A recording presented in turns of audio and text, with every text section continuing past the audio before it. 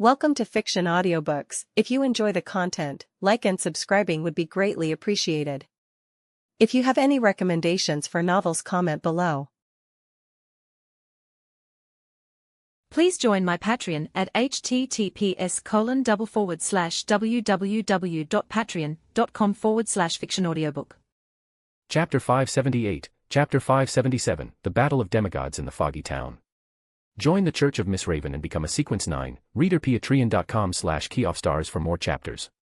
The white-bearded old man didn't expect Hobert to be so shameless. He had answered Hobert's question seriously, but Hobert answered his question in this way. However, the old man was not angry, just smiling and said, "It's been a long time since I've met a young man as thick-skinned as you." Klein thought to himself, "It's been a long time since you've met one. Could the last one this thick-skinned have been Roselle?" "All right, let's not waste any more time," the old man said. "Before the crimson moon arrives again, I'll tell you how to leave here." He seemed to weakly raise his hand and point forward. "Do you see the wall over there? Is there an indentation on it?" Hobert and Klein had already seen that there were ancient symbols on the wall, but there was a blank space in the middle, so they couldn't form a complete pattern. At this time, they looked carefully. The blank area was about the size of 2 palms, with an obvious inward indentation, as if the surface brick had been dug away. As long as you can find the corresponding obsidian and place it in the indented area, you can initially free this wall from the state of concealment, the old man said slowly. "When that time comes, I will tell you a complex special symbol, which is the key to opening the gate of escape. At this time, Hobert looked like he was listening attentively, but a symbol suddenly appeared in Klein's mind, a vertical eye composed of many secret symbols. That was in Tingen City, when he was still a Nighthawk, the information that the Antigonus family's notebook passed to him through the infection of the misfortune doll. Hobert asked, "Where is that obsidian?" The old man chuckled, "In the hands of that frenzied mage. Hobert asked with a smile, "Old sir, do you have a way to advance to frenzied mage in a short period of time?" The old man was stunned. "No. Then we have no way to seize that obsidian," Hobert said seriously. Before, Bold Devil Monarch and the Black Hound Spirit Beast had fought against Sequence 3s. Hobert had never faced an enemy of this level. Before this, Hobert didn't have a specific concept of Sequence 3. Only after fighting the frenzied mage today did Hobert realize the difference between Sequence 3 and Sequence 4. When it comes to demigods, each advancement is a qualitative change. It's just that advancing to Sequence 2 is a big qualitative change, and advancing to Sequence 3 is a small qualitative change. Hobert had just thought about this question. At the frenzied mage sequence, he could completely use Beyonder abilities to bomb opponents of the same level, because even area of effect Beyonder abilities would have great offensive power. Just like now, Hobert can also use distortion to attack enemies by distorting gravity, etc., but it is still effective against Sequence 5 and Sequence 6, but against Sequence 4s of the same level, it is better to use fists directly. Because the physique and strength of the Earl of the Fallen are comparable to half a demon hunter, most Sequence 4s of the pathway have to take Hobert's physical attack seriously. The key is that Hobert can physically attack while using Beyonder abilities, so that even if the opponent is hiding in the shadows, or in a similar state, Hobert can injure the opponent. Hobert guessed that at the level of frenzied mage, he could obviously change the surrounding rules, and using Beyonder abilities would be more cost-effective than attacking directly. These thoughts only flashed through his mind. He only heard the hooded old man in front of him say, "The Black Hound Spirit Beast that has a close connection with you is sealed in a room inside the mill. I'll help this young man of the seer pathway a little bit. When that time comes, if the 3 of you fight 3, you may not have a chance of winning." He looked at Klein. When you came in, there was also a marionette." "Yes, but it has been eaten," Klein replied calmly. The old man smiled. "I'll help you summon it from the history of this world." As soon as he finished speaking, Klein saw a figure quickly outlined beside him, which was the wraith that had been eaten before, and the spirit body threads of the marionette was still controlled by Klein. This made Klein's eyes suddenly focused. The ability shown by the old man was too strange. Then the old man also strengthened the connection between Klein and the marionette, so that the marionette could also use Klein's abilities, and could instantly switch positions with the marionette. He also used a paper figure to erase the mental trauma Klein had just received, as well as the mystical virus that healing could not immediately cure. This made Klein once again surprised by the old man's ability. He thought about it and finally asked, "Please forgive our rudeness just now. What should I call you?" The old man smiled. "You can call me Zeradal." At this moment, Klein's mind was filled with an echo of F***CK, through the transaction with Hobert in the Tarot Club, through reading Roselle's diary, of course he knew who Zeradal was. In the 4th epoch, there was a Zeradal who was at least at the angel level, but he had already died in the War of the 4 Emperors. In the era of Emperor Roselle, there was another Zeradal, who was already a Sequence 2 miracle invoker more than 100 years ago, and was considered by the magic mirror arose to be an angel who lost control and became a monster in the process of advancing to sequence 1, attendant of mysteries. No matter which one, it was an angel. However, he quickly thought that Zeradal was a surname, perhaps the old man in front of him was a member of the Zeradal family. The old man who called himself Zeradal smiled and said to Klein, looking at your reaction, do you know me? Klein concealed, I've heard of this surname. Zeradal looked at Hobert again, and you, young man, your reaction is too flat. Hobert smiled and said, my father has a friend whose surname is Zeradal. He should be your junior, but I don't know his name. Zeradal nodded and asked, what are his characteristics? He's very punchable, but unfortunately I can't beat him, Hobert said seriously. This seems to be a common trait of the Zeradal family members. At this time, Hobert also wanted to kill or influence this projection, but this old man is at least at the sequence 3 level, so he can't beat him. Klein on the side thought, that should be a member of the Zeradal family. I remember that Roselle wanted to beat Zeradal several times, and even threatened to beat every seer of the Zeradal family he met. However, this topic did not continue. Hobert then asked, how should I lift the seal on that black hound spirit beast? I don't know, the old man Zeradal said, the one who sealed it is a grade 0 sealed artifact. I can only help when I get to the scene. Hobert understood, did the frenzied mage seal it? Yes. Hobert thought, this is interesting. To deal with the frenzied mage, you must first lift the seal on the black hound spirit beast, and to lift the seal, you must first deal with the frenzied mage. But in this regard, Zeradal, this historical projection, obviously can't help much. Zeradal asked at this time, what other help do you need? Maybe I can provide some help in other areas. Klein said at this time, can you summon a fish from the history of this secret world, a fish from the outside world? Even if it has become food. I can. As soon as Zeradal finished speaking, the wraith had a lump of crushed fish meat glued together in its hand. Zeradal added, it can only last for a quarter of an hour. When it's over, it's like you've never eaten it. After Klein asked the marionette to put away the fish meat, he said again, I also need the potion formula for Bizarro Sorcerer. Zeradal glanced at Klein, then at Hobert, and chuckled, no problem. When you get back the obsidian, I will give you the formula along with the opening symbol. His expression just now seemed to be saying, no wonder you trust each other so much. It turns out that your faces are quite thick. Hobert said, Mr. Zeradal, it's fate that we can meet here. Why don't you give us the potion formula for Scholar of Your, as well? After we go out, we will not only scatter your ashes in the river, but also erect a monument for you by the river, a gilded, no, a pure gold monument. Zeradal stared at Hobert for a full 2 seconds, let me consider it. At this moment, the crimson moonlight shining in through the church window suddenly became clear and bright, causing the corpses hanging in midair to cast shadows. The church suddenly became strange. Even if the two people's spirituality could not connect to the spirit world, they felt a strong danger signal. Hobert immediately grabbed Klein's shoulder and distorted space twice to come to the outside of the church.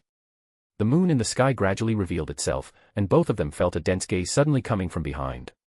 Almost in an instant, Hobert used distortion to come to a room with Klein.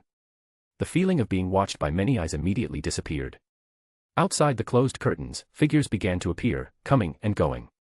After the two breathed a sigh of relief, they began to discuss the next plan. Hobert said, after the red moon ends in a while, I'll see if I can use this fine sword in my hand, and the connection with the saint I'm looking for, to trick the frenzied mage into temporarily lifting the seal. If the other party doesn't take the bait, we can only start cooperation with them on the pretext of leaving here. Klein took out several mushrooms he carried with him. These are some special mushrooms. If eaten normally, there will be no harm, but if they encounter fish meat, they will quickly begin to multiply, which will have amazing power. Hobert smiled, this is good stuff. Klein also said, in a while, I'll put on a show and make them all eat a little. The two of them exchanged a smile, as if their conspiracy had succeeded. The crimson moon outside showed no signs of disappearing, and Klein continued, are you curious as to why I'm searching for the sequence 4 potion formula? Then, he answered himself, it's a test for me. In Klein's view, this needed to be explained, otherwise, as a blessed of Mr. Fool, searching for a potion formula seemingly from the same pathway as the fool would be quite illogical. Hobert was slightly taken aback. Klein hadn't said it, and he hadn't even thought of that. He then smiled, I've encountered similar trials before. It could only be said that it's best not to expose someone's shortcomings. Klein secretly breathed a sigh of relief and asked, whose image does that statue depict? It somewhat resembles the appearance of the demonic wolf, from the demonic wolf clan, ruled by the annihilation demonic wolf, in the second epoch, Hobert explained simply.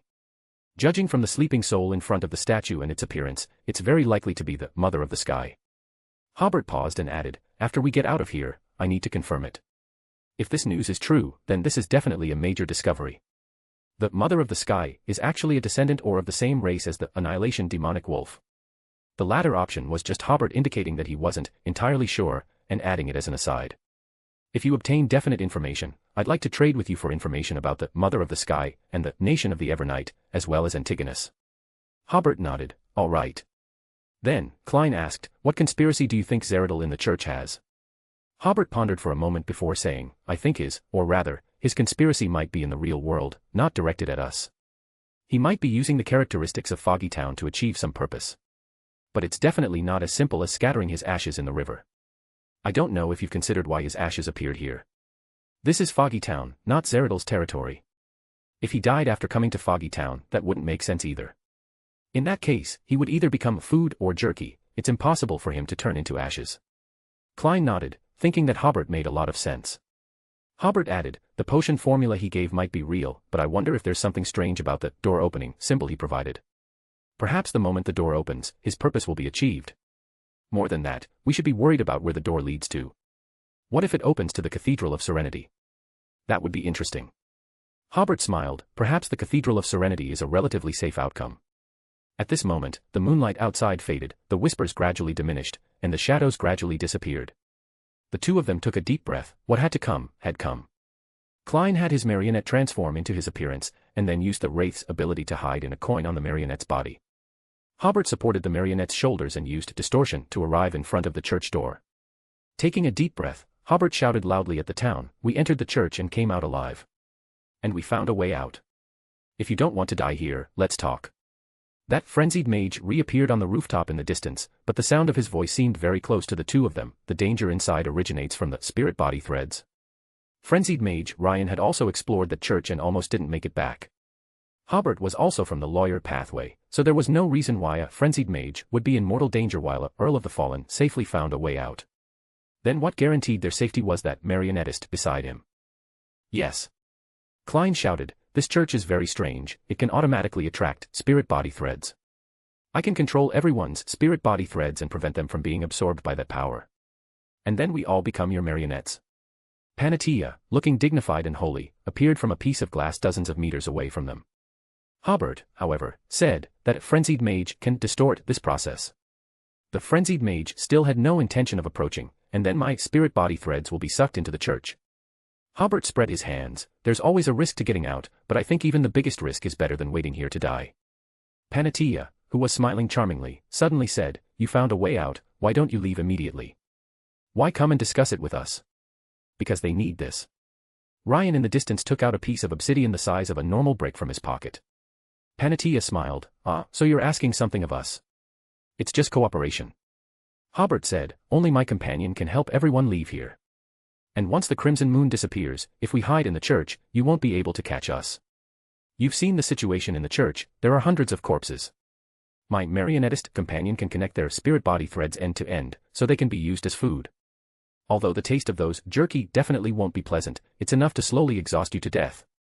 Klein recalled the appearance of those mummified corpses, and felt a little nauseous listening to it. He didn't actually possess such an ability. Hobert was lying, but this lie was difficult to verify.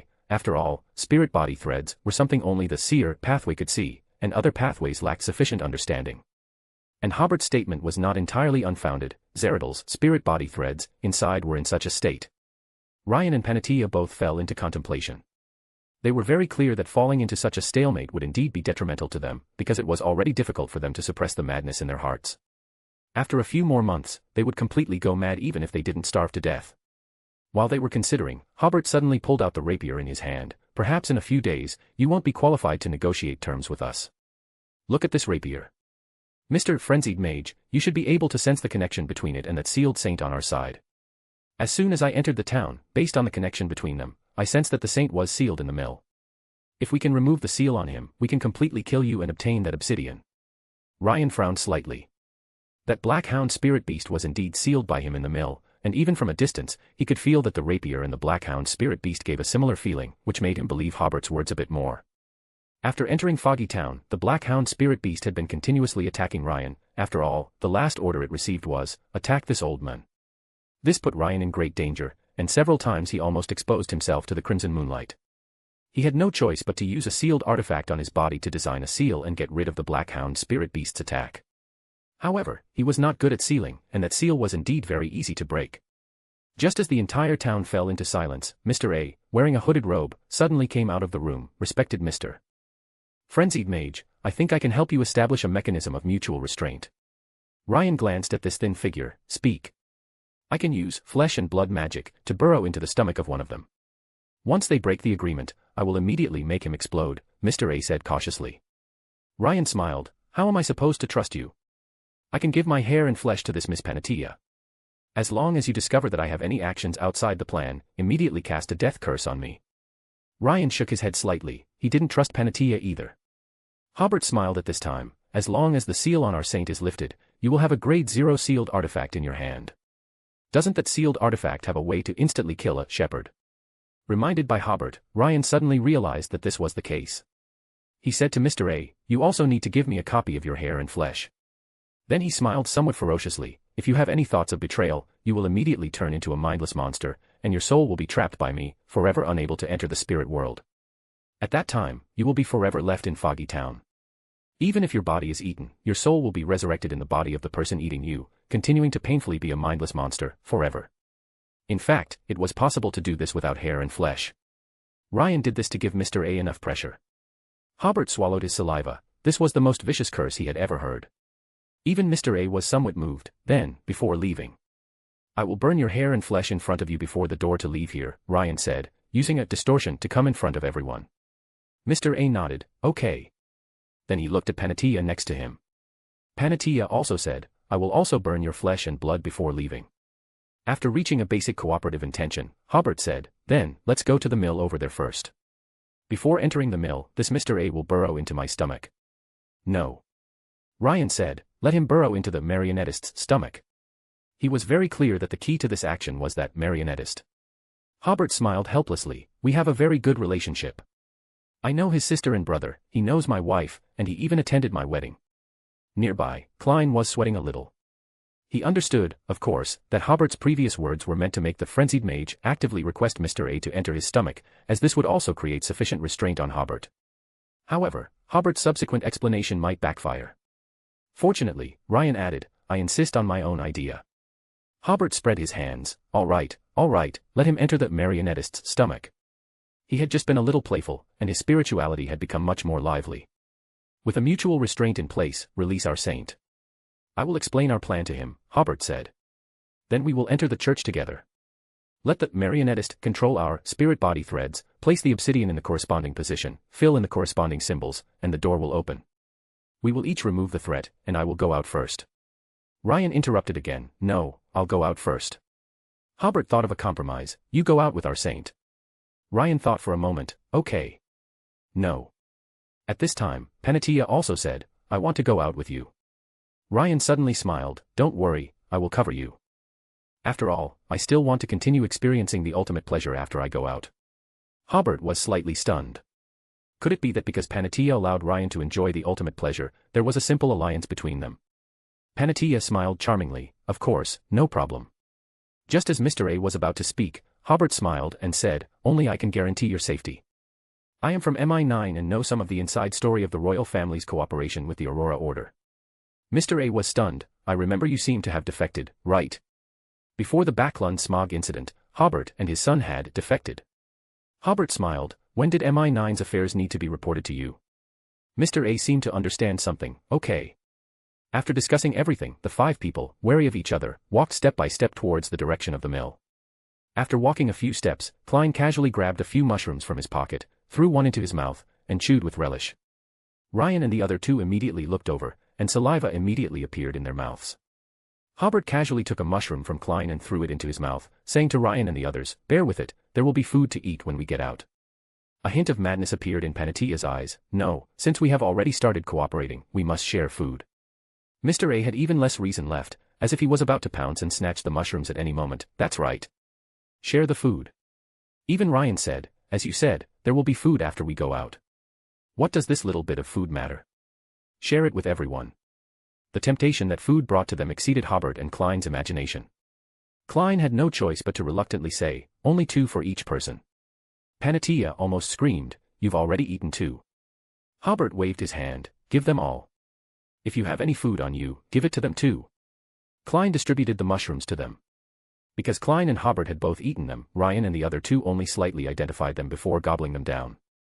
Klein then took out the lump of fish, eating a bite himself first. It was just that Klein ate the mushrooms, and the marionette ate the fish. Then Klein stretched out his hand and shared the fish with everyone. Hobert frowned, indicating that he was unwilling to eat. Ryan hesitated for a moment and did not reach out to take it either. So, the remaining fish was divided between Panatia and Mr. A. After Mr. A recognized that it was ordinary fish, he immediately stuffed it into his mouth. Panatia waited for a few seconds and, seeing that Mr. A was not abnormal, also stuffed it into her mouth. After the food was eaten, the madness in the 3 people's eyes gradually subsided. This made Hobert couldn't help but sigh that the desires of human instinct were the most irresistible to temptation. The Sequence 3, Frenzied Mage, had only eaten a little less fish than the Sequence 4, Demoness of Despair. Soon, they arrived at the mill. Mr. A gave a few strands of his hair and a small piece of flesh to Ryan and Panatia respectively. Then, Klein controlled the marionette to open its mouth, and Mr. A crawled into the marionette's stomach. After Hobert and Ryan witnessed all this, they entered the mill together. Opening the door on the inside of the mill, Hobert saw a bracelet inlaid with emeralds suspended from the roof. The bracelet filled the entire warehouse-sized room with vitality, and strange creatures constantly appeared. For example, ears of wheat that grew ladybugs, sunflowers that could hop around on their own, and so on. And in the very center of the room, there was a creature more than a person tall, with the head of a dog and the body of a human. It had its eyes tightly closed, its whole body was covered with black fur, and the expression on its face was very kind and reassuring. Just seeing this face could calm people's minds. This was exactly the black hound spirit beast that Hobert was looking for. At this time, it was emitting a pale white light all over its body, and the strange creatures around it quickly lost their vitality under the illumination of the light. Then new creatures appeared, and the black hound spirit beast constantly emitted a pale white light. Ryan stared at the black hound spirit beast while retracting the bracelet. The vitality in the room suddenly disappeared, and the black hound spirit beast slowly opened its scarlet eyes. Hobert and Ryan had already turned their gazes away. Even a demigod's spirit body would be severely damaged if they made eye contact with a ferryman. After the black hound spirit beast was freed from its sealed state, it immediately began to attack Ryan, and the atmosphere in the entire room immediately became gloomy and terrifying. Hobert stepped forward, as if explaining something, but after approaching the black hound spirit beast, he pointed at Ryan. "Kill him." Ryan's eyes narrowed, and he retreated while shouting, "Kill that marionettist, no one will get out." At this moment, the madness in his heart almost drowned out his reason. His current mental state had left him with no energy to think about why Hobert would break the agreement. Mr. A did as he was told. To be precise, even without Ryan's order, he would still rudely crawl out of the marionettist's stomach. Mr. A, who had broken out of the stomach, knelt on the ground vomiting non-stop, spitting out one bright mushroom after another. Even more mushrooms grew densely on his body like bamboo shoots after a spring rain. Because Frankly used the flesh and blood of the rose bishop when cultivating these mushrooms, Mr. A was the best nourishment for these mushrooms. Panatia also covered her stomach with a painful expression. Her stomach was getting bigger and bigger, as if something rapidly proliferating was growing inside. Only now did Ryan realize that they had been schemed against. He took the sealed artifact and quickly left the town, preparing to run towards the cornfield outside the town. The black hound spirit beast followed closely behind. The living beings that appeared in its sight quickly withered. It slightly opened its mouth and spat out a syllable that made people feel cold all over. Ryan and Panatia's movement suddenly became a little stiff. But Ryan immediately bestowed the influence brought by the language of the dead to a corn stalk outside the town, and continued to run outside the town. Hobert, who came out behind him, told the black hound spirit beast not to chase after him, but to join him in encircling and killing Panatia. The reason was simple. The frenzied mage's purpose in going outside the town was likely to seal the black hound spirit beast again. At that time, even if Hobert killed Panatia, he would still have to face that Earl of the Fallen alone, and he still had no chance of winning.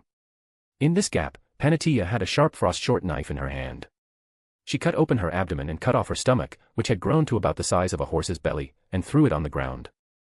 Bright mushrooms quickly grew from both sides of the stomach and quickly grew into a cluster, covering the stomach on the ground. Magnify. Hobert immediately magnified Panatia's injuries, turning them from serious injuries into fatal injuries. The black hound spirit beast stretched out a hand towards Panatia, and Panatia immediately fell to the ground, as if countless evil spirits were tearing at her spirit body. Exploit. At this time, Ryan returned, ending the black hound spirit beast's undead tearing in advance. Ryan also realized at this time that he had to protect Panatia to stall that Earl of the Fallen so that he would have a chance to reseal the Blackhound spirit beast. Disorder. Hobert focused on the frenzied mage while preventing Panatia, who had suffered fatal injuries, from having the opportunity to transfer her injuries. The Blackhound spirit beast opportunely filled the gap and summoned the underworld gate, but this place could not connect to the underworld. The bronze door with intricate patterns showed no intention of opening. However, this huge bronze door separated Ryan.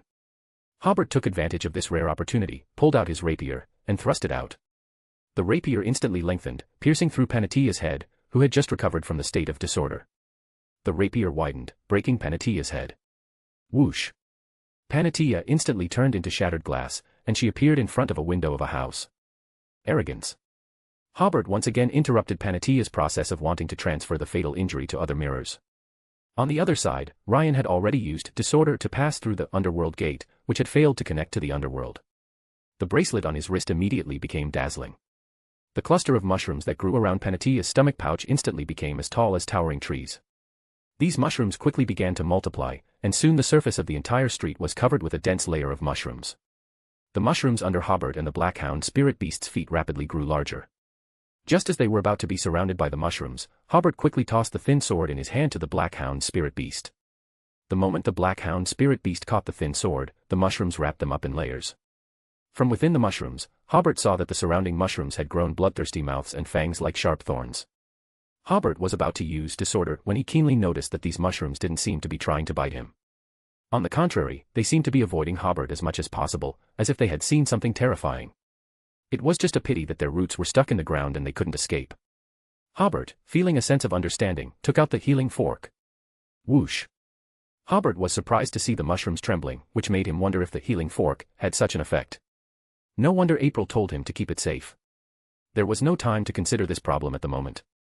Hobert easily broke free from the encirclement of the mushrooms and looked towards the Blackhound spirit beast. The mushrooms around it had already withered. The thin sword emitted a pale white light in its hand, covering the Blackhound spirit beast with a layer of pale white armor.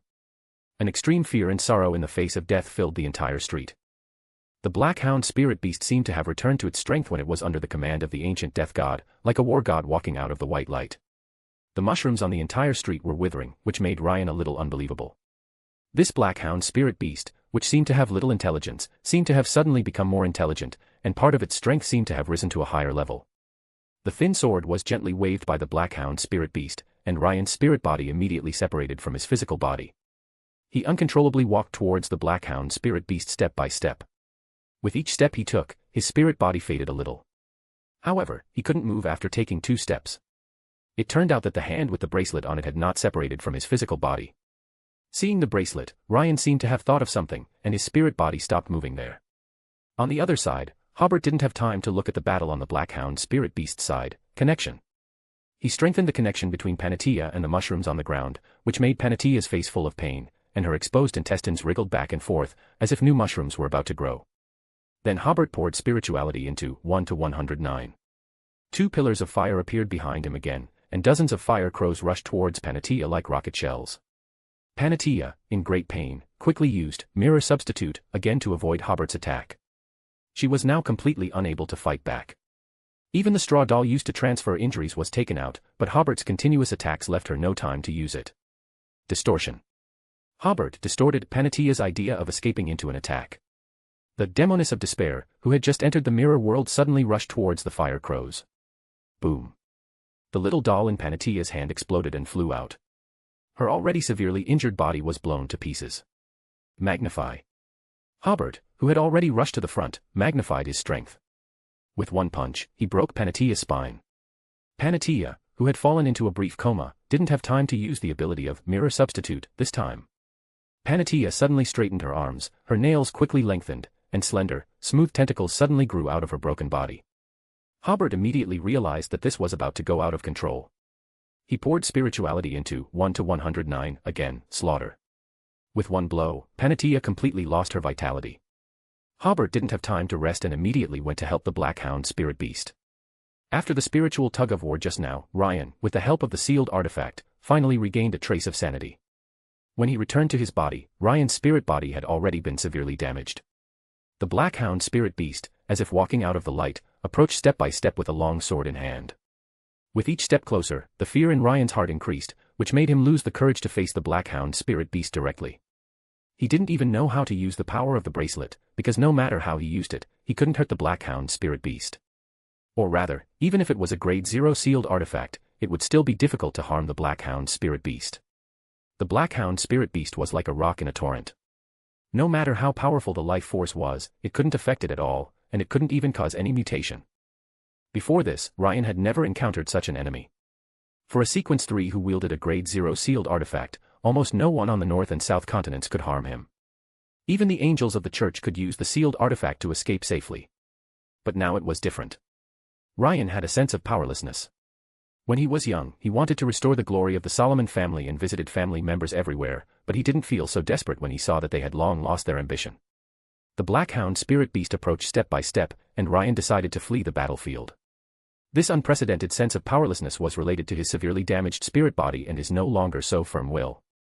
But more than that, it was the Black Hound spirit beast, an enemy who couldn't be killed and attacked Ryan like a machine at all times, that destroyed the will of this frenzied mage.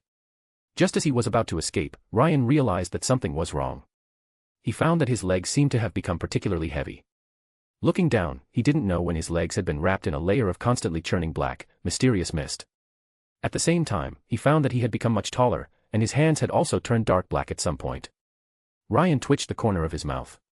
He didn't know when he had been in a semi-out-of-control state, and his body had become a semi-mythical creature as if it were a stress response. At this point, the last trace of his sanity disappeared. The madness accumulated over the past 6 months, and the Black Hound spirit beast's attack on his will made him completely give up himself. With a roar, he now only had the instinct to fight. From Hobert's perspective, this frenzied mage swelled several times in a very short period of time. At first, black mist like curly hair appeared around him. Finally, these black mists solidified and turned into a suit of armor. With a roar, he forced the Black Hound spirit beast, who was approaching step by step, to retreat. Hobert shouted, "Give me another deprivation charm." Klein, who had been hiding on another street, threw over a black crystal-like charm. Hobert caught it and rushed to the battlefield. Join the Church of Miss Raven and become a Sequence 9, reader patreon.com/keyoffstars for more chapters. Chapter 579, Chapter 578 Obtaining Sequence 3 Beyonder Characteristics. Join the Church of Miss Raven and become a Sequence 9, reader patreon.com/keyoffstars for more chapters. Hobert breathed a slight sigh of relief upon seeing the Solomon family's frenzied mage demigod form. When those curly, black, mystical fog-like wisps first appeared, they did somewhat resemble a curly-haired baboon. He had been worried about that. Even if he could completely control the mythical creature's state in the future, he would absolutely, positively never use it if it turned out to be a curly-haired baboon.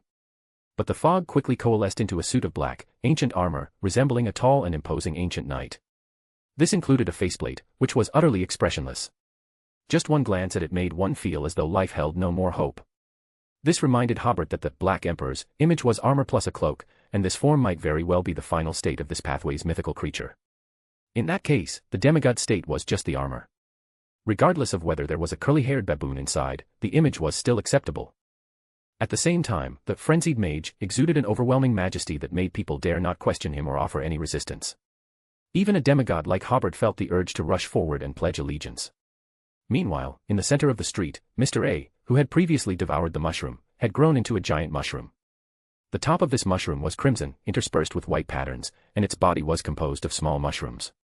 Those white patterns depicted a face on the mushroom's midsection, Mr. A's face.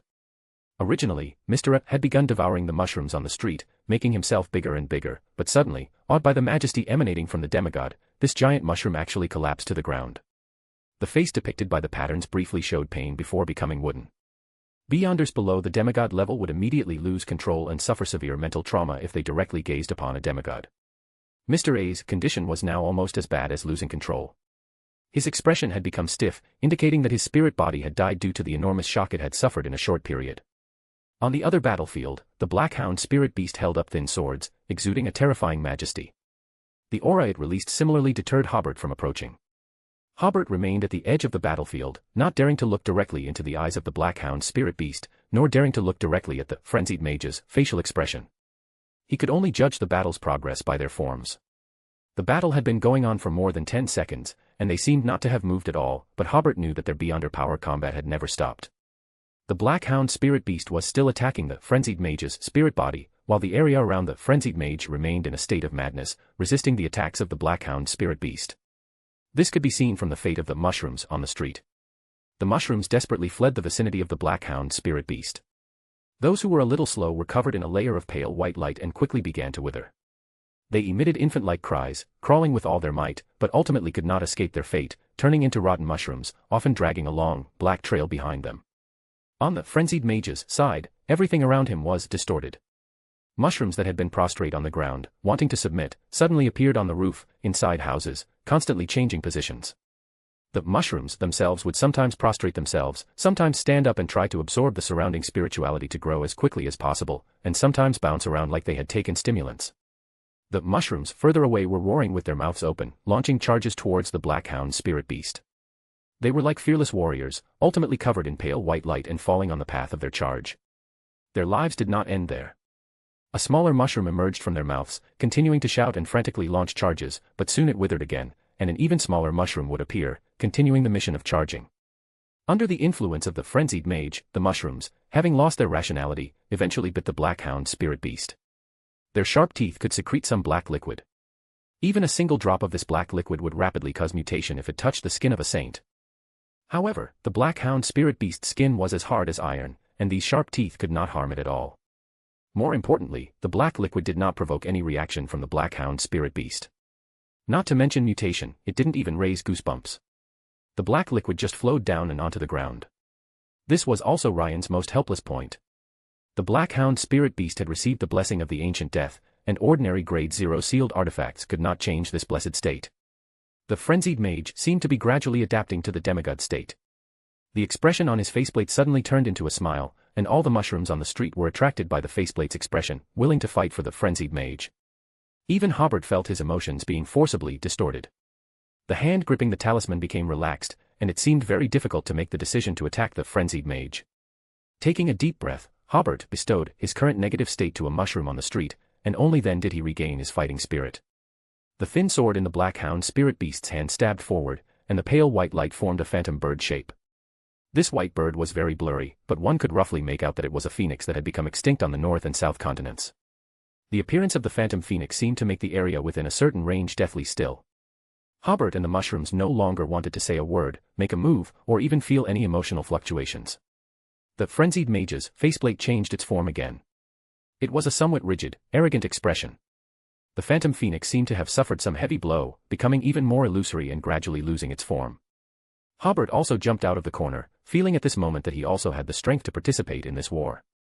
But the moment he jumped out, the frenzied mage waved at him, and the air in front of Hobert seemed to explode, erupting with tremendous energy and blasting him away. However, at the moment of being blasted away, the air in the direction he was flying suddenly became condensed, as hard as an iron plate. Hobert was thus slammed hard onto the air. Even with a demigod's physique, he felt as if his whole body was falling apart. Fortunately, the black-hound spirit beast new offensive attracted the frenzied mage's attention, and Hobert was spared further attacks. Hobert knelt on the ground, taking advantage of the intense pain to keep his mind clear, and threw the deprivation charm in his hand towards the frenzied mage, reciting the ancient Hermes language incantation, Steel. This talisman deprived the frenzied mage of his abilities of distortion, arrogance, and charm, respectively. Hobert breathed a sigh of relief, quickly rolled back into the corner to catch his breath, and continued to watch the battle. Without the ability of distortion, the frenzied mage had lost a huge boost. And the theft of arrogance and charm caused the frenzied mage to lose some of his spiritual attack abilities. At this time, the battle became more and more intense. While they were continuously bombarding each other with beyonder abilities, the black-hound spirit beast once again raised their thin swords high, brewing a new attack. Hobert seized the opportunity, took out the deception talisman, and once again recited the common incantation of this batch of talismans in ancient Hermes, Steel. The frenzied mage completely ignored the thin sword raised by the black-hound spirit beast at this moment. 2 seconds later, the thin sword burst out with light again. The frenzied mage, caught off guard, had a white flame ignite on his shoulder, which quickly spread to his whole body. Ah! The flames caused the frenzied mage to roar in pain. His spirit body was being burned by the flames. The white flame was the ferryman's lamp fire, a flame ignited with the spirit body as fuel. The frenzied mage immediately bestowed the lamp fire to the mushrooms on the street, and half the street was ablaze with raging white flames. The mushrooms fell in batches amidst screams. Fortunately, Hobert immediately hid back in the corner after throwing the talisman, otherwise his spirit body would have suffered some damage as well. These flames in front of him had no temperature at all. On the contrary, Hobert felt cold all over and broke out in a cold sweat. After all the spirit bodies within the burning range were burned away, the white flame automatically extinguished. On the other battlefield, the frenzied mage had been severely injured, and his spirit body was very weak at this time, already at a disadvantage in the battle. While passively defending, he looked towards the place where Hobert was hiding. Hobert certainly felt the other party's gaze, but with the Blackhound spirit beast blocking him, he was not afraid. Because the Blackhound spirit beast had gained the advantage, Hobert seized the opportunity to attack again, throwing out another deprivation charm, and once again depriving the frenzied mage of his abilities of frenzy, magnification, and bestowal. With the main abilities stolen and the spirit body severely injured, the frenzied mage was soon completely defeated. The Blackhound spirit beast once again pressed closer step by step. Each step forward caused the frenzied mage's life force to drain away, and the black armor to shrink. When the Blackhound spirit beast were a few steps away from the frenzied mage had become too weak to support the demigod state and quickly returned to his original appearance. 4 steps away, the frenzied mage's muscles stiffened. 3 steps away, the frenzied mage's heart stopped beating. 2 steps away, the frenzied mage's already very weak spirit body began to dissipate. Standing in front of him, the frenzied mage's body lost all vitality. Hobert breathed a sigh of relief. He had thought the frenzied mage might lose control at the last moment, but fortunately, the Blackhound spirit beast completely suppressed him, giving his body no chance to go berserk. Just then, the bracelet on the frenzied mage's wrist suddenly emitted a bright green light. His previously scattered pupils suddenly regained life, rolling rapidly, dodging the Blackhound spirit beast's thrusting rapier, and charging swiftly towards Hobert. At this moment, the frenzied mage's eyes were still full of madness. He still had only one thought in his mind: to fight. To defeat all the enemies in front of him. Hobert quickly began to distort the distance, preparing to circle around and hide behind the Blackhound spirit beast again. Suddenly, black, viscous liquid appeared on the ground. The mushrooms on the street cried out in pain again, the parts that touched the black liquid turning a rust-like color. This was depravity, one of the few abilities the frenzied mage could still use. As the Earl of the Fallen, Hobert was not harmed by depravity, but he felt his power and spirituality weaken significantly, and he was quickly caught up by the frenzied mage, who was moving so fast he left after images. Weaken. Hobert immediately put the frenzied mage into a weakened state. Seeing that the opponent's speed was still extremely fast, he poured his spirituality into 1-109 slaughter. Hobert chose to counterattack at this time, firstly because continuing to run would be more passive, and secondly because he could feel that the frenzied mage was not as powerful as when they first met. The opponent's rapid speed was likely due to the ability of that grade 0 sealed artifact. Slaughter staggered the frenzied mage, and the Blackhound spirit beast caught up, piercing the frenzied mage's chest with its sword. The frenzied mage's body rapidly grew larger, as he prepared to enter a demigod state again. At the same time, he completely ignored the Blackhound spirit beast's attack and raised a hand towards Hobert. Hobert felt an unbearable stinging pain immediately appear in all the muscles of his body. He gritted his teeth. Exploit. He prematurely ended the frenzied mage's spiritual output, because Hobert's exploit had little effect on grade 0 sealed artifacts, and it was difficult to prematurely terminate the abilities cast by grade 0 sealed artifacts, so Hobert could only target the frenzied mage. Although the frenzied mage's attack stopped immediately, it still caused some mutations in Hobert's body. Fortunately, 1-109 had the ability to control flesh and blood. He temporarily suppressed this mutation within his body and bestowed it to the mushrooms on the street through 2 successive bestowals. Thus, 2 more mushrooms as tall as towering trees appeared on the street. Fortunately, under the control of the Blackhound spirit beast, the rapier rapidly withered the frenzied mage's life force, causing the frenzied mage's spirit to become sluggish again, leaving him no time to continue attacking Hobert. Finally, the frenzied mage lost his life again and fell onto the layer of mushrooms on the ground. The Blackhound spirit beast pulled out its sword and chopped off the frenzied mage's head, and at Hobert's command, it also chopped off the arm wearing the bracelet. But what Hobert did not expect was that the frenzied mage's body turned into a series of closely arranged mushrooms. One of the 2 mushrooms that had grown tall earlier due to Hobert's bestowed mutation suddenly swayed. 2 hands reached out from the mushroom and tore open the mushroom's skin. The frenzied mage crawled out of the mushroom, except that his 2 ears had turned into 2 bright red mushrooms. Hobert immediately realized that this was not rebirth, but a new life force that the grade 0 sealed artifact had granted to the frenzied mage. As long as those creatures created by the grade 0 sealed artifact were still there, the frenzied mage could not die. However, if this method was used too many times, the frenzied mage would inevitably mutate, just like his 2 ears that had turned into mushrooms. He believed that after a few more times, he would also become a monster and be completely controlled by the sealed artifact.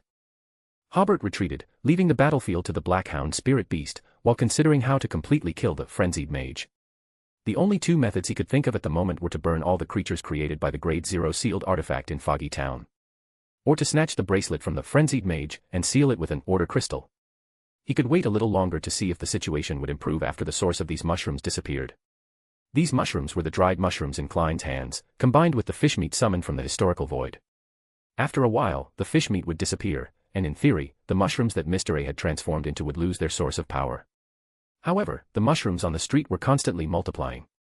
For example, those mushrooms that had been deprived of all life by the Blackhound spirit beast grew new mushrooms on their rotten corpses after the Blackhound spirit beast left that position. Moreover, it wasn't just growing mushrooms. At the two ends of the street, where the mushrooms hadn't been hit much, the mushrooms had grown as lush as bushes, and strange-shaped insects had already appeared. Hobert shook his head, feeling that the mushrooms on the street, which had a surging vitality, might not disappear with the disappearance of the fish meat, or that it was, after all, something created by a Grade 0 sealed artifact, and could not be limited by a lump of fish meat. Thinking of this, Hobert poured his spirituality into 1-107. The proliferation of mushrooms is prohibited here. The mushrooms on the ground swayed, and new mushrooms still grew, but the speed was much slower and the size was smaller. While the Blackhound spirit beast entangled the frenzied mage, Hobert injected his spirituality into 1-109. Fire crow spell. Dozens of fire crows created a fire on the street, but after the fire, the mushrooms continued to grow, and the fire was even squeezed out and extinguished. Then there was only one way left. Hobert said to the Blackhound spirit beast, "Take his bracelet." The Blackhound spirit beast looked at the bracelet, but retracted its hand as soon as it reached out, as if the bracelet would burn it. Hobert suddenly understood. Although the bracelet's ability had no effect on the Blackhound spirit beast, if it held the bracelet in its hand, it should affect the balance of its physical state. Hobert was about to order the Blackhound spirit beast to capture the frenzied mage, but he felt that this order would be difficult to achieve. At this time, the frenzied mage lacked sufficient rationality and his power had been weakened a lot, so the Blackhound spirit beast had a considerable advantage in the current battle. But it was almost impossible to capture the opponent. After all, their levels were similar, and it was difficult to complete overly complex operations. He could try to kill the frenzied mage again and snatch the bracelet the moment he gained new life. So Hobert approached the battlefield little by little, finding the right opportunity, disorder. Taking advantage of the brief opportunity when the opponent fell into disorder, the Blackhound spirit beast pierced the frenzied mage with its sword again. The frenzied mage's life force withered rapidly, and he fell to the ground as if all his strength had been drained. Taking advantage of this opportunity, Hobert quickly stepped forward. Just as he was about to take off the bracelet, he saw the frenzied mage's seemingly weak hand suddenly clench into a fist. Hobert's eyes narrowed, but it was too late to dodge. The frenzied mage threw a punch, exploit. He exploited the law of the concentration and diffusion of power, concentrating the power of his punch first, and then quickly diffusing it. The effect of this operation was amazing. When Hobert was first hit, he felt as if the power of this punch had penetrated his chest. Then, the power suddenly diffused, and a hole the size of an adult's palm burst out in Hobert's chest, as if it had been blown up like a balloon. The hole was right in the position of his heart, and Hobert immediately felt as if all the blood in his body had lost all its momentum, and he could no longer feel the temperature and power of his heart. The frenzied mage, lying on the ground, had a grim smile on his face. He grabbed the rapier with his other hand and actually pulled it out of his body. Although this process lost a lot of life force, he still didn't die. It wasn't until he got up that Hobert discovered that the frenzied mage's back had grown the root hairs that mushrooms have, and the mushrooms on the entire street were withering. It turned out that the frenzied mage, who had already undergone some mutations, had created the illusion that he had become very weak. In fact, he had been using the mutations in his body to absorb the life force of the mushrooms. Madness is different from dementia. The former has a certain amount of intelligence, but the intelligence is generally used in unexpected ways. The frenzied mage must have sensed Hobert's thoughts, so he simply attracted him to close range and then struck a blow that left Hobert's life hanging by a thread. At this time, Hobert, whose chest was empty, saw the frenzied mage's second punch coming again. Because the distance was too close, the Blackhound spirit beast couldn't come to the rescue in time. This punch was enough to kill Hobert. Hobert's surprised expression suddenly changed, and he grinned in a slight smile, reciting in ancient Hermes, "Theft." This time he used the Fate Siphon charm. At the same time, the black crystal charm he had just taken out of his pocket disappeared into the void. In an instant, Hobert became the one throwing the punch, and a huge hole appeared in the frenzied mage's chest. The smile climbed onto Hobert's face at this moment. The moment his punch hit the frenzied mage, his other hand had already grabbed the bracelet on the opponent's wrist. The frenzied mage was punched right in front of the black-hound spirit beast, while his bracelet remained in Hobert's hand. Hobert's hand, clutching the bracelet, trembled violently. His fingernails became sharp and long, his pores opened, and feathers sprouted. His other hand quickly retrieved the order crystal from his person, which transformed into a small box. He swiftly placed the bracelet inside and closed the lid. In a mere 1 or 2 seconds, the hand holding the bracelet transformed into a claw covered in bird feathers. He quickly bestowed away most of the mutation he had received, and his hand gradually returned to its original appearance. However, the accumulated mutation within Hobert's body was already substantial. He could only suppress it with the flesh magic of 1 to 109 and gradually transfer it out after leaving. At this moment, the frenzied mage, who had been cut into 3 pieces by the black-hound spirit beast, suddenly spoke, "It's yours now." Ryan's eyes regained their clarity. "My Beyonder characteristics are also yours now." Hobert said, "Should I say thank you?" Ryan ignored Hobert's words and asked, "That wouldn't stick with surging power of order that I held earlier, is it yours?" Hobert nodded, "Yes, why didn't I see you use it?" "I tried to use it to escape from here long ago," Ryan said weakly, "but unfortunately, I failed." He then asked, "Where did you get that wooden stick?" Hobert looked into Ryan's eyes, knowing he was about to die, and after a moment of hesitation, he said, "From the Creator. Creator." When Ryan came in, the Creator was not very famous, but he didn't have time to explore this question now. Instead, he said, "Can I ask you a favor?" Hobert said, "I may not have time to help you complete it." "You can listen first," Ryan said. Every year on December 1st, members of the Solomon family gather in the northeast of Mid-Seashire County. The specific location is Pender Hill in the northern suburbs of Limon City. I have a stone key in my pocket that can enter the gathering place. T/N scoured the wiki to find the city LOL. Ryan took a deep breath, as if using his last bit of strength, and said, "You go and raid the members of the Solomon family, obtain their Beyonder characteristics, and make some of them your prisoners, your servants. Ruthlessly exploit them."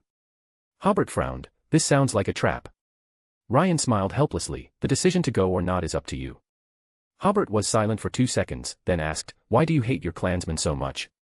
"They have become a bunch of cowards," Ryan said with a painful expression. "I have been working hard for more than 200 years to reunite the Solomon family. But it's useless.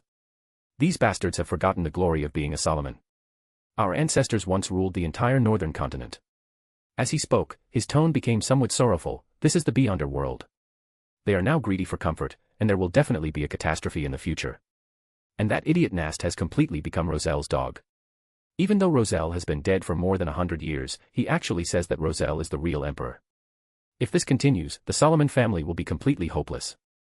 Hobert nodded. "So you want to use hatred to arouse their fighting spirit?" It would be best if."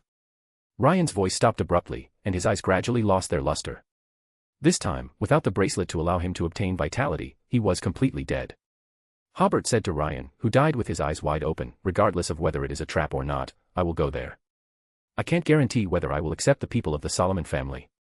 Perhaps the Solomon family will exist in the form of Beyonder characteristics, provided they really have such a gathering." Then, Hobert recalled a case he took when he was still Sequence 9, the one where he obtained the teleportation statue. In the notes left by the Solomon family member who went by the name of Henry at the time, there was a record of a family member preparing to revive the family's glory. Henry's elders did not respond to this call. Later, this frenzied mage probably found Henry's residence more than half a year ago, but by then Henry's family was already dead.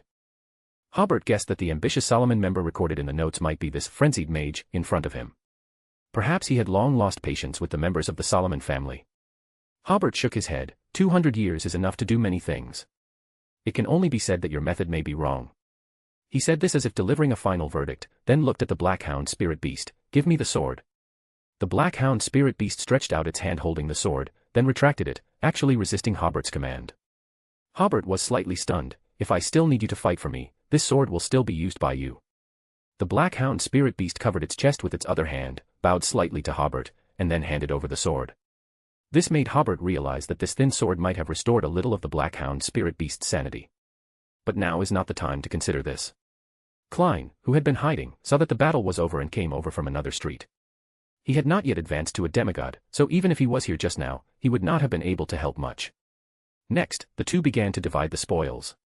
The frenzied mage was killed by the black-hound spirit beast and Hobert, so the grade 0 sealed artifact bracelet and the frenzied mage's Beyonder characteristics naturally belonged to Hobert. Mr. A died from seeing the state of a mythical creature in Klein's mushroom, but the mushroom mainly played a role, so the mutated, creeping hunger still belonged to Klein. Finally, there was the beyonder characteristics of the demoness of despair. She was mainly killed by Hobert, but the mushroom also played a significant role.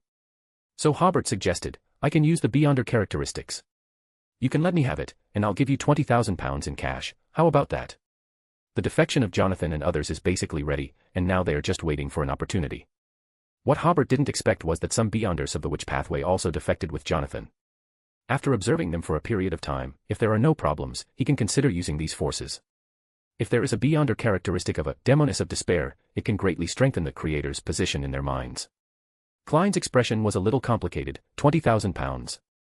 Hobert spread his hands, I calculated it according to £60,000.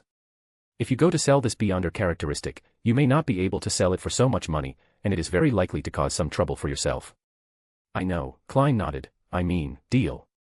His reaction just now was that he didn't expect Hobert to give so much, not that he was dissatisfied with Hobert's price. After dividing the spoils, they took the obsidian they found on the frenzied mage and entered the town's church again. Join the Church of Miss Raven and become a Sequence 9, readerpatreon.com/keyoffstars for more chapters. Chapter 580, Chapter 579, The First Grade 0 Sealed Artifact Confiscated, Bonus 1. Join the Church of Miss Raven and become a Sequence 9, readerpatreon.com/keyoffstars for more chapters. Powerton's Bonus. Klein didn't dare to look into the eyes of the Blackhound spirit beast, so he never knew what it looked like. Klein had always assumed that its black fur all over its body was due to the saint's relatively dense body hair. It wasn't until entering the cathedral that Klein discovered that the saint's spirit body threads were rigid, as if frozen by ice, and wouldn't actively float towards the top of the cathedral.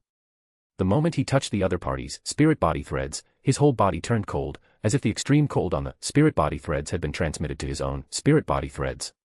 Klein thought of Hobert's previous reminder that this saint used to be a guard of the god of death and should have some special characteristics. Therefore, Klein only controlled his and Hobert's spirit body threads to reach the depths of the cathedral. Zeradel was still sitting diagonally behind the stone statue, wearing a hood and with a face full of white beard. Very good, you have demonstrated sufficient wisdom and strength. He reached forward and grabbed a yellowish-brown parchment, a quill pen stained with ink, and a bottle of ink. Zeradel picked up the quill pen and scribbled words and symbols on the parchment. This is the symbol for opening the door, and the Bizarro Sorcerer potion formula you wanted. They can only last for 15 minutes and cannot be taken outside.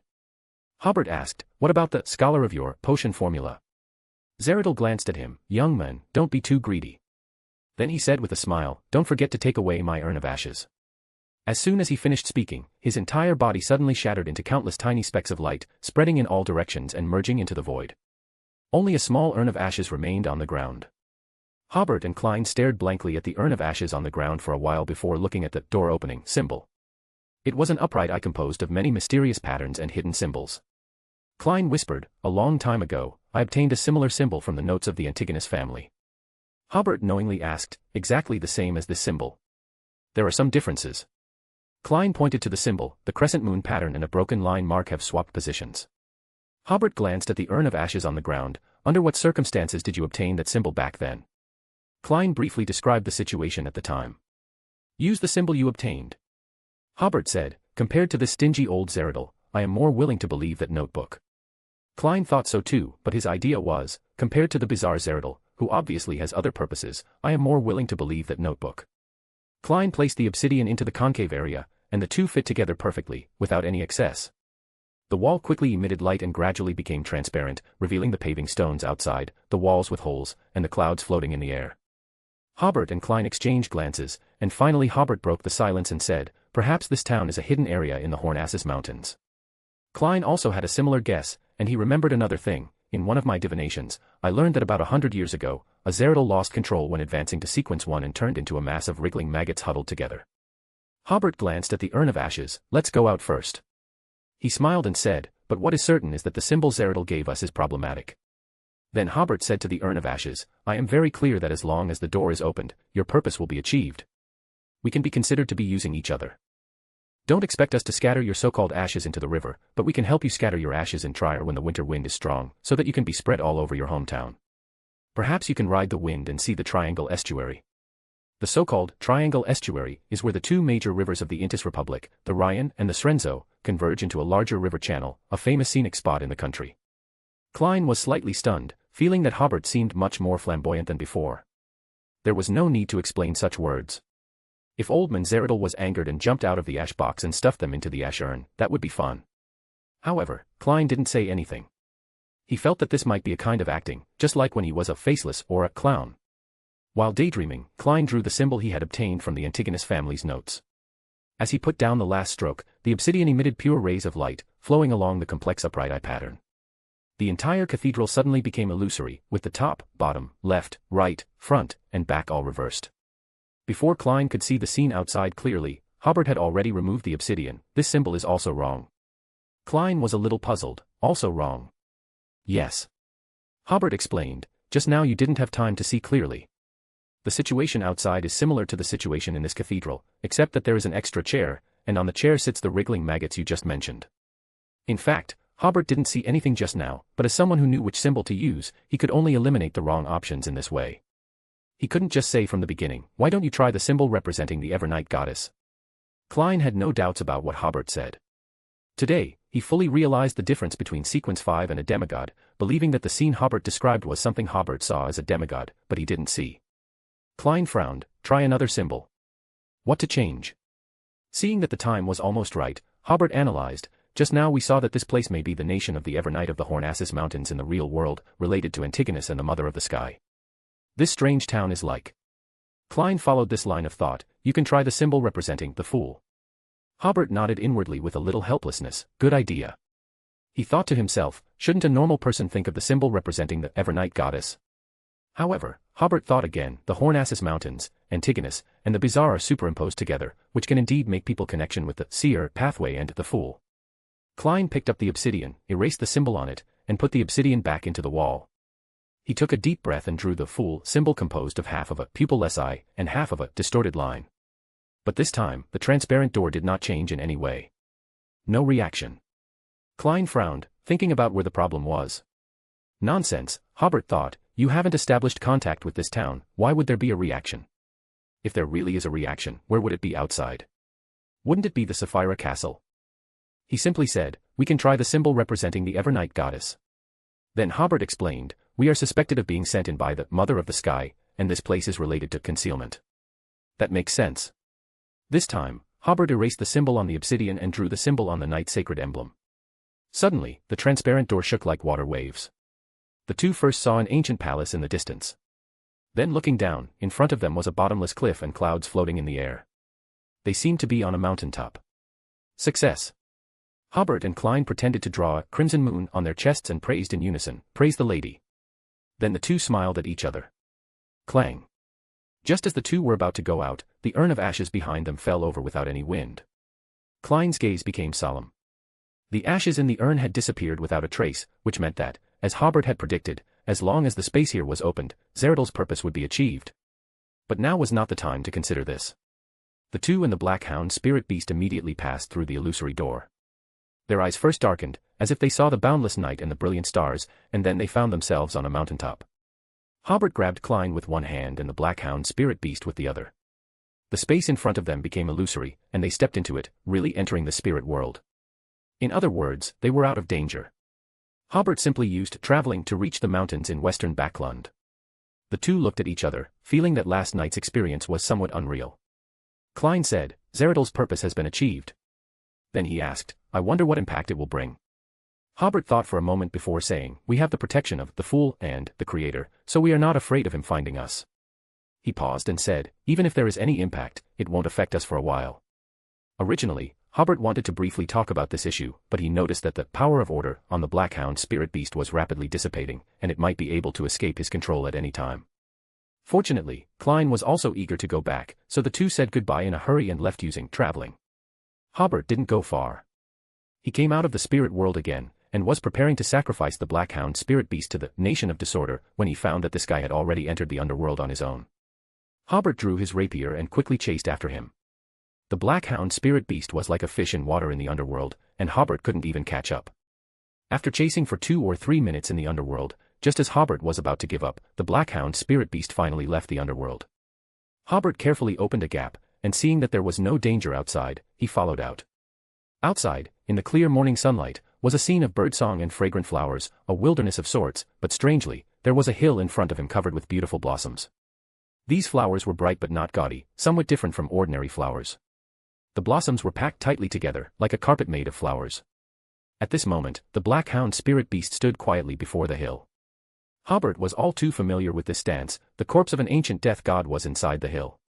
He walked closer and immediately realized that this was not a hill at all. It was a mound composed of dense vines. Only, the vines were completely obscured by flowers and green leaves. Hobert looked around a little nervously, afraid that members of the Castilla family would rush out from the surroundings and fight him to the death. However, his restored spirituality allowed Hobert to sense no danger whatsoever. On the contrary, the hill gave Hobert a very familiar feeling. This emotional feeling indicated that there were extraordinary elements within the hill. Hobert guessed that the corpse of the ancient death god might truly be sealed inside. Judging from the complete lack of guards, the sealer was very confident in their seal. Ordinary beyonders simply couldn't find this place. Hobert was that unordinary beyonder, or rather, he knew the connection between the black hound spirit beast and the corpse of the ancient death god. He had also considered following the black hound spirit beast to retrieve the corpse of the ancient death god, but no matter how he thought about it, he felt the risk was too great. It was highly likely that the Castilla family members, who hated him to the core, were guarding the corpse, waiting for Hobert to deliver himself to their doorstep. Hobert glanced at the hill again. Since there was no danger, he could consider regaining the corpse of the ancient death god. But a new problem arose: how to undo this seal.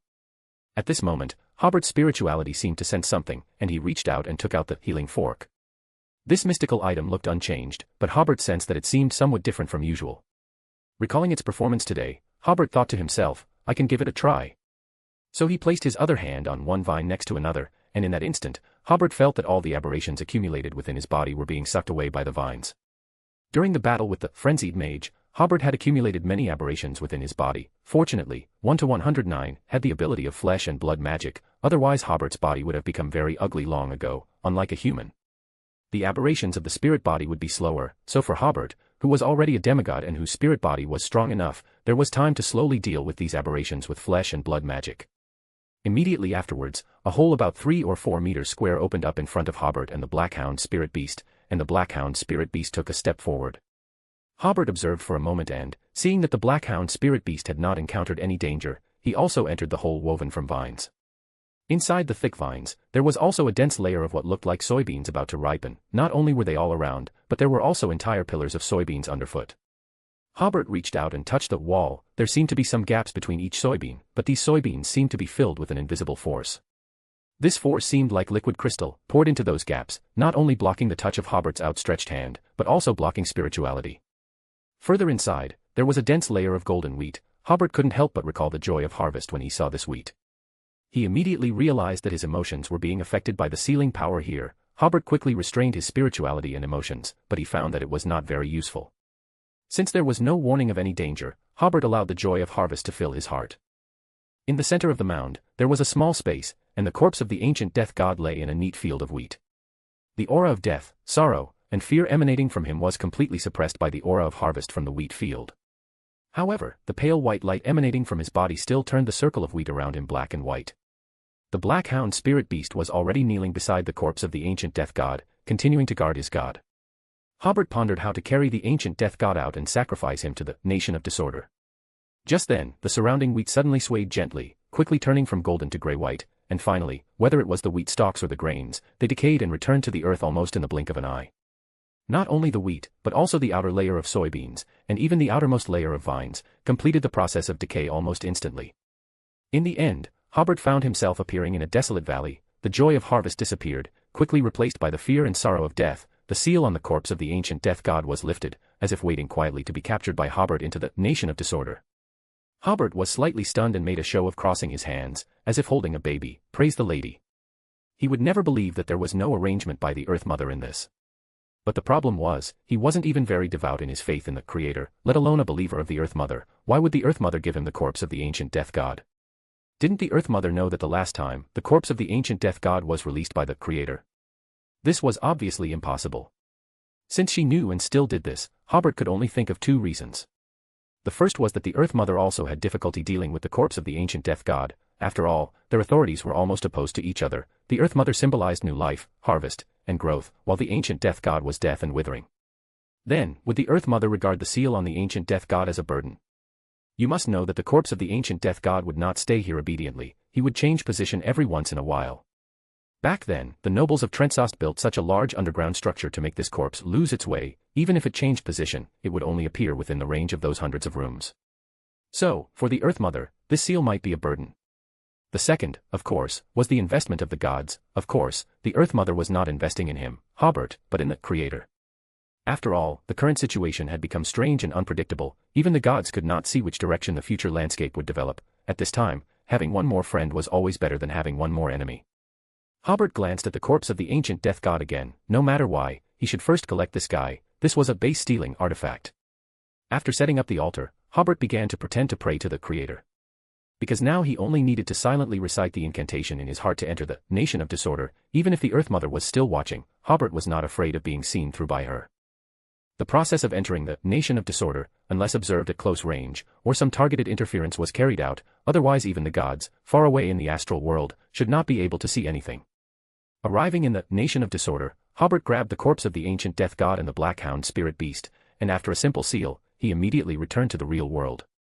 He leisurely destroyed the traces of the altar, and after once again pretending to thank the Earth Mother, Hobert used travel to return to Backlund, to the study of the Earl's mansion. After sitting in the chair for a few minutes, without feeling any gaze, nor any warning of danger, he built a spiritual wall, and once again sacrificed all the spoils of this action to himself.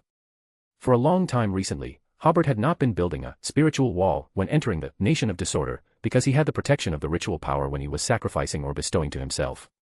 Hobert encountered two strange things in this operation, which made him much more cautious. Providing an extra layer of protection with the spiritual wall could also effectively avoid being spied on. Arriving in the nation of disorder, Hobert first carefully examined his spirit body, and nothing went wrong. Then, in the basement of St. Samuel Cathedral, why did that sealed artifact made with the Mother of the Sky, or rather, the Evernight Goddess, point at him? Hobert leaned on the back of the Iron Throne and smiled helplessly. Even if this Evernight Goddess had some scheme, he had no way of knowing. After all, she possessed the authority of concealment, things she didn't want others to know, even the gods could hardly detect. However, thinking that he had no past grudges and no recent enmities with the Evernight Goddess, and still had some friendship, Hobert decided to put this matter out of his mind for the time being. Of course, this decision also had a very helpless component. Then, Hobert took the healing fork that had been sacrificed together in his hand, because the negative effects of this mystical item were very weak, and Hobert didn't need to use the power of the nation of disorder to reseal it. Even when it was not needed, it was only temporarily placed in the nation of disorder, and he had never seriously observed it. Now, Hobert used the authority of the nation of disorder to carefully examine this mystical item. It was still the same as before, and seemed to be no different from before. Hobert withdrew his gaze and stroked his chin, thinking. In the past, he had not noticed anything different about this mystical item. Today's early morning action, the avoidance of those monsters with corn and mushroom shapes, and the opening of the seal that was very likely of the Earth Mother, made Hobert realize that this sealed artifact was definitely not as simple as it seemed on the surface. After thinking for a while, Hobert guessed that there was likely a mark similar to the one Mr. Azik gave him in this mystical item. This mark could not give Hobert the relevant abilities, but when it came to the relevant fields represented by the mark, it could exert some unexpected effects. Hobert nodded. The more he thought about it, the more he felt that this was possible. As for whose mark it was, Hobert believed it should be that of the Earth Mother. Logically speaking, given his mother April's condition and her experiences, the mark was more likely to be that of the Mother Goddess of Depravity. However, being able to open the Earth Mother seal basically ruled out the possibility of the Mother Goddess of Depravity. After all, the seal was on Earth, within the barrier. The Mother Goddess of Depravity's power was limited and could not bypass the Earth Mother to open the seal she had set. Moreover, if it were the Mother Goddess of Depravity's mark, Hobert felt that when he was in front of the hill made of vines and flowers just now, he was more likely to have been directly killed by the Earth Mother.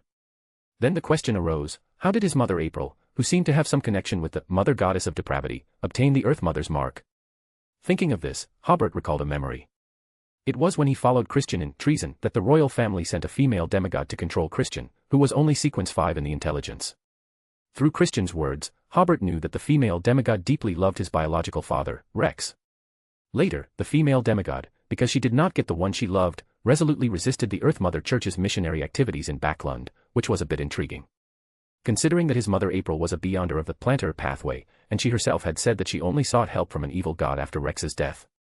When she discovered that she was being eroded by the evil god, in order to avoid Hobert being harmed, she had to leave her son. Connecting these clues, Hobert came to a guess. Before establishing contact with the Mother Goddess of Depravity, his mother April was likely a beyonder of the Earth Mother Church. Because she was affected by the mother goddess of depravity, she had to leave the church. This guess made the logic of these things smooth, but the fact that April could obtain the Earth Mother's mark still seemed a bit abrupt. Such a mark was not like a little red flower in kindergarten, given out as if it didn't cost anything. The Earth Mother had so many devout believers, but no one had ever heard of anyone getting the Mother's mark. Why did she give this mark to April? Hobert realized that there might be a game between the Earth Mother and the Mother Goddess of Depravity in this. Or was the Earth Mother always using his mother April to monitor the Mother Goddess of Depravity? Hobert pinched his forehead, but a new question arises: why did this mark fall into my hands? This made him think of what April had said before, that test she wasn't too sure about. Could it be because, if that mark was always carried with her, it would be easily discovered by the Mother Goddess of Depravity when accepting that test? That made sense. Hobert sighed, a little worried about his mother April's situation, and a little regretful that he didn't ask what the test she was going to experience was specifically. But immediately afterwards, Hobert found that this was also something he couldn't intervene in. In the end, he could only sigh, I should advance as soon as possible and work hard to improve my strength. So, Hobert looked at the frenzied mage beyond her characteristic. It looked like a palm-sized metallic liver, constantly emitting black mist, and constantly wriggling. In the process of wriggling, it happened to outline a human face on the surface. This human face was constantly making expressions such as anger, smiling, and confusion. In the outside world, if it were not in a sealed state, it could constantly distort the emotions of surrounding creatures, causing the emotions of surrounding creatures to change constantly with the expressions of the human face. It should be said that this Beyonder characteristic itself was a relatively powerful Grade 1 sealed artifact. Hobert sighed, I have the Beyonder characteristic, the ritual is also ready, now I'm just waiting for the potion to be completely digested. After taking a look at the Demoness of Despair Beyonder characteristic, Hobert finally focused his attention on the Grade 0 sealed artifact worn by the frenzied mage. Obviously, that was a apothecary, that is, a sealed artifact of the moon pathway, and also the first Grade 0 sealed artifact Hobert obtained. Hobert used the authority of the Nation of Disorder to learn the ability of this sealed artifact can create monsters with black venom. They generally have the appearance of ordinary plants, but they are very aggressive. As long as they are stained with black venom, the holder can cause the target's spirituality to become unbalanced and the body to undergo obvious mutations, and it is easy to induce loss of control. After the target appears mutated or out of control, a new life can be born from the target's body. This new life will completely lose control of the target's spirituality and die in painful struggle. Hobert opened his mouth. This sealed artifact was actually very powerful. Then he smiled helplessly. It's a pity it encountered the Black Hound spirit beast. Even if it was powerful, this was only an angel-level sealed artifact, and the blessing to the Black Hound spirit beast came from the ancient death, completely not on the same level. So this sealed artifact's ability was difficult to shake the essence of the Black Hound spirit beast. If it were another sequence 3, they would have painfully died after giving birth. This sealed artifact also had other abilities. Those abilities were similar to Hobert's guesses. When the holder is injured, the bracelet can automatically absorb the life force of surrounding living beings to supply the holder. Even if the holder suffers a fatal injury, it can quickly reshape a complete body for the holder. But the holder cannot continuously receive the life force provided by the bracelet for more than 3 minutes, otherwise the holder will gradually be assimilated by the creature providing the life force. The other abilities were more ordinary. It will speed up the holder's running speed, fast enough to run out of afterimages. Under the moonlight, strength and spirituality can always maintain the most abundant state. Even if strength and spirituality are overdrawn, they can be quickly replenished. Hobert nodded. Overall this was a very good sealed artifact. But the negative effects were also not small. It likes to listen to people's conversations. If it doesn't hear the sound of speaking for more than 1 hour, it will gradually evolve all creatures within an 8-kilometer radius. If it doesn't hear the sound of speaking for 3 consecutive hours, it can create a new batch of plants and animals. Hobert thought, given it enough time, wouldn't it create a civilization? There were also negative effects. Every approximately 6 hours, it will summon a monster from the spirit world. Some of these monsters are benevolent, but most have a strong malice towards the holder. These spirit world creatures are at least sequence 4 level, and at most angel level. Every approximately 12 hours, it will absorb the life force within an 8-kilometer radius, or make all creatures within 8 kilometers pregnant. Males will also become pregnant. Not only that, the bracelet also needed to recognize its owner. Continuously feeding it with blood for a month, most of its negative effects will not harm the holder. Otherwise, just holding the bracelet, it can turn into an ugly monster in just 3 seconds. Afterwards, it must be continuously fed with blood. Even stopping for a day will make the previous feeding efforts futile. Hobert couldn't help but frown. He now seriously suspected that the frenzied mage was so vicissitudinous because he was tormented by this bracelet. After all, he had to say a few words to the bracelet every hour. Just thinking about it made it difficult to get a good night's sleep. Immediately afterwards, Hobert was strange again. how did the frenzied mage seal this sealed artifact? The first and fourth negative effects were easy to say. Demigods originally needed less sleep, they could completely endure this sealed artifact. How should the second and third negative effects be avoided?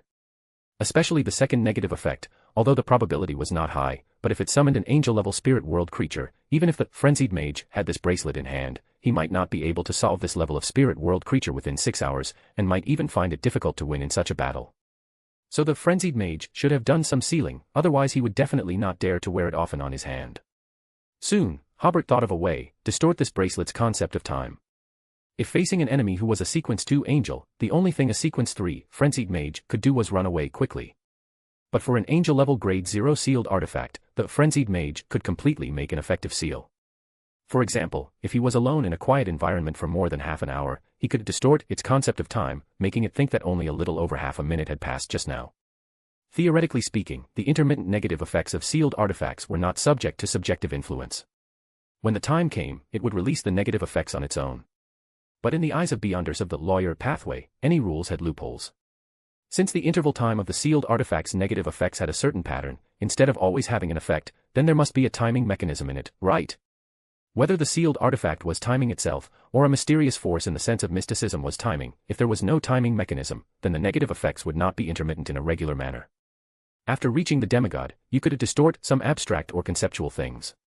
Hobert was confident that he could distort this bracelet's concept of time, but it might take several or a dozen distortions to succeed once. This was a sealed artifact, not a Beyonder. As long as it succeeded once, the sealed artifact without its own consciousness would find it difficult to change such a result. The exploit ability possessed by the Earl of the Fallen level also had a similar effect, but only one exploit could be done in a short time for the same sealed artifact, which was not as convenient as distortion.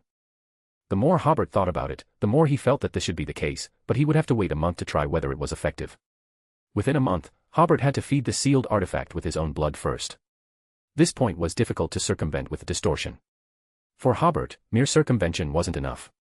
He tried using the power of order to seal it, but as he expected, he needed to advance to sequence 2 to be able to seal the negative effects of a grade 0 sealed artifact. Moreover, this was only for sealing the negative effects of angel-level sealed artifacts. Even Archangel level, or Sequence 1 level, sealed artifacts were difficult to seal effectively. Sealing and circumvention had similar effects, but the process was different. Circumvention was like deceiving the sealed artifact, while sealing genuinely weakened the negative effects. Next came the time to name the sealed artifact. Hobert had 2 naming methods before him, one was to directly give it a name, and the other was to use a number. Hobert hated naming things the most, so he ultimately chose to use a number. Besides, using a number sounded more high-end. He remembered that the grade 0 sealed artifact the Fool had given him started from 60. To avoid duplication, Hobert decided to start from 70. Thus, the code name for this bracelet was born, 0. Hobert conjured a new stone platform next to the Iron Throne and placed 0 to 70 on it, specifically for storing grade 0 sealed artifacts. After dealing with the spoils, Hobert began to review the battle that had occurred in Foggy Town. Looking back now, Hobert still felt a bit scared. The combination of Frenzied Mage and 0 to 70 was quite formidable. Even though most of 0-70's attacks had little effect on the Blackhound Spirit Beast, the battle was still very intense. Hobert used 2 Deprivation Charms and 1 Deception Charm to give the Blackhound Spirit Beast an advantage. If it weren't for that Fate Siphon, the battle would have lasted a long time, perhaps until the next red moon arrived, at which point the direction of the battle would have become completely uncontrollable. In the end, Hobert couldn't help but sigh. Fortunately, during the Great Smog incident, the Blackhound Spirit Beast was used to deal with the Frenzied Mage. If it had been Bold Devil Monarch, I wouldn't have been able to get out of Foggy Town. After reflecting on this battle, Hobert left the Nation of Disorder. He yawned and stretched vigorously. Back in the bedroom, Furs hadn't gotten out of bed yet. She sat up in bed. You're back. I didn't expect you to be gone all night. Did you encounter any danger? Hobert was stunned. I encountered danger. Weren't you worried about me? I was worried. I was so worried that I woke up at 6 o'clock. Hobert walked towards the bed while taking off his clothes. 6 o'clock. No, I have to punish you with a nap. Around 10 o'clock, Longtail Island. Angus led his team to handle a Beyonder event. The team drove the carriage back to the governor's mansion. Angus remained silent on the way back. Today's Beyonder event made him very certain that the Mountain God Church was beginning to test the current new rulers. This matter must be reported to the Lord as soon as possible to prepare for a Beyonder battle to strike at the arrogance of the Mountain God Church. Angus was very confident in this beyonder battle. He was currently sequence 5, with 4 sequence 6 subordinates, and several sequence 7 and low sequence subordinates. There were 26 beyonders deployed on Longtail Island who obeyed Angus's orders. They could also use 5 grade 2 sealed artifacts, and several level 3 sealed artifacts. Angus himself could even obtain the right to use grade 1 sealed artifacts by praying to the Creator. Moreover, they could also get support from 3 churches and the military. Therefore, Angus was not afraid of the Mountain God Church and regarded them as walking merits. Just as he got out of the carriage, a member of the Special Operations Department rushed out in a panic and said, "Captain Angus, someone is looking for you." Angus frowned. "What's with the panic?" "That team member, the Patriarch, is here." Angus opened his mouth wide, and was also a little flustered for a moment. "Is the Patriarch here to question me? After all, I brought a large number of family members to Jeffrey City to settle down, but we didn't say we wanted to sever ties with the family." Angus strode into the door. His experience as captain during this period had been of great help to him. After walking a dozen steps, he had calmed down a lot and said to the 3 members around him, "You go to the Lord's mansion, you go to Backlund, and find the Lord as soon as possible. You go find Mr. Archibald and explain the situation here in detail to him." Angus's calmness also quickly calmed down his 3 subordinates, and they immediately went their separate ways. On the Backlund side, Hobert had just finished a nap with Furs not long ago when he received news from Longtail Island. He slapped his forehead. He had just fought a sequence 3 at dawn, and now another sequence 3 was coming. Join the Church of Miss Raven and become a sequence 9, reader patreon.com/keyoffstars for more chapters. T/N, already a new fanfic being translated mystery, emerging from the knowledge more, first 10 chapters are available to read if you join as a free member. Chapter 581, Chapter 580 Bernadette asks the fool the 5th question. Join the Church of Miss Raven and become a sequence 9, reader patreon.com/keyoffstars for more chapters. Hobert got dressed, kissed Furs goodbye, and arrived at Longtail Island around 11 a.m.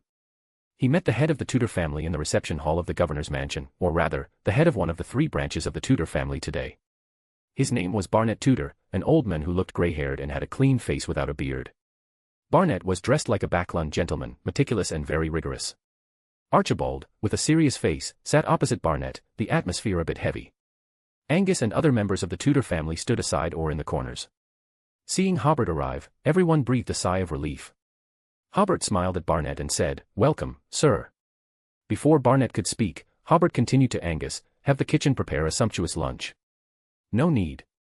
Barnet's voice was a bit sharp and very authoritative. "I heard that people who ate at your restaurant before have lost all their savings and had to venture to other islands. That's slander against me." Hobert said seriously, "There was one manor owner who wasn't greedy and knew how to respect other people's personalities, and he got what he deserved." Barnet glanced at Hobert, then said to the Tudor family members, "You may leave, Angus, stay." Hobert didn't let Archibald leave. After Hobert entered the room, Archibald immediately got up and stood behind Hobert with great presence of mind.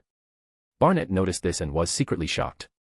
He had just sensed that Archibald had the aura of Sequence 3, although the state was a bit strange, the level was there. It was this beyonder with Sequence 3 that was so respectful to Hobert. After Hobert sat down, Barnet suddenly sighed and said, "I've been to see where the Tudor family members live now, and to be honest, it's pretty good." Around the end of June, the families of the Special Operations Division had just moved into the new buildings built for them. Hobert smiled and said, "This is what I should do. I'd like to know, how will you treat these Tudor family members in the future?" Barnet stared at Hobert. Angus breathed a sigh of relief. Fortunately, their conversation wasn't so confrontational, and the Patriarch didn't come to interrogate him right away. Hobert spread his hands. "My father is a member of the Tudor family, of course, he is now an upper house member of Lone, a chaos hunter." He said this on purpose. After all, Christian felt that there was no future in the Tudor family, so he came out to make a name for herself. And now, Christian is already a Sequence 3. Barnet's face didn't look good when he heard this.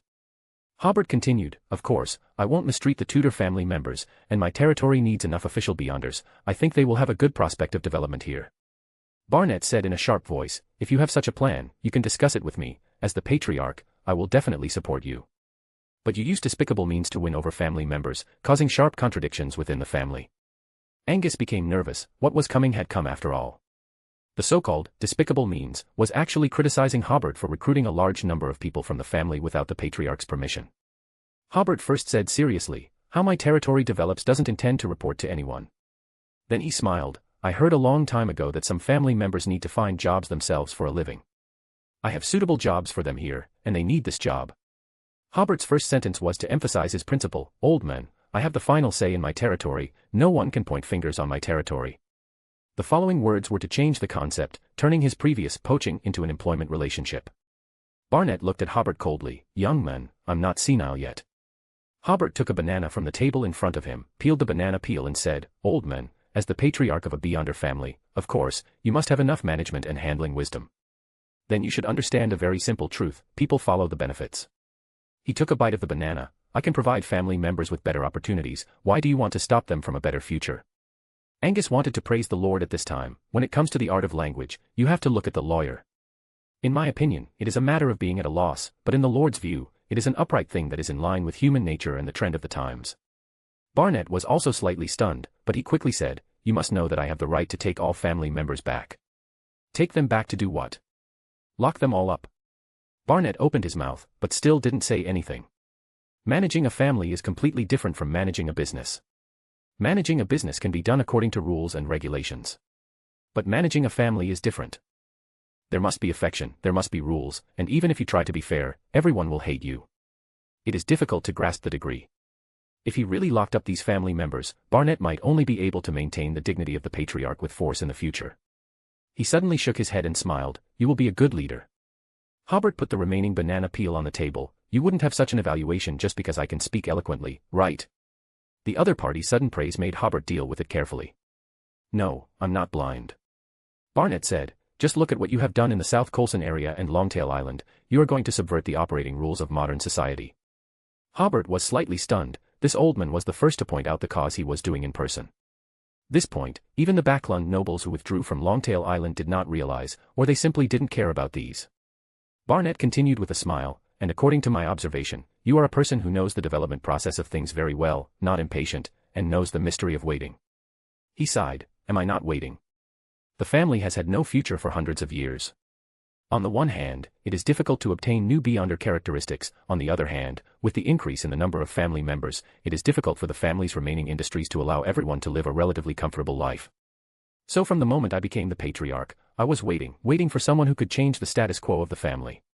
Angus was slightly surprised, as if he was getting to know this patriarch who he had previously thought was stubborn and unfair for the first time. Then he realized why the patriarch asked him to stay, obviously hoping that he would listen to his heart. This also surprised Hobert.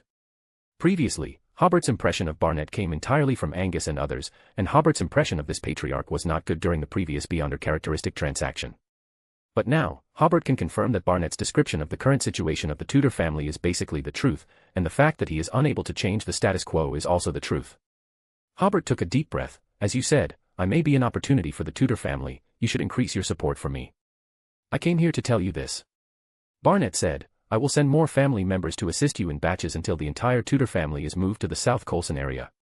This was not only beyond Angus's expectation, but even somewhat beyond Hobert's expectation. However, thinking of the Tudor family's gambler mentality, Hobert felt that it was not surprising that the other party did so.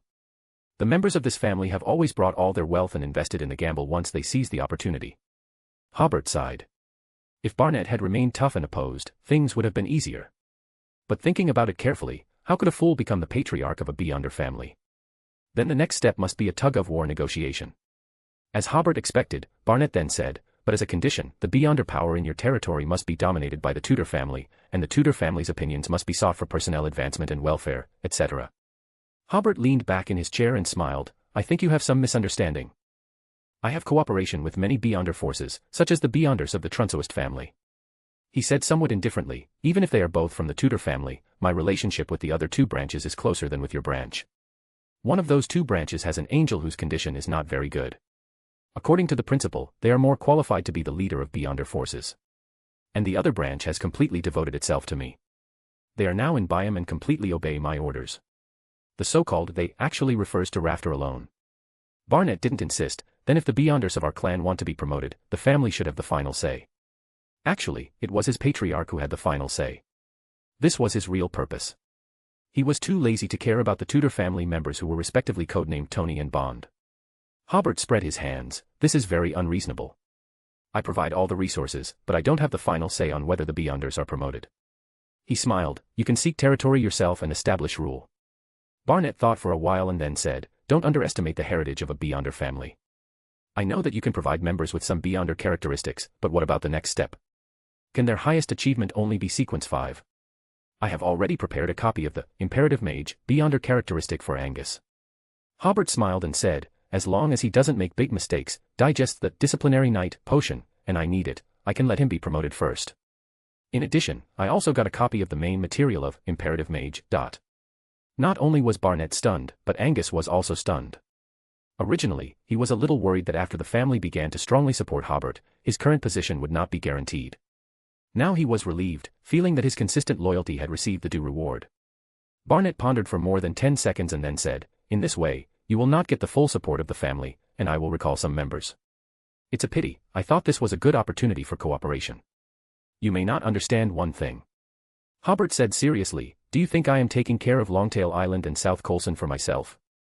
He suddenly said to Angus, tell me about the process of receiving a Grade 1 sealed artifact. Yes. Angus said, the process of receiving a Grade 1 sealed artifact is to hold a ceremony of granting to the Creator. First, prepare an altar, draw the symbol representing the Creator, light 3 candles. The more Barnett listened, the more frightened he became. Of course, he had heard of the Creator and also knew that Hobert had a Creator background. But unexpectedly, the Creator didn't sound like an evil god at all, and could even use granting to allow Angus to obtain a Grade 1 sealed artifact when needed.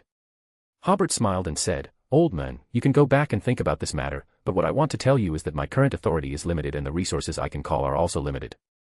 But soon, I will be able to mobilize some demigods and beyonder families loyal to the Creator. At that time, the power of the Tudor family will be dispensable to me.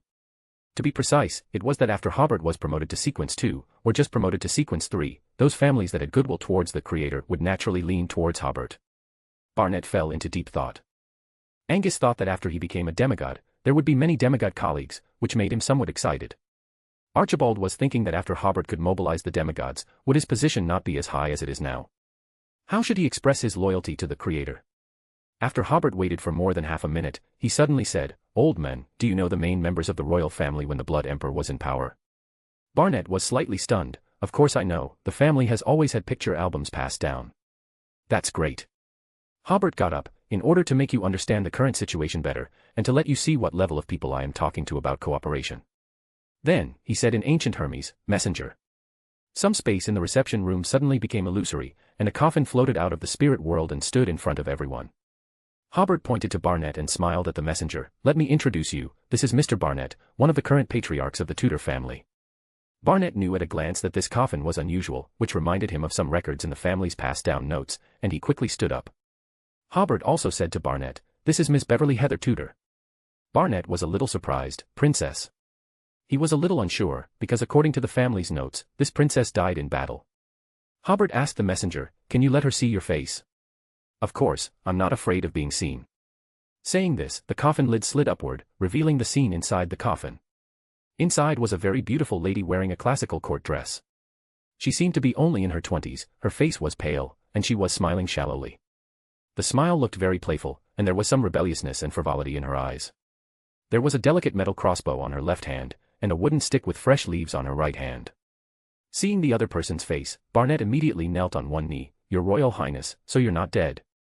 The messenger said, I was dead, otherwise why would I be lying in a coffin? Barnett was stunned again, not knowing how to respond for a moment. Hobert, however, stared blankly at the coffin lid. I remembered it opening like a flip-top, but I didn't expect it could slide. Then he smiled and said, Miss Beverly, the reason I've taken the liberty of inviting you here is that this Mr. Barnett is very eager to meet you. The messenger looked at Hobert, then at Barnett, her eyes sparkling. A new era has arrived, this is the Tudor family's opportunity. As she spoke, she held out her index finger and gestured the number 1 to Hobert. Hobert first marveled at the messenger's intelligence, already roughly understanding why he was invited.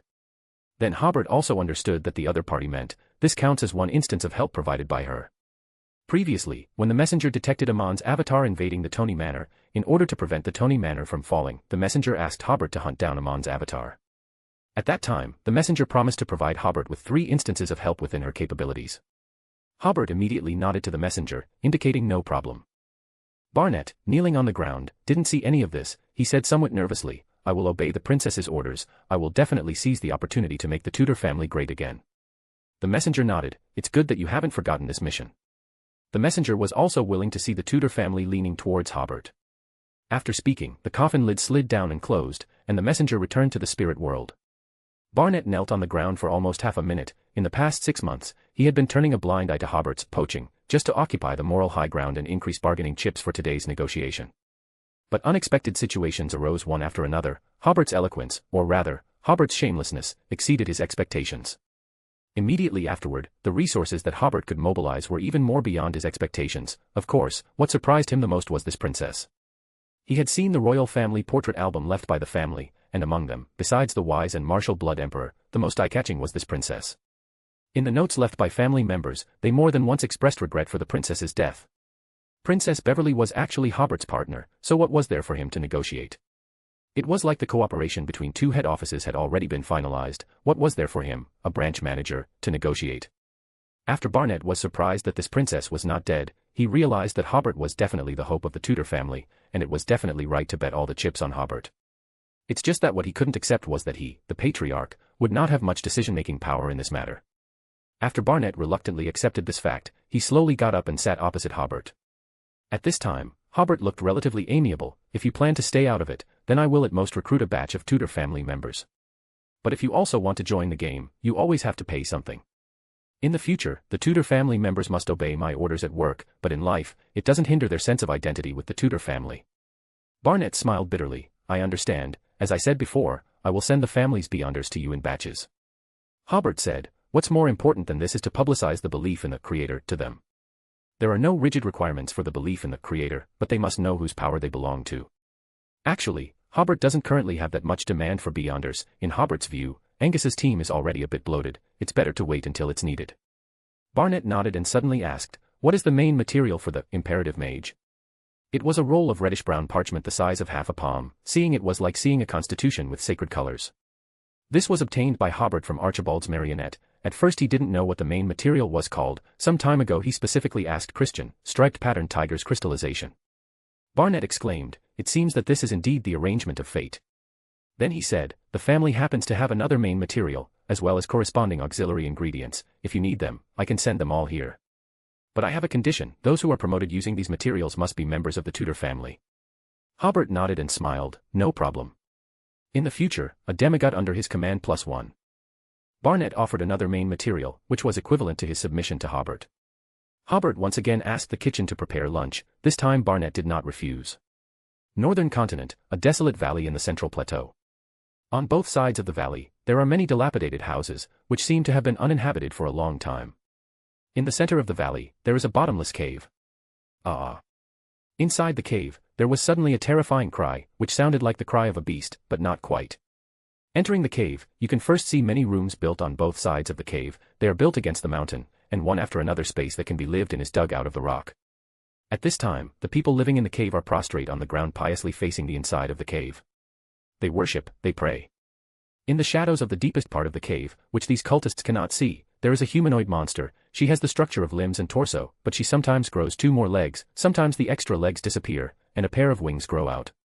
The head of this monster sometimes grows horns, and sometimes grows antlers. In short, her whole body seems to be constantly changing. The only thing that remains unchanged is that face. The features are exquisite, mature and beautiful. It is actually April. At this time, her face is indifferent, without a trace of emotion, and even seems to have no feelings. Ah! She once again made a cry that was not like a human being, but she seemed unaware of it, still with a cold face. At this time, April's consciousness was already blurred. She seemed to be in a cloud of fog where she couldn't see her fingers, forgetting where she was, forgetting what she was doing, and even forgetting who she was. Mother. A kind greeting appeared in April's ear. She still looked around, looking for the child she was unwilling to give up even if she died. Mother. The voice appeared again, and the surrounding fog suddenly rolled. April seemed to think of something, as if she realized something. Mother. Tears welled up in April's eyes. In the days and nights of fighting against madness and loss of control, as well as the erosion of the evil god, what kept her going was that child with chubby little mouth, bright and pure eyes, and a smile that could melt the heart. Mother. Hey. April had been waiting for this title for a long, long time. Suddenly, the fog collapsed, darkness covered the vision, and she regained consciousness. After seeing her current appearance, she used all her strength to begin to restrain her spirituality, to begin to restrain all the mutations. Finally, she returned to normal. Looking at the black jade with the patterns of pigeons and vases in her palm, April showed a loving smile. But immediately afterward, she put away her smile, put on her robe, and came to the outside of the cave. The worshipping people seemed to realize something and became more and more pious. Even Spike, who had a mustache on his upper lip and a dazed look in his eyes, came out of the room. You actually succeeded. April smiled, of course. I said long ago that I am closer to the great mother goddess than you. Time came to Monday, and it rained again in Backlund that day. In such weather, Backlund was even brighter, because the fog was completely washed away by the rain. Hobert had just arrived at MI9 when Conas came over. While there are no cases today, let's go out and play cards. Before Hobert could refuse, Conas said again, Admiral Amirius and Lieutenant General Miller are at the club today. They are the main military shareholders of the Earl's Light factory. Hobert thought for a while, and then nodded. Okay, let's go. The two chatted casually and took a carriage to the East Balham Veterans Mess. Halfway there, the sky suddenly cleared. Backlund in the sun was wet and spotless. Conas looked outside and said, to be honest, I haven't had such a good view in Backlund for a long time. Storm above, is that the sun? I almost forgot it was a round cake. Hobert smiled very supportively. You are a humorous gentleman. Coming to the club's card room, they indeed saw Admiral Amirius, with his hair neatly combed back, and Lieutenant General Miller, with his auburn hair, in a private room. The four exchanged simple pleasantries and began to sit down to play Fight Evil, with one as a substitute, and bets starting at £1. During the card game, Hobert learned the reason for being called today. Admiral Amirius, who had just taken office as the Minister of National Defense, and Lieutenant General Miller of the General Logistics Department, used their influence to pass the procurement plan for installing electric lights in the barracks. This is a considerable order. Not only the barracks around Backlund, but also the fixed barracks across the country will gradually install electric lights. This is also the reason why Hobert wants to form his own interest group. These big figures can win national-level orders for the light bulb factory. This is really exciting news. Hobert was already thinking about how to expand the scale of production.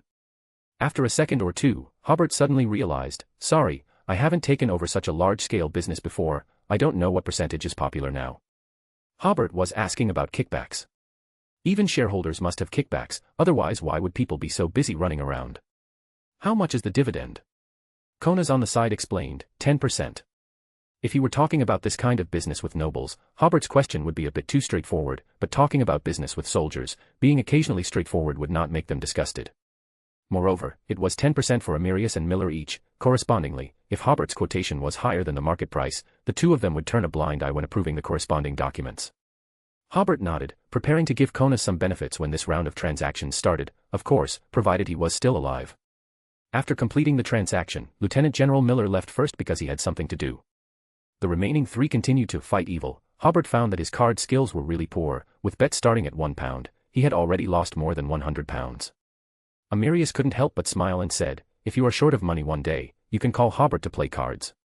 Hobert laughed along. I'm afraid I'll lose all the light bulb factory's assets because of playing cards. In the midst of the laughter, Amirius suggested playing Texas Hold'em. As the Admiral said, this form of entertainment that tests observation, judgment, and acting skills is more suitable for Hobert. For a time the three were evenly matched and had a great time. I don't know who first turned on the demigod's pressure. The three were also conducting spiritual confrontation in addition to playing cards. When Colonel Calvin, Amirius's subordinate, entered the card room, he immediately felt as if his chest had been hit hard. Counselor Mocht, who entered the door with him, held the position of his heart, Goddess Ah. Then his eyes rolled over and he fell straight to the ground. Fortunately, Colonel Calvin supported him.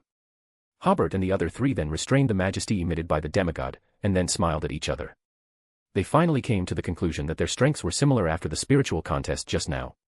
This changed Amirius and Conas's view of Hobert. Although they didn't say it out loud before, they always felt that Hobert was benefiting from Christian's light and didn't have much ability himself.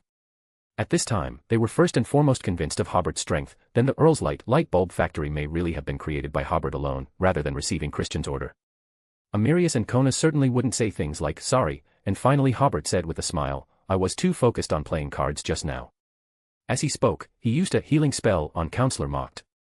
Counselor Mocht woke up, but needed to slow down for a while. Colonel Calvin calmed down and said to Admiral Amirius, General, it's settled, Dunn is willing to go to the southern continent. Hobert was slightly stunned. Dunn.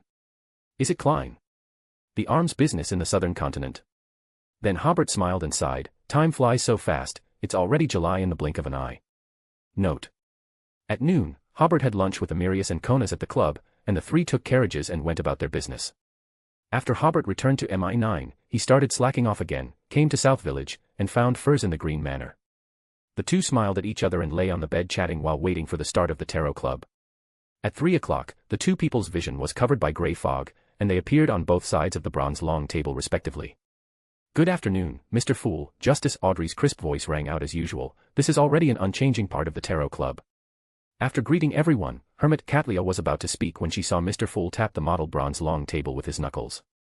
The dull sound immediately tightened the spirits of the Tarot Club members, signifying that Mr. Fool had something to say. Audrey judged in her heart, whatever Mr. Fool emphasizes at the beginning must be a major event. The Fool, Klein looked around and smiled slightly. Amon recently arrived in Backlund, an avatar. The son, Derek, immediately recalled some unpleasant memories, the blasphemer Amon. The magician, Furs, looked at Hobert. 2 or 3 months ago, the creator had just hunted Amon's avatar in the Rorsted archipelago. Now Amon's avatar has appeared in Backlund. Could it be that he found some clues and tracked them to Backlund, or simply went to find Hobert? The Emperor, Hobert was thinking to himself, Klein has had a pretty fulfilling week. He must have seen Amon's avatar from a distance or obtained corresponding clues. If it were a frontal encounter, Mr. Fool would definitely be wearing a monocle to attend the gathering. Then he thought, no wonder he agreed to the arms deal to the southern continent today. He's taking the opportunity to go out and hide. Audrey was a little worried. Amon. Angel of Time, Amon, how did he appear in Backlund? I've always treated the battle that happened in the Rorsted archipelago as a story. Only when Amon's avatar appeared in Backlund did I deeply realize that he is a character in mythology and also exists in reality. She asked, Honorable Mr. Fool, can I find a way to inform the church about this matter? Inform the church? Hobert smiled. Miss Justice, you are definitely a devout believer of Mr. Fool, a competent member of the Tarot Club. Klein had already considered this matter, but at the same time, he realized that the church might not be able to catch all of Amon's avatars, and Amon's avatar might trace back to the informant through the fact that he was discovered. The risk is too great. So Klein just said in a calm tone, ignore him. The hanged man, Alger, was both in awe and suddenly enlightened. Ignore him. As long as it's not Amon's main body appearing, it won't cause any major problems for Mr. Fool. Mr. Fool emphasized this matter at the beginning. The purpose should be to make us be careful. Audrey also interpreted the meaning of, this is just a small matter. Hobert couldn't help but resist the urge to twitch his mouth. You've shown off again. Furs was still a little worried for Hobert, so she asked, Honorable Mr. Fool, what does Amon's avatar want to do in Backlund? Klein pondered the wording and looked around with a smile, looking for you. Hobert pinched his forehead, concealing his discomfort. Fool who doesn't belong to this era, you are the god of showing off. He paused and thought to himself, on the matter of showing off, I only admire the fool. One thing, he can show off twice. No, it's actually because everyone is too cooperative, giving him the opportunity for a second round of showing off. As Klein expected, Audrey had already linked the previous sentence, ignore him, and started to imagine, Amon's avatar is here to find us, but we don't need to care about him. In other words, under the protection of Mr. Fool, we don't need to be afraid of being discovered by Amon. Alger also had related associations. According to the information obtained from the Emperor before, Mr. Fool and Amon are adjacent pathways. Is Amon trying to find Mr. Fool through us? Is this a game between gods to compete for the position of the outer deities? Catlia didn't know the relevant information about adjacent pathways. She just recalled, the creator had already hunted Amon's avatar once in the Rorsted archipelago, and now that Mr. Fool knows about Amon's avatar in Backlund, will he also organize people to hunt? Furs breathed a sigh of relief. It's good that he's not simply coming for Hobert. The moon, Amirius, and the sun, Derek, after a half-beat, tasted the meaning of Mr. Fool's 2 sentences, and praised Mr. Fool in their hearts. Seeing that the members of the Tarot Club were already alert to Amon's avatar, Klein leisurely looked at everyone like the previous gatherings, signaling the official start of the gathering. Catlia stopped her inner speculation. Honorable Mr. Fool, this time there are 3 more pages of new diary. After the diary materialized, the Fool's reading session began. Klein's eyes swept across the diary. This time the content of the diary was relatively chaotic, with descriptions of the Twilight Hermit Order, speculations about the Abyss, and also mentioned encountering a small church that believed in the ancient sun god. The priest in the church was a gentle and restrained middle-aged man, wearing a simple white robe, with light golden whiskers that almost covered the lower half of his face, and had a pair of clear light-colored eyes like a child. After reading the 3 pages of the diary, Klein thought for a few seconds. The diary in his hand disappeared, and then he looked at the hermit. Catlia lowered her head and said, Honorable Mr. Fool, I want to know, where is the spiritual and mental destination of Emperor Roselle? On that small island, or in the depths of the cosmos? Klein remembered a diary he had seen a long time ago, that island. The primitive island that made Grimm die and surprised the great emperor. It seems that the great emperor attached great importance to this island in his later years. Even Queen Mystic Bernadette had a certain awareness. Then he thought, why would Bernadette associate it with the depths of the cosmos? The great emperor behaved too beyond the times in many places, so his daughter suspected that he was an alien. Klein pondered slightly and smiled, neither. Katlia chewed on Mr. Fool's answer, and suddenly didn't understand the real meaning of the question just now. Hobert realized, is this Bernadette tentatively looking for the last tomb of Emperor Roselle? Other members were either confused or had various interpretations of the question and answer. For a time, the hall fell into silence. Finally, Klein, shrouded in grey fog, said, "You may begin." Hobert cleared his throat and said, "Just now Mr. Fool mentioned Amon's avatar. I think, as a member of the Tarot Club, I have an obligation to briefly describe the previous battle against Amon's avatar." Everyone's eyes lit up. Klein, I didn't expect my reminder to lead to such key information. Audrey also sighed, what's going on today? Is the Tarot Club really going to go to war with Amon's avatar? Katlia asked, I will participate in the transaction with this information, how much do you plan to bid? Hobert smiled, free. He thought to himself, just kidding, now my net worth has suddenly increased to several million pounds. I just finished a business deal worth hundreds of thousands of pounds this morning. Do I still care about your few £1,000s? Join the Church of Miss Raven and become a Sequence 9, readerpatreon.com/keyoffstars for more chapters. Chapter 582, Chapter 581 Mother of the Sky and the Nation of the Evernight. Join the Church of Miss Raven and become a Sequence 9, readerpatreon.com/keyoffstars for more chapters. Let me start by describing my feelings about that battle. Hobert said, first of all, Amon's power is terrifying. Under the attacks of his beyonder abilities, I even found it difficult to generate coherent thoughts. Of course, after your thoughts are stolen, you won't be able to react for a while. When I reviewed it later, I realized that all my thoughts had been stolen in the beginning, or rather, there were no secrets at all during that time. If it weren't for the mystical item bestowed by the great Creator in advance, Amon's avatar might have stolen all my memories, including the memories of participating in the Tarot Club. He spread his hands. I even forgot to pray to the Creator or to the Fool. Everyone almost gasped together. This ability sounded terrifying. Klein behind the grey fog sighed, fortunately, I only got the clues of Amon's avatar through the Erode's magic mirror. If I brushed past him and even a single thought was stolen, my secret might be discovered. Hanged Man, Alger sweated for Emperor, even a demigod has no power to fight back. Once a person below demigod level encounters Amon, wanting to escape is a luxury. Magician Furs was a little scared. Fortunately, Hobert is a follower of the Creator, otherwise I might have lost him forever. Even if he appears in front of me, he may not be the real him. Justice Audrey also felt scared. I didn't expect the previous hunting operation to be so dangerous. Hobert only mentioned it briefly before, and it gave me the feeling that it was not very difficult. Fortunately, Hobert is fine, and fortunately, the Creator foresaw it. The most rational one was, Hermit Katlia, the abilities of the Marauder pathway are difficult to deal with at high sequence. To fight, you always need a plan, at least a thought. But these thoughts and plans will be stolen, and you may forget that the person in front of you is the enemy. This is very scary. Moon Emlyn belatedly thought, if I encounter Amon, wouldn't he know that I am the person chosen by the ancestor? I am the winner of this sanguine competition. He will definitely be very envious. Hobert continued, so, I said before, the best way to deal with Amon's avatar is to pray to the Fool, if you still remember this. And parasitism is not such a terrible ability. His other terrible ability is to steal other people's fate and place it on himself. I said this ability before, and everyone may not have fully experienced it. The situation we encountered at that time was the chief person in charge of the Rorstad archipelago.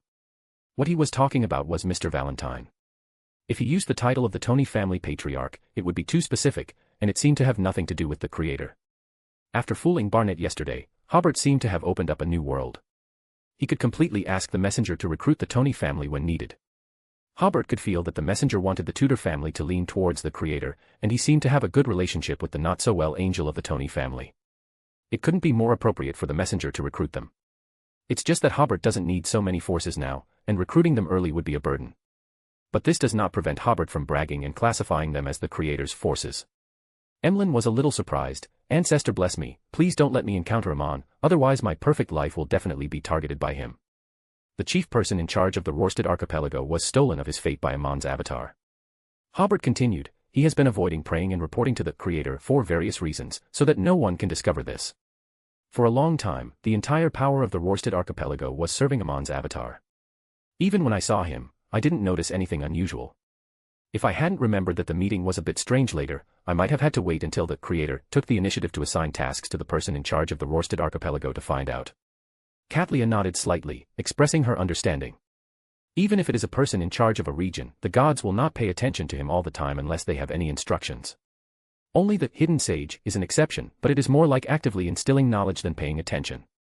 Everyone listened carefully to Emperor continuing. Afterwards, we conducted an investigation and found that the cause of the whole incident was that the companions in the Rorsted archipelago abused the sealed artifact of the Marauder pathway, which attracted Amon's avatar. So, if you know that there is a grade 1 sealed artifact of the Marauder pathway around you, or a demigod or above beyonder of that pathway, you must be careful. Amon has the habit of collecting beyonder characteristics of the same pathway. Maybe one day, he will come to your door. Klein behind the grey fog had the urge to cover his face. My neighbor is a demigod of the Marauder pathway parasitizing in a rat. Because I often go to church, I often meet my poet classmate. This is like hovering on the edge of danger. The others were thinking about the grade 1 sealed artifacts and demigods of the Marauder pathway around them, but Alger quickly realized the ridiculousness of his thoughts. What am I thinking? I haven't even touched a grade 1 sealed artifact, why would I have such worries? Everyone had similar thoughts to Alger, and they all realized the scarcity of grade 1 sealed artifacts. After a knowing smile, they slowly shook their heads. Hobert continued, after discovering the problem, the hunt for Amon's avatar began. What I want to tell you is that the 7 orthodox gods all hate Amon, so if you pray directly to the true God, you may get some help from a certain god. But before that, you must first show enough kindness and respect to that god, and also that the god has enough kindness to our beliefs. This needs to be adapted to local conditions. Under the instruction of the Creator, I got the help of concealment power from the Evernight goddess. In the battlefield after the action started, a hidden world was formed, which can effectively isolate Amon's other avatars from coming to support. Everyone was stunned when they heard this. Klein thought, I wonder if I will get corresponding help if I pray to the goddess. He thought seriously, he has always been respectful enough to the goddess. Now the more important thing is, what is the goddess's attitude towards the fool? Audrey smiled slightly, I didn't expect there to be such an operation. If Hobert hadn't said it, I wouldn't have thought of it. Then she thought, I wonder if I will get any rewards if I report Amon's news directly to the goddess. But Audrey changed her mind and gave up the idea. At that time, the beyonders of the church will definitely come to verify the source and authenticity of this information, which will be very troublesome, and there is even a risk of exposing my participation in the tarot club. Katlia was slightly stunned. This method is the first time I have heard of it. Well, to be precise, it is the first time I have felt that gods also have emotions such as disgust. I have always thought that they are aloof and very indifferent, but in the mouth of the Emperor, they seem to have some personality aspects of emotions. Well, there should be, after all, the ancient sun god has a personality. Then the second step is to prepare enough, overwhelming power. Hobert said, and it's best to prepare as much power as you have. Because Amon's avatar is very cunning, and this cunning will not only deceive strangers, but even people who are familiar with him can hardly escape. One of our angels was very familiar with Amon during the 4th epoch, so he planned this battle plan. But what is unexpected is that some of Amon's performances in the 4th epoch were to deceive acquaintances during the battle. As a result, the power of Amon's avatar far exceeded expectations, and the Creator personally took action to save the situation. Klein nodded lightly, this sounds like something Amon could do. Then he realized, the Creator's subordinates have very complex backgrounds. There are guards who once served death, and angels who are very familiar with Amon. How did these people get together? But then Klein realized, maybe they were originally subordinates of the Creator, but were sent to death, or sent to monitor Amon. Little Sun only felt that Amon was terrible before. He always thought about how to avoid Amon and never thought about fighting Amon head-on. At this time, listening to Emperor telling the course of the battle, he was also very excited. So, Amon's avatar can be defeated, but you have to be careful, otherwise it is easy to fall into his trap. First side, I only know that Angus is a member of the Tudor family, and the Elliot and others who are still receiving training in Jeffrey City are from a Beyonder family in the southern continent. I didn't expect the Creator to have subordinates who are familiar with Amon. But thinking about it, it is reasonable. The Creator can even accept people from the Theosophy order, so it is not surprising to have these strange subordinates. In the end, the 3 angels and several saints used the advantages gained by the Creator to eliminate 2 angel-level avatars of Amon and more than a dozen saint-level avatars. Hobert said, this is the beginning and end of this war. Klein smiled slightly, no wonder you are so generous in the Worm of Time aspect, it turns out that you have eliminated so many avatars. Alger was a little frightened, this battle is equivalent to destroying a large secret organization. Although it is a bit one-sided to think so, the results achieved are indeed very great. Katlia calmly analyzed, I have to say that Amon's avatars are a very terrifying force when concentrated together, but this is also a disadvantage, because these avatars have single abilities, so if the method is appropriate, they can easily be wiped out in one fell swoop. My idea is really arrogant. Audrey asked curiously, Mr. Emperor, what about the person in charge of the Rorstad archipelago whose fate was stolen? Was he rescued? Hobert shook his head. No, it is said that after his fate is stolen, he will be in a state similar to concealment. No one can see him or hear his voice. He will gradually lose all contact with the real world, and then die painfully in loneliness. In addition to being surprised, everyone felt that this ability was too vicious. Hobert added, as for those parasitized companions, a group of them were rescued.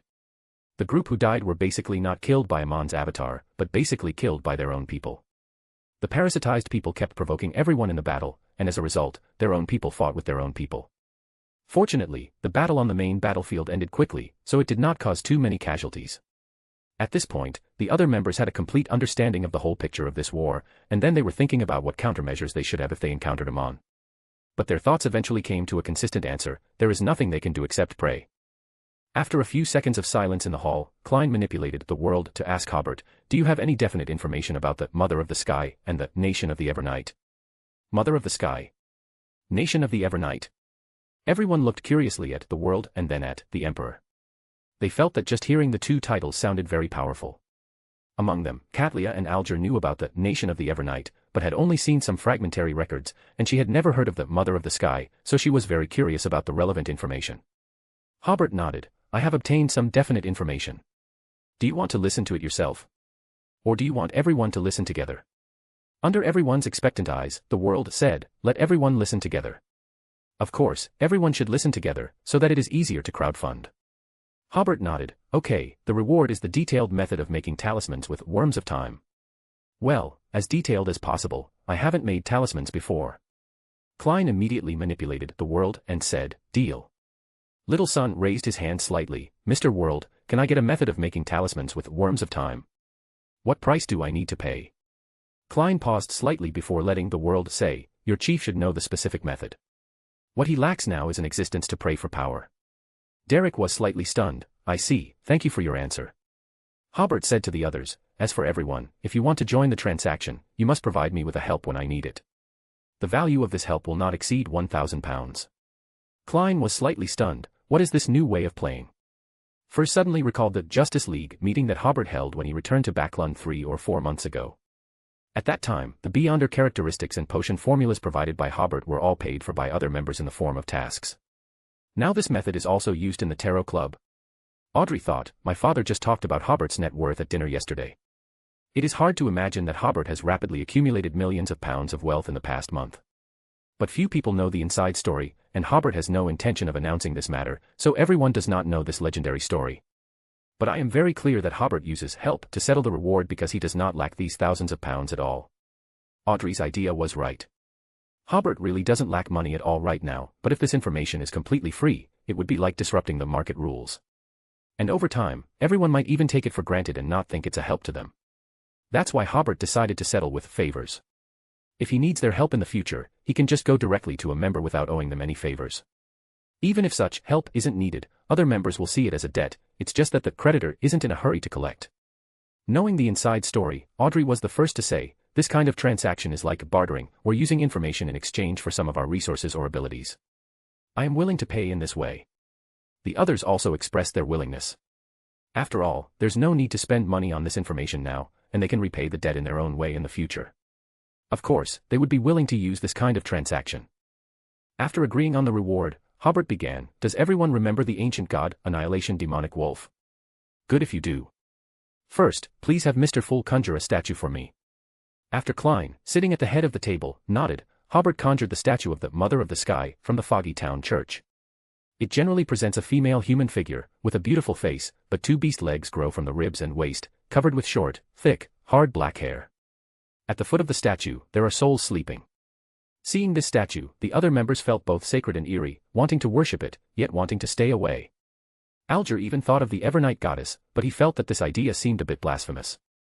Hobert continued, when I saw the 4 beast legs of this statue, I thought of the description of the Annihilation Demonic Wolf. After consulting the relevant information, I confirmed that the Annihilation Demonic Wolf did indeed have beast legs very similar to those on the statue. In the corresponding description, the Annihilation Demonic Wolf has 8 legs, which can also correspond to the statue. After all, the statue also has 2 arms and 2 legs. So I guessed, could this Mother of the Sky be a relative of the Annihilation Demonic Wolf?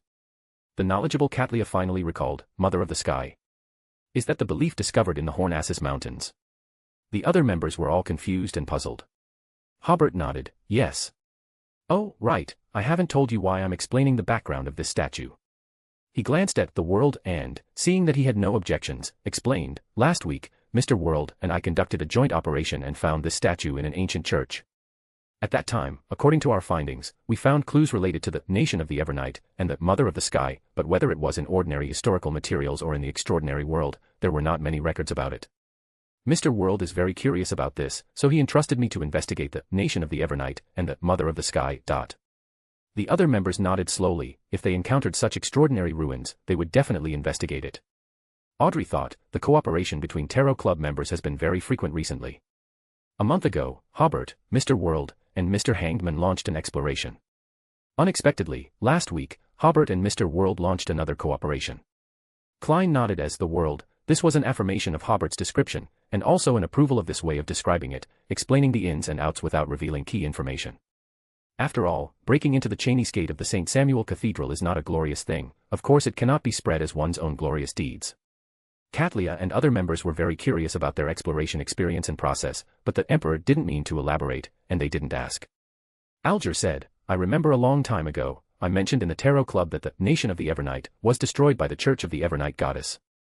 Audrey also recalled the information announced by Mr. Hangman at that time, and had a more concrete understanding of the nation of the Evernight. Yes, but we'll get to the point of the country's destruction later. Hobert continued, I verified my previous guess with the Creator and got a positive answer. The Mother of the Sky is indeed a descendant of the Annihilation demonic wolf. And I also got a very shocking news. Well, I'll talk about this news later. Let's talk about Mother of the Sky and Antigonus first. They are the daughter and son of the Annihilation demonic wolf, both natural mythical creatures. Mother of the Sky is the older sister, and Antigonus is the younger brother. Antigonus. Katlia asked, is that Antigonus who was active in the fourth epoch? That's right. Hobert gave a definite answer, also the ancestor of the later Antigonus family. Everyone was stunned. They didn't expect that this great nobleman of the fourth epoch was actually a descendant of the Annihilation demonic wolf. Alger suspected, could it be that the angels, or rather, the great nobles, who were active in the fourth epoch can be traced back to the second epoch? Audrey also sighed, such a background is very unexpected. I originally thought that after the second epoch, the ancient demonic beasts with crazy tendencies were basically extinct, but I didn't expect them to become great nobles in the fourth epoch. Emlyn also had a similar idea, he sighed, this is the extraordinary world. There are always some creatures as long-lived as the sanguine. Derek realized, the descendants of the ancient gods who ruled the earth in the second epoch, their influence is so far-reaching. Hobert gave everyone a few seconds to sigh, and then continued, according to some fragmentary clues I got, I basically restored the birth and demise of the nation of the Evernight. After the Annihilation demonic wolf fell, Mother of the Sky, and Antigonus fled to the northern continent and hid in the highlands of the Hornassus Mountains. Later, in order to stabilize their state, they cautiously developed some believers on the plateau, and as the number of believers increased, the nation of the Evernight gradually formed. And from the pathways of Mother of the Sky and Antigonus, the religious beliefs of the nation of the Evernight can be explained. Hobert explained, in an archaeological work about the nation of the Evernight, historians discovered that the people of this country all believed in the Mother of the Sky, but their concept of death was very strange, believing that relatives could be resurrected after death. So in this country, when someone dies, they will place the deceased's body at home, waiting for the resurrection of their relatives. What is difficult for historians to understand is that, according to some records on the murals, those who died really resurrected. If we interpret this process with mystical knowledge, it is not difficult to understand. According to some of Antigonus' abilities, it is not difficult for us to judge that these deceased people were not really resurrected, but became Antigonus puppets. The most surprised person was Klein. Antigonus alone, no, one wolf, can control a small country scale, or a city scale, of puppets. Join the Church of Miss Raven and become a Sequence 9, reader patreon.com/keyoffstars for more chapters. Chapter 583, Chapter 582 The Fool and Antigonus. Join the Church of Miss Raven and become a Sequence 9, reader patreon.com/keyoffstars for more chapters. Justice Audrey asked, Emperor, is the scale of the nation of the Evernight small? Or are there few deceased people there? Answering this question was the World, or rather, Klein, who graduated from the history department. According to the ruins found on the mountain top, the nation of the Evernight has at least a city that can accommodate tens of thousands of people, as well as corresponding villages and towns. Audrey frowned, then, there should be many deceased people, right? Of course, the number of deceased people each day may not be large, but for a country of this size, it would accumulate to a large number. Emperor Hobert pondered how to answer before saying, I said earlier that Antigonus was born as a mythical creature, meaning he was an angel from birth. And angels were called demigods in ancient times. They can already do many things that seem like miracles to us. Or to put it simply, after becoming a sequence too, they are even more like gods, possessing powers and abilities that we can hardly imagine. For example, they can manipulate marionettes in units of 10,000. Hanged Man exclaimed, if he were a general, he could launch a medium-sized war with his marionettes. Other members had similar thoughts. In their view, this was more like a miracle. This was the first time they felt that angels could exhibit godlike powers. Klein was more concerned, why does he need so many marionettes? Hobert weighed it in his heart and decided to keep this secret for now. After all, this isn't the lawyer pathway, nor is it the sequence 1 advancement ritual for the adjacent pathway arbiter. It's the kind of information that would be strange for a lawyer pathway demigod to know. So, he lied, I'm not very sure either, but considering that Amon needs to use his avatars to stabilize his state, does he also need a large number of marionettes to stabilize his state? Klein nodded slightly, feeling that this method of stabilizing one's state was quite good. He sometimes worries about needing believers to stabilize his state in the future. Because that means he must establish his own church and develop his own power. If he could solve this problem with marionettes, that would be great. Kathlia asked, so, some miracles that we find difficult to understand may be things that those angels or gods have to do. Could this concept be used to explain the hidden sage chasing after beyonders to instill knowledge? Hobert didn't know how to answer this question, maybe so. Kathlia nodded slowly, then a new question arises, why does the hidden sage chase after us to instill knowledge? Can't he solve the problems he encounters in other ways? Audrey exclaimed, I still can't imagine what it would be like for a city of tens of thousands of people to be under the control of one person's will. Would those people be doing the same actions and saying the same words? Goddess, living in such a city, how could the residents of the nation of the Evernight think that such a bizarre thing is the resurrection of loved ones? Through Justice's description, everyone seemed to imagine such a bizarre scene. In a city, some residents' movements and language are normal, while a portion of the residents, regardless of gender or age, are doing the same actions and saying the same words. Hobert smiled, this may be the help brought by divinity. Well, I'm not sure about the specific operations, but we can speculate. What if we design a personality, life, and identity for a marionette, and then just connect it with a spirit-body thread, without managing it, and the marionette can operate on its own according to these designs? Sitting at the head of the table, Klein suddenly looked at the world sitting opposite him. At that moment, he seemed to see the world reveal a strange smile. But soon, he breathed a sigh of relief. He was just scaring himself. That's just a puppet. Klein comforted himself, as long as it's a marionette, the spirit-body thread is under my control, and it's impossible for him to do anything beyond my expectations. Audrey exclaimed, unbelievable. Alger said, maybe this is the power of God. He lowered his head and glanced at the head of the bronze long table. Kathlia also had a similar action. They both knew that this question could get a clear answer from the fool. But they didn't dare to look directly, only daring to look at that mysterious gray fog. The fool seemed not to notice their gazes and did not offer an explanation. They didn't dare to ask either, after all, they couldn't figure out the thoughts of the gods. Asking such a question might offend Mr. Fool.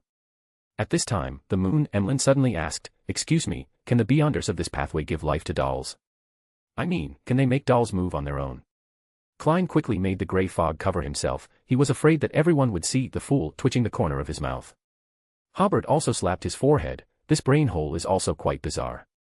Seeing that everyone's expressions were a bit strange, Emlyn didn't feel that there was anything special about his question, we're just doing some discussions, aren't we? That's right. Kathlia seemed to understand something, I don't think so. She explained, I heard that to make a marionette, you need to control the other party's spirit-body thread, and dolls don't seem to have spirit-body threads. Even the son Derek understood, Mr. Moon likes dolls. Isn't that something only children play with? Although resources are scarce in City of Silver, there is also the concept of toys, but being laughed at by classmates if you still play with toys after going to school. Emlyn's disappointment was evident, that's a pity. Originally, Klein wanted to tease him, saying that seers can give spirit-body threads to some items after reaching high sequence, but he thought about it and didn't say it. If Emlyn really asks him to give life to his doll in the future, he is really afraid of turning this guy into a marionette, lest he do something disrespectful to life. After the moon's interruption, a rather serious and bizarre discussion could no longer be serious or bizarre. Hobert cleared his throat and continued, the great creator said that around the early 4th epoch, Antigonus advanced to sequence 1 and began to operate in the northern continent. This is linked to the information I obtained from other channels before. Antigonus first pledged allegiance to the Solomon Empire and later supported the Tudor Empire. His colleagues should be familiar to everyone, Mr. Dor, Amon, and Adam. Suddenly, the mysterious nation of the Evernite was linked to the history that everyone was familiar with. Hobert continued, what I'm going to say next has nothing to do with the nation of the Evernite and the mother of the sky, but it's a secret about the Tudor Empire. This is also one of the reasons why Hobert asked each of them for help worth £1,000. As for the source of this information, Hobert explained it this way, this information comes from the notes of a member of the Tudor family, and the credibility is quite high. Everyone never doubted the source of information from Emperor. Hobert said this purely out of guilt. He said, Adam and Amon helped Antigonus become the king of angels. This process is truly unbelievable. Other members, including the fool at the head of the table, straightened their backs. This is the specific method to become the king of angels. When Emperor guessed the way to become the king of angels before, everyone was very interested. Even if they don't have the opportunity to become the king of angels, it doesn't prevent them from wanting to hear how to become the king of angels. But that time, he only said a rough idea. This time, there will be specific operations. Of course, Klein is the one who most wants to get this information, after all, that is the way for the seer pathway to become the king of angels. Everyone held their breath and looked at Emperor, only to hear him say, first, they captured a demigod of the Solomon Empire. Adam performed deep hypnosis and corresponding memory transplantation, making the other party think that he was Antigonus. Then, with Antigonus's cooperation, Amon stole his identity and fate. Antigonus used his corresponding abilities to combine the identity and fate in Amon's hands with the experimental subject. The demigod of the Solomon Empire began to live as Antigonus and actively tried to accommodate the uniqueness of the seer pathway after a period of time, but ultimately failed and lost control. At this time, Antigonus lifted his previous abilities, allowing his identity and fate to return to Amon's hands. Amon ended the theft and returned them to the original owner. In this way, Antigonus successfully accommodated the uniqueness and became the king of angels. Everyone was collectively silent for a few seconds, and then their questions came one after another. First, Audrey asked, Adam can do memory transplantation, this is really unbelievable. Originally, she thought that if Adam wanted not to be noticed by everyone, using psychological hints would make everyone not notice him. This was already a very terrifying ability. But unexpectedly, Adam once again refreshed her understanding of a high-sequence spectator, and can actually transplant memories. Just imagine, this is the ability to turn one person into another. Audrey's heart immediately appeared with such a superficial concept. A and B are enemies, A and C are friends. A asks Adam to help him avenge, so Adam transplants C's memory to B, then A has two friends, and the enemy's personality disappears. Just thinking about it, she felt cold in her heart. Hobert vaguely replied, I'm not very sure about this either, but I said before that the source of this information is relatively reliable, and Adam should have such ability. Derek suddenly asked, I wonder if Adam can preserve the memories of the dead and then transplant them to another person. Is this a resurrection in some sense? He first thought that it would be great if there was a way to preserve his parents' memories before. Emlyn said, you should ask this, transplanting the memory of a dying person to a young person, is this a resurrection in some sense? Furs felt that this was very similar to the ideas of some science fiction novels, so she asked, then the question is this living person the dying person? Or the young person? Hobert suddenly clapped his hands, this is the ability of the King of Angels level. We, as ordinary beyonders, should not use universal morals and consciousness to think about these things. Because this will only consume our energy, and the final result of thinking is of no use to us. I suggest that the discussion of this issue ends here. When everyone has enough divinity, perhaps there will be no such problems.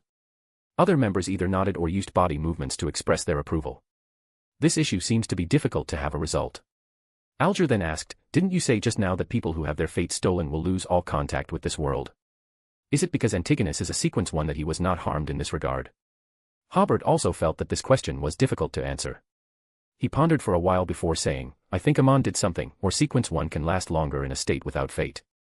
He only remembered that this happened, but the use of beyonder abilities can only be explained by speculation, and before that, Hobert did not make corresponding speculations. Katlia then asked, where did Antigonus's uniqueness come from? That is the uniqueness, not potatoes that can be seen everywhere on the roadside. Hobert had an impression of this. There are two corresponding pieces of information about this. One is picked up when the annihilation demonic wolf fell. The other piece of information shows that because of the law of beyonder characteristics convergence, Antigonus encountered the uniqueness of the pathway. Hobert spread his hands, both of these statements are reasonable, and I have not found any relevant clear records, so I don't know which one is closer to the truth. Everyone also realized that this was after all something that happened more than 1,000 years ago. If Antigonus himself did not leave corresponding records, or knowledgeable people left corresponding notes, it is indeed difficult to restore such details. Finally, Klein manipulated the world to say, why did they do this? I mean, does every pathway have to do this to become the king of angels? Or can this effectively avoid madness and loss of control after accommodating the uniqueness? Afraid that Hobert didn't understand, he explained, what I mean is, if it's just to avoid losing control, then can't Amon simply steal the loss of control when it occurs? Adam can also make certain psychological hints to keep Antigonus sane when he loses control. In fact, there is some risk in asking this. After all, the fool is like the true god of this pathway, but as a blessed one, he doesn't know why. But this information is very important, and Klein must ask clearly. Moreover, the fool will not tell all the information of the pathway to the blessed one, so asking this is not a big problem and is worth the risk. I understand what you mean. Hobert said, they obviously have simpler and more practical methods, why would they make things so complicated? The world nodded, indicating that was exactly what he meant. Hobert pondered for a moment, then tentatively speculated, I'm not entirely sure why, but I suspect that accommodating the uniqueness might require a certain ritual. He spread his hands. Although accommodating the uniqueness isn't a true advancement, the risks should still be considerable. Using a ritual as an aid would make sense. Klein slowly nodded, finding this conjecture quite reasonable. Then he asked, why did Amon and Adam help Antigonus? Was it merely to enhance the Tudor Empire's strength? Thinking about it, the two brothers had done quite a bit during the Fourth Epoch, seizing Medici's chance to become a god and helping Tudor establish their empire. Only today did he learn that they had also helped Antigonus accommodate the uniqueness. I think there are two reasons, Hobert said. First, Antigonus likely had a deal with Tudor, and Tudor asked the brothers for help. Second, Amon was willing to help. First, besides Mr. Dor truly supporting Tudor, most other great nobles were essentially forced to choose to support Tudor. For example, Adam and Amon. We previously traded information about the death of the ancient sun god, so everyone should understand that those two brothers certainly wouldn't support Trunsoist, who was favored by the six gods. It's said that Amon had some conflicts with Solomon, but I'm not sure what they were. However, the brothers certainly wouldn't support the Solomon Empire, which was clearly at a disadvantage and constantly seeking a way out. Ultimately, they basically had no choice but to support the Tudor Empire. There was also another great noble, Tamara. As far as I know, she betrayed Trunsoist due to unfair treatment from the six gods and had no choice but to rely on Tudor. So, to win over the wavering Antigonus, wouldn't Tudor promise to help him accommodate the uniqueness? The world gave a muffled indicating that he thought the Emperor's guess was reasonable. Audrey thought, is this the politics of the Beyonder world?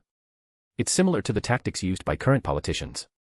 Well, whether it involves Beyonder abilities or not, the methods of vying for benefits are largely the same. Alger crossed his arms.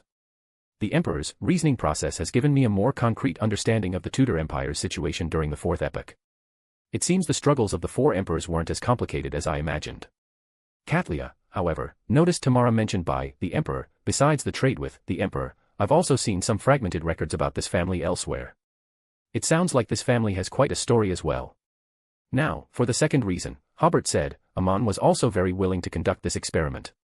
After all, he and Antigonus are from adjacent pathways, and he was eager to participate in the process of accommodating the uniqueness in this pathway, to observe the process. As for Amon's goals of using this experiment to test the extent of the celestial worthy's awakening, to dilute and resist the celestial worthy's consciousness, and so on, this information was too secret and not suitable for Hobert to reveal publicly at this time.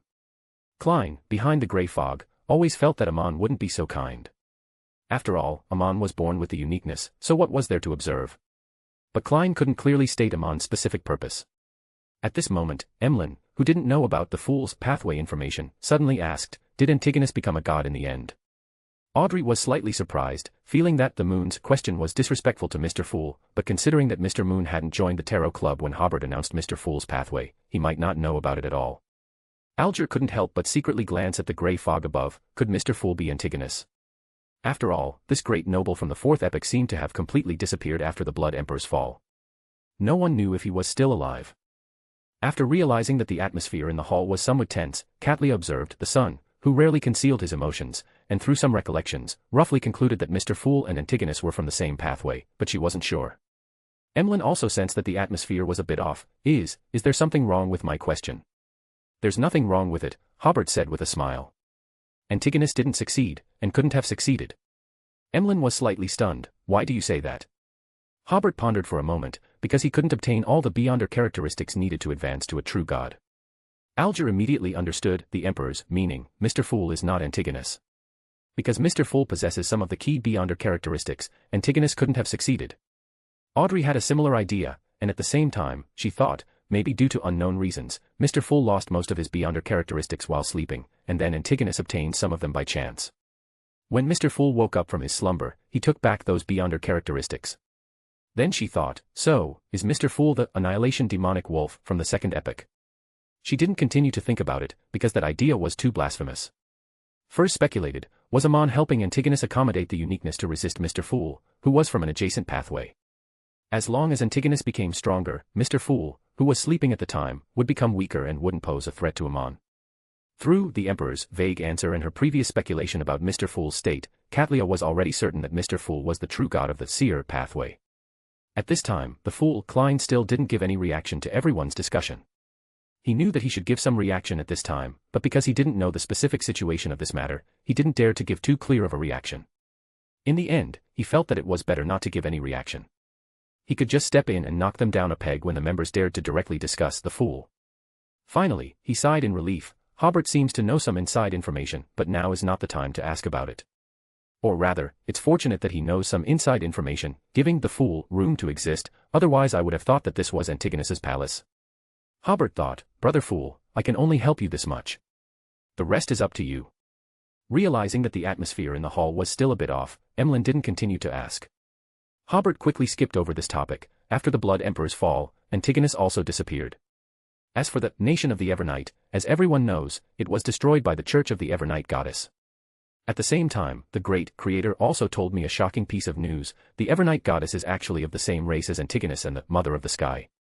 Join the Church of Miss Raven and become a Sequence 9, reader patreon.com/keyoffstars for more chapters. Chapter 584, Chapter 583 The Life of the Goddess. Chapter 583 The Life of the Goddess. Join the Church of Miss Raven and become a Sequence 9, reader patreon.com/keyoffstars for more chapters. The fool Klein and the other members took a few seconds to react before expressing their surprise. Especially Klein, a believer of the goddess, and Justice Audrey, they felt this was completely blasphemous to the gods. But considering that this news came from the Creator, they became silent. After their initial surprise, the other members felt that this seemed like an acceptable fact. After all, they already knew that the god of knowledge and wisdom was once a giant dragon. However, they were still surprised. Could the origins of the gods be traced back to the second epoch? When I heard this news, I was also very shocked, Hobert said. But it also seems very logical. After all, it is said that the annihilation demonic wolf controls both the sleepless and seer pathways. Moreover, when we traded information about the ancient gods, we mentioned the attendant gods of the ancient gods. Among them, the attendant gods of the annihilation demonic wolf included Salinger, the god of the dead, and Amon-Isis, the goddess of misfortune. I only just learned that this goddess of misfortune is the later Evernight goddess. So, Amon-Isis is the true name of the Evernight goddess. Klein realized at this moment that his experience as a Nighthawk gave him a very unique feeling towards this god. He hadn't felt anything when he heard the true names of other gods before, but hearing the true name of the Evernight goddess felt very blasphemous. He really wanted to forget this name immediately, but the name lingered in his mind. Alger, on the other hand, began to recall the names of those attendant gods they had traded before. At the time, he hadn't paid attention to these attendant gods, but now it seemed that after the ancient gods fell, their attendant gods played a significant role in the third and fourth epochs. Currently, just from what I know, 4 of those attendant gods later became gods, namely the current god of combat, the god of knowledge and wisdom, and the Evernight goddess, as well as the fallen underworld emperor. Katlia realized, when the Creator was encircling and suppressing Amon's avatars, he asked Emperor to pray to the Evernight goddess, and received the help of this god. Moreover, the Creator knows so many secrets about the Evernight goddess. These 2 gods should have been very familiar before, right? Does that mean the origin of the Creator can also be traced back to the second epoch? Audrey also thought of this. Do the Evernight goddess and the Creator, as well as Mr. Fool, know each other? Have they formed a broad alliance? This made Audrey feel a little better because, in her opinion, these 3 gods were full of justice and should be on the same front. Klein also belatedly realized that the Creator and the Evernight goddess might have known each other before. Then, he suddenly realized that this was an opportunity for the Fool to speak. Otherwise, the members had been discussing the Fool's pathway so much, but the Fool had not expressed any opinions on this, which would be very strange. So, Klein, sitting at the head of the table, smiled and said, "Your discussion has reminded me of something." Everyone looked towards the head of the bronze table. However, Mr. Fool didn't say specifically what he had recalled, but this was enough to create corresponding associations in everyone's minds. Audrey sat up straight. I knew it, Mr. Fool must know the Evernight goddess. It's just that Mr. Fool seems to have only recently awakened from his slumber last year and may not have fully recovered his memories. Alger also nodded in a, I understand, manner. Maybe Mr. Fool simply doesn't know Antigonus. After all, Mr. Fool was sleeping at that time. Furs strengthened her previous guess. Amon's help to Antigonus was obviously to prevent Mr. Fool from suddenly awakening. It's a pity that Antigonus still failed, or rather, the arrangements Mr. Fool made before his slumber meant that no beyonder of the same pathway could replace his position as a true god. Moon Emlyn also pondered in his heart, no wonder the ancestor asked me to attend this gathering. Mr. Fool must have recalled something about the Evernight goddess. Since he knows an attendant god from the second epoch, there's no reason why he wouldn't know the sanguine ancestor, one of the ancient gods at the time. Hobert smiled slightly and thought to himself, the fool seems to have said something but also seems to have said nothing at all. But this sentence is just right. This crisis public relations is good. At this time, son Derek, who didn't have a strong sense of identity with the 7 orthodox gods, suddenly said, Mr. Emperor, if the Evernight goddess and the Mother of the Sky are of the same race, why did the Evernight goddess destroy the nation of the Evernight? Everyone was stunned. That's right, since they are of the same race from the second epoch, shouldn't they help each other? How could the Evernight goddess simply destroy the nation of the Evernight? Hobert took a deep breath and considered for 2 or 3 seconds before saying, I have a conspiratorial guess here. Since Son has asked about this, I will share this guess with everyone. It doesn't matter if you don't agree with my view, just treat it as listening to a story. Everyone held their breath and looked at Emperor. Klein guessed that what Emperor was about to say was very likely to be black material about the Evernight goddess, or black material fabricated by others. It is said that after the Blood Emperor fell, the Church of the Evernight goddess also hunted down Antigonus. Hobert saw that everyone didn't quite understand what this news represented, so he further explained. If the Church of the Evernight goddess attacking the Mother of the Sky can be understood, after all, the Mother of the Sky is an angel of the sleepless pathway, and attacking her is to obtain beyonder characteristics and further strengthen the power of the Church. But the question is, why did the Church of the Evernight goddess also hunt down Antigonus? Is it just because Antigonus supported the Tudor Empire? Then why haven't we seen other churches pursue Antigonus as relentlessly as the Church of the Evernight goddess? Even now, they still attach great importance to the descendants of Antigonus and related cases. Is it just because Antigonus is one of the gods of the nation of the Evernight, and they are afraid of his revenge after destroying the nation of the Evernight? Everyone then understood why Emperor wanted to emphasize this point. It was indeed a bit illogical. Moreover, everyone could hear that although Emperor kept talking about the Church of the Evernight goddess, he was referring to the Evernight goddess. Klein first recalled the series of cases triggered by the diary of the Antigonus family. The Church of the Evernight goddess did attach great importance to such cases. Then, based on his previous experience as a keyboard warrior, he guessed, could it be that the Evernight goddess has some huge secret that she is afraid will be spread by her compatriot Antigonus? This time, Hobert didn't give everyone time to guess, but simply continued, so I heard such a guess that in the battle of the gods that occurred in the second epoch, the ancient god Lilith fell, taking with her the mutant king and the annihilation demonic wolf. That is to say, in that battle, the opponent of the ancient god Lilith was 2 other ancient gods. How did she make 2 ancient gods perish with her? Before this, regarding this battle of the gods, I also found a related piece of information. It is said that Antigonus once personally saw the blood of the annihilation demonic wolf splatter on the goddess of misfortune. This information seems to be a specific description of the battle of the gods, but everyone think carefully, why would the blood of the annihilation demonic wolf happen to splatter on the goddess of misfortune? Everyone seemed to have thought of something, but they always felt afraid to think further. Could it be that the goddess of misfortune helped the ancient god Lilith, allowing the annihilation demonic wolf to complete the process of perishing together? Hobert said. Otherwise, the goddess of misfortune is more likely to be dealing with the attendant gods of the ancient god Lilith. Why would she suddenly appear on the battlefield of the 3 ancient gods? Audrey immediately said somewhat excitedly, impossible. Absolutely not like that. Perhaps she was just going to help. Klein, however, already felt that this might be the case. The reason was very simple, with a true god in the same pathway, if you want to become a god, you either have to jump to an adjacent pathway, or backstab the god of that pathway.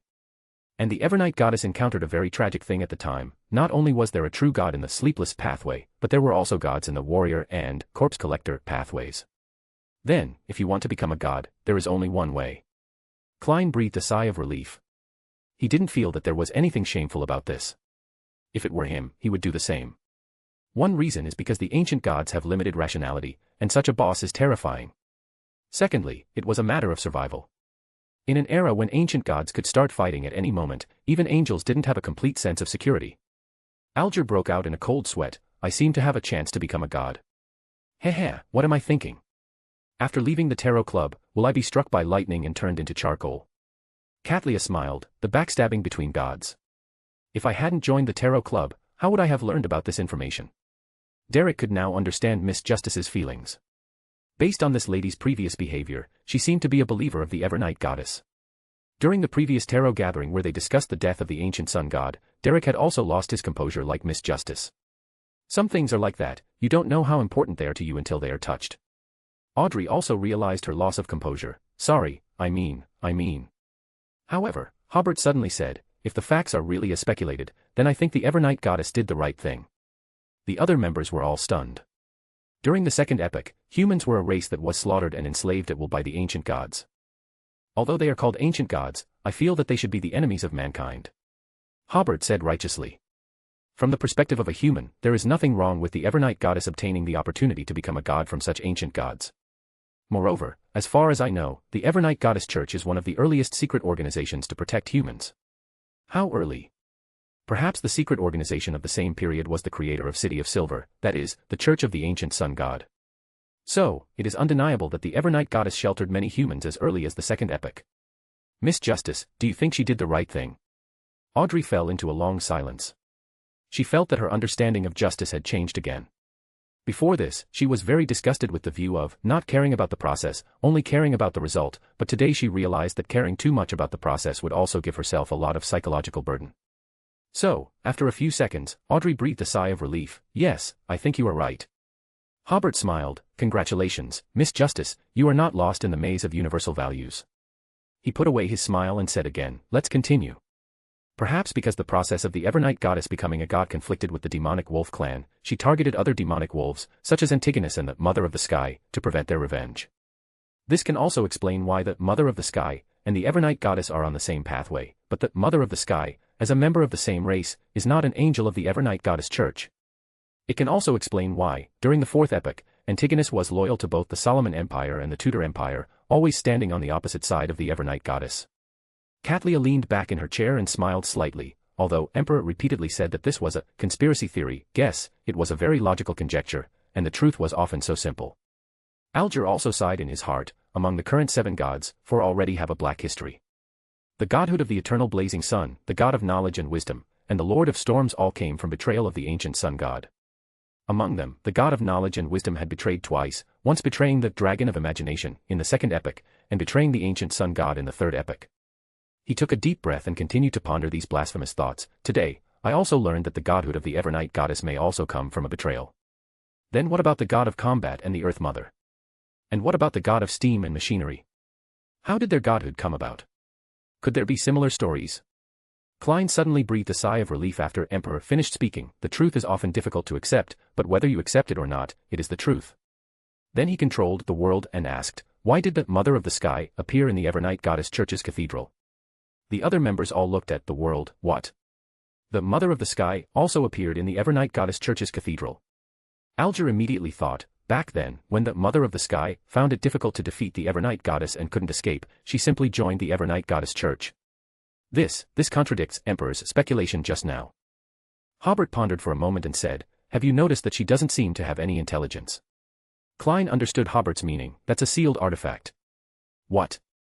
The Mother of the Sky became a sealed artifact of the Evernight goddess church.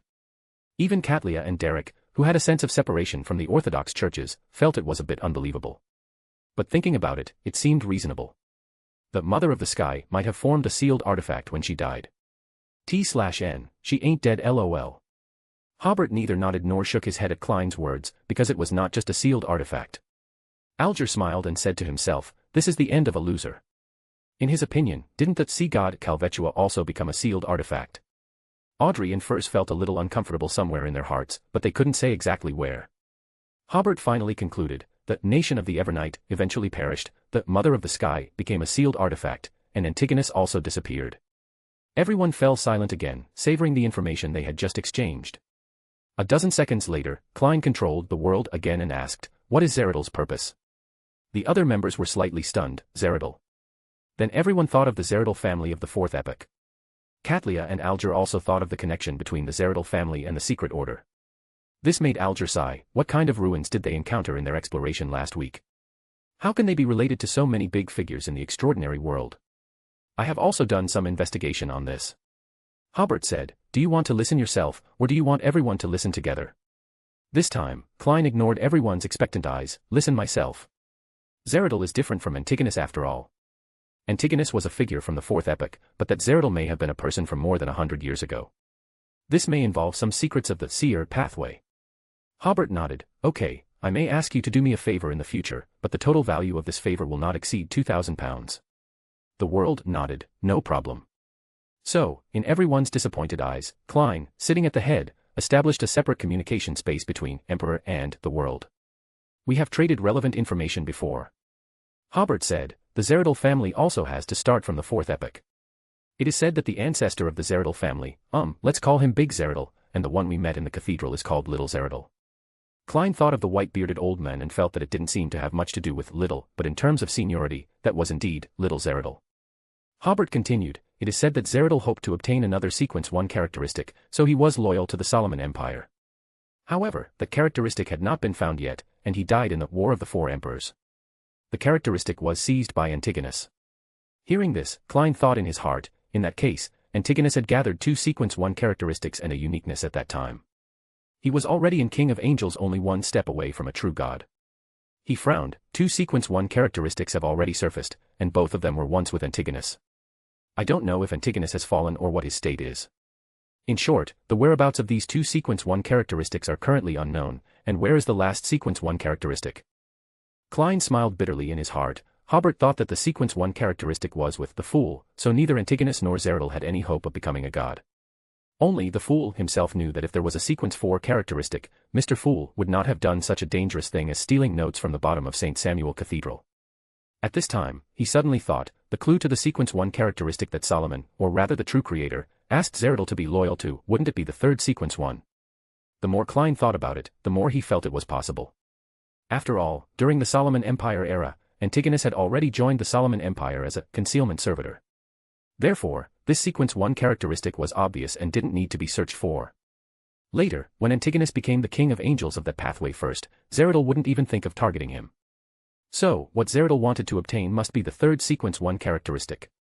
By relying on 2 sequence 1 characteristics, he could also become a King of Angels and be able to contend against Antigonus. Seeing Klein in deep thought, Hobert waited for a while. Only when Klein seemed to have finished his contemplation did he continue, Little Zeradal is interesting. I heard that he seemed to have had an accident while advancing to sequence 3 and disappeared from the 4th epoch, directly appearing in the 5th epoch. Klein was slightly stunned and manipulated the world to ask, was he sealed somewhere at the time? Sealed for hundreds or thousands of years? Hobert shook his head. I'm not very clear about the specifics. It is said that he felt like he went from the 4th epoch to the 5th epoch overnight. The world chuckled hoarsely. What a strange encounter. In his heart, he thought, could this be considered time travel? Hobert continued, the main reason we know some information about Little Zeradal is because he invested in Roselle after successfully advancing to an angel. In some of Emperor Roselle's notes, we can occasionally see some descriptions about Little Zeradal. Klein behind the grey fog thought, so that's how it is. With such a source of information, Klein was even more convinced of what Hobert said. Hobert continued, according to some clues we found, Little Zeradal seemed to have obtained the Antigonus family's notes in order to advance to sequence 1. Regarding this point, Klein had seen it in Roselle's diary, and he also knew that the Antigonus family's notes were stolen from the Church of the God of Steam and Machinery with Roselle's help. Hobert said, do you remember our previous transaction about the Antigonus family members? Among the members of that family, there is a demigod. It is speculated that their ancestor may have been sealed in the Hornassus Mountains. I have verified this information with the great Creator. The answer given by the Creator is that if Antigonus is not dead, he should be there. It's just that we don't know what state he is in now. When it came to high-level information about the seer pathway, Hobert had to be as vague as possible, because just like the empty shell Creator, if he spoke too detailedly, the fool would easily be exposed. Klein recalled some of his previous divinations. At this time, he was quite certain that Antigonus should be in the Hornassus Mountains, in an old palace. Then he could also be sure at this time that the whispers in his ears every time he advanced were influenced by Antigonus. At the same time, Klein realized that Hobert had concealed something in the previous transaction regarding the nation of the Evernight and Antigonus. He couldn't help but think, maybe he wasn't too sure about the authenticity of this information, so he didn't announce it. Of course, it might also be because Hobert felt that this information involved Mr. Fool, and he didn't dare to announce it to everyone. No matter what the reason, Klein felt that these £2,000 were well spent. He wouldn't even mind paying this sum of money right now. Hobert continued, I speculate that Antigonus is indeed in the Hornassus Mountains, and that Antigonus' family's notebook may have a subtle connection with Antigonus. Of course, it is also possible that this notebook records the hope that little Zeradal needs to advance to sequence 1. Well, I want to state again that most of what I am about to say is my speculation. I only know some fragmented information, and these fragments can only be filled in with speculation. The world gave a muffled, Hobert's speculations had always been very meticulous.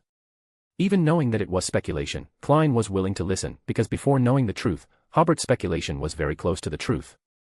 Hobert continued, in any case, little Zeradal should have arrived at the Hornassus Mountains and obtained a sequence 1 characteristic. And I think this uniqueness is the uniqueness that Antigonus seized from Zeradal back then, because Antigonus never had time to accommodate this uniqueness due to the outbreak of the War of the Four Emperors.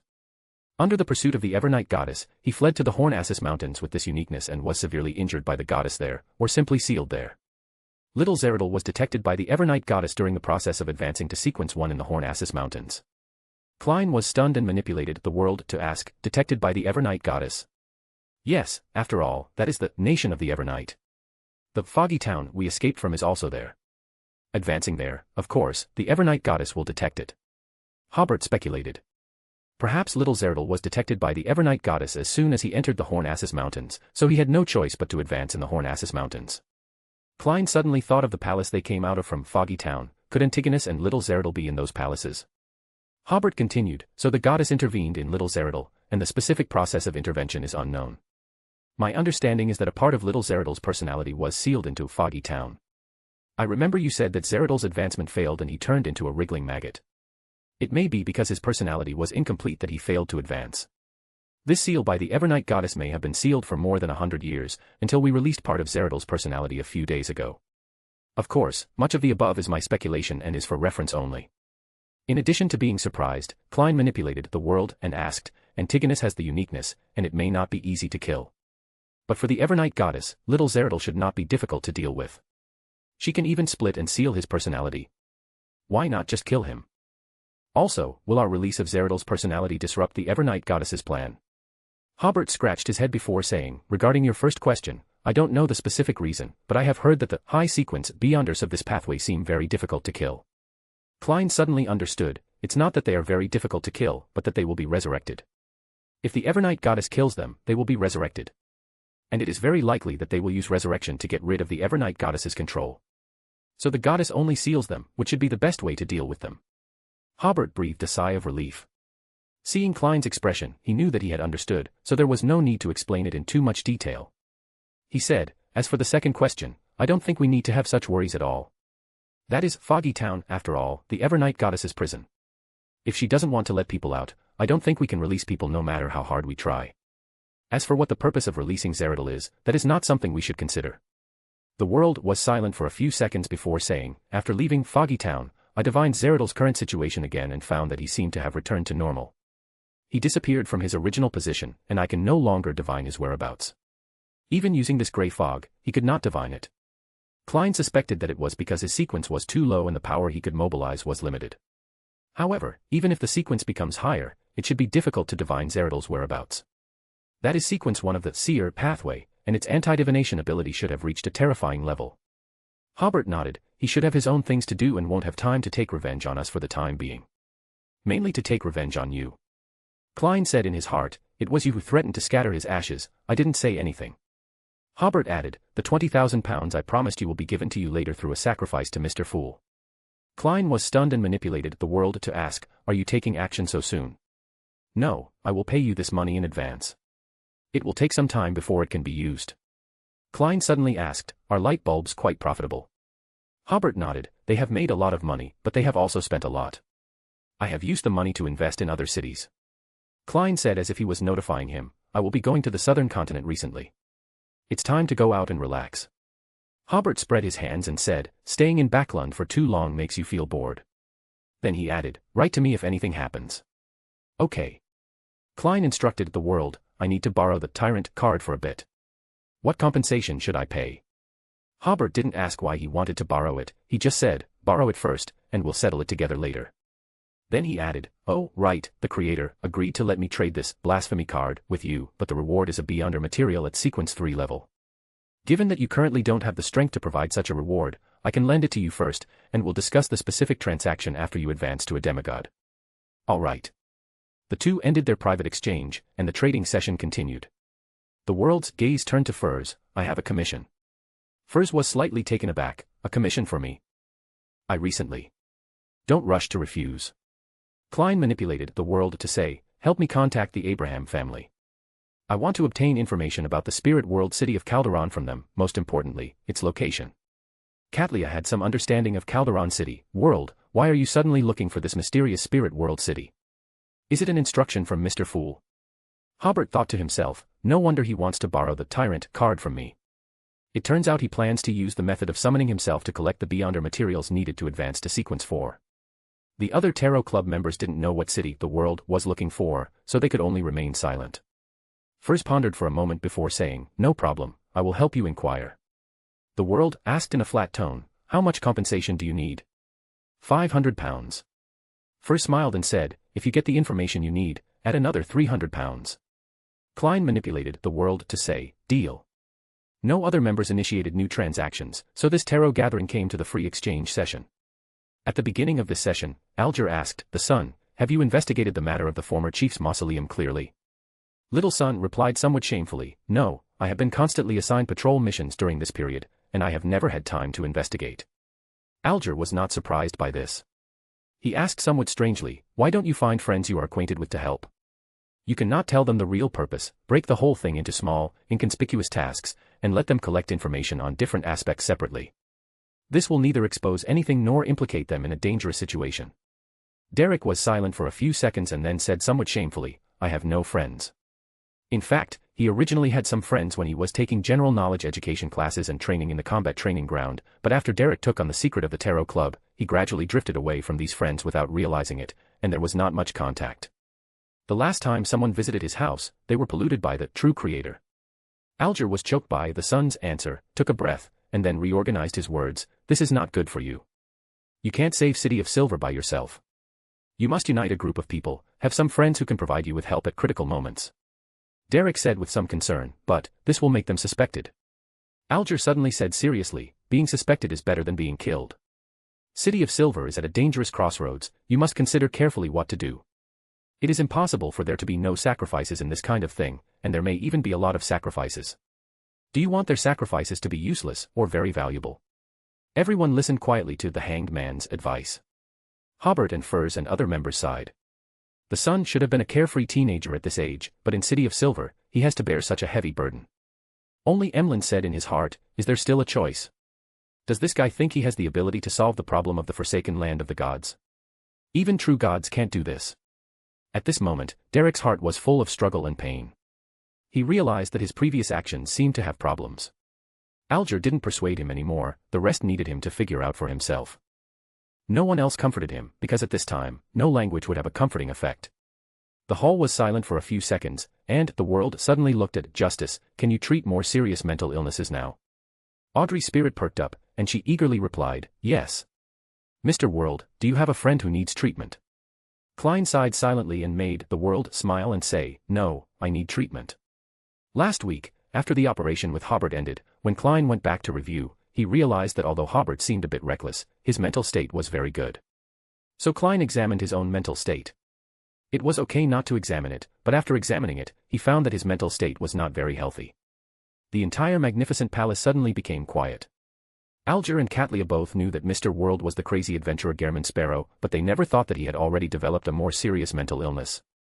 Hobert also sighed silently in his heart. "I discovered long ago that Klein put too much psychological pressure on himself and became a little withdrawn. However, I also know that there is only one way to solve this problem: avenge the captain." Audrey carefully observed the world with some surprise, and then recalled the world's previous words and deeds. "Mr. World, according to my observation, you should not have a more serious mental illness. If it's just simple anxiety, you can relieve and recover through self-regulation and self-relaxation, and you don't need to receive treatment." The world smiled and said, "I am just making an appointment now. If similar symptoms appear in the future, I hope to receive timely treatment." Audrey thought for a while before saying, "No problem, but I may need a friend to send me for treatment. I hope you can be mentally prepared." She planned to have Hobert use travel to send her for treatment if needed. It's so extravagant, seeing a doctor requires a demigod to pick you up and drop you off. If you weren't a member of the tarot club, the consultation fee alone would be a big expense. The world said in a low voice, okay. Everyone talked about some interesting things they encountered last week. When no one spoke, Klein announced the end of this tarot gathering. Empress Burrow, in Earl Hall's luxurious villa. After Audrey returned to the real world, she looked at the ceiling in a daze for a long time. Goddess, the goddess is actually from the demonic wolf clan. In the minds of other believers, God is God. This is a symbol, a sign. But through several transactions of the tarot club, Audrey knew that God was once a beyonder. But in her subconscious, all the righteous gods should be human beings. Before, when she knew that the god of knowledge and wisdom was a giant dragon, Audrey was just a little surprised and didn't feel anything. At today's gathering, involving the Evernight goddess she believes in, she truly realized the seriousness of this problem. Audrey slowly got up and stretched. The race issue can be put aside for now. The means by which the Evernight goddess obtained the godhood made Audrey feel blasphemous just thinking about it. She couldn't help but shake her head with a smile, and said in her heart, "This reminds me of a sentence Hobert said before, some things are better not known than known." At that time, I just thought he was complaining. Under my observation, I can see a lot of his thoughts. Today I realized that he was actually reminding me to use that mind-reading ability sparingly. Knowing too many things is not a good thing. Thinking of this, Audrey put away her smile. Thinking about it this way, Hobert has repeatedly described to me in conversations that this world is not a black and white world. He has been trying to get me to notice this, to get me to mature as soon as possible, but I have focused on other things. Join the Church of Miss Raven and become a Sequence 9, readerpatreon.com/keyoffstars for more chapters. Chapter 585, Chapter 584 Leonard digs a grave. Miss Raven. Chapter 584 Leonard digs a grave. Join the Church of Miss Raven and become a Sequence 9, readerpatreon.com/keyoffstars for more chapters. Hobert saw the familiar roof and suddenly yawned. Bathed in the warm sunlight, feeling lazy all over, and with his beloved by his side, it was the perfect condition for an afternoon nap. But he couldn't sleep today. He yawned again, having arranged the altar to receive the bestowal and obtained the method of making talismans using the worm of time. This knowledge appeared directly in his mind. He only needed to recall it, and the knowledge would immediately appear. Furs also struggled to get up. "I have to write a letter to my teacher." Hobert tidied up the altar but found her lying down again. "Why aren't you writing?" "I'll lie down and think about it first, then get up and write when I've got it all figured out," Furs said, yawning as she spoke. "Oh." Hobert began packing up to return to Backlund. He put on his coat, took the documents Furs had brought about the Longtail Island, and 3 coconuts. Finally, he picked up his cane. When he looked at Furs again, the writer was already asleep, still contemplating how to write her letter. Hobert smiled helplessly, kissed Furs on the forehead, and then used travel to return to Backlund. He arrived at his study and had just finished offering the £20,000 in cash and the tyrant card to the fool when the butler, Dofus, reported, "A Mr. Leonard wants to see you." Hobert was taken aback and immediately got up. "Take me to him." Soon, in a small reception room, Hobert met Leonard, who had black hair, green eyes, and outstanding looks but a somewhat scattered and casual temperament. He smiled and said, "It seems the light bulb factory is very busy." "It's all right, probably not as busy as you guys," Hobert said with a smile. "You seem to have something urgent to discuss. Why didn't you send a messenger with a letter?" "Because the matter I want to discuss with you is very confidential," Leonard said with rare seriousness. Hobert understood his implication and asked Dofus to leave first. After the door was closed, he asked, "What is it?" Leonard was still a little uneasy. He took out a silver dagger, built a wall of spirituality, and then whispered, "I discovered a big secret today." Hobert thought, could it be that he discovered that I entered the Chinese gate? But he remained calm on the surface and said, "What is it?" "That you had to come and find me in person. Klein is not dead." Leonard's expression was very complicated at this time, with relief, surprise, and incomprehension. Hobert was very surprised. How could I have forgotten this? "So, you've already gone to Tingen City to dig up the grave?" Leonard took a deep breath. "When I came to this conclusion, I was as surprised as you." Hobert ed, but thought to himself, actually, the points we're surprised about are different. Leonard continued, "This morning, when I was sorting out old cases, I got a photo of that so-called Sherlock detective, not long after he came to Backlund, and I accidentally discovered that it looked very similar to Klein. So I mentally removed the glasses and mustache from the person in the photo, and it was at least 80% similar to Klein. I immediately reinvestigated Sherlock detective's landlord. This great detective only did very simple disguises when he first appeared." "Haha," Leonard suddenly laughed excitedly, "unless Klein has a twin brother, it's hard to convince me that it's not Klein." At the same time, the timing also matches. Sherlock appeared a week after Klein died, and Sherlock was also involved in the Lenevis case. And the subsequent Capim case and the Backlund smog incident were all him tracking down in Sangwil. Leonard clenched his fist excitedly and finally concluded, Sherlock is Klein. He has been looking for Ince Sangwil. He has never forgotten to avenge the captain. Hobert then began to perform, as if belatedly realizing, you mean, Klein is not dead?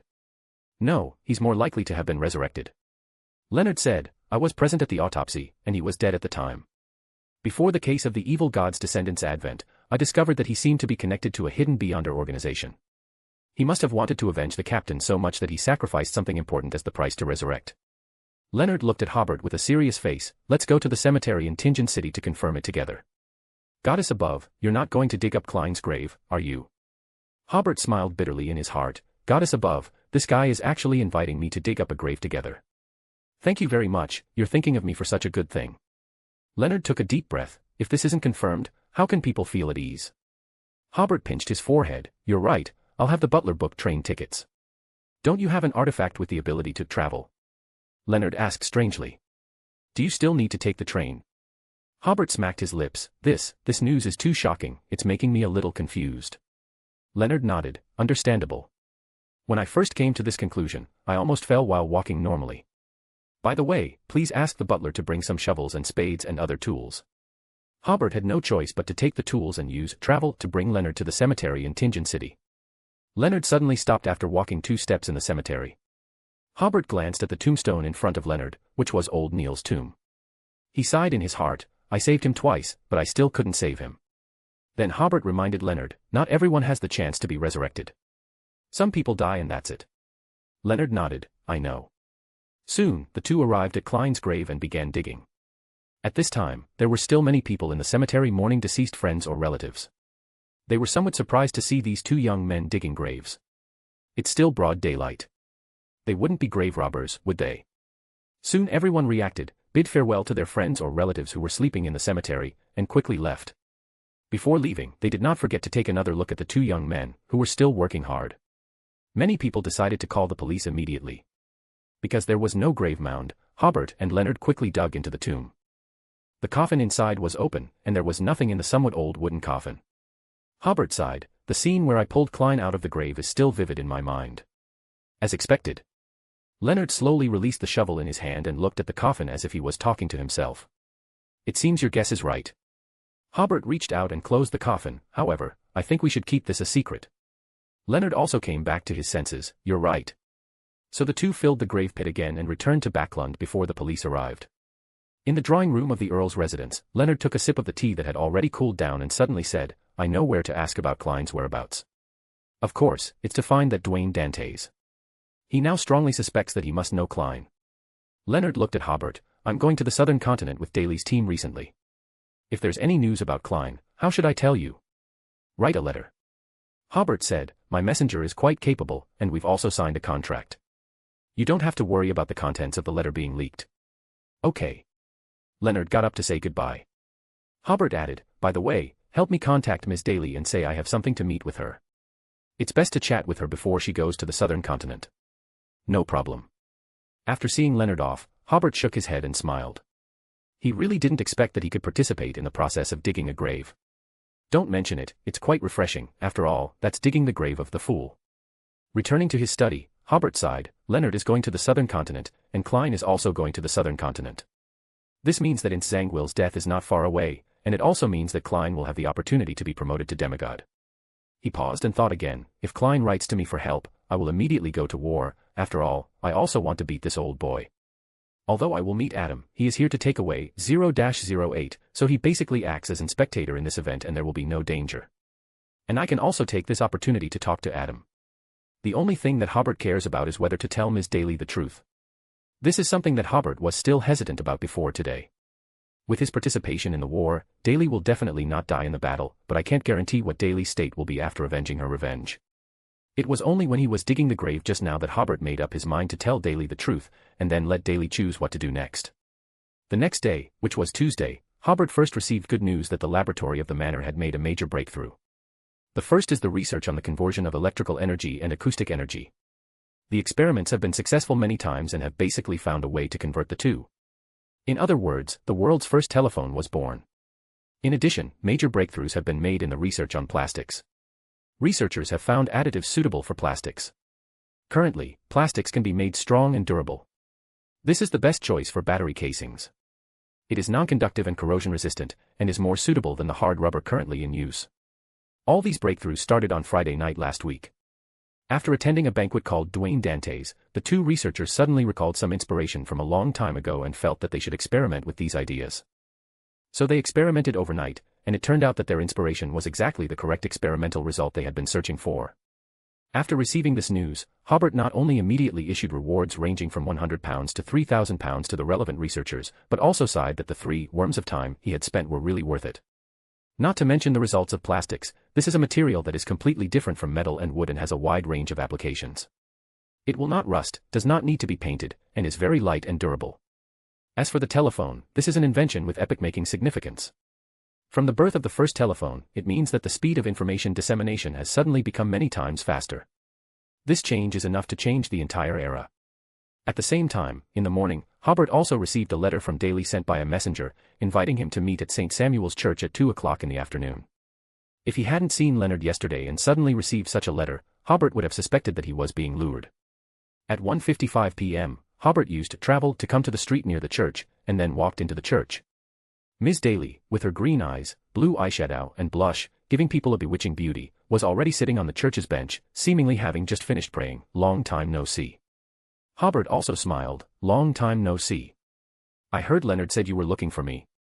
"That's right." Hobert didn't sit down at all. "Can I invite Ms. Daly to my territory? I have something I want to ask you to help with." Daly got up and smiled. "If I didn't know you were married, I would have thought you were looking for an excuse to date me." The two walked out, and Hobert asked, "Have you been busy lately?" "I have to travel to major cities in Lone now, so I'm very busy." Daly smiled. "The recent newspapers have been reporting about light bulbs, which is a brand new product." She said, "I have done experiments, and some spirits with very weak power are even afraid of the light of electric lights." Hobert was slightly stunned. There is such a thing. He didn't expect this. Daly nodded. "According to our research, light is very similar to sunlight." Hobert, who had already walked to a deserted corner, propped up an arm and smiled. "Maybe I should contact the Eternal Blazing Sun Church to see if they have any demand for electric lights." Daly took Hobert's arm. "I seem to have introduced you to a big business." At this time, the space in front of the two became illusory. Hobert took a step forward and took Daly into the spirit world. A minute later, they appeared in the study of the Lord's mansion of South Colson. The courtyard where the study was originally located was damaged during the battle between Hobert and the Aurora Order's Black Knight, and it has just been rebuilt. Furs had already been waiting here. "Ms. Daly, hello." Daly smiled. "Hello, Countess." Furs knew that this was Hobert's friend, so she said, "Just call me Furs." Hobert took out a teacup from his arms. "I'm not going to ask you to drink tea. This is a mystical item." He said, "This mystical item can change your appearance." "Well, you need to change your appearance for a while. It's best to change it in a way that no acquaintances can recognize." Then Hobert said to Furs, "You help Miss Daly choose a dress with local characteristics. It's best not to have any Backlund-style decorations." After speaking, Hobert left the study and waited in the front hall.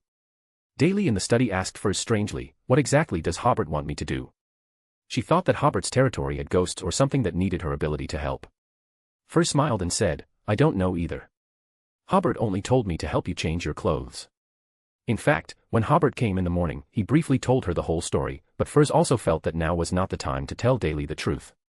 Daly smiled and said, "If you hadn't come to help me change my clothes, I would have thought Hobert had some ideas about me." "Ah." Furs was stunned. "Isn't this Miss Daly from Lone? Why does she speak like those Loanese people in the colonies?" After changing clothes and disguising her appearance, the two came to the front yard to find Hobert. Hobert nodded with satisfaction. "Not bad. If I hadn't come to me with Furs, I wouldn't have recognized you." Then he said, "Miss Daly, next I will take you to see an acquaintance. Maybe you miss him day and night, maybe you have forgotten him. But no matter what, in order not to break his peaceful life, please be sure to control your emotions." Daly smiled and said, "You mysteriously asked me to come here just to see someone." "Yes, please come with me." Hobert used travel to take Daly to the roof opposite the Special Operations Department. At this time, it was not far from the afternoon class time, and Elliot and other team members went to the classroom in 2s and 3s. The scorching sun was the most venomous at this time. Although Hobert and Daly were not afraid of heat and cold, they were very uncomfortable being exposed to the sun like this. Just as Daly was about to ask a question, she saw a familiar figure appearing on the street. Daly rubbed her eyes, thinking she had seen it wrong. Upon closer inspection, it was really that person. She suddenly felt cold all over, and her whole body became weak. Is this another illusion? Another dream? If it is a dream, she hopes this dream will be longer, because she hasn't dreamed of him recently. She is so lonely, she is so sad. Did he forget himself in the underworld? Otherwise, why is he unwilling to appear in his dreams? Daly took a few deep breaths and was about to reach out to stop him, but Hobert said beside her, I said, it's best not to disturb his peaceful life. Only then did Daly see that he was chatting and laughing with the street vendors. While chatting, he was also smoking a pipe, no longer as rigorous as before, nor as cold as before. After chatting for a while, he looked at his pocket watch, said goodbye to the vendors, and came to the yard with the sign, Special Operations Department, hanging on it. He greeted a few people in the yard casually, occasionally stopping to say a few words, and finally, he entered a classroom. The students who had been waiting in the classroom immediately stood up, and he began to talk to everyone with a smile. That smile was cheerful, sincere, and not like the bitter smile that was always revealed in Tinjin City. After watching for a long time, Daly asked, Can I take a closer look? She could feel that Dunn had a new life, and he loved his new life very much. Of course. Hobert said, but you have to wipe away your tears first, and control your emotions. Only then did Daly realize that tears had already filled her entire face.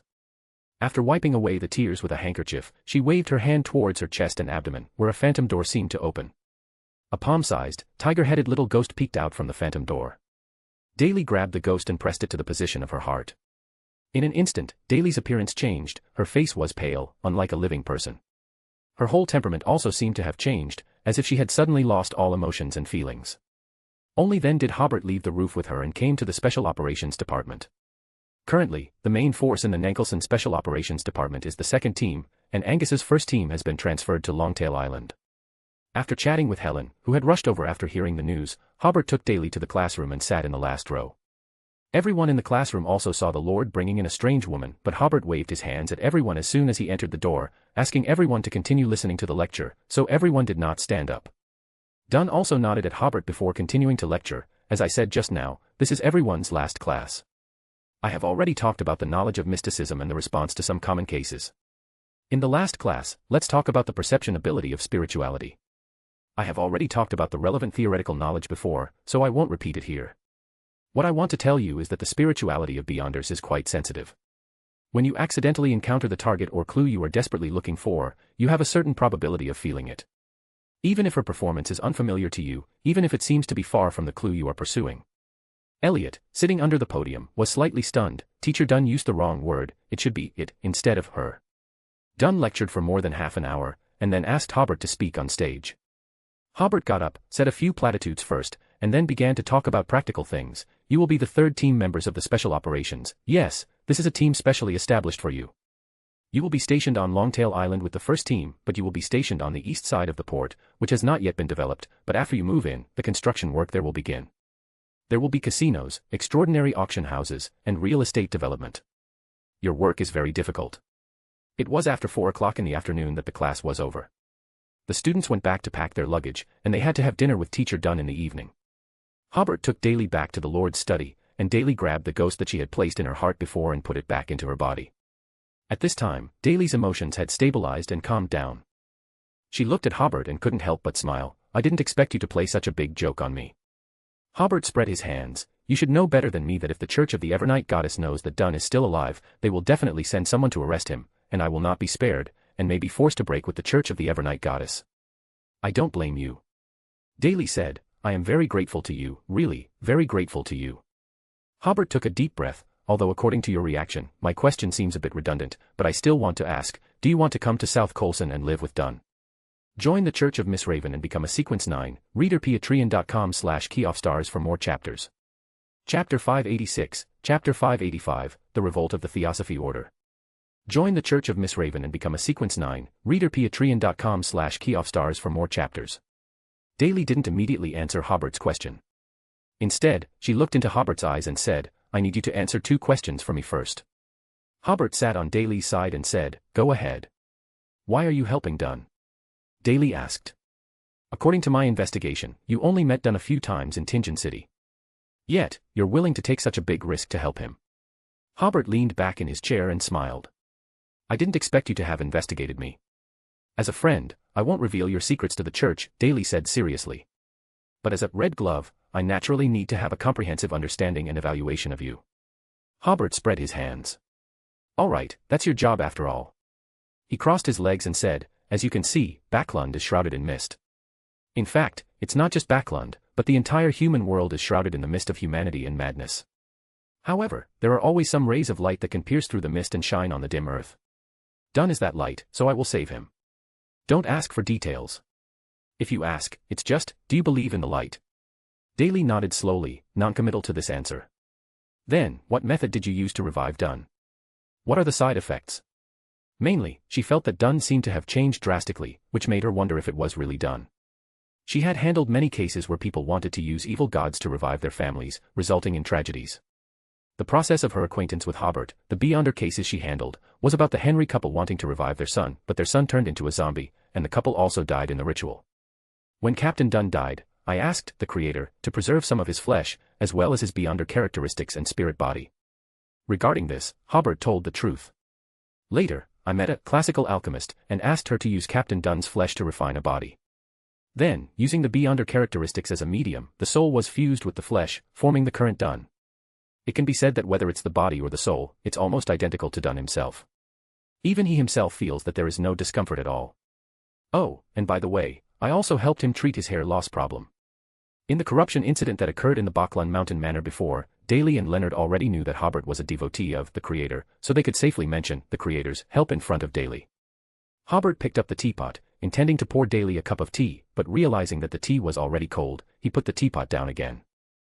As for the side effects, it consumes a stone of life every year. But don't worry about this. I have a good relationship with the Church of the Earth Mother, so I'll take care of the stone of life matter. Another thing is that Captain Dunn's current state is almost impossible to lose control, but it's also very difficult to advance. He finally said, when Captain Dunn had just awakened, I asked him for his opinion on whether to revive him. At first, he really didn't have the idea of reviving. Until I mentioned that the people in the southern Colson area who were being persecuted by some secret organizations were in great need of someone to help me train a group of decent official Beyonders, Dunn decided to stay and help me. After living in this picturesque town for a long time, Dunn gradually fell in love with it, and his temperament seemed to have changed somewhat. However, I think it's a change for the better, at least he knows how to enjoy life. Daly fell into a long silence. After about 2 or 3 minutes, she said, just now, I thought that as long as he was alive, that was enough, but suddenly I also desperately hope to live here. She asked Hobert, do you think Dunn can accept me?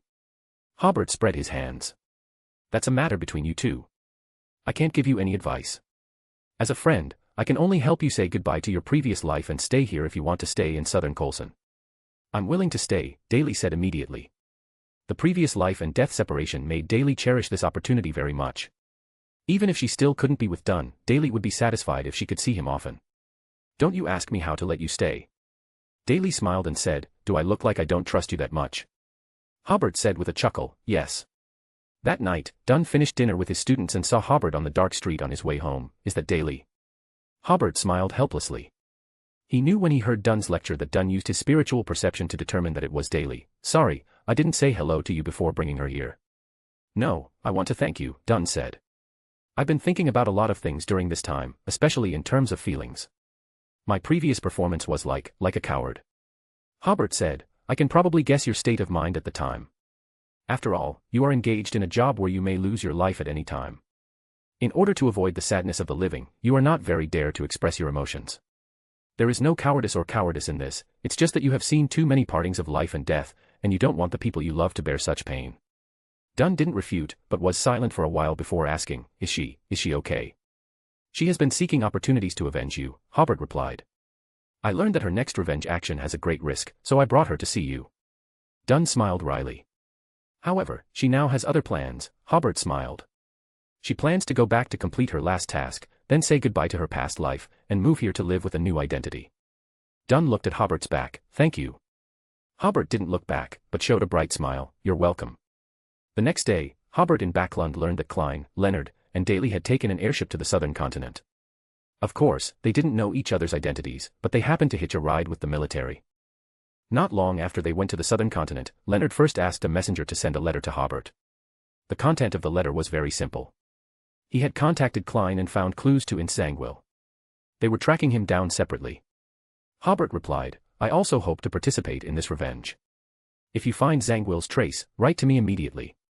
That afternoon, Klein sent another letter to Hobert, also stating that he had found clues to Insangwil.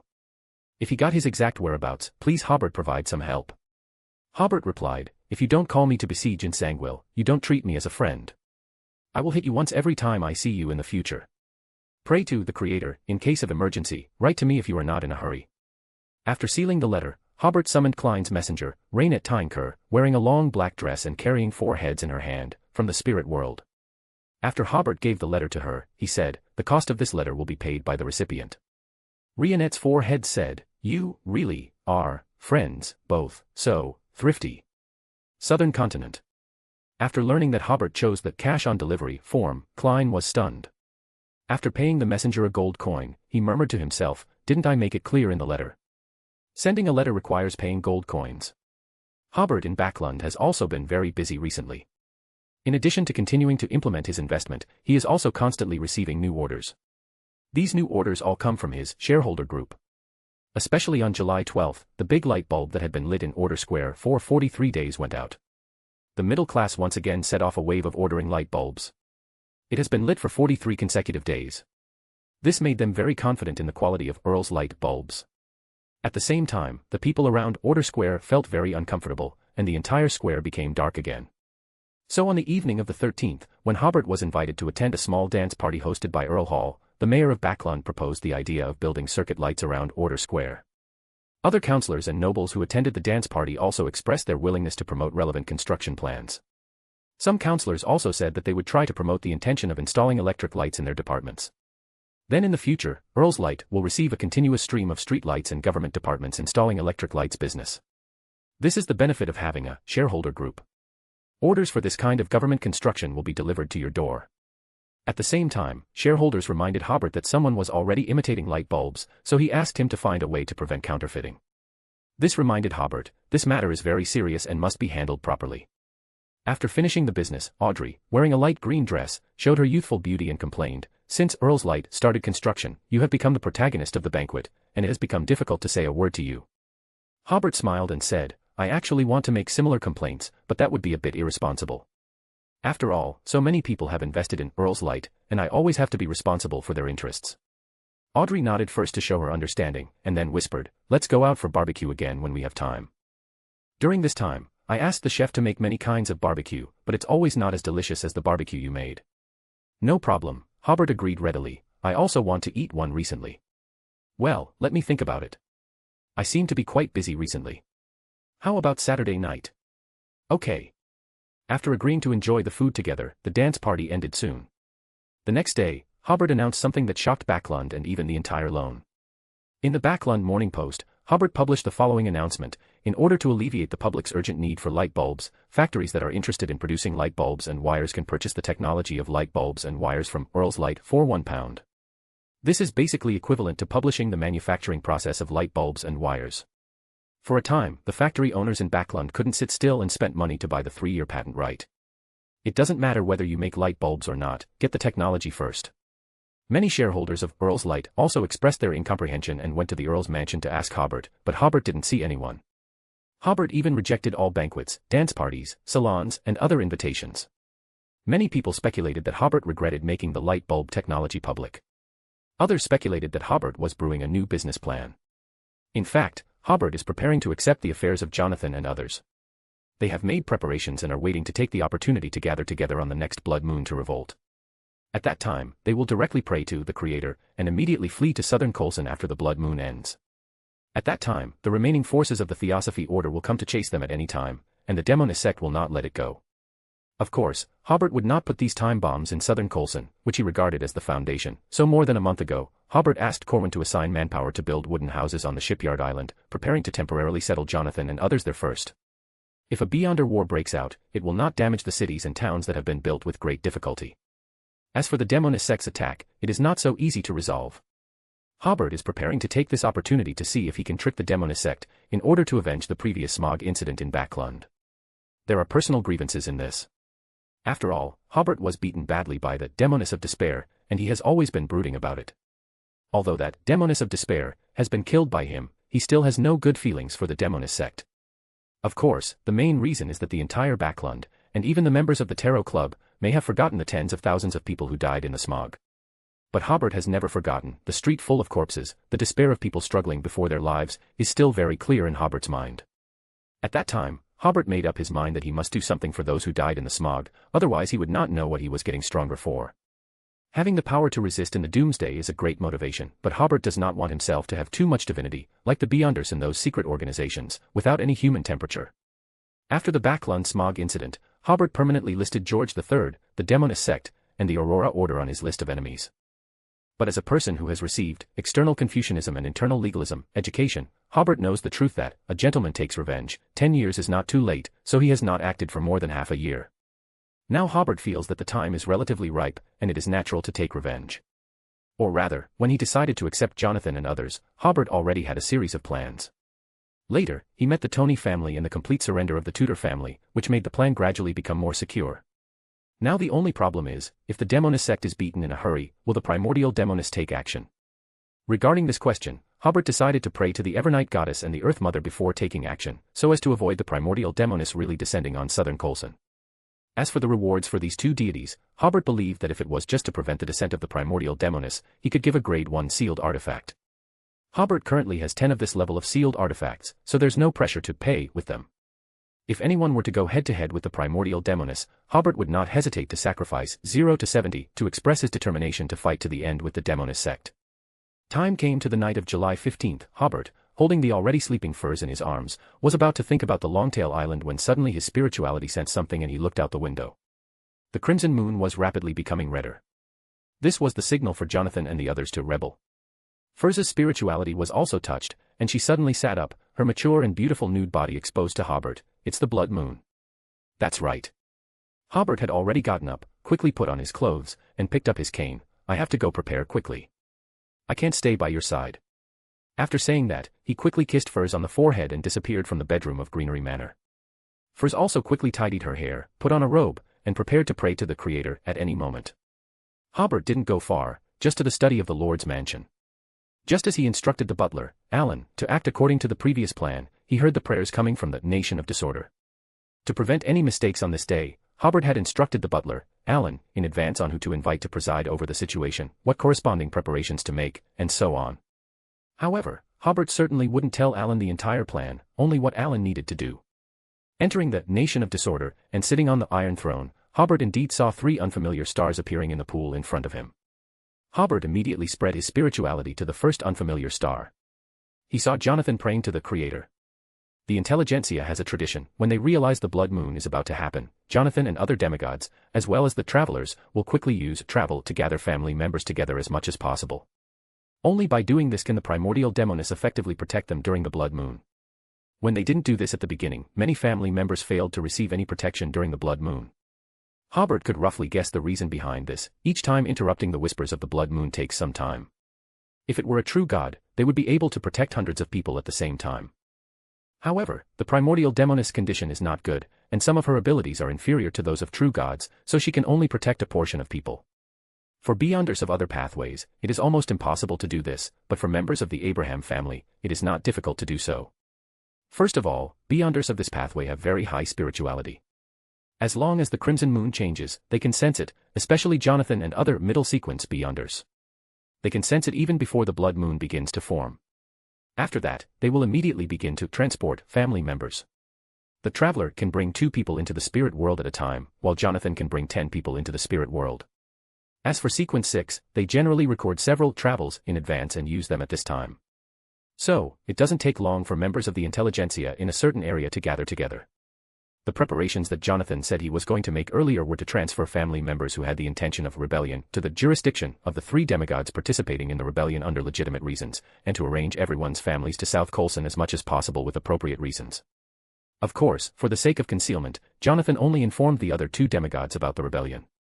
Others only roughly knew that they were going to break away from the demoness sect, but they didn't know how to break away specifically. In addition, several demonesses of affliction, who also wanted to break away from the demoness sect, did not know the details either. Jonathan promised to notify them during the rebellion. However, for safety's sake, he would definitely transfer his family members away before notifying them, in case there were people among them who were loyal to the demonist sect. So, Hobert saw from the true vision that there were dozens of members of the Abraham family around Jonathan. To give them enough shock, Hobert simply allowed the Creator's figure to appear above their heads. The crimson moon gradually became blood red, and that whisper seemed like it would appear in their ears at any moment. Jonathan, surrounded by everyone, prayed to the Creator over and over again. The surrounding family members were very nervous. Suddenly, everyone's spirituality seemed to realize something, and they all looked up at the top of their heads. A solid figure appeared in midair. The figure sat on a throne made of swords, wearing armor emitting a black, holy light, and wearing a crown that also emitted a holy light. Unfortunately, they couldn't see the other person's face clearly, and could only see the other person's eyes flickering with black mist. He exuded a holy radiance, as if he could end all chaos, and as if he could bring complete chaos. Jonathan was also very shocked by this scene.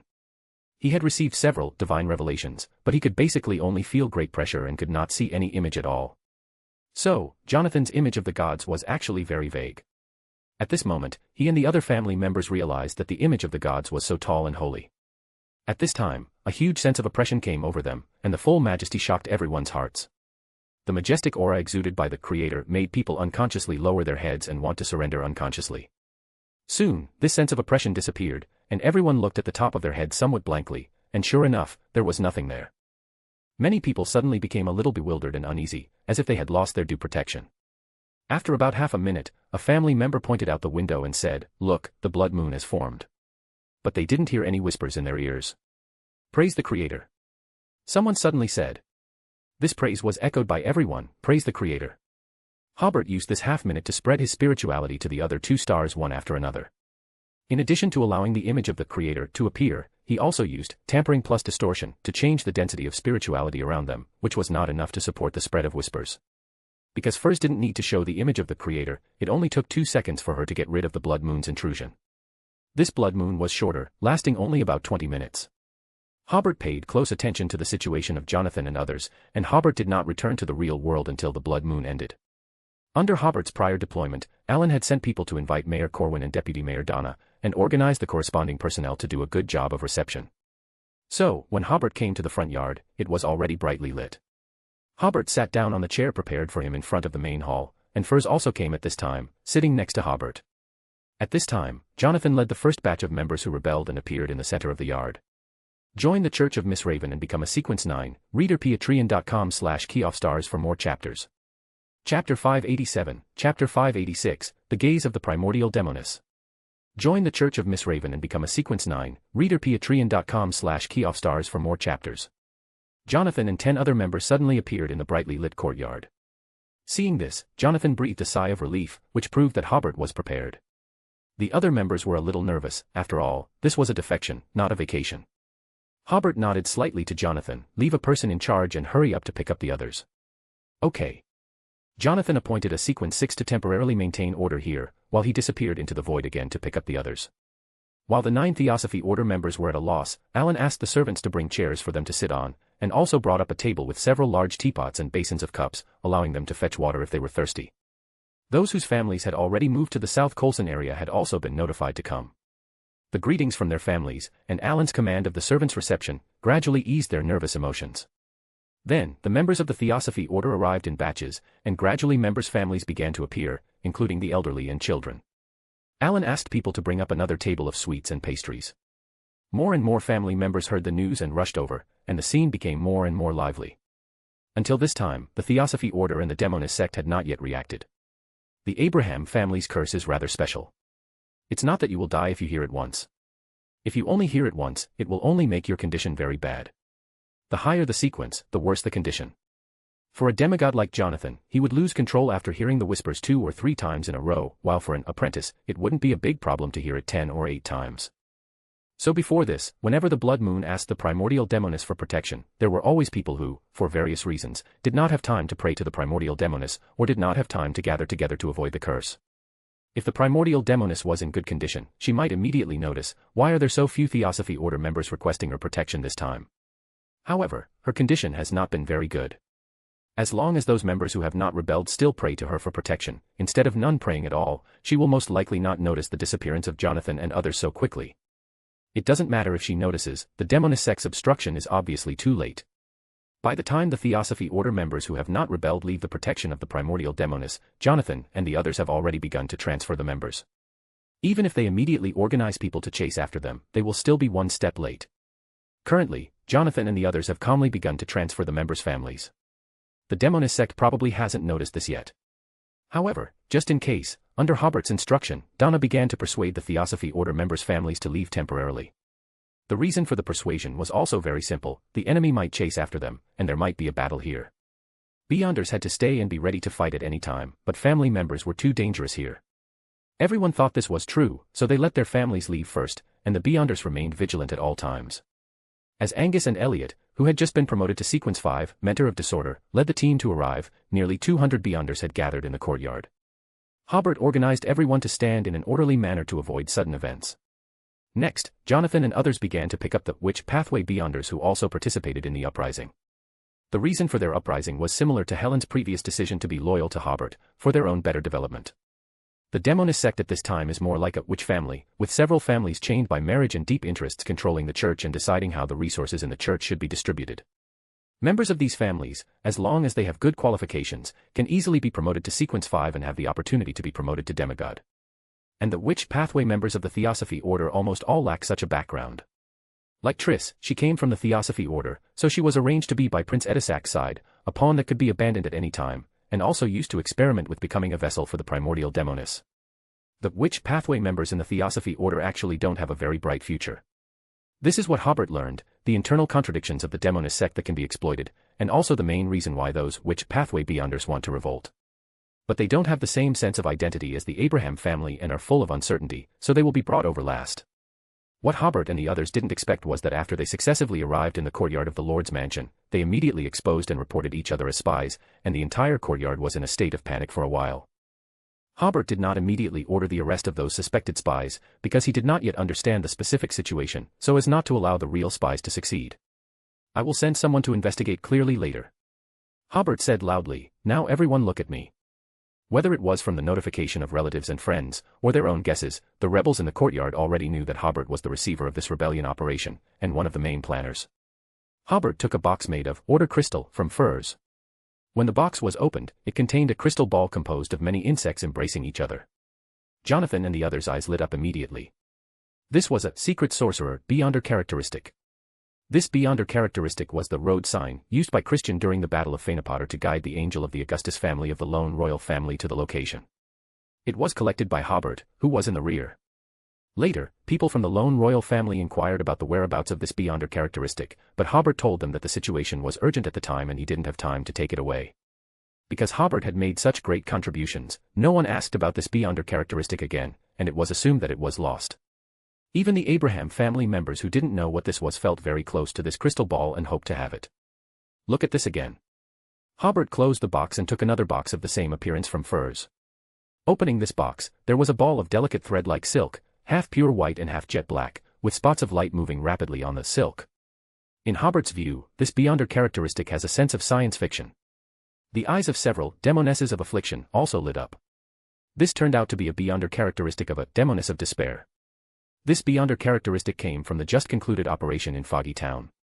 Hobert closed the box again. "Showing you these is to let you know that as long as you are determined to break away from the control of the demonist sect, the Creator can give you a very good prospect. I also know very well that there must be spies from the demonist sect among you. However, everyone has times when they are forced to accept some tasks. As long as those spies pretend not to have done anything to harm everyone, I can pretend not to know." Someone boldly asked, "Mr. Earl, how can we obtain the Beyonder characteristics for advancement?" Hobert smiled and said, "Let Helen and the others answer this question for you." Helen and the other members of the second squad had already decided to be loyal to Hobert. They were the first extraordinary forces to arrive here to maintain order. At this time, Helen stepped forward and said, "Everyone knows that I have just been promoted to Sequence 5. I have worked for the demonist sect for so many years, and I have only obtained one Sequence 5 main ingredient. I may have to wait 5 or 10 years before I have the opportunity to become Sequence 5. And after I was sent to serve Earl Hobert, I only participated in 2 battles and obtained another main ingredient. There is even a colleague who got the opportunity to be promoted to Sequence 5 in less than half a year." To everyone's surprise, someone asked, "Are those battles dangerous?" "Which battles are not dangerous?" Helen smiled and said, "But even if it is dangerous, the Lord and the Lady will participate in the battle with us." This surprised everyone because most of the time, they were cannon fodder. Often, with an order from the demonist sect, they had to risk their lives. Only when sharing the credit could they see the figures of the demonist sect members. Helen added, "You should have heard about the compensation for the members who died in those 2 battles, right? The Lord will not only ask the angels who serve the Creator to help crush the Beyonder characteristics and hand them over to the heirs designated by the martyrs, but also receive a considerable amount of compensation." Everyone heard about the 2 compensations. After all, neither the demonist sect nor the Theosophy order had any compensation. This made everyone realize that the Beyonder squad really had the treatment of official Beyonders. Helen continued, "I dare not say anything else, the advancement opportunities here are absolutely fair and just." She also talked about the standards for exchanging merit points and issuing merit points. At the end, everyone learned that the Special Operations Department's 2nd team only had 10 official member slots, and they all requested Hobert to increase some slots. Hobert then went along with the flow and increased the number of official members to 25, and Helen was still the captain. After outlining a good blueprint for everyone's future, everyone's emotions basically stabilized, and they were no longer as confused and panicked as before. At this time, Hobert asked Helen, Angus, and others to take them to the shipyard island and rest in the wooden houses prepared for them. Hobert, however, took Jonathan and the other 3 door pathway demigods, as well as 2 demonesses of affliction, who were elected as representatives, to the study of the Lord's mansion. Hobert said, "The members of the Theosophy order will definitely come after a while. Even if they don't come, they will definitely send people to scout. I will go to the shipyard island with everyone in a while. We must be vigilant these 2 days and be prepared for their attacks at all times." Jonathan said, "Half of the Theosophy order's power has been taken away by me, so there is no need to be too afraid of the Theosophy order's revenge. The main thing is to be afraid of them asking the demonist sect for help." Hobert nodded, "I have made corresponding preparations. If only the saint comes, there is no need to alarm the Creator. But if they send out angels, we must pray for the help of the Creator. At this time, Ms. Monica, one of the representatives, said, "I accidentally heard a message before, and I don't know if it is true. It is said that the demonist sect actually has 3 angels. It's just that 2 of them are in very poor condition and haven't appeared for hundreds of years. There is also one who seems to have just completed the advancement 20 or 30 years ago, and the condition seems to be better. T/N, it's 4 in canon." Hobert nodded, "This is a very important piece of information, which is of great help to my subsequent preparations. If the other party only has 3 angels, then it is stable. He can also use that iron umbilical cord to summon the power of angels once each. In addition, there are messengers and the angel of Tony Manor as foreign aid. Although their condition is not very good, it doesn't matter. The condition of the demonist sect's angels is also not good. Even the Creator can appear on the battlefield, ready to sneak attack at any time. The reason why it is not the main attack is because the Creator only has an empty shell, which is easily exposed. Even angels in poor condition can clearly understand his state after fighting the Creator for a period of time." After saying a few simple words, the 6 people followed the crowd to the shipyard island. Dozens of wooden houses have been built here, with more than 100 rooms, and all the living supplies and materials have been prepared. This shows how well prepared Hobert is, and the last trace of tension has disappeared. Hobert has his own wooden house. After blowing out the candle, he looked at the island scenery outside the window and listened to the sound of the waves. He felt the digestion of the potion. Sure enough, the rebellion he promoted made the Earl of the Fallen potion have a very obvious digestion again. After all, making people rebel is also a kind of depravity. Of course, this rebellion has a certain degree of spontaneity, but Hobert played an important role in it. Without his promises and help, Jonathan and others would not have rebelled. Hobert pondered that if a corresponding battle occurred because of this rebellion, the potion might have a certain digestion, but it would definitely not be as obvious as it is now. Then he sighed, if there were 2 more rebellions like this, especially rebellions with the participation of demigods, the Earl of the Fallen potion might be completely digested. Unfortunately, rebellion is easy to plan, but rebellions with the participation of demigods are difficult to encounter. The development of the situation was as Hobert expected. In the early morning, the scouts of the Theosophy order accurately found the shipyard island, but they were quickly discovered by Jonathan and others and captured. According to the confession of the scout, 3 scouts came to investigate together, and Jonathan and others only caught one of them. When they first came to the shipyard island, Jonathan and others made corresponding anti-divination arrangements. The pursuers definitely did not learn their location through divination. Then there is only one possibility, that someone among the rebels reported their location, so it attracted pursuers. Jonathan and others advocated immediately launching an investigation, but Hobert stopped him and gathered everyone together and said, as everyone has heard, our location has been exposed, and there must be spies on this island. Next, the Theosophy order and the demonist sect will definitely send people to attack us, but it doesn't matter. Under the gaze of the Creator, we will defeat them. This is the last chance I give those spies. Before this battle, I will still not investigate who is a spy, but after this battle, if our movements are still exposed to the demonist sect, I will immediately thoroughly investigate. I hope everyone can understand. Everyone dispersed with their own thoughts. Hobert looked at the sky. It was already early morning, and the sun was about to rise. He smiled at the reaction of the demonist sect. Is that all they've got? It had been nearly 4 hours since Jonathan and the others' betrayal, but the attack hadn't arrived yet. Although there was the Theosophy Order in between, any news would be delayed. And it would take time to investigate how much power had defected. But their reaction speed was still too slow. As soon as he returned to his room, Jonathan, along with 2 other demigods, found Hobert. You're too lenient with the spies. Hobert smiled. Those are your relatives or colleagues. It's easy to find problems with an investigation. Can you really bring yourselves to do it then? The 3 demigods exchanged glances. In fact, they suspected that the spies were most likely beyonders of the witch pathway, not members of the Abraham family, which was why they advocated for a thorough investigation. At this moment, Monica and another witch also arrived at Hobert's room, afraid that this lord would make decisions unfavorable to beyonders of the witch pathway. Haha, Hobert said with a smile, I happen to have a deck of cards here. How about we play a round of poker? Everyone was stunned. Poker, right now. But they soon realized that playing cards was just Hobert's way of comforting them, because Hobert always lost. And after losing, he would talk to them about his ideas. After a few rounds of cards, they all relaxed. They even thought that Hobert was deliberately losing to them, which made them embarrassed to win. The core idea that Hobert discussed with everyone was, keeping these spies to report back would make the demonist sect send as many beyonder forces as possible to chase after them, so they could strike the pursuers hard while they were still vigilant. Otherwise, they wouldn't have a peaceful life afterward. Moreover, they were fighting on their home turf, so they had some initiative. If they couldn't win, they could still run back to South Colson. If the pursuers didn't come for a long time, could they keep everyone gathered on this island? Could they continue to live in this defensive posture? Everyone thought about it, and that was indeed the case. What reassured Jonathan and the others the most was that Hobert said he could quickly ask other saints to come and support them. Although they didn't know how many would come, even 1 or 2 saints should be enough to deal with the pursuers. So everyone no longer had any objections to Hobert's decision, and they even began to discuss what to name their organization. There were 187 beyonders who defected this time, including 3 demigods, 12 sequence 5s, and several sequence SIXS and sequence 7s, and nearly half of the beyonders were sequence 8s and sequence 9s. This was already the lineup of a secret organization that was not very strong, but definitely not weak. Taking the Aurora Order, which was more rampant among the secret organizations, as an example, the Aurora Order had only 5 saints, and the 22 divine envoys were mostly sequence 5s, and some sequence SIXS and sequence 7s with special abilities. Currently, the strength of Jonathan and others was roughly equivalent to 3/5 to 3/4 of the strength of the Aurora Order. This was based on previous comparisons. After Hobert's 2 blows, the current strength of the Aurora Order might be slightly stronger than Jonathan and the others, or even similar to them. So it was reasonable for Jonathan and the others to establish a beyonder organization. Jonathan also sought Hobert's opinion, asking him to give their organization a good name. Hobert said he respected their own opinions. In fact, he hated naming things the most. Don't ask me, or I'll just give you a number. In the end, Jonathan and the others decided to call it the Theosophy Order Council, and still claim to be the Theosophy Order to the public. They also continued to advocate the Theosophy Order's tenets, and criticized those members who did not revolt for betraying the Theosophy Order's tenets.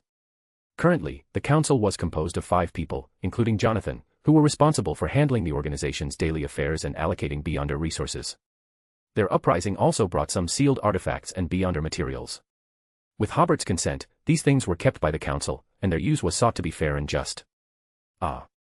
Just as Jonathan and the others were happily playing cards, a scream suddenly came from outside. The 6 people immediately rushed out of the room. Many people were running towards them in a panic, and some were running out of the wooden house area in desperation. Jonathan quickly stopped the running people and asked them what was going on. Hobert magnified his voice, "Don't run outside. There may be ambushes outside. Come here." Sequence 5s and sequence SIXS immediately performed their command functions. Command the people around you to come over. Although the trees outside the village had been cut down, beyonders of the witch pathway had the ability to hide, so they might have been ambushed outside. As soon as he finished shouting, Hobert felt a very uncomfortable gaze sweep over him, which made the blood in the left side of his body surge, while the right side of his body felt like it had fallen into an ice cave. Just as Hobert was about to open the barrier of the Order crystal, the gaze disappeared. At this time, Jonathan also learned the cause of the scream through inquiries. It turned out that a beyonder of the witch pathway suddenly screamed in pain, and her hair turned into more than a dozen venomous snakes. And that Beyonder completely lost consciousness, and seemed to have become a puppet of the venomous snakes, and began to pounce on other people. Everyone was already a little nervous, and after hearing the scream, they immediately panicked, which caused the scene just now. Hobert immediately said, "Sidley and Monica, come with me to check what's going on. Jonathan, stay here to organize everyone and defend against enemy attacks. Well, I suggest that all those below sequence 6 should hide first." Sidley was another demigod of the door pathway. Jonathan felt that Hobert's disposal was very reasonable, especially the selection of personnel was very reasonable, with people from the Creator, people from the Abraham family, and representatives of the witch pathway. So he said, "Yes." Hobert pulled out his rapier and walked in the front, coming to the outside of the Beyonder's wooden house where the accident occurred. The door was open, and the 3 people saw that there was indeed a figure with a head full of venomous snakes wandering in the house. Those venomous snakes with colorful scales saw Hobert and others, and each of them distorted their bodies, and pairs of cold eyes stared at Hobert and the other 2, spitting out their tongues at them, looking ferocious and terrifying. That figure also turned around. At this time, her face was dull, her skin was unnaturally white, and a pair of white eyes stared at Hobert and the others. And in the wooden house, there were also 2 people who had been completely petrified. From their stiff facial expressions, it could be seen that the petrification process must have been very painful. The Beyonder with a head full of venomous snakes suddenly opened her mouth and asked Hobert, "Who are you? Who do you represent? Why instigate rebellion?" Sidley and Monica's minds seemed to have been greatly impacted, and they both covered their hearts and took a step back. Hobert also seemed to realize something, and immediately propped up the barrier of the Order Crystal, because the tenets of the Theosophy Order have been destroyed by the Demonist sect. Because the Demonist sect's distribution of Beyonder resources is unfair. Hobert guessed that this was very likely the projection of the gaze of the primordial Demonist, which caused the Beyonder to undergo a mutation.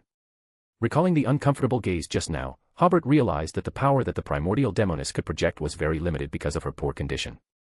Otherwise, the gaze of a normal true god would either be difficult for Hobert, as a demigod, to detect, or the malicious gaze would immediately turn him into a runaway monster. And that gaze was probably at the level of an angel, which showed that the primordial Demonist was actually very weak. At first, Hobert thought it was the gaze of an angel of the Demonist sect, but after seeing the encounter of this Beyonder in front of him, Hobert guessed that it was very likely the primordial Demonist. As a Beyonder of the witch pathway, and a former member of the Theosophy Order, this meant that they were likely to be marked by the primordial Demonist. It was a special connection. Even if the primordial Demonist was very weak, a single gaze could make the other party completely out of control and mentally dead. Hobert also guessed that the primordial Demonist's body should still be asleep at this time, but she just glanced over here, otherwise Hobert and the others would not be able to withstand his questioning. When the other party heard Hobert's answer, the venomous snakes stood up one by one, spitting out their tongues, as if they were about to jump over and attack Hobert and the others. The body with a head full of venomous snakes mutated, like a balloon expanding, and the skin on the face covered the facial features, turning into a face with nothing. Sidley and Monica hid behind Hobert and breathed a long sigh of relief. They also seemed to realize who was questioning them just now. Boom. The corpse that had expanded to the extreme suddenly exploded, and pieces of minced meat turned into venomous snakes after landing, and quickly swam around. And that Beyonder was left with a skeleton and a small amount of flesh, but the venomous snakes on its head seemed to be unaffected, and were still making attacking gestures towards Hobert and others with their fangs and claws. Hobert noticed that the visual impact had disappeared, and the power of this gaze might be difficult to maintain, and the primordial Demonist had left, so he removed the shield, disorder. The venomous snakes that were swimming around suddenly seemed to lose their sense of direction, sometimes to the left, sometimes to the right, sometimes forward, sometimes backward. The 3 people breathed a sigh of relief. The power projected by the primordial Demonist was indeed limited, and these venomous snakes were not difficult to deal with. Immediately, the sword in Hobert's hand became the size of a normal knight's sword, and he rushed towards the skeleton with venomous snake hair, with fangs and claws. That skeleton also rushed towards Hobert, but Hobert raised his sword and slashed open an underworld gate, and immediately an arm covered with black hair stretched out from it. Hobert was stunned. Originally, he felt that the heads of these venomous snakes might have to be cut off one by one, which was not only very troublesome, but also easy to be bitten by them, so he used the power of the underworld to suppress the opponent's spiritual body. Unexpectedly, this time it was not like before, with many arms stretching out from the underworld gate, and grasping aimlessly, but only one black arm stretched out. Those venomous snakes seemed to have encountered something that frightened them, and quickly made evasive movements.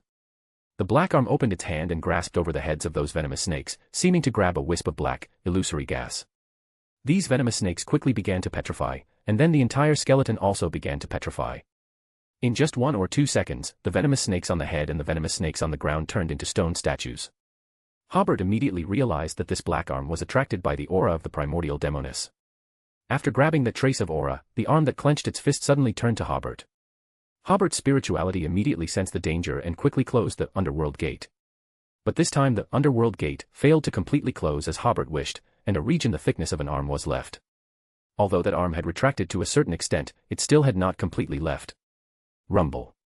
Just as Hobert was about to mobilize the power of the underworld to suck the other party back, a huge sound came from the distance. That arm paused, seemed to consider it, and immediately returned to the underworld, and the underworld gate also disappeared. Too late to check the stone statue, Hobert and the other two saw that Jonathan and the others were being attacked, so they quickly went to support them. The huge sound just now turned out to be a wooden house being overturned by the aftermath of the Beyonder battle. Hobert saw that there were 6 demigods attacking, and a smile unconsciously climbed to his face. The wait in the middle of the night was not in vain, and the fish finally took the bait. The reason why he didn't clear those spies was that he hoped that the Demonist sect could send many demigod-level forces to chase after them, so that he could beat them hard. Immediately, Hobert understood the enemy's position, and suddenly stopped and made a prayer, and then immediately came to the Nation of Disorder, and through the Black Dog Spirit Beast, Bull Devil Monarch, and Great Sage, which had been prepared for a long time, into his stars. Although Jonathan and others were always on guard, the enemy's surprise attack still caught them a little off guard. The opponents were all Saints and Sequence 5s, and Jonathan and other subordinates immediately suffered casualties. Jonathan and another demigod were also beaten without any power to fight back. Fortunately, Jonathan saw from afar that Hobert and the others were coming to support them. Suddenly, everyone's spirituality perceived that a surging power appeared in the air, where a huge bronze door appeared. The giant door opened, and 3 black figures flew out from it. After the thin black mist dissipated, a giant sea snake appeared on the battlefield. It had black membranes behind its head, and the illusory black scales looked very thick and solid. As soon as it appeared, the morning sun on the horizon was immediately blocked by thick dark clouds, and the sky became dim and unclear. Thunder rumbled in the dark clouds, as if a surging power was brewing. Next to the sea snake, there was also a black monster emitting a sacred black light, with a bull's head but a pair of golden deer antlers. On the other side of the sea snake, there was also a black figure, but everyone's spirituality issued a warning that they could not look at each other, so everyone only felt a surge of fear, but no one could see its overall appearance clearly. Jonathan almost laughed out loud. He didn't expect Hobert to invite 3 saints to participate in the war at once. And these 3 seemed to be at the Sequence 3 level. At this time, Hobert also returned to the real world. He gave his rapier to the Black Dog Spirit Beast, and then ordered, "Kill the opponent's demigods as much as possible." The 6 enemy saints who came to attack were also a bit confused at this moment. According to their investigation and intelligence, the enemy only had 4 demigods, right? How did 3 more suddenly appear? The situation reversed all at once. 6 against 4, they would have won steadily, but now it's 6 against 7, with no chance of victory.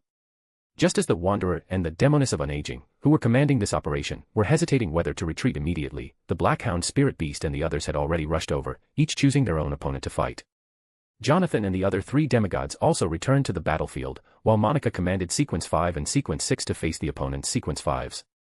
Hobert, who was wandering the battlefield, sighed. Fortunately, the battlefield wasn't set in South Colson, otherwise, the newly built buildings would have been overturned by the battle by now. At this moment, he seized the opportunity and shouted at the demigod who was fighting the Great Sage, "Arrogance!" The Demoness of Despair, who was about to escape, felt that she could persist a little longer, so she rushed back to fight the Great Sage. Rumble. A muffled thunderbolt struck the Demoness of Despair, and her whole body flickered with electric sparks, falling into a brief state of paralysis. The Great Sage took advantage of this opportunity and whipped her away with its tail. This sea serpent, possessing barbaric power, also used the Magnify ability. The Demoness of Despair spat out a mouthful of blood while still in midair. Hobert immediately poured his spirituality into 1 to 109, used Blink to arrive in the direction where the Demoness of Despair was flying, and then switched to the spirit body of the shepherd, Slaughter. He punched out, directly turning the Demoness of Despair into a horizontal V shape. Whoosh! The Demoness of Despair shattered into a mirror, and she herself appeared dozens of meters away, wiping the blood from the corner of her mouth and immediately entering a state of invisibility. The Great Sage opened its mouth wide, and a vortex of air suddenly appeared in its mouth. Stones the size of heads on the ground were immediately swept up, and the trees around where the Demoness of Despair had just disappeared were also uprooted, and even the overturned wooden houses flew towards the Great Sage's big mouth. Taking advantage of this opportunity, Hobert poured his spirituality into 1 to 107. Invisibility is prohibited here. Although it didn't immediately make the Demoness of Despair reveal her figure, she would definitely be subject to many restrictions in the state of invisibility. 1 or 2 seconds later, the figure of the Demoness of Despair suddenly appeared in midair, but she immediately transformed into a cane and appeared in a place outside the suction of the Great Sage. Hobert filled the gap in time, distort. He distorted the other party's idea of escaping into a charge, so she once again rushed towards the Great Sage, and a gust of wind blew towards the demoness of despair. Puff puff puff. There was the sound of sharp blades cutting through flesh in the gust of wind, and the front of the demoness of despair was covered with dense, grid-like small wounds. Whoosh. She transformed into a mirror again, but due to the influence of Hobert's distort just now, this mirror substitute was used a little late, and she was still cut with many knife wounds on her body. Hobert reached out to the demoness of despair, magnify. The serious injuries on the demoness of despair's body became fatal injuries, and this kind of injury could not be replaced with a substitute. The injuries had to be transferred to a doll. But just as she took out the wooden doll she had made, the water in the pond not far away seemed to suddenly come to life, slapping towards her. The demoness of despair did not dare to neglect and quickly rolled over to dodge. On the other side, Hobert had already poured his spirituality into 1-107, death. The demoness of despair saw that Hobert's body suddenly became huge and full of majesty, causing her spirit body to tremble uncontrollably, not daring to disobey the other party's judgment. The demoness of despair couldn't dodge such an attack and was hit by Hobert's punch. Puff. The demoness of despair turned into a wooden stick again, and the wooden stick immediately exploded, with wood chips flying everywhere. She appeared more than 10 meters away and fell to the ground as soon as she appeared, and the doll in her hand also fell into the distance. The death of the doll could only help her bear most of the damage even with a substitute. She, who was already seriously injured, suffered new injuries. The Great Sage spat out a snake letter towards the demoness of despair, and the water walls that had been scattered all over the ground reappeared. This time, the mass of water turned into the shape of a sea snake, opening its mouth to swallow the demoness of despair. The demoness of despair wanted to dodge, but she found that her body was no longer listening to her commands. At this moment, a illusory door appeared in front of her, and an injured secret sorcerer appeared next to the demoness of despair. Whoosh. The sea snake-shaped water passed through the door, but came out from other locations. The secret sorcerer was also struggling to hold on just now. After dodging the attack of the mass of water, he immediately clutched the wound on his chest and slumped to the ground. And the bull devil monarch immediately chased over, using the method of distorting distance. Just now, the secret sorcerer also used the illusory door to block the bull devil monarch's attack, but what he didn't expect was that the bull devil monarch actually distorted the space, opening a hole in the illusory door and goring him high into the air. Among the demigods, the secret sorcerer, whose body was relatively weak, was hung on the antlers by this gore, and the bull devil monarch shook him off after shaking for a long time. At this time, Hobert stepped forward, and he, the Great Sage, and the bull devil monarch blocked the retreat in different directions. An illusory door immediately appeared again in front of the secret sorcerer. At this time, he and Hobert and others were in different spaces, but the bull devil monarch and the Great Sage used distort almost at the same time. Their distorting of space immediately made this concealed space riddled with holes. This is also the reason why the secret sorcerer doesn't use travel to leave. Once he uses travel, the surrounding space will become distorted, preventing him from entering the spirit world. Whoosh. The Great Sage summoned the sea snake-shaped water back and poured it into the concealed space. The secret sorcerer and the demoness of despair were in the water, and the water pressure became huge, as if to crush them into meat pies. The secret sorcerer raised his hand with difficulty and quickly dispelled the concealed space. The water flow dissipated, and dozens of fire crows flew towards them almost instantly. In the huge explosion, the two enemies were blown to pieces and lost their lives. Hobert was just about to besiege other enemies when he saw the backs of the other 4 enemy demigods running away. Join the Church of Miss Raven and become a Sequence 9, reader patreon.com/keyoffstars for more chapters. Chapter 588, Chapter 587 Klein's Revenge. Join the Church of Miss Raven and become a Sequence 9, reader patreon.com/keyoffstars for more chapters. The lawyer pathway's distortion ability, at the demigod level, is relatively effective against the travel ability. The Earl of the Fallen sequence can distort the target's will, causing them to abandon the idea of entering the spirit world. At the frenzied mage level, one can completely distort space, making it impossible for the target to enter the spirit world. However, when encountering a wanderer, distorting space is not very effective, because they also have the ability to leave from the astral world. Simply distorting space cannot prevent them from escaping. Because Hobert, Bull Devil Monarch, and Great Sage were all dealing with the Secret Sorcerer and Demoness of Despair just now, when that wanderer left with his other 3 companions, Jonathan and the other 3 demigods of the door pathway had no way to effectively stop them. And the Black Hound spirit beast wielding the rapier was also unable to stop the wanderer because of the Demoness of Unaging's obstruction. In the battle just now, the Black Hound spirit beast gained a lot of advantages, but it would be difficult for it to defeat a Sequence 3 in a short time on its own. It can be said that if they had run a little slower, they might have left that demoness of unaging behind when Hobert and the others surrounded them. Looking back at the wooden house, the enemy's sequence 5s had also fled, leaving only a scene of devastation in the village composed of wooden houses. Hobert said with some regret, "What a pity, only 2 were left behind." Jonathan and the others looked at each other in dismay. What was there to regret about killing 2 enemy demigods? In their lives, they could count the number of demigods who had died before them on one hand. According to the previous agreement, any spoils from battles between the Theosophy Order or the Demonist sect would belong to Hobert, or be distributed by him.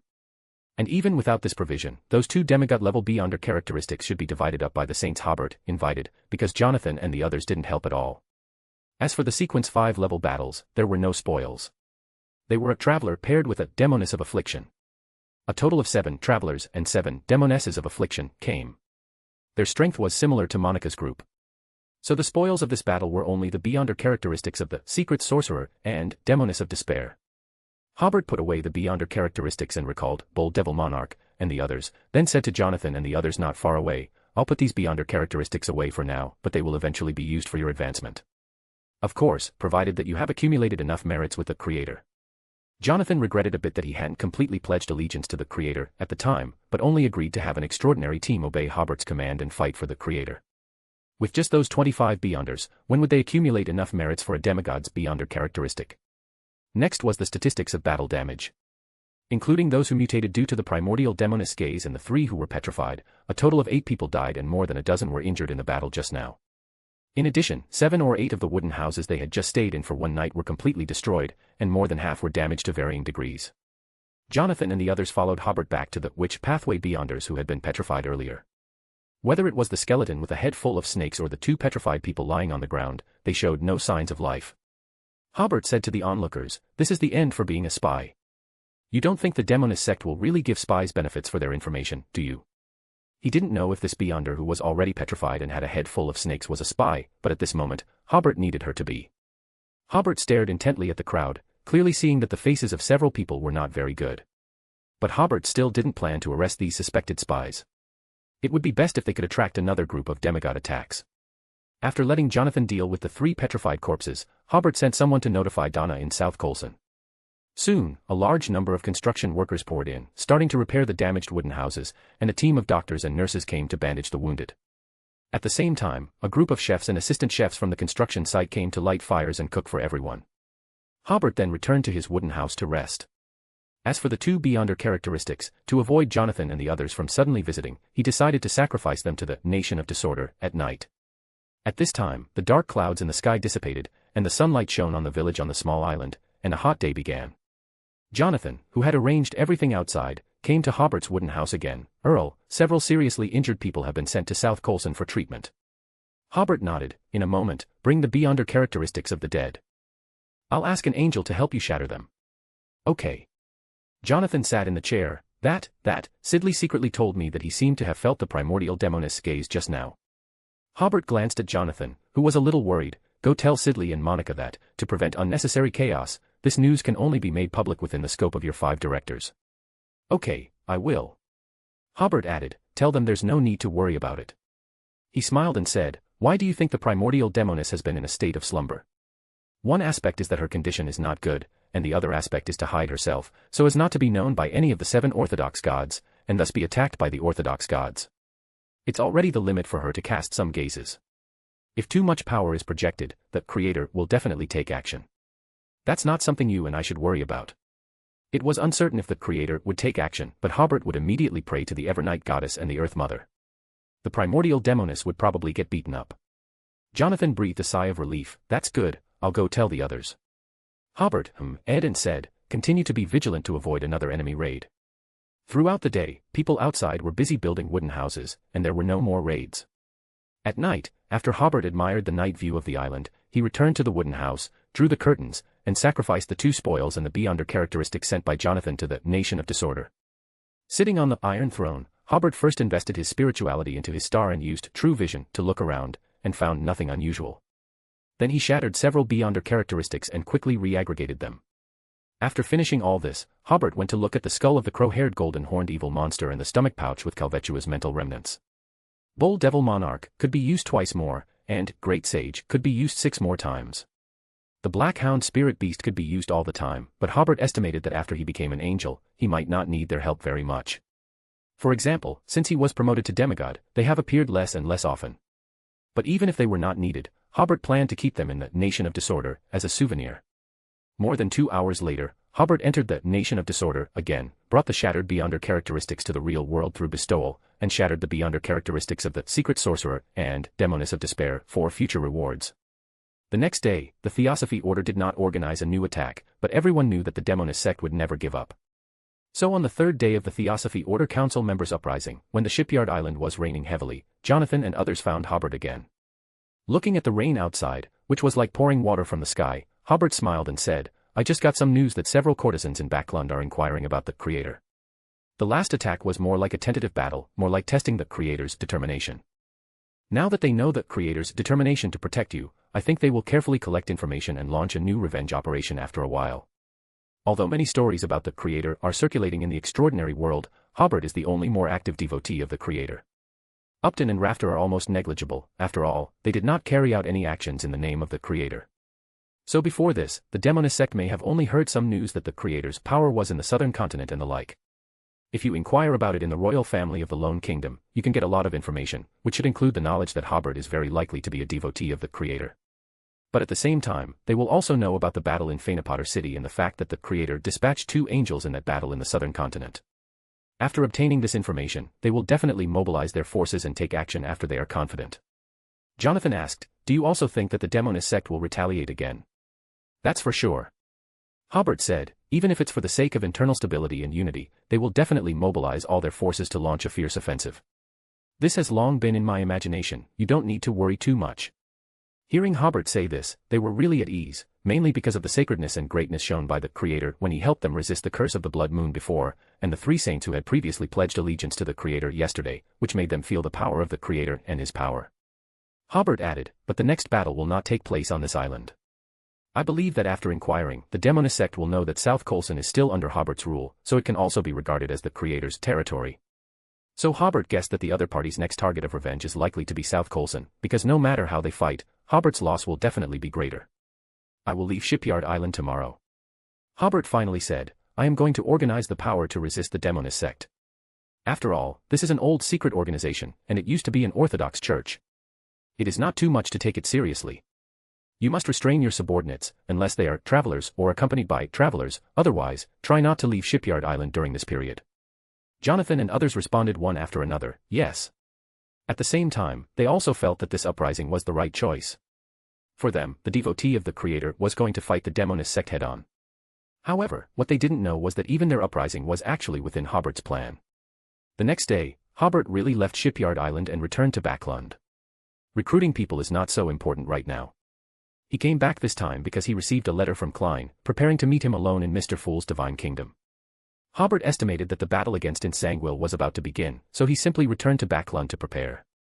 At 9 o'clock in the morning, when it was time for his appointment with Klein, Hobert's vision was covered by grey fog, and he appeared above the grey fog, on one side of the bronze long table. But this time, the tall and magnificent giant hall was very deserted, with only Hobert and the world at the bottom. Hobert looked around and said, "Have you found Insangwil's whereabouts?" "Yes." The world at this time was Klein himself, and he said, "Because I need to avoid the ability of 0-08, I can only ask Mr. Fool to discuss the specific action plan with you here." Hobert made a gesture to speak. "I hope you can join the battle after a period of time after it starts." Klein explained, "Because I want to use this battle to achieve some goals." He wanted to use the planning and process of this battle as a ritual to advance to Bizarro Sorcerer. Hobert nodded, "No problem. What is Zangwil's condition now?" "According to the accurate information I got, it's not very good." Klein explained his information in great detail. He used to be a gatekeeper, and seems to be targeted by a very powerful evil spirit. Occasionally, he will do things that are contrary to his wishes. His appearance in the southern continent is also to seek help from the spirit church to get rid of the evil spirit on his body. Then Klein talked about his plan. "I got a very high-level curse talisman, and I will use it on Zangwil after the battle starts to make him unlucky enough. In addition, Leonard is estimated to participate in the battle at that time, and try to hold Zangwil back. I will use my marionette and the Fate Siphon talisman, saved from Foggy Town last time to separate Zangwil from the evil spirit on his body, so as to avoid that unstable factor from affecting the battle. Then I will ask you to join the battle." At this time, Zangwill is unlucky enough, and his condition will be very poor. I believe he will not be your opponent. Hobert nodded. No problem, I will trample him under my feet and torture him. Klein was a little moved. If possible, please give me and Leonard some space for revenge. I will. Thank you. The two agreed on the emergency contact method, and then left above the grey fog. Back in the real world, Hobert explained a few words to Dofus, and then used travel to go to the southern continent first, so that after the battle started, he would have to use a few minutes of travel to rush to the battlefield. In the afternoon, southern continent, East Balam. Daly casually asked Leonard, why do you always move around the church area, and don't go to farther places to investigate? Leonard thought for a while and said frankly, waiting for news. Daly nodded thoughtfully without asking any more questions. Suddenly, Leonard's spirituality was touched. A letter appeared out of nowhere and fluttered to the ground next to the streetlight. The contents of the letter were simple, just one line of words: Sibel, North Governorate, Cooktown, Resurrection Square. Leonard's expression was grave, and he turned to Daly and said, Madam, please help me conceal my whereabouts. Daly said very seriously, take me with you. Leonard stared at Daly for a second or two, said nothing, grabbed her shoulder, and the space in front of them became illusory as they stepped into the spirit world together. This mystical item with the ability to travel was sent to Leonard by Klein in a previous letter, so that he could rush to the battlefield as quickly as possible. When their figures were redrawn, they saw in Zangwill with his high nose bridge and one eye in the large resurrection square. Flames of hatred immediately ignited in Leonard's eyes. At this time, Zangwill was in a very unlucky and poor state. Klein's Sequence 5 marionette, Admiral Hell, Ludwell, was holding back his spirit body. Daly did not act blindly. After observing briefly, she came behind Ludwell and opened her arms. A bronze door with countless strange patterns descended and creaked open a crack. This was an underworld gate, a gate full of temptation for all undead creatures. The terrifying suction caused a black figure to appear above Zangwill's head. This figure gradually solidified in the real world. It was a man wearing blood-black armor, young and handsome, with red hair, scars that cut deep into the bone on his face, and a banner-like mark between his eyebrows. The young man said, Yo, my luck is really bad today. You too, we've already died together once. Is it necessary to do it again? Especially when being manipulated by a weakling like this little chick. On the left side of his face, a scar tore open, bloodily opening and closing. Okay, let's clear the surrounding garbage first. The man in blood-black armor stretched out his palm and drew a illusory long sword with dark red rust from his body, easily breaking free from Daly's extraction and Ludwell's control.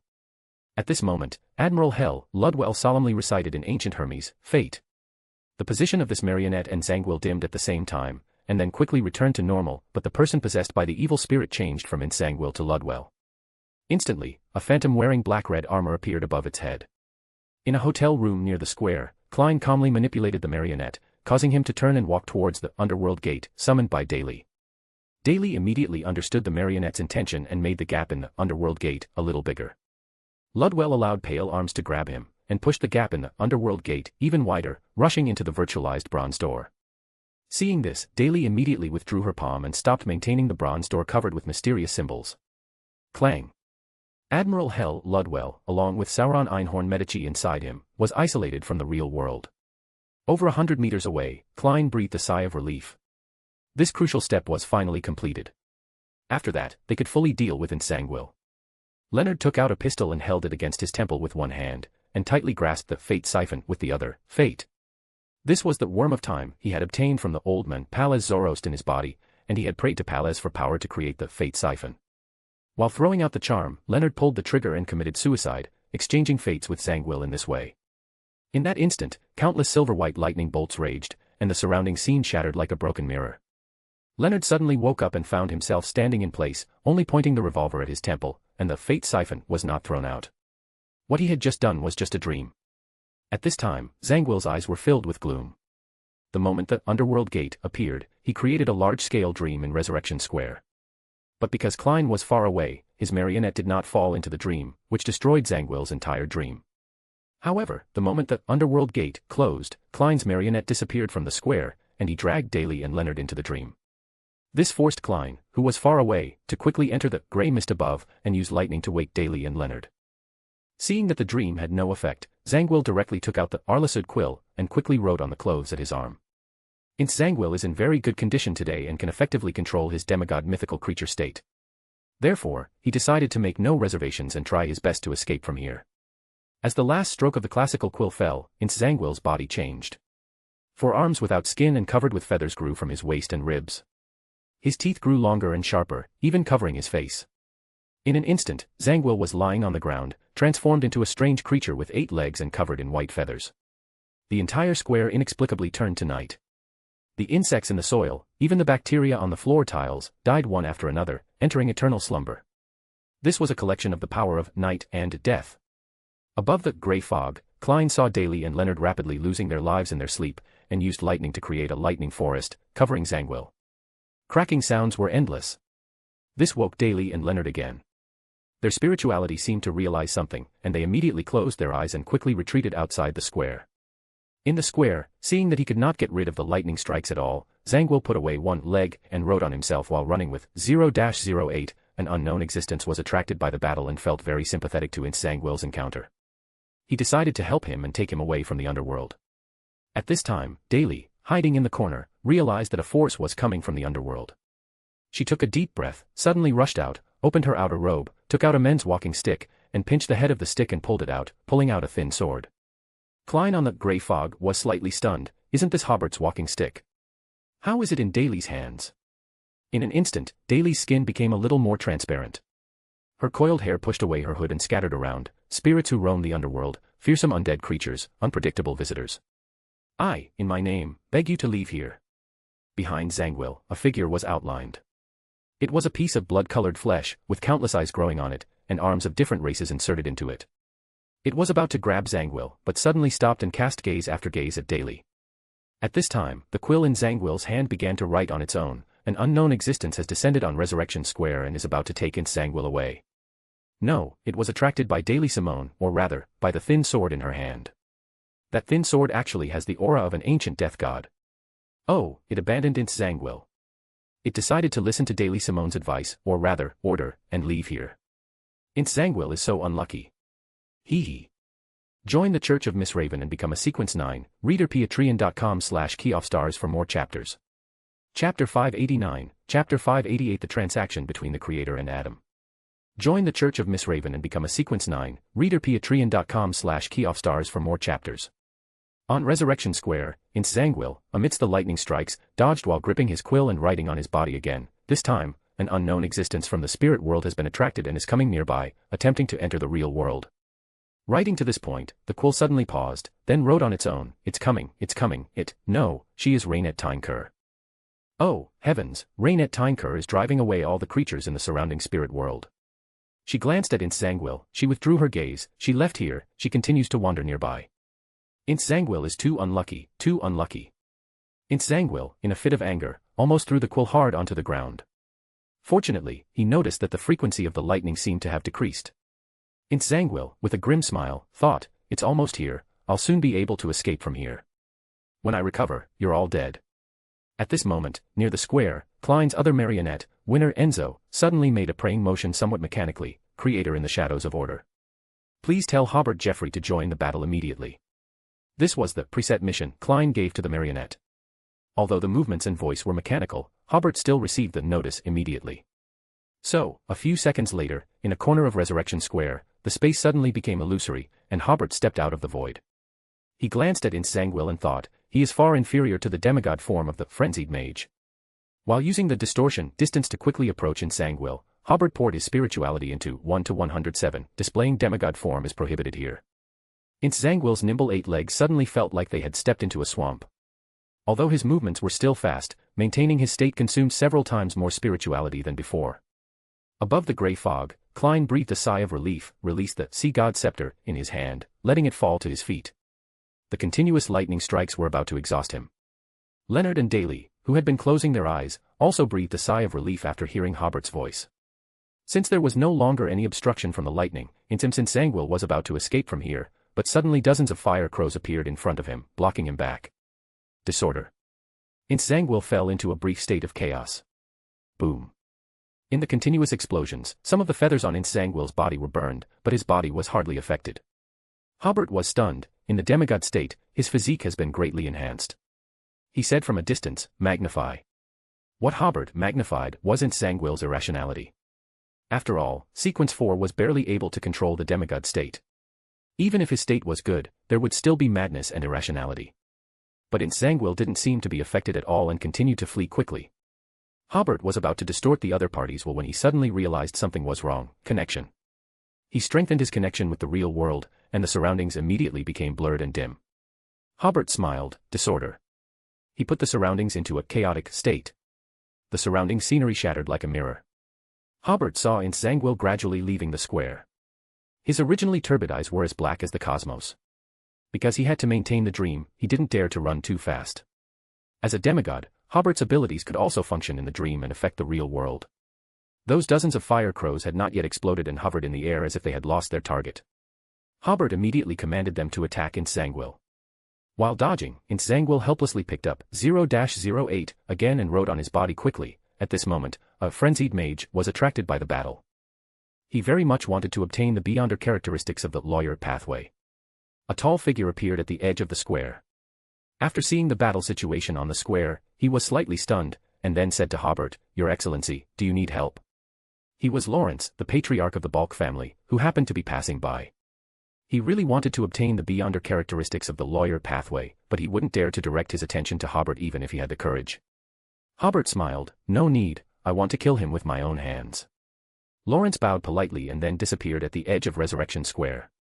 Insangwil was not discouraged and continued to write. A sequence 3 who had no good feelings for Hobert Jeffrey passed by Resurrection Square and was attracted by the battle here. At the edge of Resurrection Square, an old man wearing a lone dress, very clean and tidy, appeared. After seeing the two sides fighting on the square, he asked Hobert, "Do you need help?" He was Barnet, the patriarch of the Tudor family, who happened to be passing by. Hobert had thwarted his plans for the past 6 months. Of course, he had no good feelings for Hobert, but in order to revive the family again, he had decided to sacrifice his power and fulfill the family's ambitions. Hobert still smiled very politely. "No need, I want to kill him with my own hands." Barnet nodded and quickly left the edge of Resurrection Square. The misfortune charm that Klein used before directly prayed for the power of the Evernight goddess, and the misfortune would last for a long time. Insangwil was really exasperated this time and threw the white quill on the ground. At the same time, the movements of his 8 legs stagnated, as if they had all cramped together. The opportunity Hobert had been waiting for finally arrived. Arrogance. From the moment he arrived at the square, he had prohibited the display of mythological creature states here, which caused Insangwil to continuously consume a huge amount of spirituality. Because it was a mythological creature state, he was somewhat irrational, and even if he wanted to end this state, it would be difficult to return to a normal human state in a short time. Insangwil had no choice but to grit his teeth and continue to maintain the state of a mythological creature. At this time, his spirituality could not support such a large consumption. After being hit by Hobert's arrogance, Insangwil stopped running. He believed that he could quickly defeat Hobert, so he rushed towards Hobert. Boom. Dozens of fire crows took this opportunity to hit Insangwil like a series of rocket projectiles, blasting him rolling on the ground and blasting him into the air. Most of the feathers on his body were blown away, and one of his legs under his ribs was blown far away from his body. But Insangwil, who had regained some sanity, really didn't want to continue running this time. He realized that he couldn't leave today without solving this demigod. At this time, he somewhat regretted not fighting Hobert when he was in his best condition.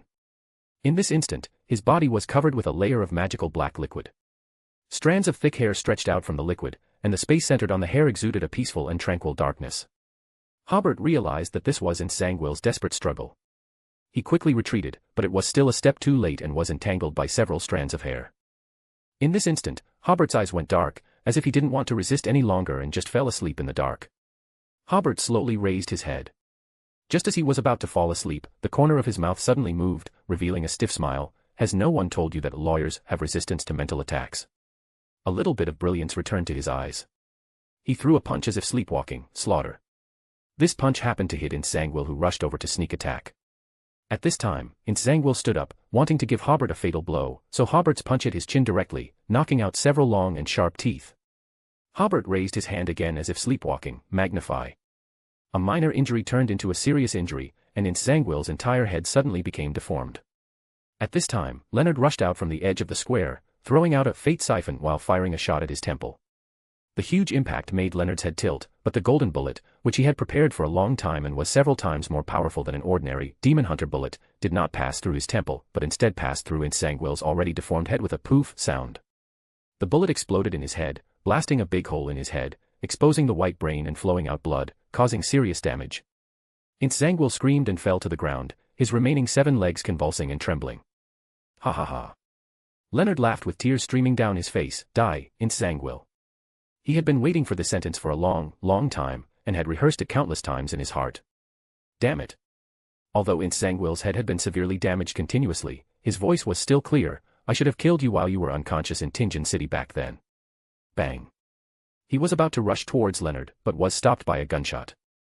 In a burst of sparks, Klein Moretti appeared on the battlefield holding Death Knell. That shot made the wound on Insanguil's head even more hideous. Insanguil endured the severe pain. You, it really is you, you are still alive after all. Klein closed his eyes and said in a calm tone, the shot just now was for Ms. Daly. Then he followed the guidance of his spirituality and pulled the trigger repeatedly. In the continuous bang-bang sounds, Klein said, this shot is for Leonard. This shot is for Migos. This shot is for that internal guard. This shot is for the Blackthorn security company that was destroyed. This shot is for the Nighthawks. This shot is for myself. Some of Doom's howls attacks hit Insanguil's head, and some hit his body. Deeply fatally wounded, he had been trying his best to avoid them. Hobert, who had already woken up, kicked him back. Hobert was much more barbaric, stepping on Insanguil. I haven't said hello to you yet, don't rush to leave. He grabbed one of the legs that grew out from under Insanguil's ribs, and with a hard pull, he tore it off just like that. Long time no see, Insanguil. Then he tore off a leg that grew out of his waist. How have you been recently? He started tearing off the third leg. Do you still remember that young man in Tingen City, who was extremely helpless about the death of his teammates, and even somewhat disheartened, and could only vent his anger by scolding? As he spoke, he tore off the other party's third leg. These 3 legs had grown back as a result of being a demigod-level creature. Insanguil screamed and rolled around, trying to break free, but he couldn't escape Hobert's foot. Hobert kicked him away. That young man sincerely sends his regards to you, thanking you for bringing him so much helplessness, allowing him to realize the importance of improving his sequence. After speaking, he gestured please to Klein. All along, he knew that Dunn and Klein were not dead. He sought revenge on Insanguil, more to resolve the knots in his heart from when he was weak. Back then, the fear and despair that Insanguil gave him definitely had some impact on his spirit. Maybe one day it would erupt into a catastrophic consequence. In fact, Klein and Leonard were the same. It's just that Klein had previously resolved this knot by killing Lenivus, and Leonard had also received the same effect through that shot just now. For Hobert, stepping on the Beyonder who was once so powerful that he had no power to fight back, the knot in his heart was also untied. And Klein still had the captain's death to avenge, so Hobert gave him the final blow, so as not to cause even greater problems with his condition. Klein nodded to Hobert to express his gratitude, and shot Insanguil's head, which was on the verge of death, again. Insanguil's head was shattered, and the state of the demigod-level creature slowly disappeared. At this time, this was already the corpse of an ordinary Beyonder. Only then did Klein open his eyes. A mist appeared around his brown eyes, and the corners of his mouth warped little by little. He said to the already dead Insanguil, this shot is for the captain. He then took out a tarot card from his pocket and threw it on Insanguil's corpse. This was a reversed star card. At this time, the 0-08 that fell on the ground suddenly stood up and wrote on its own, Hobert Jeffrey's joy at getting revenge has relaxed his spirit and made his heart a little arrogant. For example, now, he wants to pick up the Quill of Alzahad, and leave here as soon as possible to make himself stronger. Hobert did bend down to pick up 0-08, but he turned over the palm of his other hand, revealing the round, order crystal, hidden inside and smiled, don't misunderstand, it's not to guard against you, but it unexpectedly has the effect of guarding against you. 0-08 shook and struggled, trying to break free from Hobert's hand. It had been trying its best to get rid of the church's control, but it also didn't want to fall into Adam's hands. But Hobert held it tightly and held it in both hands. Mr. Adam. Previously, the creator learned the results he wanted to know from the murals. He asked me to tell you. The trend of times promoted by Adam is also beneficial to me. I will not destroy Adam's next script, but the uniqueness of the Black Emperor pathway and at least one sequence 1 Beyonder characteristic must return to my hands. If it was to have all the characteristics, it seemed to be announcing that the creator wanted to become the new Black Emperor. If only the uniqueness and a sequence 1 were needed, how the creator would use it would be intriguing. Klein was slightly stunned and glanced at the empty square. Adam hasn't left yet. A figure wearing a simple white robe, with light golden whiskers covering the lower half of his face, as if he were the most ordinary priest, suddenly appeared in front of everyone. For some reason, although he appeared suddenly, everyone didn't feel cramped or uneasy, but felt that he should have been there all along. He said with a warm smile, did the creator really get the results he wanted to know? Yes. Hobert was stunned. Isn't it just the drama of the 3 gods' betrayal? Why do I feel that what I'm saying to Adam is not the same thing? Adam with light golden whiskers said, my premonition tells me that letting the Creator get the uniqueness of the Black Emperor is good for everyone. However, I have no way to completely control the direction of the uniqueness. I can only make the uniqueness more likely to fall into the hands of the Creator. As for the characteristics of Sequence 1, one of them can be easily obtained by Hobert Jeffrey. Hobert presented the still struggling quill with both hands. On behalf of the Creator, I thank you for your promise. Klein quietly listened as the two great figures completed the transaction of uniqueness and the Sequence 1 Beyonder characteristic. Adam took the quill and took away the round, order crystal from Hobert's hand. Hobert was slightly stunned without any intention of resisting. He was about to reach out to take it back, but another voice seemed to appear in his heart. Forget it, forget it. The other party agreed to the Creator's request so happily, it doesn't matter to give him a piece of order crystal. Hobert felt that this idea was not right, but seeing that Adam had already put away the order crystal, he didn't bother to take it back. Then he quickly prepared to take back the power of order inside. But at this time, a voice in his heart said, "Why are you so stingy? You've already given it away. Do you still care about the power of order inside?" This voice successfully persuaded Hobert. Although he still felt that something was wrong, he was no longer entangled in the matter of the order crystal at this time. Adam put away the order crystal with satisfaction and looked at the quill in his hand. This quill immediately became obedient. He said to Hobert again, "In the harvest prairie of East Balam, a butterfly flapping its wings may cause a tornado in East Tucker County of the Lone Kingdom. The changes in fate have begun to appear and will gradually affect the direction of the situation." Then Adam glanced at the tarot card and smiled at Klein and the others. "All the gifts of fate have already had their prices marked in secret, haven't they?" After speaking, he turned around and left the dilapidated square step by step, leaving only a chanting sentence. Under the witness of the spectator, Klein Moretti completed a gorgeous drama, directed a magical murder. He used this to digest the potion, and has extra power to try to advance when the drama ends. Clang. Before Klein could recover, Daly's thin sword fell to the ground. Sure enough, it's still too difficult. She seemed to become more and more transparent. This thin sword, the negative effect, is too strong. I was marked by the creatures of the underworld. In Klein and Leonard's surprised expressions, the space behind Daly suddenly became illusory, as if the entire square was gloomy and terrifying. Two hands covered with black hair stretched out from it, grabbed Daly, and dragged her into the illusion. Leonard used travel to quickly chase after her, but there was nothing in the spirit world. Only then did he realize that the other party was from the underworld. Although the spirit world includes the underworld is not equal to the spirit world. At this time, Hobert and Klein in the real world reacted differently. Klein was slightly stunned. He inexplicably felt that the two hands were very familiar. But Hobert immediately used distortion to come to the place where Daly disappeared, picked up the thin sword on the ground, and cut open an underworld gate, and immediately chased into the underworld. Soon, he found Daly, who was caught by the Blackhound spirit beast. This was what they had discussed long ago. Hobert temporarily gave the thin sword to Daly to use, and she pretended to be unable to control it, and was captured by underworld creatures. Hobert said, "Madam, you need to leave something that you often wear and is stained with your spirituality in the underworld." Daly took off one of her earrings and threw it in the underworld. Hobert waved the thin sword in his hand, and the earring was immediately wrapped in a layer of pale white light and suspended in the underworld. Then, Hobert put one hand on Daly's shoulder, and he waved the thin sword in his hand again, and Daly's spiritual body suddenly separated from her physical body. Only the shoulder position that Hobert's hand was holding did not separate. The translucent spiritual body quickly became solid and was also covered with a layer of white light. Finally, Hobert sent Daly's spiritual body back into her physical body. Okay. Because Daly is a beyonder of the death pathway, her spirit body can completely withstand such transformation, and it can also make her spirit body stronger. The white light appearing around the spirit body is a kind of concealment of her using the underworld. If someone divines her whereabouts, it will automatically point to the earring floating in the underworld. Such a divination result can be interpreted as Daly being in the underworld, or it can be interpreted as her having died. Then, Hobert and the Blackhound spirit beast took Daly to South Colson together. Shuttling through the gloomy and terrifying, yet obscure underworld, Daly's past flashed through her mind. She lost all her family at the age of 19 because of a beyonder case, and accidentally took the potion in that incident and became a corpse collector.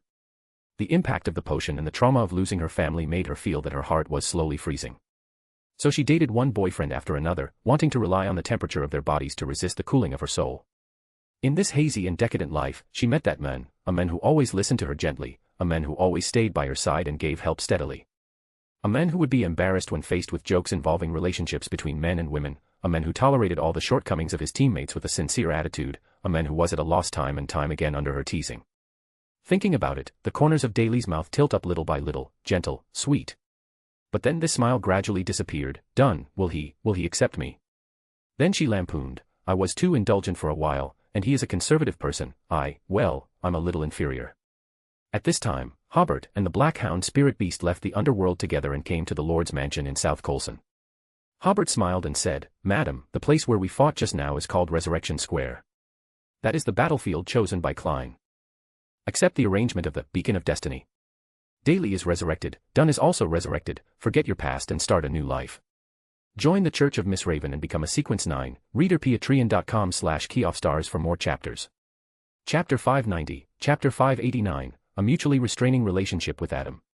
Join the Church of Miss Raven and become a Sequence 9, readerpatreon.com/keyoffstars for more chapters.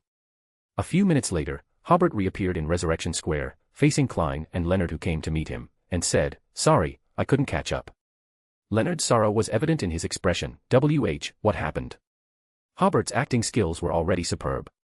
He wore a forced smile, as if comforting Leonard, and as if comforting himself, at least, she got her revenge. Klein, who had been skeptical about Daly's disappearance, now believed Hobert's words for a moment, and took the potion in sorrow and regret. The three of them exchanged glances. Before the official Beyonders arrived, Hobert left using travel. Leonard asked Klein, who was about to leave, aren't you going back to the church? The space in front of Klein also became illusory. He turned his back to Leonard, I can't go back. After saying that, he stepped into the void. Only Leonard was left at the scene with a look of loneliness, dealing with the aftermath. Klein took his marionette and left the southern continent, arriving in Byam and staying in a hotel. He immediately entered the gray fog, first understanding his own abilities after the advancement. After a short rest, he walked towards the staircase of light leading to heaven. As he expected, there was another layer of steps there. 1 step, 2 steps. He walked to the end, leaped, and stepped on the clouds formed by the gray fog. What came into his view was a radiant gate stained with some cyan black, composed of countless layers of light spheres. Above the light gate, hung strips of black thin lines, suspending one after another almost completely transparent cocoons. These cocoons swayed gently, each wrapping different souls. Some wore jeans, some held mobile phones, some were dressed gorgeously, all with the aura of life, but with their eyes closed. Klein's gaze suddenly froze, as if he had returned to Earth and was walking on a street full of people of all races. Then he noticed that 3 cocoons had been broken open, empty inside, swaying in the wind. Klein quietly watched, can't go back home. Hobert returned to Backlund and came to his study. After taking a look at the note left on the table, he built a spirituality wall, and recited according to the instructions on the note, the second blasphemy slate contains the method to become above the sequence. A few seconds later, there was no reaction around him. Hobert then entered the Nation of Disorder according to the instructions on the note. The moment he sat on the Iron Throne, all the memories he had sealed here were restored. Hobert first used True Vision through his own star to look at the study with great unease. Fortunately, there was no priest with a light golden beard sitting in the corner. He breathed a sigh of relief. The sentence on the note was actually a trick to lure Adam, just in case that guy followed him and secretly sat in the corner observing him. Then Hobert realized, why did I give him that order crystal? I haven't recovered the power of order in the crystal. Thinking of this, he could only smile wryly. Expect a demigod to resist Adam's psychological suggestion. If he wanted to, Hobert estimated that he would offer even his underwear with both hands. Fortunately, disconnecting the order crystal from the Nation of Disorder would make it difficult for the order crystal to have any impact on him. The only impact might be that Adam would have one more miraculous item to avoid losing control. Thinking of Adam's promise, Hobert felt that giving it to him was fine, just consider it the cost of obtaining that Sequence 1 characteristic. Thinking about it, Hobert showed a smile. At that time, he might only be Sequence 2 at most, but that wouldn't prevent him from getting the Sequence 1 characteristic first and hiding it in the Nation of Disorder. In addition, as long as Adam was willing to help, so that the uniqueness could also come into Hobert's hands as much as possible, he would be quite content. Having a Sequence 1 plus the uniqueness would be very stable. However, what surprised Hobert was that, judging from Adam's tone, he didn't seem to have any plans to recover the Black Emperor uniqueness and Beyonder characteristic. He originally thought that after George III's advancement failed, Adam would immediately recover the relevant uniqueness and Beyonder characteristics, preparing to create another Black Emperor who would be loyal to him at the right time. Hobert pinched his chin and thought for a while, feeling that there was another strange thing about Adam. At that time, he used the prepared speech to say that the Creator knew the meaning expressed by the mural and promised to support Adam in some areas. This was from the bottom of his heart. In the coming period, the more chaotic the situation, the more beneficial it would be to the Creator. If Adam needed someone to stir up trouble somewhere, as long as it wasn't a stupid thing like the Backlund smog incident, Hobert would be happy to help. Hobert mentioned the mural to express a kind of moral support, and had no other meaning. But why did Adam still confirm it, asking if the creator really got the result he wanted to know? Wasn't the information to be conveyed by this mural the betrayal of the three gods? Hobert smiled, about to feel that he was too sensitive, but suddenly he realized, Adam wouldn't think that the creator guessed that the current Adam is the ancient sun god, right? Thinking along this line of thought, it wasn't impossible. According to his packaging of the creator, it was in existence from ancient times and knew many secrets. Since he knew many secrets, the creator couldn't possibly not know about the shocking betrayal that happened at the end of the third epoch.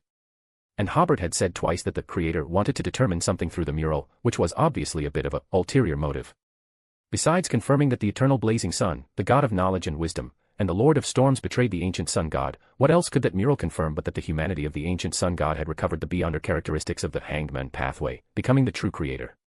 Then where did the ancient sun god's divinity go? That was a divinity at the level of a great old one. The mental imprint of sea god Calvetua could still be used by Hobert many times. A great old one's divinity couldn't just disappear. Among the few answers, one of them was, it awakened in Adam, who had the uniqueness of the spectator pathway. After all, this pathway was also once controlled by the ancient sun god, so this guess was more reasonable. Then Adam's rhetorical question, did the creator really get the result he wanted to know? Was actually asking, does the creator know the secret I've been hiding for thousands of years? Hobert covered his face. In a twist of fate, Adam had a lot of concerns about the creator. No wonder Adam agreed so readily to the creator's request. It turned out to be hush money. Hobert sighed, okay, things are already like this, I can't go find Adam again and explain to him, don't misunderstand, I don't know the secret of the ancient sun god, nor do I know your deep secret. I only know that the mural depicts the content of the eternal blazing sun and the other three gods betraying the ancient sun god. I really didn't see anything else. If I say that, will Adam curse people? Hobert smiled. Forget it, the creator does know a little bit of Adam's secret, so it doesn't count as being misunderstood. What he was more thankful for was that he had sealed most of his memories about Adam at that time, so he would react without any signs of acting, making the most superficial answer. Otherwise, Adam would definitely have a good chat with Hobert. Finally, Hobert thought of the butterfly effect that Adam reminded him of. Hobert realized after careful thought that this was Adam's deterrence. He was actually saying, I also noticed that the appearance of the creator is a bit strange, so be careful. Hobert smiled. It wasn't surprising that Adam could detect it. After all, the power of the creator was already not to be underestimated, and Adam had to be forced to change the script. However, the appearance of the creator will trigger more and more butterfly effects, which is indeed something Hobert needs to pay attention to. To a certain extent, when the butterfly effect becomes more and more widespread, Hobert will be equivalent to losing his god's perspective. Even if some major events still happen as usual, some changes beyond Hobert's expectations will completely occur. For example, the frenzied mage and chaos hunter that appeared in the smog incident. After thinking for a while, Hobert felt that there was no better solution except to make more preparations when participating in major events. Returning to the real world, Hobert thought that Klein would be very depressed for a period of time afterwards, and his state might be affected to some extent. It would be good to pull him to participate in the upcoming tourism festival and let him feel the taste of the world.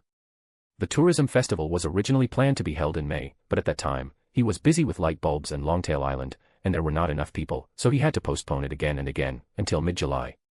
Southern Continent, Cook City, Gold Bowtie Hotel. Dunn sat in a chair, staring blankly at the rising sun outside. His marionette stood aside, as if waiting for the master's orders at any time. Klein felt something, and saw the space in front of him become illusory, and Hobert in full dress suddenly appeared. Friend, you look more listless than before, Hobert teased. Klein opened his mouth, and for a moment he didn't know how to explain his mood to Hobert. In the end, he could only smile, I just feel that life has suddenly lost its purpose. He. Hobert smiled, come on, I'll take you to drink. Klein was about to refuse, but Hobert pulled him up without explanation, let's go. Food can heal all unhappiness. Then he asked, do you need to bring your marionette? At this time, the marionette standing there suddenly said, actually, I am Klein, the one you are pulling is the marionette. Are you sick? Hobert was a little dumbfounded, let the marionette sit in the easy chair and stand by itself. While speaking, he grabbed Klein and the marionette, and used travel to enter the spirit world together.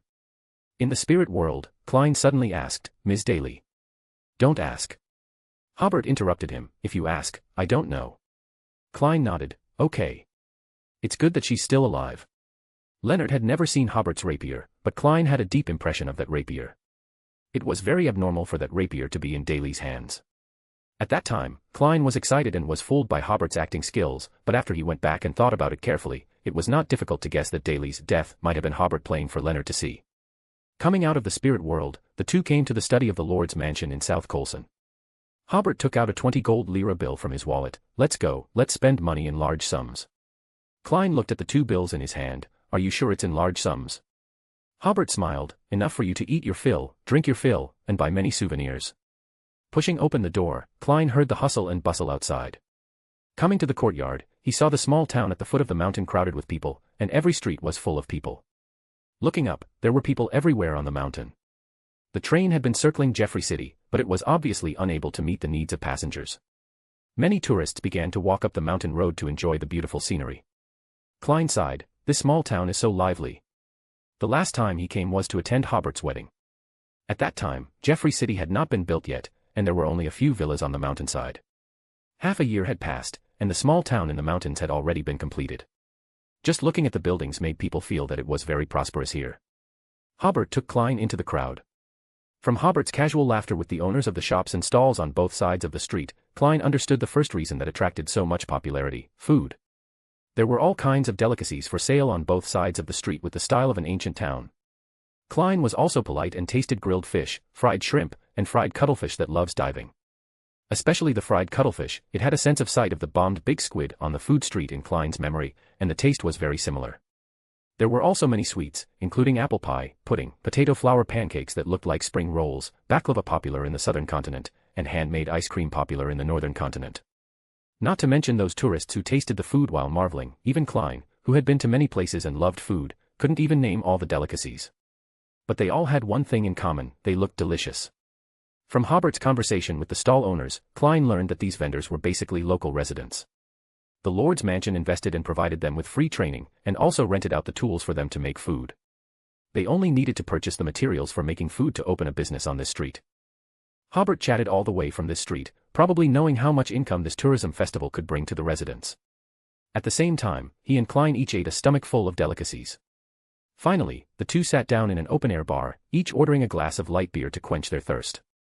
Klein looked at the street in front of him and sighed. It's really unexpected that there can be such a food street here. He had been to many places, but he had never seen a food street of this scale and so standardized. The so-called gourmet street should have snacks and drinks from various regions, but the streets Klein had encountered before, which were full of delicacies, had a relatively single style, mainly local flavored food. Klein's sigh was actually saying, I didn't expect to encounter such a gourmet street today. I've been planning this for a long time, Hobert said with a smile. This street will have a very unique style throughout the Fenepotter kingdom. It would be best if the middle class of the entire country would think of this street when they think of food. Klein nodded. No wonder it can attract so many people. Hobert smiled. The main reason for attracting so many people is the free accommodation, boat rides, and transportation for today and tomorrow. Although the concept of a tourism festival is novel, few people have a corresponding concept at this time. Advertising the concept of a tourism festival in the newspaper may not be very effective. It would be more attractive to directly publish news about free accommodation and free round-trip boat tickets. Klein was about to praise a few words when he suddenly saw Melissa. She was wearing a light-colored dress and a hat with lace trim, and was coming towards him while eating a serving of potato flour pancake. This made Klein suddenly stunned. In the next second, he belatedly thought of changing his appearance, but then he realized that he had been using Dunn's face. Melissa didn't come alone.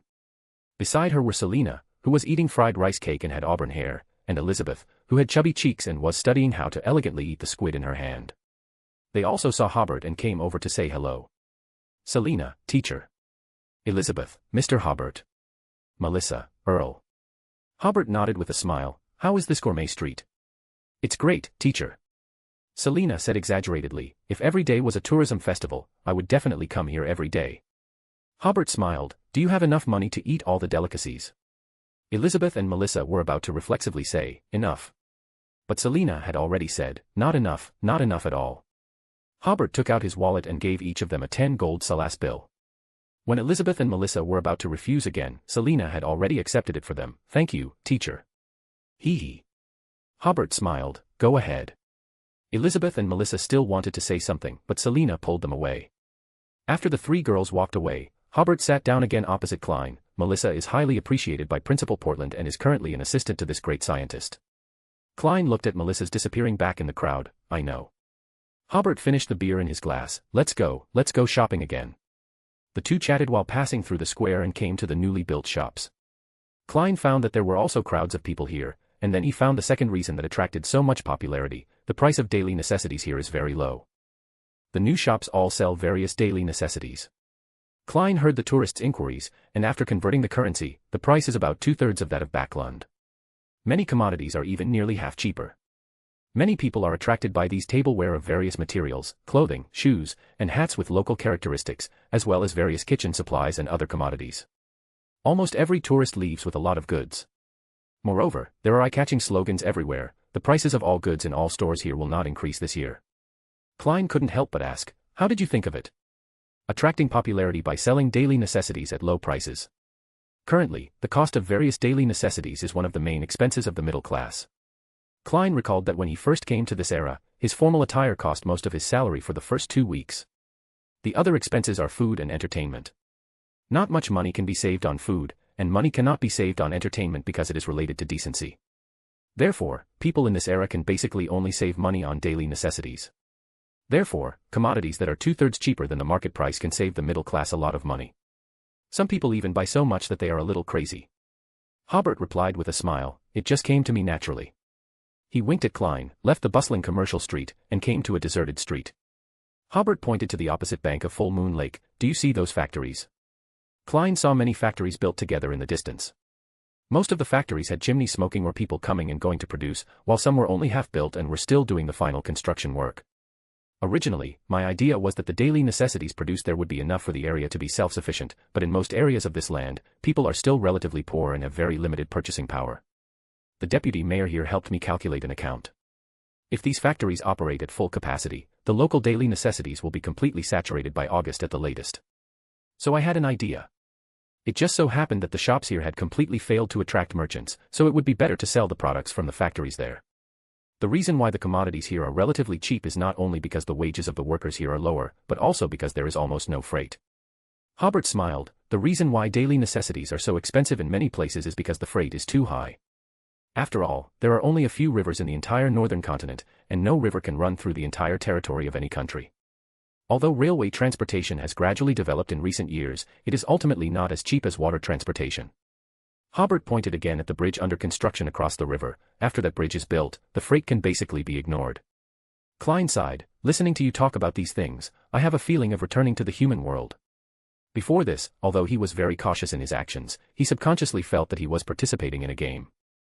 Hobert's introduction allowed Klein to roughly understand the production and economy of this era, as well as some internal administrative operating rules. This was something he had rarely been exposed to before, allowing him to have a more concrete understanding of the world. Hobert smiled. Change your appearance, and I'll take you to see something else good. Klein was stunned. Why change his appearance again? But he didn't ask, but listened to Hobert's suggestion and changed into a middle-aged man's face that Hobert was also unfamiliar with. Then, Hobert used travel in a deserted street corner to take Klein to a forest. Outside the forest, there were entire fields of crops. For the second season of crops, everyone planted them more casually. Some planted corn, some planted soybeans, and some planted potatoes. The scattered fields of crops looked vibrant. In order to prevent the crops from being trampled, this place does not receive tourists. Hobert walked in front, chatting with the farmers in the fields, and came to the railway in front. Then he stood here, seemingly waiting for something. Klein didn't ask what he was waiting for, but smiled. It can be seen that you are loved by the people here. Wah. At this time, a train came up from the mountain, slowly heading towards this side. Hobert replied with a smile, because I have lifted the people here out of poverty and allowed them to live a prosperous life. Then he sighed. Everyone's requirements are actually not high. Wah. The train driver saw Hobert and honked the horn to pay tribute. Many people in the back carriages also saw Hobert. The locals shouted, "Hello, Lord." "Hello, Earl." The tourists also shouted, "Hello, Lord." The train was full, and even the aisles of the carriages were full of people. The enthusiastic and smiling tourists also infected Klein, and a smile slowly climbed onto his face. He watched the carriages pass by in front of him, and the smile on his face became more and more intense. When it came to the last carriage, he seemed to feel something and looked at the viewing platform at the end of the train. The viewing platform was also crowded with tourists, but two of the passengers completely stunned Klein. The two passengers were a man and a woman. The man was in his 30s, with a tall nose and deep eyes, but without the slightly high hairline in Klein's memory. The woman was in her 20s, with green eyes, wearing a beautiful long dress, with a kind of enchanting beauty, but without the slightly old-fashioned blush and eyeshadow in Klein's memory. It turned out to be Dunn Smith and Daly Simone. They were close together, as if chatting about the crops in the fields. Daly saw Hobert and pointed in this direction, then enthusiastically waved to Hobert. Dunn also extended his hand and waved it twice in a more restrained manner. Hobert waved his hands, responding to their greetings and waves, as well as those of other passengers. Klein raised his hand, and tears had flowed down his cheeks. "Captain, Captain, is that really you?" He chased a few steps, but stopped again. Without Hobert explaining, he also knew that Dunn and Daly had started a new life. He couldn't bear to disturb them, and even feared that others would disturb them. Klein seemed to have all his strength drained, slowly sitting on the rails, sometimes joyful, sometimes sad. After a long time, he seemed to walk out of his emotions and looked at Hobert. Hobert smiled. "The world we live in has never lacked miracles. The future is a future full of hope. Even if the end is coming, we must create a hopeful future ourselves. As long as we have hope in our hearts, we will not be defeated." Klein took a deep breath. "Give me a cigarette. I don't smoke." However, Hobert took out a cigar from his pocket. "But I guessed you could use it, so I prepared one for you." Klein took the cigar, made a scissor shape with his other hand to cut it, tore off the paper bag, snapped his fingers and lit it. He smoked the cigar bit by bit, enjoying the process of the cigar slowly shortening. Hobert sat beside him. "Aren't you going to ask me how I resurrected Dunn?" "What's there to ask?" Klein smiled with a cigar in his hand. "With my understanding of you, you will definitely make the captain's state as close to normal as possible." Hobert patted him on the shoulder. "Should we go for a drink?" Klein got up. "We have to celebrate." So the two used to travel to return to Jeffrey City and found a bar to drink for an afternoon. In the evening, the invited band began to perform, with music and singing. Klein applauded and cheered with everyone in the crowd. The two met Furs and Zio on the street. Zio smiled and said to Hobert, "This tourism festival model is very novel." Furs sniffed and asked Hobert, "You seem to have drunk a lot of wine." "I didn't drink much." Hobert smiled with a bit of drunkenness. "Just drank all the wine in a bar." Even so, it didn't get the two demigods drunk. Furs smiled and nodded. She was going to hide all the wine she could find after she went back, and not let Hobert find it for the next week. After the band finished singing, it was time for the bonfire dance party. In Fanepotter, there is a custom of holding bonfire dance parties during festivals. The streets quickly turned into an ocean of carnival. Klein handed his top hat and coat to the marionette, and rushed to the most lively place to dance with everyone. Hobert smiled slightly and joined the dancing crowd with Furs. This time it was a real dance. Klein completely indulged himself today, changing partners one after another, dancing until late at night, until the bonfire went out, and until the streets were sparsely populated. Looking at the firewood that was burned to only embers, he smiled with some unfinished business. His mood had never been so happy in the past year. Taking the coat and top hat handed over by the marionette, Klein asked, "Where are Furs and the others?" "They've already gone back to rest." Hobert smiled. "They're going to get up early tomorrow to watch the sunrise." Klein nodded slightly. "I have to go back." Then he sincerely said, "Thank you for your hospitality." Hobert smiled and waved to him, watching him disappear into the void. It seemed that he had no psychological burden. Back at the Lord's mansion, Helen and Angus were already waiting here. With so many people coming to the tourism festival today, it was of course a good opportunity for the Demoness sect to gather intelligence. But Hobert guessed that there were only two types of people who came to gather intelligence. The first were members of the Theosophy Order in disguise, so Hobert asked Helen to wait at the pier with many astrologers from the Theosophy Order Council. As long as their keen spirituality felt familiar people, they would investigate. As expected, using this method, they caught more than a dozen people from the Theosophy Order. The second type of intelligence gathering was from people from the Demoness sect, but their level should not be very high. Monica and several Demonesses of Affliction arranged many subtle and difficult-to-detect fine hairs on the main streets. Ordinary people would unknowingly break the hairs. Beyonders of the witch pathway would have to get close to detect them, and then would subconsciously avoid them. Even if they realized that this was a trap and pretended not to notice, they would have to break the hairs to move forward, but in this way, they would still be noticed by the Demonesses of Affliction. Using this method, they caught 8 more people from the Demoness sect. After interrogation by Angus and the others, they managed to capture most of the spies, though not all of them. Hobert praised the two captains and instructed Furs to record this achievement for both teams. After the tourism festival, they would need to prepare for the Demoness sect's retaliation. So, early the next morning, Hobert summoned the messenger and informed him that a conflict with the Demoness sect was imminent in South Colson, requesting his second assistance and providing 2 order wood pieces to prepare him. The messenger accepted the order wood, readily agreed, and returned to the spirit world. Following that, Hobert, along with Elliot, went to the southern continent and met with Patriarch Lawrence. After a brief discussion with Lawrence, Lawrence immediately convened the Council of Elders. The family elders, arriving promptly, were somewhat surprised to see the Blessed sitting beside the Patriarch. Once the meeting commenced, Hobert, the Blessed, spoke first. I am here to inform you that the Creator is about to launch a large-scale war in the northern continent. Elder Calvin inquired, Sir Blessed, how much strength should we send to participate in the war? Send all the elite forces. The elders were all very excited and rose together, ready to perform the gesture Hobert had previously taught them. Hobert preemptively smiled and said, Now, I will standardize the Creator's gesture. First, draw a horizontal rectangle on the left chest, representing the banner, symbolizing that all armed forces are loyal to the Creator. Then, draw a vertical line in the middle of the rectangle, representing the scepter, symbolizing that all government agencies are loyal to the Creator. The so-called standardized gesture was because the previous gesture was too casual. Hobert had used this time to devise a more meaningful gesture. The elders were even more pleased. Since the prayer gesture had been standardized, it meant that the Blessed was preparing to incorporate the Balk family into the Creator's armed forces. This was what they had always hoped for. The previous battle with the Rose School made them realize the security and peace of mind that came with divine protection. Therefore, they had always hoped that the Blessed would recruit them, allowing most of the family members to serve the Creator. Now, they had finally received the result they had been hoping for. So, they together made the gesture representing the Creator and shouted, Fight for the Creator. Hobert added, Everyone, prepare yourselves. 3 days later, under Elliot's leadership, proceed to the northern continent in an orderly manner. After completing the initial assembly, I will announce the combat mission. The spoils of this war, if you obtain sealed artifacts, you can keep them. I will exchange any Beyonder characteristics obtained with Beyonder characteristics from the lawyer pathway. After saying a few more words to boost morale, Hobert stood up to bid farewell. After he left, Calvin asked Elliot, who remained in the meeting room, why did the Blessed leave in such a hurry? He still needs to gather the extraordinary forces of other families. Everyone thought it made sense. Since it was an extraordinary war, it certainly wouldn't be just the Balk family participating.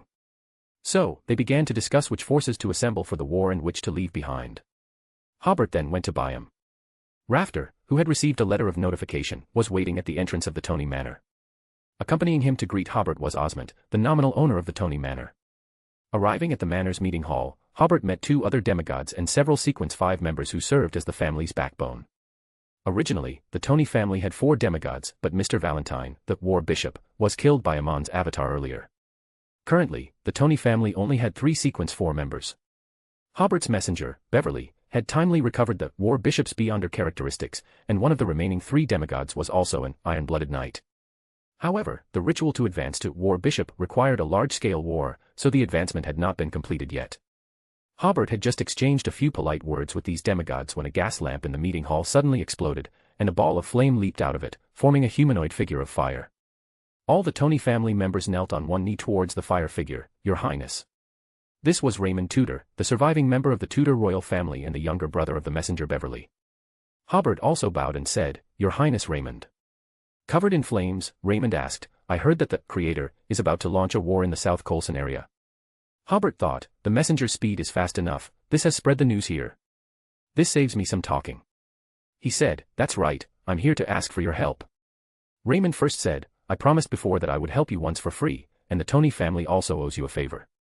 We will send all our elite forces to participate in the war. Then he sighed, the last time I participated in a Beyonder war was in the 4th epoch. After all, in the previous battle with Amon's avatar, the Creator had dispatched an angel and 3 saints. The Creator had even taken action personally, so this favor had to be repaid. Hobert added, the spoils of war obtained by the Tony family in this battle belong to the Tony family, but you can't use those Beyonder characteristics. I hope to acquire the Beyonder characteristics you obtain. Raymond said, Yes, the acquisition price will give you a huge discount. If there are Sequence 4 level Beyonder characteristics, they will be calculated at £50,000. This angel was not in good condition. After setting the tone, he exploded with a bang and left the reception hall. Hobert discussed some detailed issues with several demigods. Finally, he said, Please prepare yourselves. 3 days later, under Rafter's guidance, begin to proceed to the northern continent in an orderly manner. Immediately afterward, Hobert did not stop and came to Longtail Island. He had already entrusted Angus to pass on the message and had scheduled a meeting today with Barnet, the patriarch of the Tudor family. In addition to Barnet, Darnell, the demigod who had previously traded with Hobert, also came, and this time the meeting was held in the governor's office. Unsurprisingly, Barnett also agreed that the Tudor family would send all the family's elite forces to participate in the war. That afternoon, these three families began to gather their forces, preparing to go to South Colson. In Hobert's plan, he wanted to take advantage of this war to completely recruit the Balk family and become his vanguard for development in the southern continent. The other thing was to strengthen the relationship with the Tony family, at least to become allies in the Rorstad archipelago. The final Tudor family was in a state of preparing to recruit. When the time was right, all these forces would be invested in the southern continent. There were also some familiar families or organizations that might not participate in the war. Hobert looked at his pocket watch. It was already afternoon. He decided to visit those extraordinary organizations with uncertainties tomorrow. Tonight, he also had a date with Audrey to eat barbecue together. Join the Church of Miss Raven and become a Sequence 9, readerpatreon.com/keyoffstars for more chapters. Chapter 591, Chapter 590, Angel of the Tamara Family. Join the Church of Miss Raven and become a Sequence 9, readerpatreon.com/keyoffstars for more chapters.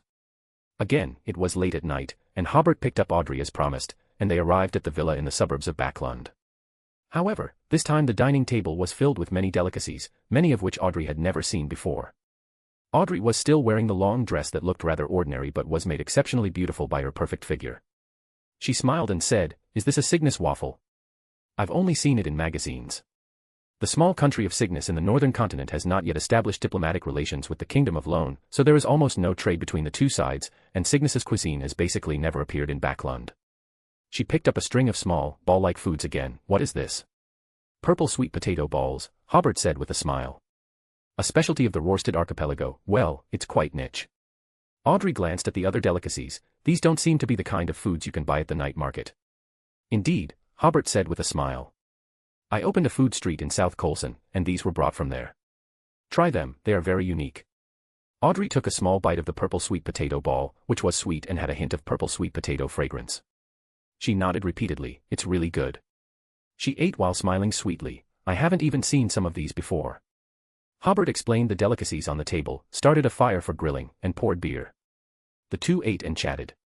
Audrey asked curiously, "Hobert, why did you publicize the manufacturing process of light bulbs and wires? And why have you been rejecting all invitations recently? I heard you haven't been going to work lately." "I've been busy with other things recently, and of course, I must admit that it's mostly because I don't want to see those idiots," Hobert said with a smile. "As for why I made those processes public, of course, it's to use other people's money to expand the production capacity of electric lights." Audrey didn't understand. "Are you going to borrow money from others?" "I heard my father say that Earl's Light is making very considerable profits." "It's a business strategy, it doesn't mean borrowing money," Hobert explained. Audrey was very interested in this. "My father said you must have your own ideas." "Your father is a visionary nobleman," Hobert said with a smile. "Let's make an assumption. Everyone knows that light bulbs and wires are profitable.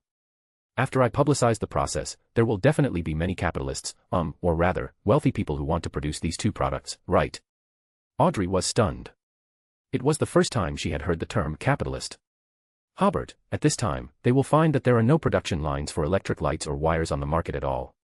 If they want to invest in production, they will find that they need to purchase equipment from me. This is creating the first part of the revenue for Earl's Light.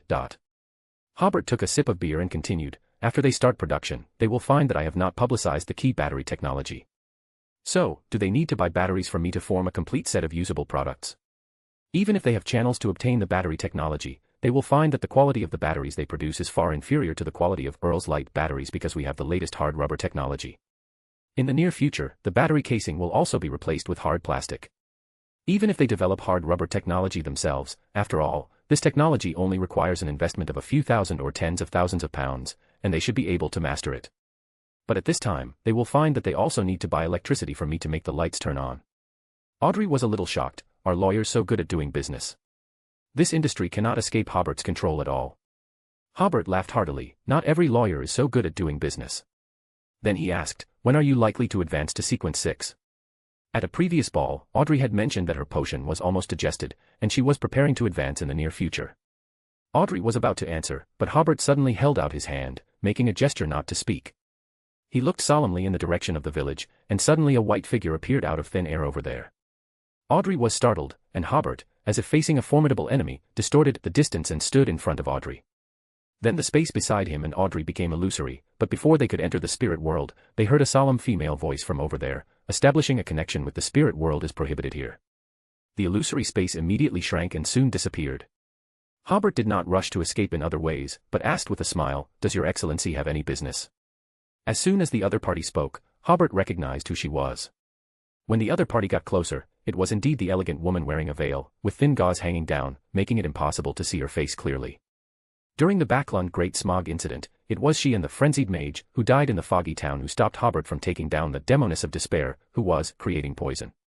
At the same time, Hobert also knew that this was a Sequence 3 Chaos Hunter.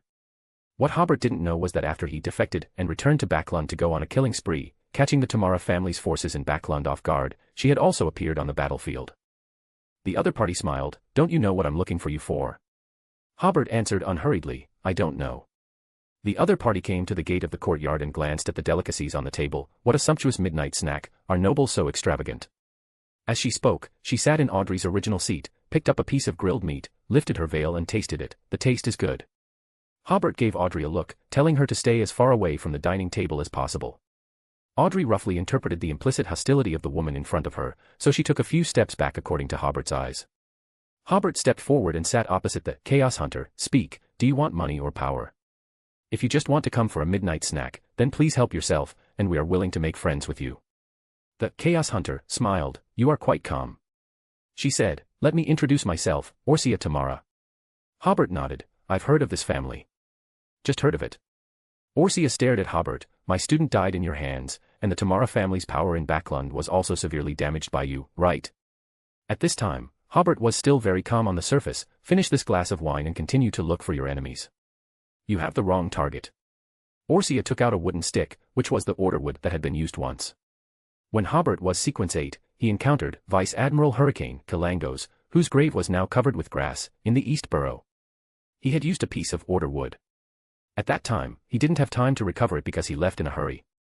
Later, when he went back to look for it, he couldn't find it. He didn't expect that it was taken away by Orsia. Although this wooden stick no longer had the power of order, Orsia could still feel that it was very special. The council members of the family attached more importance to this wooden stick after checking it than she had imagined. The council entrusted her to fully investigate the owner of this wooden stick, so she had been in Backlund for most of the year. At the scene where the family's power in Backlund was severely damaged, she also found that the power contained in the wooden stick in her hand seemed to have appeared there. So at that time, she had already determined that finding the owner of this wooden stick was like finding the murderer who attacked the family members.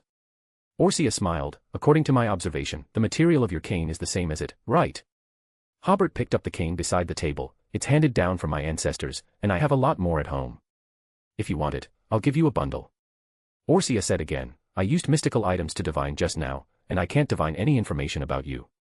The murderer who killed my student and severely damaged the power of Backlund is the same as this divination result."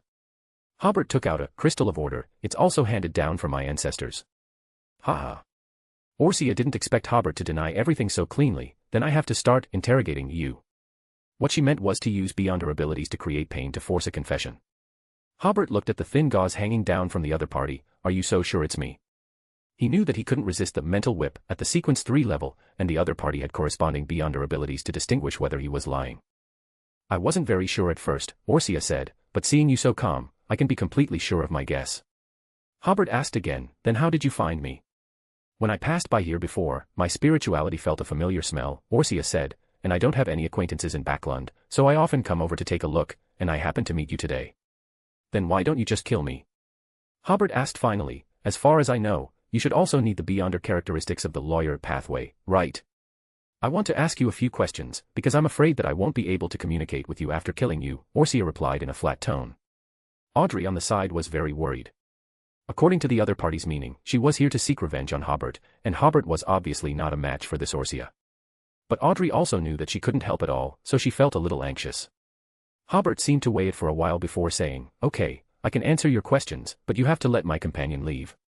Orsia glanced at Audrey. "What a beautiful little girl. If I were a man, I would definitely be very willing to give her the chance to live." Then she said solemnly, "Okay, little girl, you can go." Audrey looked at Hobert, and immediately interpreted from the other party's eyes an expression that her staying here would be a burden. Hobert said, "Miss Justice, go quickly." Audrey immediately understood what Hobert meant and quickly left the yard. Orsia was a little strange. "She's called Justice." "That's her pen name," Hobert said with a smile. "We are pen pals." Orsia sneered. "Nobles really know how to play." She said, Okay, let's start. Why did you kill the members of the Tamara family? Orsia warned, I will notice if you lie next. Hobert said, because I need their beyonder characteristics. After being with Audrey for a long time, Hobert has developed very good lying skills. What he said was the truth, but he didn't tell all the truth. So the meaning conveyed to Orsia was simply for beyonder characteristics, or simply for killing for pounds. Orsia asked again, then why did you kill my student? May I ask, does your student have a pair of big ears? Because of the other party's strange appearance, Hobert was very impressed with this Tamara family member. Yes. Hobert said, he offered a reward to assassinate me, and I chased after him and killed him. This is also the truth. Orsia was slightly stunned. This answer was different from what she had imagined. Then she asked again, where did the wood for your cane come from? It was given by a great existence. Which one? I can't say, I will die if I say it. If you communicate with my spirit body in this regard, you will definitely lose control. You are lying. That's right, Hobert said with a smile, because I don't know how miserably you can die. Orsia realized that it might be dangerous to continue asking. And the answer given by Hobert was very different from what Orsia had imagined. There was no conspiracy between organizations, no tricks of secret organizations, only the killing that occurred because of the competition for beyonder characteristics and because of coincidence. So she stood up and said, are you ready? Hobert also stood up, you don't think I will just be captured like this, do you? Orsia, smiled, futile resistance. Then she smiled, aha, look who's back, isn't this the little girl who just left? Little girl, are you lost? It was Audrey who came to the gate of the yard. She was a little out of breath, the surrounding roads are repeating. I always run for a distance, and then inexplicably return to the starting point. Hobert seemed to realize belatedly, you never intended to let any of us go. Of course not, Orsia said seriously. Hobert smiled, you shouldn't have let her leave here. Orsia was slightly stunned and looked at the sky, as if realizing something. Crack. A lightning bolt struck Orsia, and she jumped away suddenly. Crack crack. The lightning that even the saints were afraid of fell one by one. Orsia had no time to care about Hobert and tried her best to avoid the lightning strikes. These lightning bolts were of course the masterpiece of the fool. When Audrey left just now, Hobert knew that the other party could not let Audrey go, so he called her Miss Justice and asked her to be sure to ask the fool for help if she had the opportunity. Hobert took this opportunity to come close to Audrey by distorting space, picked up Audrey, whose hair was standing on end because of the lightning, and left by distorting, preparing to run for a distance before trying to leave by traveling. But soon Hobert found that he had only left the yard by 3 or 4 meters after using distorting 3 times. After a moment's thought, he understood. Having reached sequence 3 of the arbiter pathway, she could now arbitrate natural rules within a certain range. The reason this sequence was called Chaos Hunter was probably because it indicated the ability to achieve an effect similar to chaos by arbitrating normal natural laws. For example, if he arbitrated a distance of 10 meters to be invalid, then if Hobert ran 10 meters, it would be as if he hadn't run at all. So, Hobert stopped using distortion and simply used disorder continuously, plunging the surrounding space into chaos, while also running as hard as he could, and sure enough, he quickly left the villa's yard. This was equivalent to Orsia constantly arbitrating the surrounding natural laws, saying that 10-meter distance is invalid. Now, Hobert was making the surrounding space chaotic, which was like confusing the surrounding natural laws, 10 meters. How long is 10 meters? This long, or that long? Chaos Hunter, Orsia, while dodging the lightning, said, running is prohibited here. Hobert felt as if his legs were shackled, and he had to use all his strength to take a step, making him run slower than a snail. He took a deep breath, put his feet together, and jumped forward suddenly. Without any obstacles, he jumped 7 or 8 meters at once. Jumping forward like this was not slower than running at full speed. Audrey, in his arms, held onto Hobert's clothes tightly and smiled, it's much more exciting than riding a horse. Orsia couldn't escape the lightning forest and could only continue, big jumps are prohibited here. Immediately, Hobert's legs felt as if they were wrapped in iron chains, and at the end of the chains was a large iron ball. As soon as his feet left the ground, they were pulled back.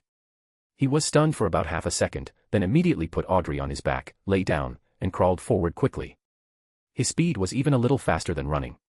Audrey suddenly began to doubt herself, am I in a beyonder battle right now? Why do I feel like I'm participating in a circus performance? This operation left Orsia somewhat dumbfounded, it's still not prohibited. Then, while dodging the lightning, she said again, crawling is prohibited here. So Hobert started doing frog jumps with Audrey on his back. Frog jumps are prohibited here. So Hobert sat cross-legged upside down, letting Audrey sit on his legs, and he used his arms to escape upside down. This place prohibits. Orsia discovered that Hobert had almost run out of her prohibited range. Seeing that Hobert hadn't noticed and was still running upside down, she quickly chanted. The symbol of chaos. The embodiment of entropy. The source of turmoil and strife. The terminator of all laws. Your faithful servant requests your help, requests to capture them, and the council is looking for. Hobert ran upside down for a while. Not hearing the other party continue to prohibit, he ran a few steps backward and, sure enough, he could run normally now. He picked up Audrey again, but as soon as he ran a few steps, his spirituality sensed extreme danger.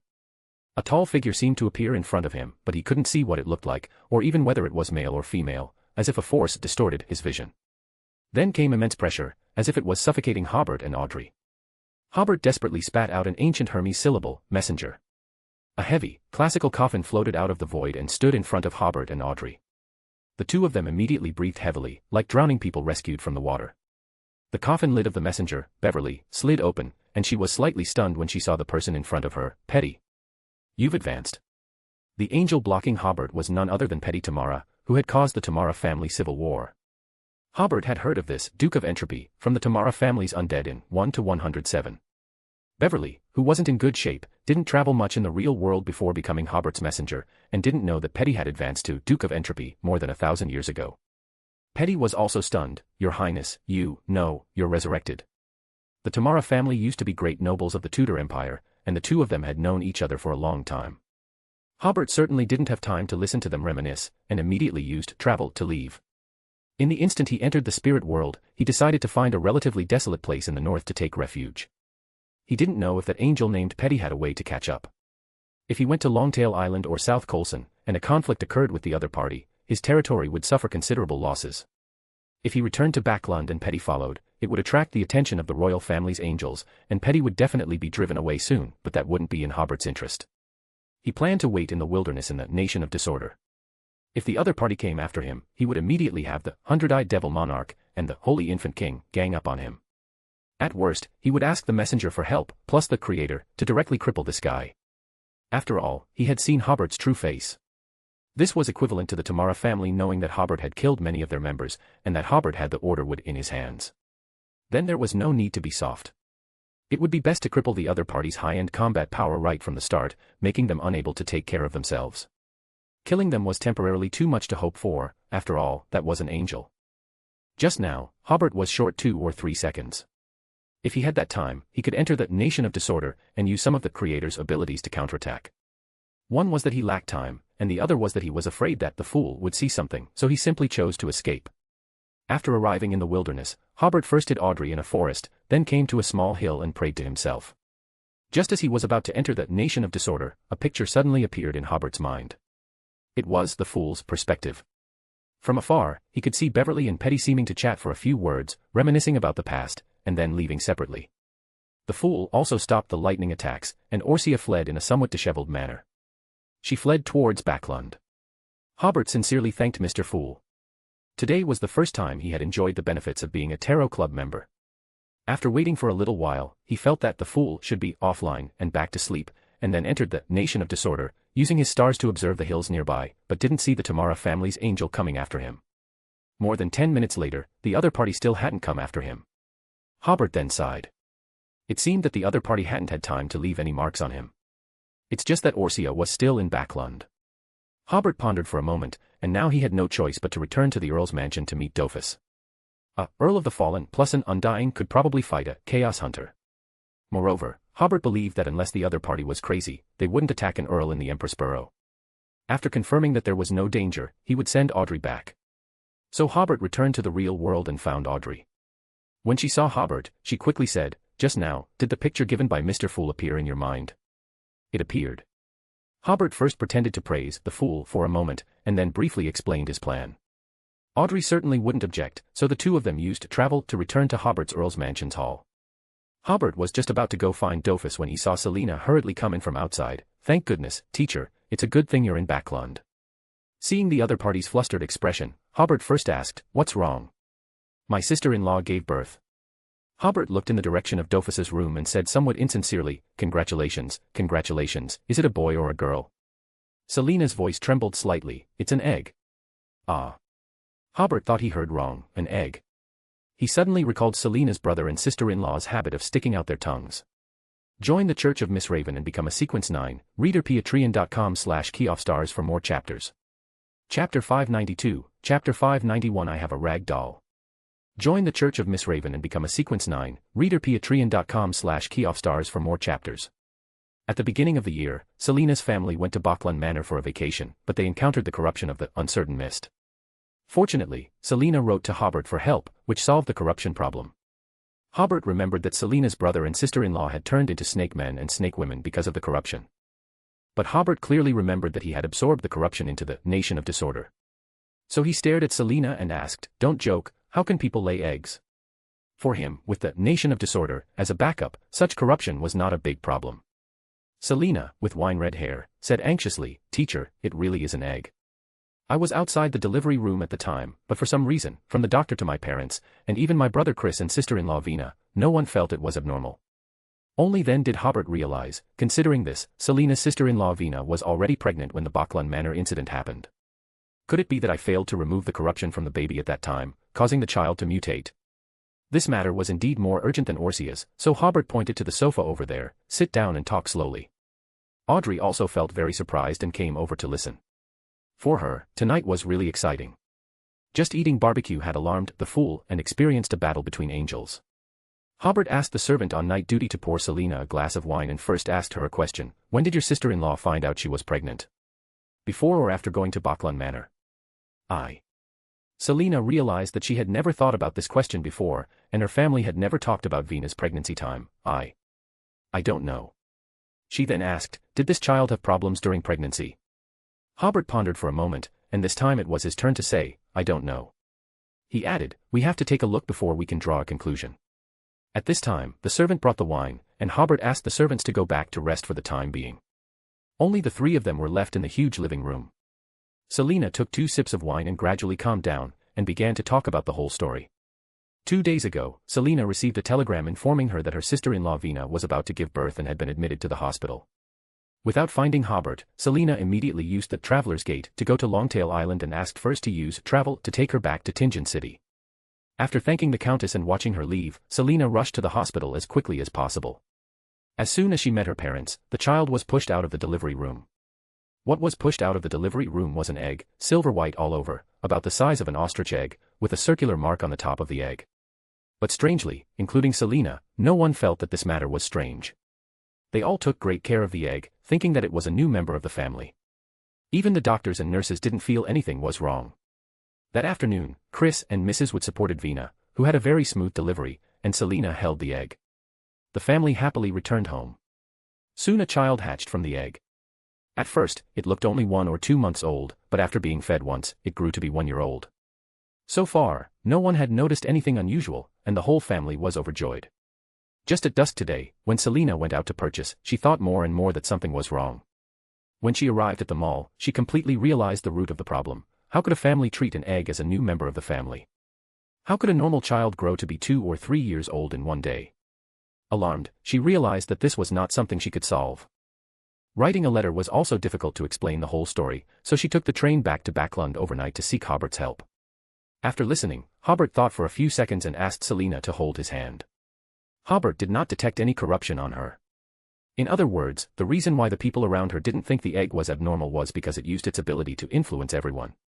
Hobert then said seriously to Selena, "Didn't I tell you that if you encounter such an incident and I'm not nearby, you should immediately go to the nearest church to inform the priest?" Selena rubbed her hands and hesitated for a long time before saying, "Teacher, I really want to ask you to take a look and see if that little nephew can still be saved. He is so cute." Hobert sighed and said, "After you advance to Sequence 7, go to the Special Operations Department to train." He suddenly realized that of his 3 students, only Selena had not experienced the desperate tearing of the mystical world. Selena seemed to understand Hobert's meaning and nodded with tears in her eyes. Hobert looked at his pocket watch and said to Audrey, "Come with me to Tingen City and help comfort Selena's family. I'll send you back before 1 o'clock in the morning." It sounded like it was just a mutated baby. Although it had some beyonder abilities, it was not dangerous to Hobert. Audrey was lacking such cases, so she was very willing to go. So Hobert first went to Dofus's room and briefly explained what happened tonight. To avoid encountering the angels of the Tamara family again without being able to fight back, Hobert went to the nation of disorder again and brought the concealment fruit that had been strengthened by the Evernight goddess. If he encountered enemies from the Tamara family again, Hobert would immediately hide in the concealed space so that there would be room for some operations. After making the corresponding preparations, Hobert used travel to bring Selina and Audrey to 66 Fania Street, Northborough, Tingen City. It was already midnight, and the Wood family was still lit with gas lamps. Outside the door, Hobert seemed to hear a child singing. Selina pushed the door open at the front. Mrs. Wood and Mr. Wood were still in the living room. Mrs. Wood said a little helplessly, "Why did you go for so long? We are still waiting for you to buy new clothes for the child." Mr. Wood saw Hobert and Audrey following behind him. He greeted them enthusiastically and said, "Mr. Hobert, please come in, please come in." This was his daughter's boss and teacher, so of course he was very enthusiastic. Mrs. Wood complained to Selina, "You invited Mr. Hobert to be a guest, why didn't you tell me in advance?" The always cheerful Selina didn't know how to respond. Hobert smiled at this time and said, "My friend and I happen to have something to do in Tingen City. We met Selina and heard that your family has a new member, so we came to congratulate you." He noticed that there seemed to be some problems with the Wood couple's spirits, but the problems were not big, and there were no signs of corruption. Audrey should be able to solve it with comfort. As he spoke, Hobert took out a few gifts from his backpack as if by magic. Everyone was polite, and Hobert winked at Audrey, asking her to comfort Mr. Wood and Mrs. Wood. Selina also understood what the teacher meant, so she asked, "Where is the little baby?" Mrs. Wood replied, "In the nursery." Selina asked again, "Where are my brother and sister-in-law?" "They are resting in the bedroom on the first floor." Mr. Wood shook his head, "You young people have too little energy." Audrey asked curiously, "So, the little baby is alone in the nursery now?" Mr. Wood nodded. He said he wanted to be alone for a while. Audrey was slightly stunned. Was this really something a 2-day-old baby could do? Then she smiled and said, "The little baby is very cute, right?" Mrs. Wood's face immediately filled with a smile. "Yes, especially his smile, it melts people's hearts." So the three of them sat on the sofa and talked about the child. Hobert followed Selina upstairs to the second floor. They heard a child's voice singing, "I have a rag doll, big eyes that can talk. I have a rag doll, a long skirt, with broken flowers." It was clearly a very childish singing voice, and the surrounding environment was normal, without any gloom or horror, but the singing voice made people's backs feel cold. Hobert's spirituality did not feel any danger, indicating that although the child had mutated, his current strength was not strong. He whispered to Selina, "Go down." Selina hesitated, but turned around and went downstairs. Hobert continued to walk forward and heard the childish voice continue to sing, "Rag doll, let's dance." Then there was the sound of footsteps in the nursery, as if someone was really dancing. "Rag doll, let's chat." A clear, unfamiliar voice suddenly came from the room, "Hello, hello." This voice made Hobert's hair stand on end again. He seemed to see a rag doll that was originally drooping its head suddenly looking up and talking. Hobert came to the door of the nursery and heard the singing inside, "Rag doll, I want to grow up quickly." The clear voice said again, "Wow, you have grown up another year." Squeak. Hobert opened the door, and the singing stopped abruptly. He saw a 7 or 8-year-old boy standing in the room under the soft light. The child was very cute, with innocent eyes, a childish smile, and wearing clothes that were obviously a little small, as if he had just had a lot of fun. However, there was a black circular mark on his forehead, making his smile look a little evil. There was also a rag doll next to the boy, as if it had just been chasing and playing with the boy.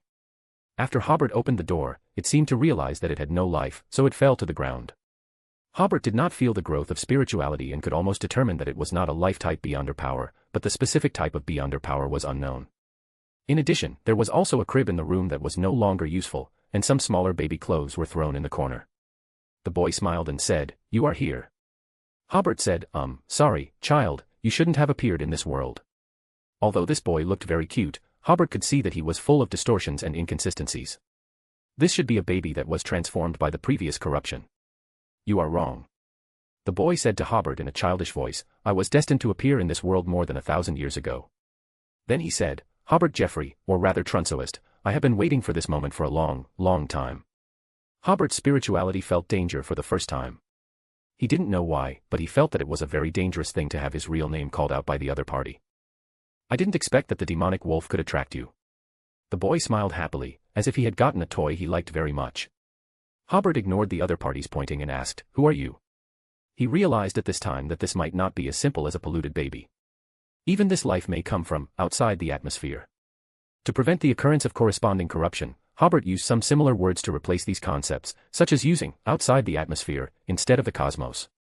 The boy smiled slightly, revealing his little tiger teeth. Guess. Hobert drew his rapier. I don't have time to play games with children now. Although he sensed a trace of danger, this boy did not seem difficult to deal with. The boy looked at Hobert with a childish smile, without any intention of dodging, nor any intention of fighting. At this time, Audrey's voice suddenly came from the stairs. Hobert, are you looking for me? A dense white fog suddenly appeared in the entire corridor, isolating the line of sight between Hobert and Audrey, and the entire corridor became cold and biting. Hobert immediately felt his scalp tingle and immediately used the method of distorting space to go to Audrey's side, but found that after the power of distortion ended, there was still white fog in front of him. At this time, he heard the child's voice again. Do you think I let everyone else go downstairs for what? Of course, it was to spend a whole day here setting up a trap that you would never notice. Hee hee, goodbye, Hobert. Disappear from this world forever with your beloved woman. While the other party was speaking, Hobert tried to open the underworld gate, and tried to use travel, but both failed. Just as he was about to take out the concealment fruit, the surrounding mist disappeared, and he found himself suddenly in an endless cosmos. He was also in a state of weightlessness. Audrey was not far away. At this time, she was somewhat frightened and could no longer maintain her state as a spectator. Just as Hobert was about to see if he could float over, the scene in front of them changed, and they appeared in a desolate plain under the scorching sun. Hobert. Audrey said in surprise, where is this? I don't know either. Hobert quickly used distortion to come to Audrey's side. Beyonder abilities could be used normally, but he noticed that the gravity under his feet seemed to be different from that on Earth. Not only that, but the oxygen content should also be different. However, both of them were Beyonders with strong physiques. They did not feel any strong discomfort due to the difference in the environment. Audrey took a deep breath, tried to calm herself down, and observed the surrounding situation with Hobert. In the far distance, as far as the eye could see, stood a classical tower. On the vast plains, there were sculptures facing upwards, resembling giant skulls with 3 eye sockets. From each socket grew a tree, verdant and possessing an eerie beauty. Look. Audrey pointed to the sky, alerting him. Hobert looked up and saw 2 suns in the sky. One sun was normal-sized, while the other was only half the size of a normal sun. Hobert smiled wryly. Audrey, the good news is we've just taken an interstellar trip, but the corresponding bad news is, I don't know if we can get back to Earth using travel. Audrey opened her mouth in surprise again. We're on another planet. In the field of mysticism, there's the concept of other planets. Some mystical enthusiasts even believe that the brown dwarf star closest to Earth harbors a thriving civilization. As it seems right now, yes. As he spoke, Hobert poured his spirituality into 1 to 109 to test the ability of travel. The space in front of him became very viscous, and the corresponding spirit world was like a swamp. Clearly, the spirit world in space is different from the spirit world on Earth. Hobert couldn't say exactly how, but he vaguely remembered that the spirit world on Earth seemed to have been destroyed once, which might be the reason for their difference. Perhaps those of the door pathway could control such a spirit world, but if Hobert used sealed artifacts to enter such a spirit world, it might be very dangerous. Hobert said helplessly, as I suspected, it might be difficult to return from the spirit world, and we don't currently have the ability to travel through the astral world. Audrey quietly clenched her fist. Then what should we do now? Hobert pointed to the tower over there. Let's go take a look over there first.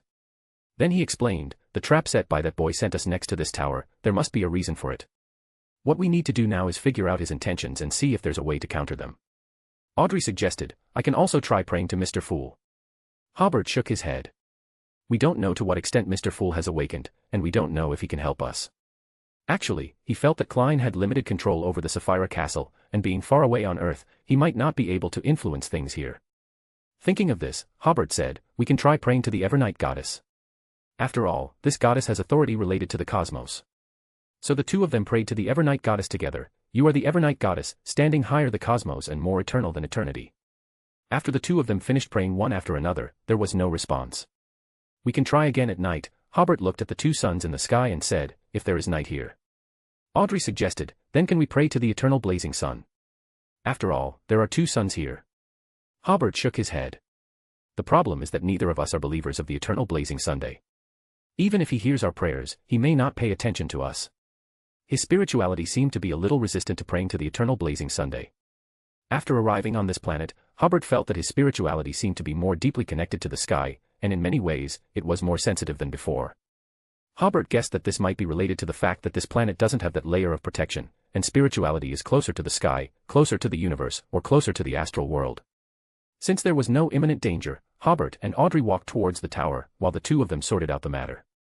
Hobert first asked, "Why did you suddenly go upstairs to find me?" Audrey said, "Selina came down from the second floor and said you were looking for me." Selina should have been influenced by that boy, Hobert analyzed. He regretted that when he entered the Nation of Disorder in the Earl's mansion to get the concealment fruit, he didn't look towards the living room because of the time constraints. Suddenly, Hobert realized something was wrong. Even if time was tight, how long would it take a look? Why was there such an obvious oversight at the time? Then Hobert thought again, after arriving on this planet, why wasn't my first thought to enter the Nation of Disorder to find a solution? Hobert suddenly realized that his spirituality seemed to be resisting his entry into the Nation of Disorder.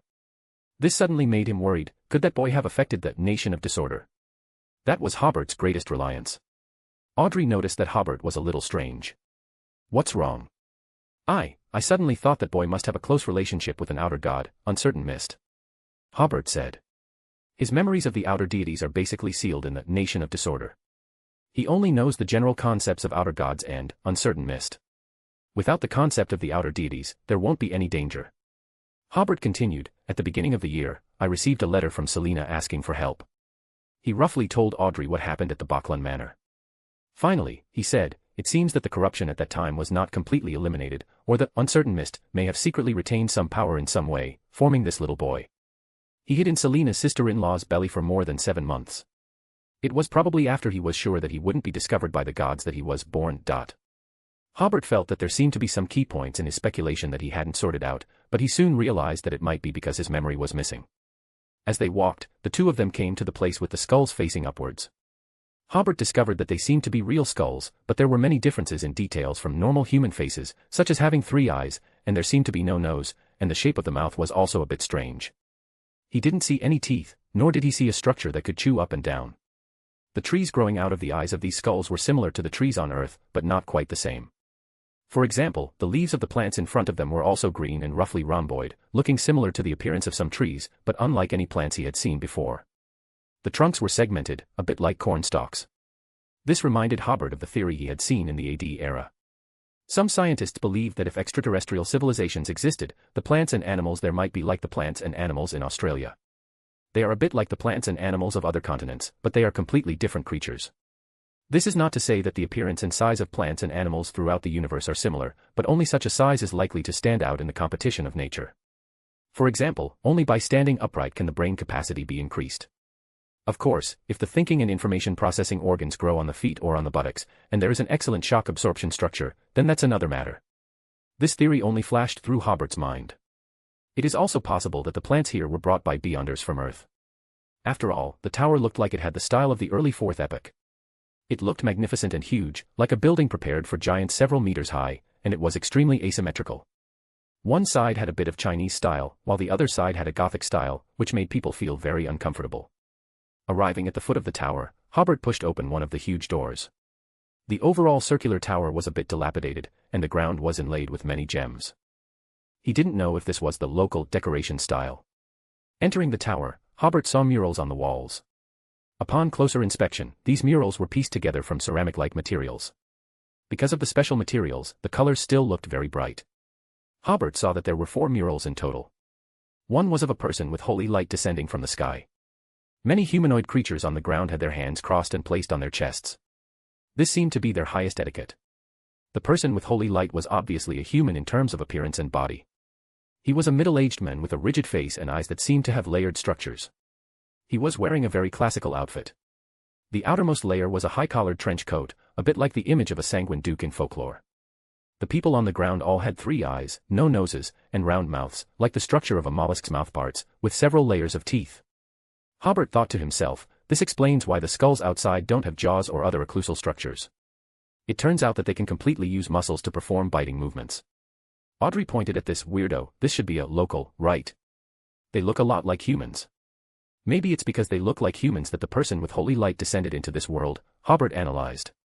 This sounds a bit like artificial selection. Audrey nodded, and the two looked at the second mural. The second mural was composed of several smaller murals.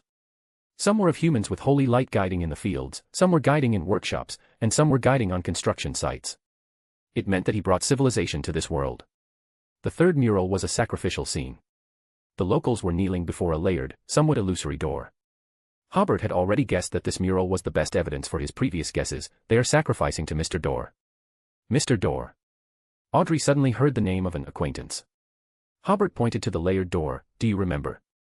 We said before that after Mr. Door became a wanderer, he liked to travel in the cosmos. In the previous two murals, the person with holy light may be Mr. Door.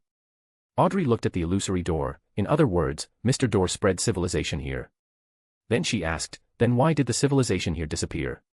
Maybe it was also because of the arrival of Mr. Door. Hobert guessed, if this world's application of Beyonder power is very primitive, or there is no Beyonder power at all, the arrival of Mr. Door will make the Beyonder power here systematic enough, and it will also attract the attention of many mysterious existences.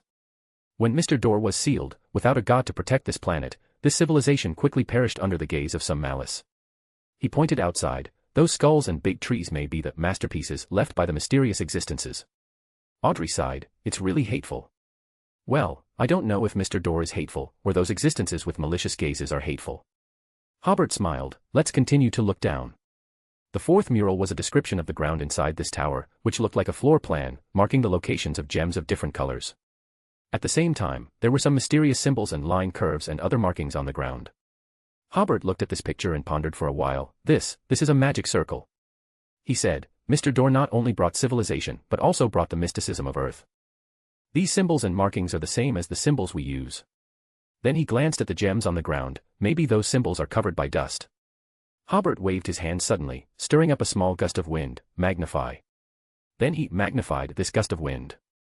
A gust of wind swept through, and sure enough, it blew away a thick layer of dust on the ground, revealing small crystals composed of mystical symbols and straight lines, curves, and other markings. Audrey asked curiously, what is the function of this magic circle? Hobert pointed to the symbol in the middle. This is the symbol representing Door. It should have the function of teleportation.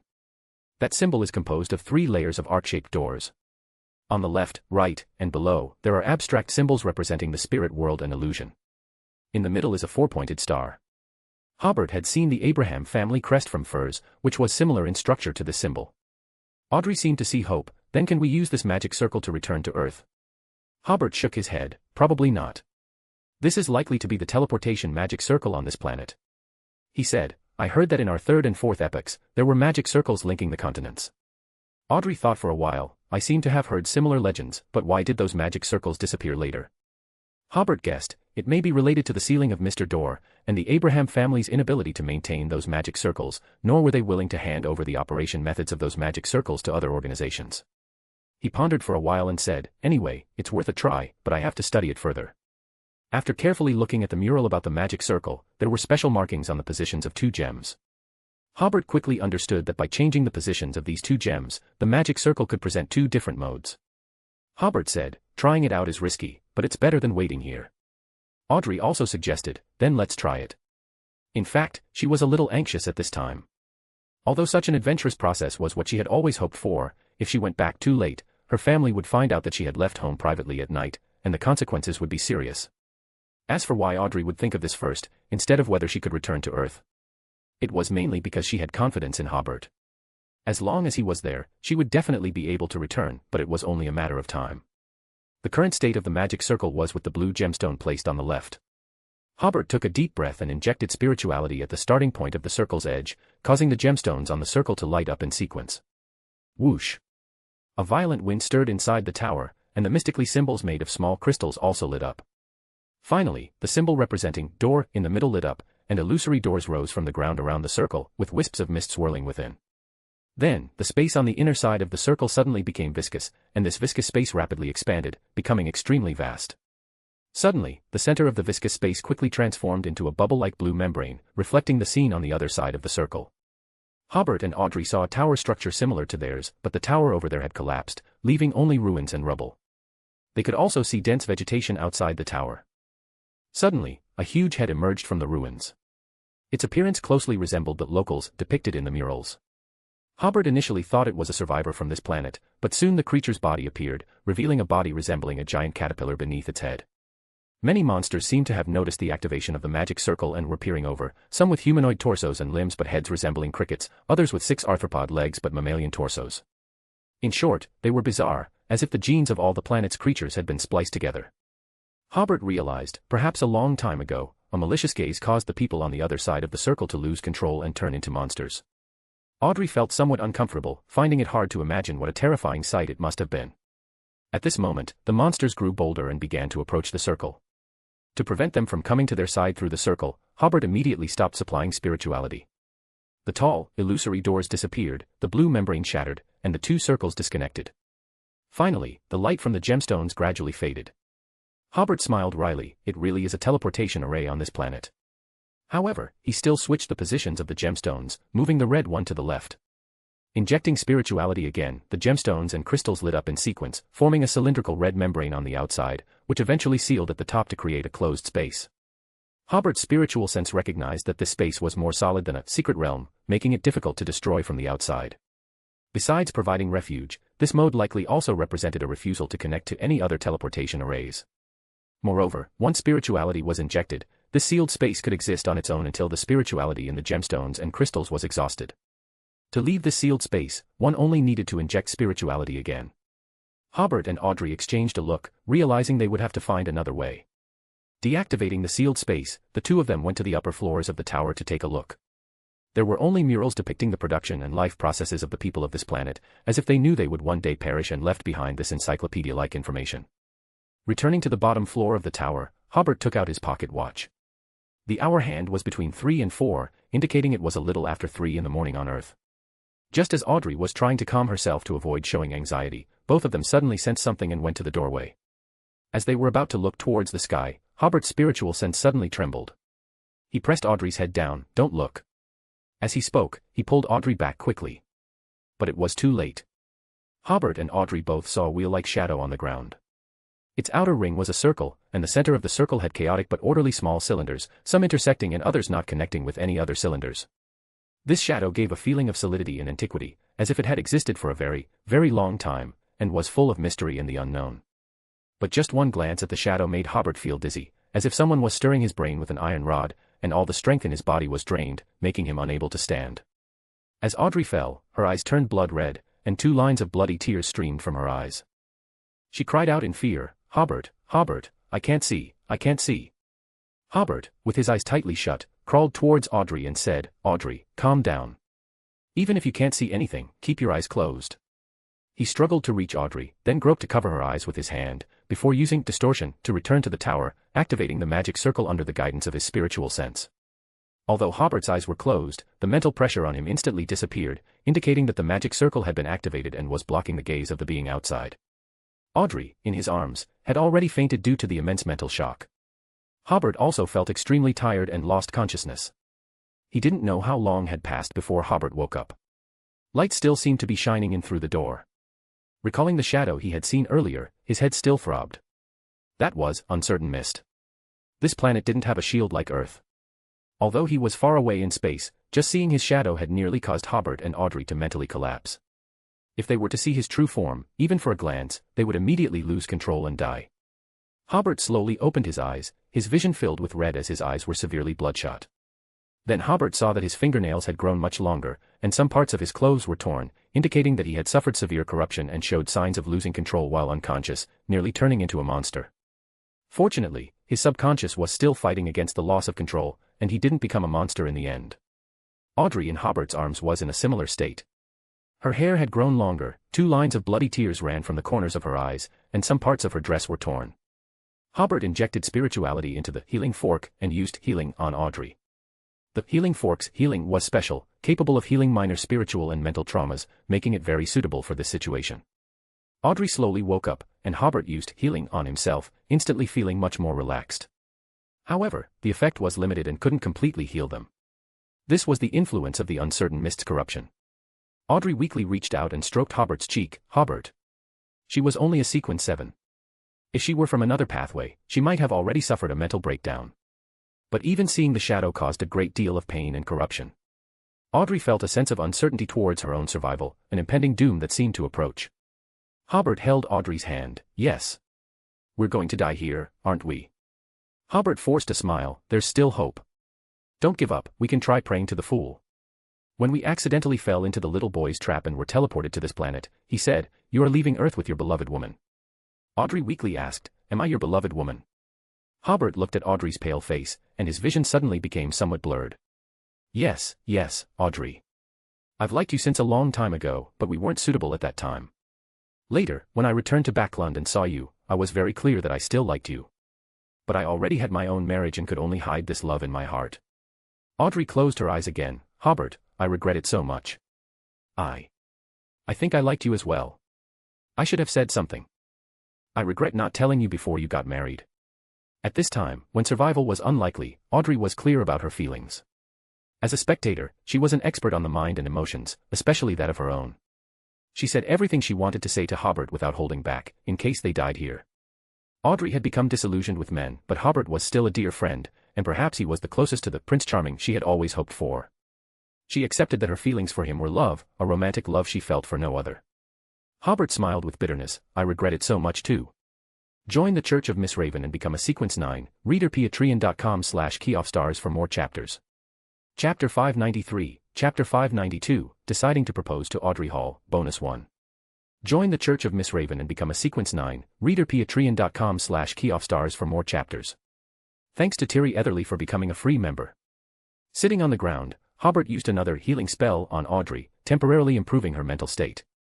Her beauty was still dazzling, but she was leaning entirely against Hobert's chest, allowing him to feel the softness and delicacy of her body.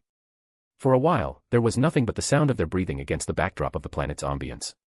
The two stayed in this position for an unknown period of time, until Audrey's corruption lessened.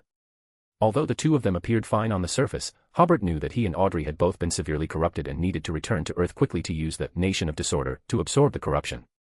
But how to leave this place? He could try entering the Nation of Disorder to absorb the corruption. However, after learning that the watchful presence outside was the uncertain mist, Hobert understood the whole story.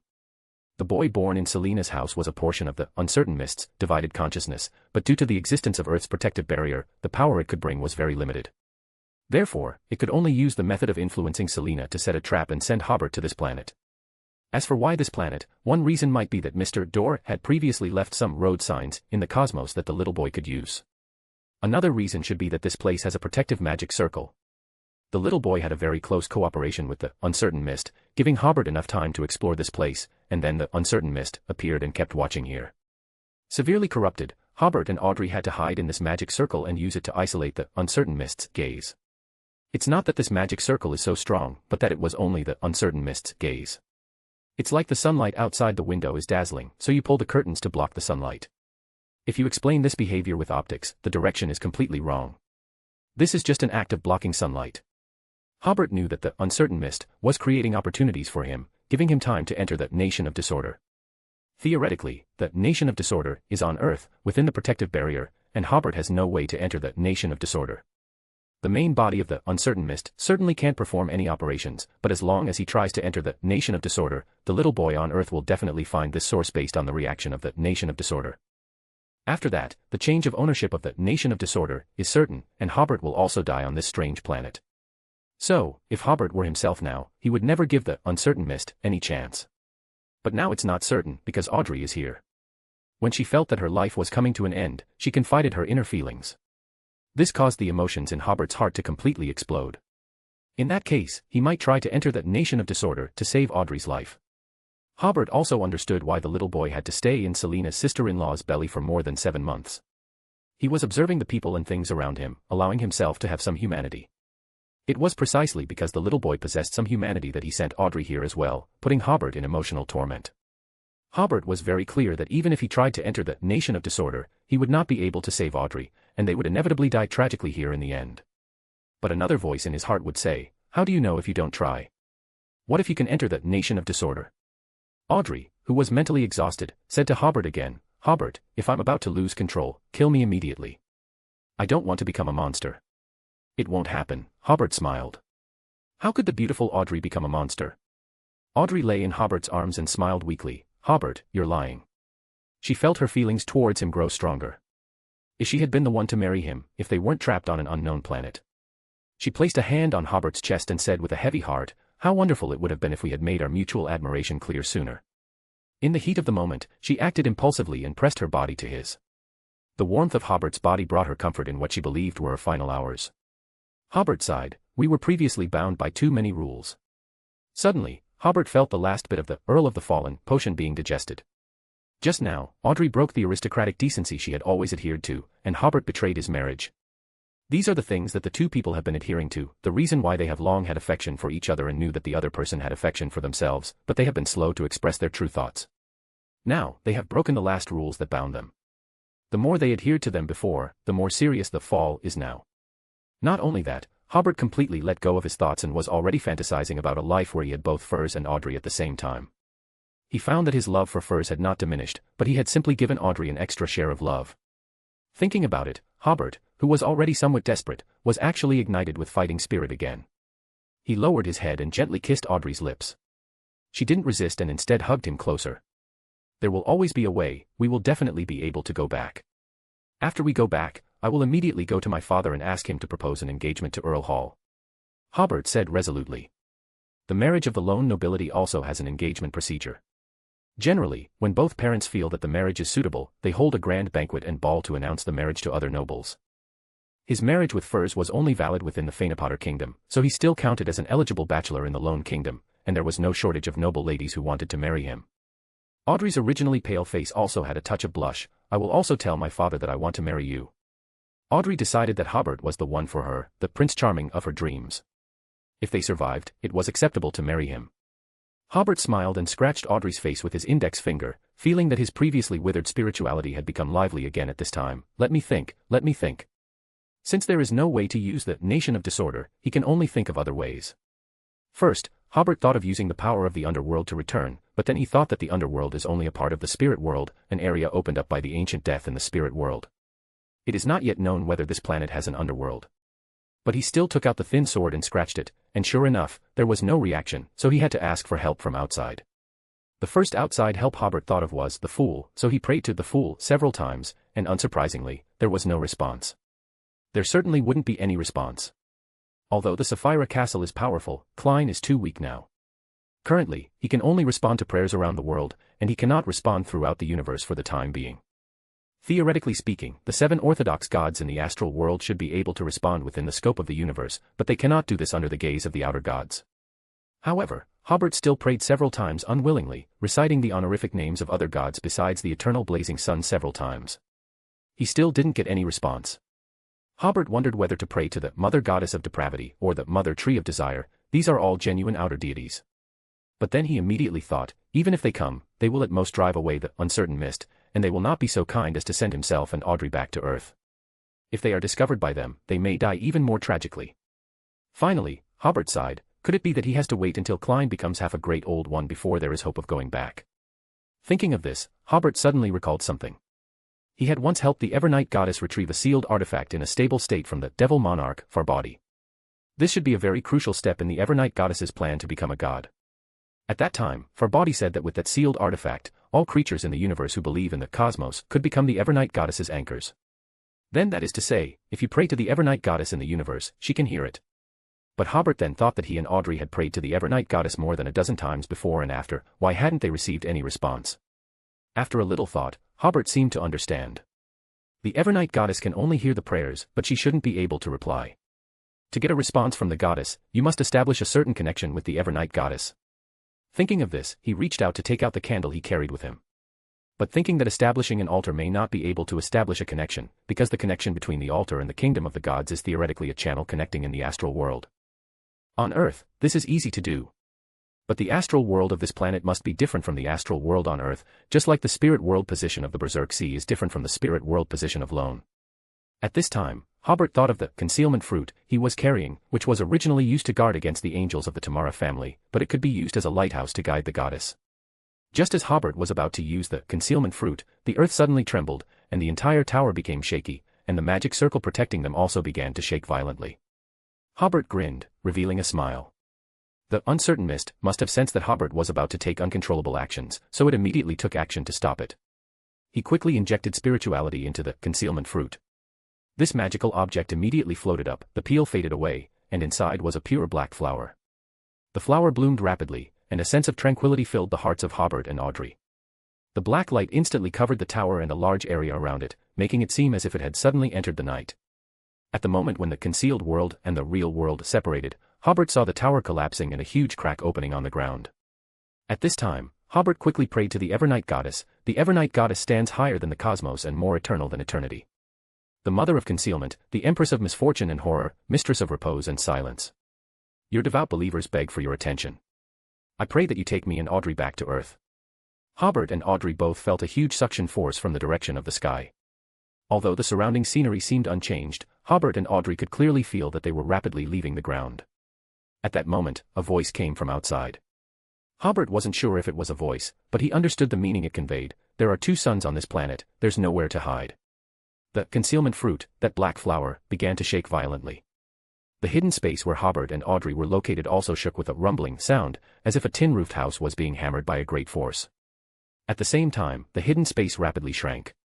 It was previously about the size of Tony Manor, which occupied 1/5 of Blue Mountain Island, but now it was only about the size of a small reception room.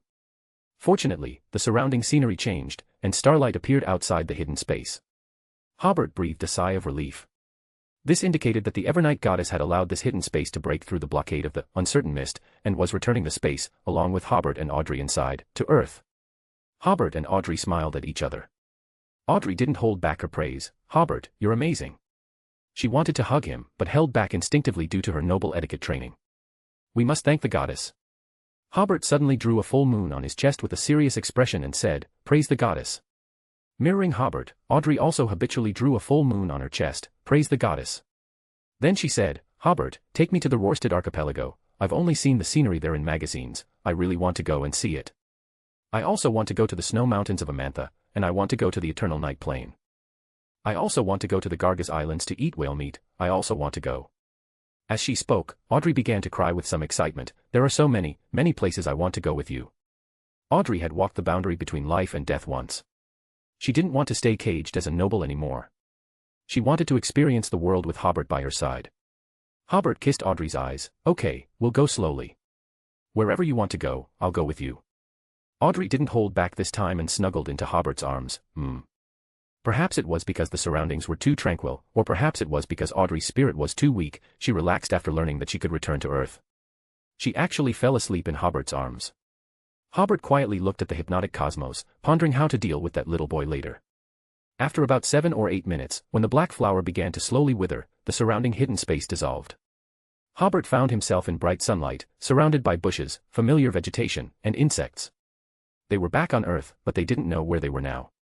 The concealment fruit seemed to have exceeded its load-bearing capacity. Instead of retracting its petals and turning back into a fruit like before, it quickly withered. Petals of black fell off, turning into a small ball of black mist, which eventually dissipated quickly into the air. In the end, this mystical item only left some powder, which fell on the ground and quickly grew into several deep sleep flowers. Hobert didn't feel sorry at all. It was worth it to sacrifice a mystical item to get himself and Audrey out of danger. He first looked around and saw a spectacle in the sky not far away. It was clearly daytime, but a peaceful night sky could be seen over there. He speculated that their current location should be in the Amantha Mountains, and that place where it was still a peaceful night sky during the day should be the Tenebrous Heaven, the location of the Cathedral Serenity, the headquarters of the Evernight Goddess Church. Audrey was still sleeping and very weak. The corruption in her body had to be extracted immediately. Taking a deep breath, Hobert made a praying gesture and then entered the Nation of Disorder. After feeling the pull from above, he sat on the Iron Throne, as usual. Hobert looked around and didn't notice anything unusual. He quickly waved his hand and brought all the Grade 1 sealed artifacts to his side. Then he picked up the Black Emperor card and merged it into his spiritual body. Hobert's image changed. His whole body was covered in black armor, and on his head was a crown with a holy light. A large, long cloak suddenly appeared behind him. Finally, Hobert released Trunsoist, who was sealed in the pool. At that moment, the hall he had built trembled violently, as if it could collapse at any moment. Opposite the Iron Throne, the bronze door used for sacrifice and bestowal was suddenly pushed open a crack, and a child's arm reached in. Whoosh! Half of the hall collapsed at once, and the surrounding mountains, forests, clouds, sky, and clock tower could be seen. But Hobert remained seated on the Iron Throne without moving. That arm tried to stretch into the Nation of Disorder, and finally half of its upper body squeezed in, revealing a small head with black hair. He, or rather he, was the child born in Selena's family. I didn't expect you to be able to come back. The other party said with a childish voice and a smile, but it's useless, you can't beat me. Sitting on the Iron Throne, Hobert immediately felt the Iron Throne being pulled towards the bronze door. A consciousness was trying to seize control of the Nation of Disorder. Fortunately, Hobert had merged with the Black Emperor card in advance and was the current master of the Nation of Disorder. His sequence was only slightly lower than that of the boy. So the Iron Throne only moved slightly towards the bronze door before stopping in place. This was the tactic Hobert had thought of during the process of returning to Earth. He felt that although the boy was only a part of the uncertain mist, he should possess the sequence of half an outer god in certain aspects, such as competing for the Nation of Disorder. Therefore, Hobert had to use the Black Emperor card to raise his sequence. In this way, at least he wouldn't be defeated at the first touch when competing for control of the Nation of Disorder. This was also the reason why Hobert didn't let the Black Hound Spirit Beast and other henchmen come to help, because they might be controlled by the little boy and help him attack himself. The little boy was also a little surprised. He obviously didn't expect Hobert to have such a high status. He tried his best to pull the Iron Throne, which symbolized control of the Nation of Disorder, but it only moved a little closer to him. Sitting on the Iron Throne, Hobert competed with the little boy for control while slowly picking up the Marauder Pathway sealed artifact, 1/101, and grabbing him. He instantly stole the little boy's thoughts for the next 2 seconds. Hobert breathed a sigh of relief. This guy was now like the creator, possessing only status but not enough beyonder characteristics to support it. Hobert was too clear about this state. In some respects, this little brat was difficult to deal with, but most of the time, a grade 1 sealed artifact could completely deal with him. According to the time of the stolen thoughts, Hobert deduced that this little boy might only have the strength of sequence 4, but his sequence was extremely high in many cases. These thoughts flashed through Hobert's mind. Taking advantage of these 2 seconds, he first used the power of the Nation of Disorder to push the little boy out, but failed. So he quickly picked up 1/105, the sealed artifact corresponding to the Abyss Pathway Sequence 3 Blatherer. A two-handed greatsword emitting a sulphurous smell appeared in Hobert's hand. He threw it at the little boy like a dart, hoping to nail him to the bronze door.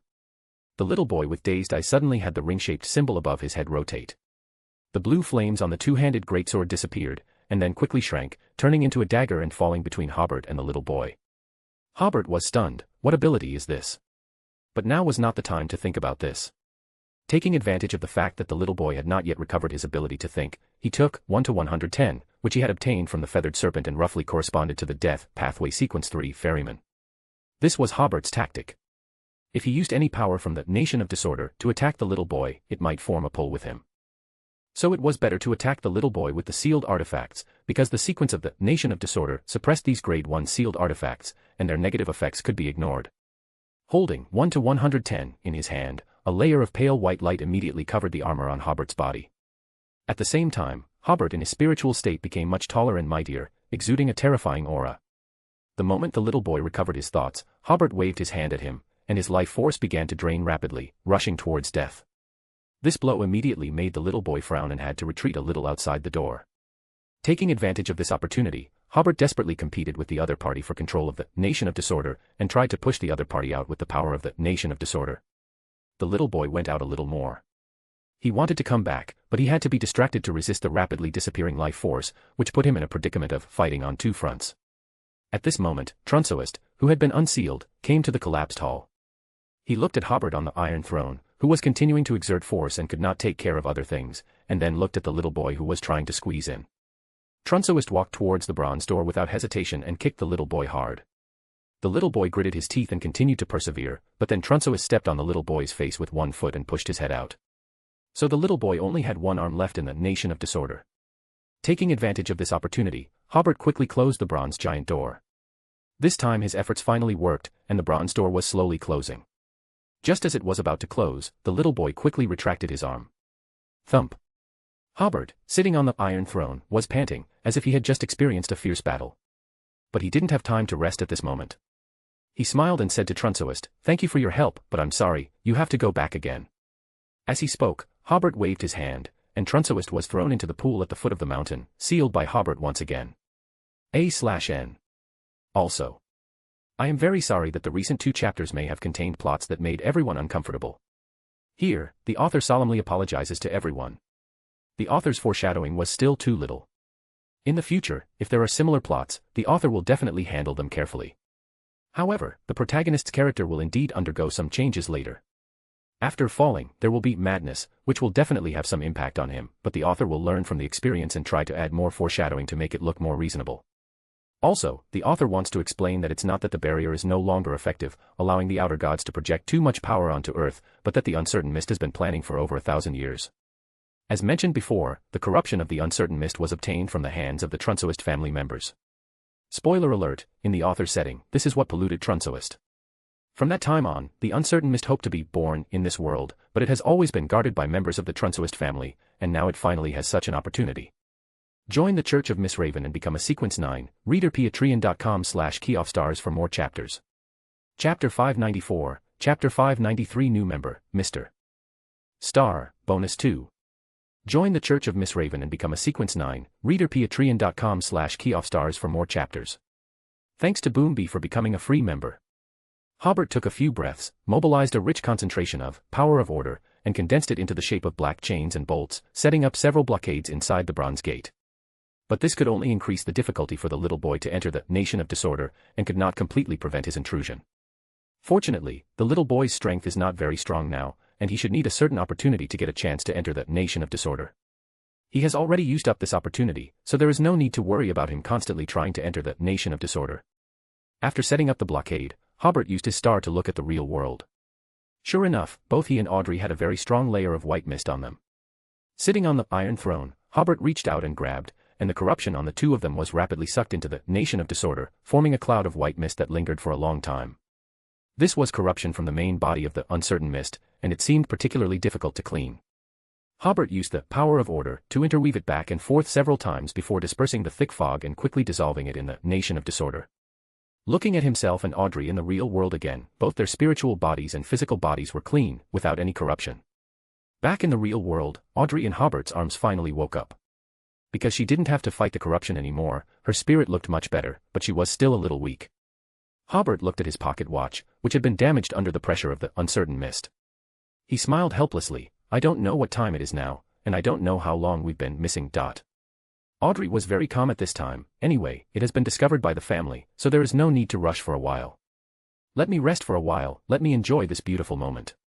From here, you can see the grass at the foot of the mountain like waves, and the towering snow-capped mountains in the distance. The scenery is not bad. Hobert and Audrey enjoyed this moment of tenderness very much, but a few seconds later, Hobert suddenly thought, the Selena family's life and death are uncertain, I will send you back first, and then go to Tingen to take a look. Audrey was slightly taken aback. We will go to Tingen together. Hobert thought for a while and said, I will send you to the Church of the Evernight Goddess in Tingen. While speaking, Hobert took off his windbreaker and put it on Audrey, wrapping her somewhat torn long skirt. Then he used travel to send Audrey to the Church of the Evernight Goddess in Tingen, and then used travel to come to Fania Street in the North Borough. As soon as he came out of the corner, Hobert saw many people gathered in front of Selena's house, and several policemen were talking to each other outside. Hobert took out the MI9 certificate and asked the policeman what happened in the house. It turned out that a few hours ago, someone heard screams coming from Selena's house, so they called the police, but after the police came, they couldn't get in. The reason was very ridiculous. Every policeman who came to the door would fall, and fall very badly.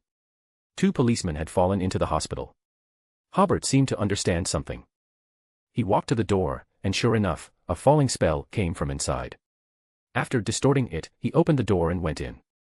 Hobert saw Selena kneeling not far from the door in the dim room. Her face was full of horror, and her left hand was raised towards the door.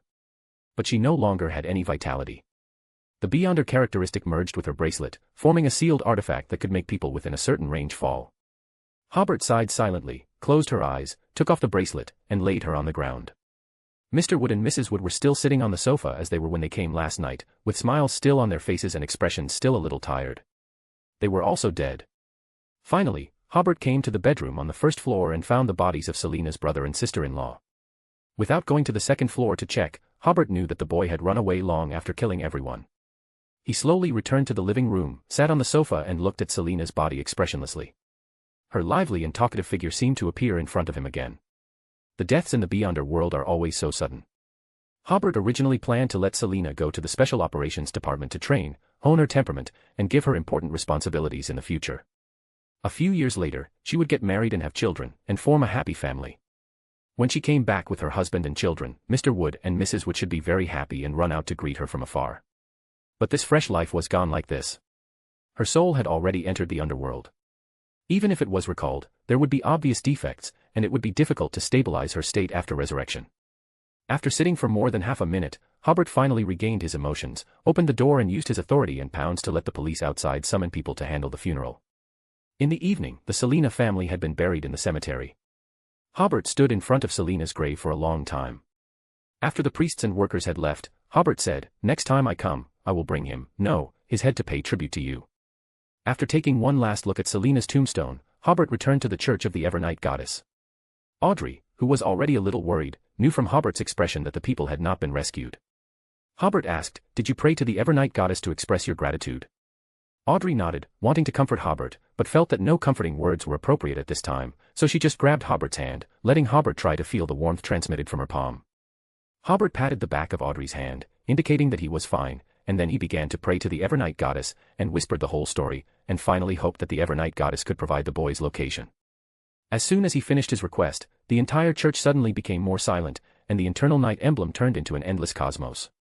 In a half-dreaming state, Hobert heard a soft and somewhat ethereal voice. He used some methods to hide himself. "Be careful, he will bring you many misfortunes." Hobert sincerely thanked the Evernight goddess, and then said, "I will also become his greatest misfortune." At this time, Hobert broke away from that half-dreaming state, and the endless cosmos turned back into the night emblem. Only Hobert heard the conversation just now, and even Audrey next to him did not hear it. The two walked out of the church together, came to a deserted corner, and Hobert used travel to directly send Audrey back to her bedroom. At this time, her bedroom was empty, but the doors of the cloakroom and other rooms in the bedroom were open, and the servants should have looked for it more than once. Hobert first put Audrey on the bed, covered her with a blanket, and then came to the corridor and shouted, "Please call Earl Hall over." The servants who were searching in vain were startled. They had already searched the bedroom and found no one. Some people recognized Hobert. They had many speculations about his appearance at the door of Audrey's bedroom and the disappearance of Miss Audrey for a whole day. At the same time, they immediately went to notify Earl Hall. When Susie saw Hobert, she knew that Audrey had returned and ran into the bedroom from outside to check. Audrey, who was half lying on the bed, smiled and said, "Susie, were you worried about me?" Susie glanced at Hobert at the door, woof woof.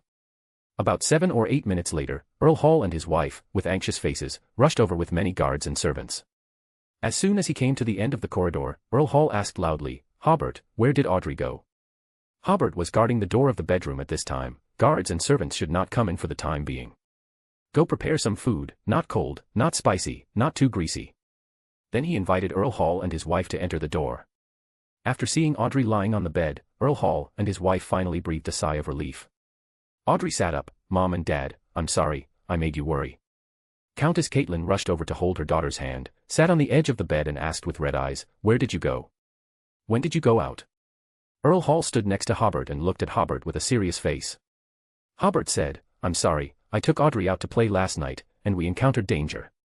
He had just asked the servants that he and Audrey had been missing for a whole day, which meant that today was Sunday. Hobert saw Caitlin's complaining eyes and Earl Hall's frowning brows. But he still continued, "Audrey is very healthy now, just a little weak and needs to rest for a few days. I suggest that she not participate in any social activities in the next few days." Earl Hall said seriously, "Hobert, I originally thought you were a very stable young man, but I didn't expect you to do such an amazing thing. Even if your friendship is deep, you can't enter Audrey's bedroom. This is very impolite and a behavior that is easy to be ridiculed by other nobles." Audrey quickly said, "Father, it's me." Hobert waved his hand at Audrey. "Uncle Hall is right to criticize. I didn't consider it carefully. I will take responsibility for this." Earl Hall's heart skipped a beat, and he had a strong bad feeling. Why did he suddenly call me uncle? At this time, the servants brought food. Hobert personally checked it and it met the requirements he had just said. Because he was afraid of stimulating Earl Hall and his wife, he did not feed Audrey, but let the servants serve her to eat. Before eating, Audrey said to the servants, "Earl Hobert has not eaten either. Send him a portion of the same food." Hobert was not polite. "I just want that yogurt nut oatmeal, give me more." Earl Hall always felt that something was wrong. The servant brought the oatmeal, and Hobert stood in front of Audrey's bed and ate it in big gulps with a spoon. At this time, Earl Hall realized that Hobert's performance was too casual, and it was like returning to his own home. After drinking a bowl of sweet and sour oatmeal, Hobert handed the bowl to the servant, and then said to Audrey, "Take a good rest, I will come to see you in 2 days." Audrey nodded. "Put the revenge aside first, let's find the boy's trace together." "Okay." Hobert said to Earl Hall, who had a somewhat ugly face, "My father will come to visit tomorrow, I hope you can agree to my marriage with Audrey. After speaking, Hobert bowed slightly and left quickly. Caitlin then reacted, did I hear it wrong just now? Just now he said marriage. You didn't hear it wrong. Earl Hall probably understood their thoughts from Audrey's expression when she talked to Hobert just now. What he said was indeed marriage. At this time, Audrey, who was sitting on the bed, said very firmly, Father, I want to marry Hobert.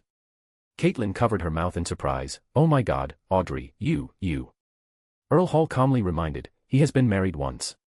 The look in Audrey's eyes was still very firm, I don't care. Caitlin was about to faint, but Earl Hall sighed, we'll talk about it tomorrow.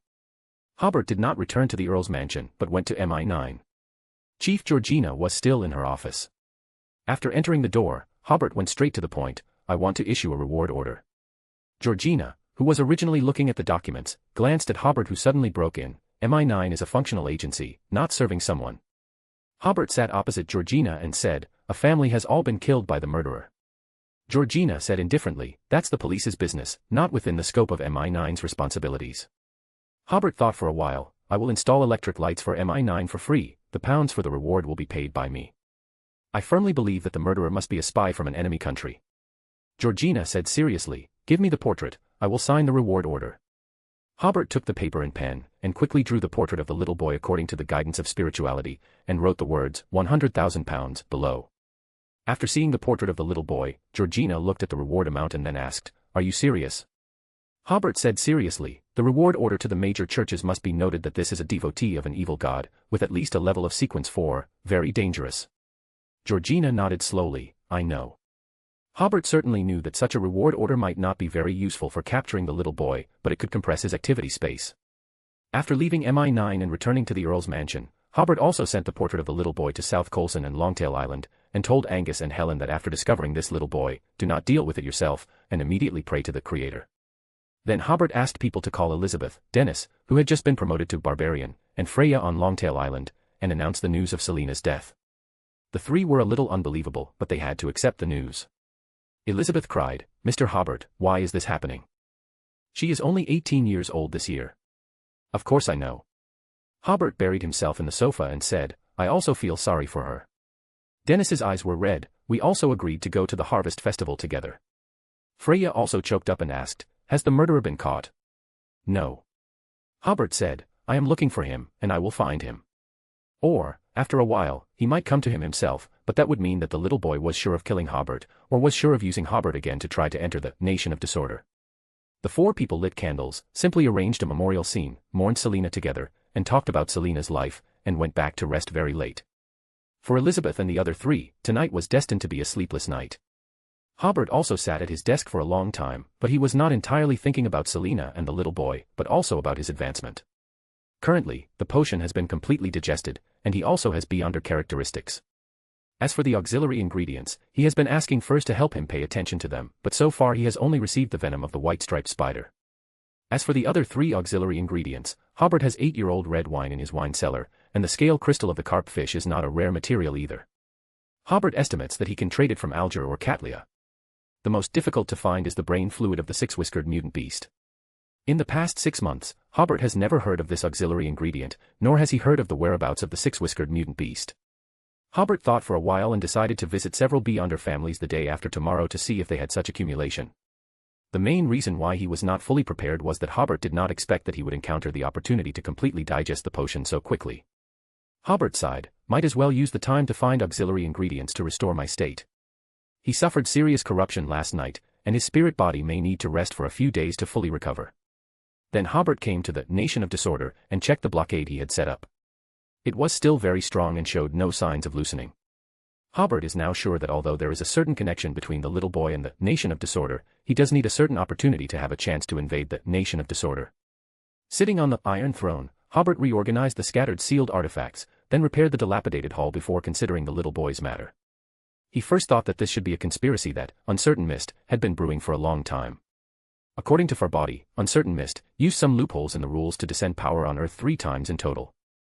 Hobert guessed that these 3 descents of power may have formed something similar to the bottle of white mist found by Archibald.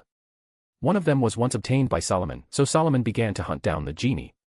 Another bottle was obtained by Trunsoist, and Trunsoist was later polluted by the Nation of Disorder.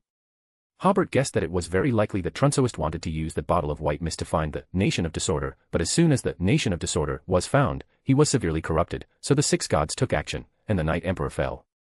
This conjecture can be verified with Trunsoist, who is sealed at the foot of the mountain in the pool, but Hobert thought about it and finally gave up. He decided to wait until Trunsoist could communicate normally before he would talk about it, and perhaps gain unexpected gains. This is not a distant thing. Hobert felt that after he was promoted to Sequence 3, the sealed Trunsoist would be able to communicate with him normally. Then Hobert continued to think about the little boy's problem. His goal was very clear, which was to come to Earth to seize the nation of disorder. This gave Hobert a certain sense of urgency about being promoted to true God. Only by being promoted to true God can he have a chance to fight against the uncertain mist in the cosmos and completely eliminate the power it projects onto Earth. Finally, Hobert thought of the butterfly effect that Adam had reminded him of before, and guessed that this little boy might be the most direct manifestation of the butterfly effect.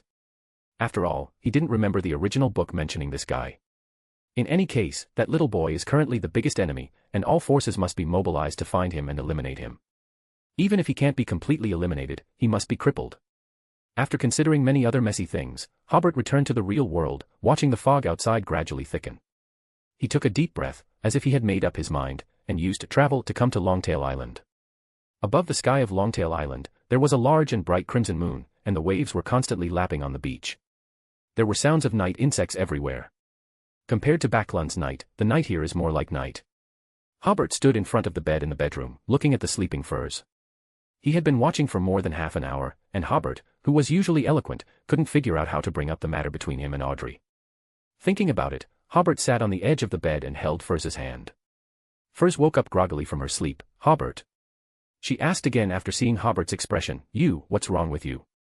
"I." Hobert smiled helplessly. "Sorry Furz, I."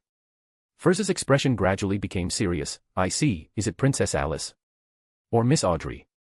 Hobert couldn't believe his ears. Since I started writing, I have liked to observe the people and things around me, which is very helpful for the detailed descriptions in my novels." Furz said. "At the Earl's mansion party, I discovered Alice's and Audrey's admiration for you, as well as Hobert's restraint and forbearance." Hobert opened his mouth, and finally repeated those words. "Sorry, Furz.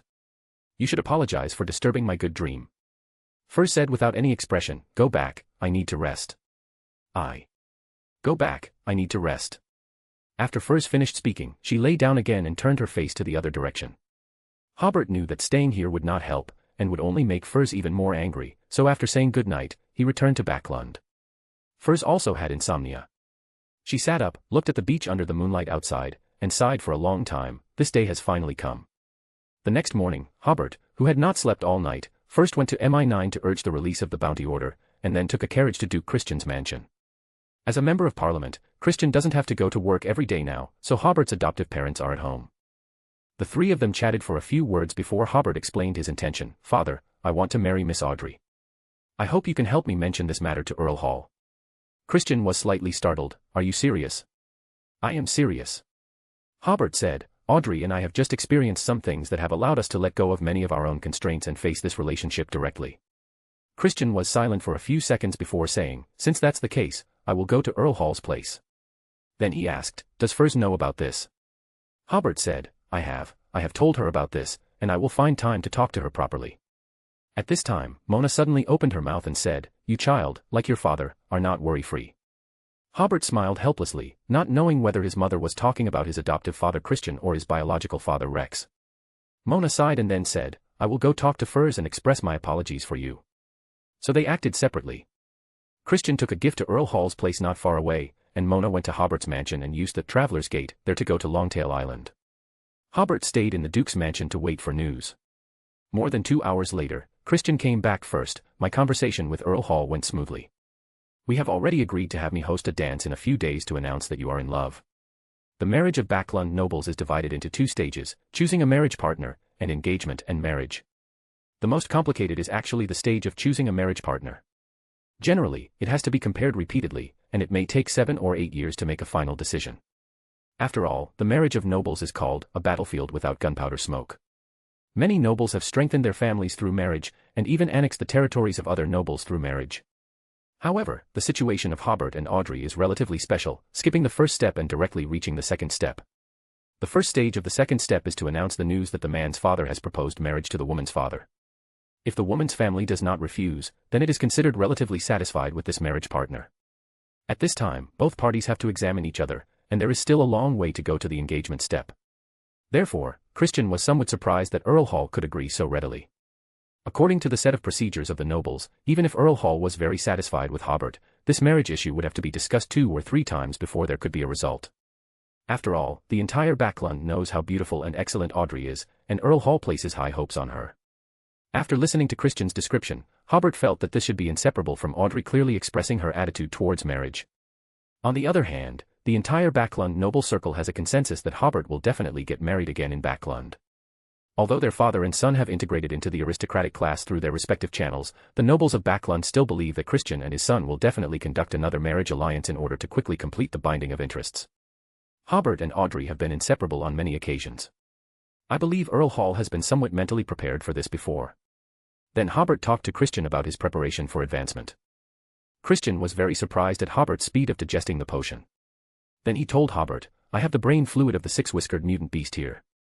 I collected it unintentionally a few years ago. I originally thought that you would need a year or 2 to digest the potion, so I didn't rush to tell you." Hobert clapped his hands. He didn't expect that the problem that had been bothering him would be solved so easily. Then, at the tarot gathering this afternoon, if he can trade for the scale crystal of the carp fish, he can try to be promoted tomorrow if his condition is good. Hobert also talked about his encounter with Brandon during his previous mission to Mason. Christian didn't seem to have any good feelings for the seer. "This guy is very annoying." Hobert nodded, which was a consensus between the two. After another half an hour, Mona came back.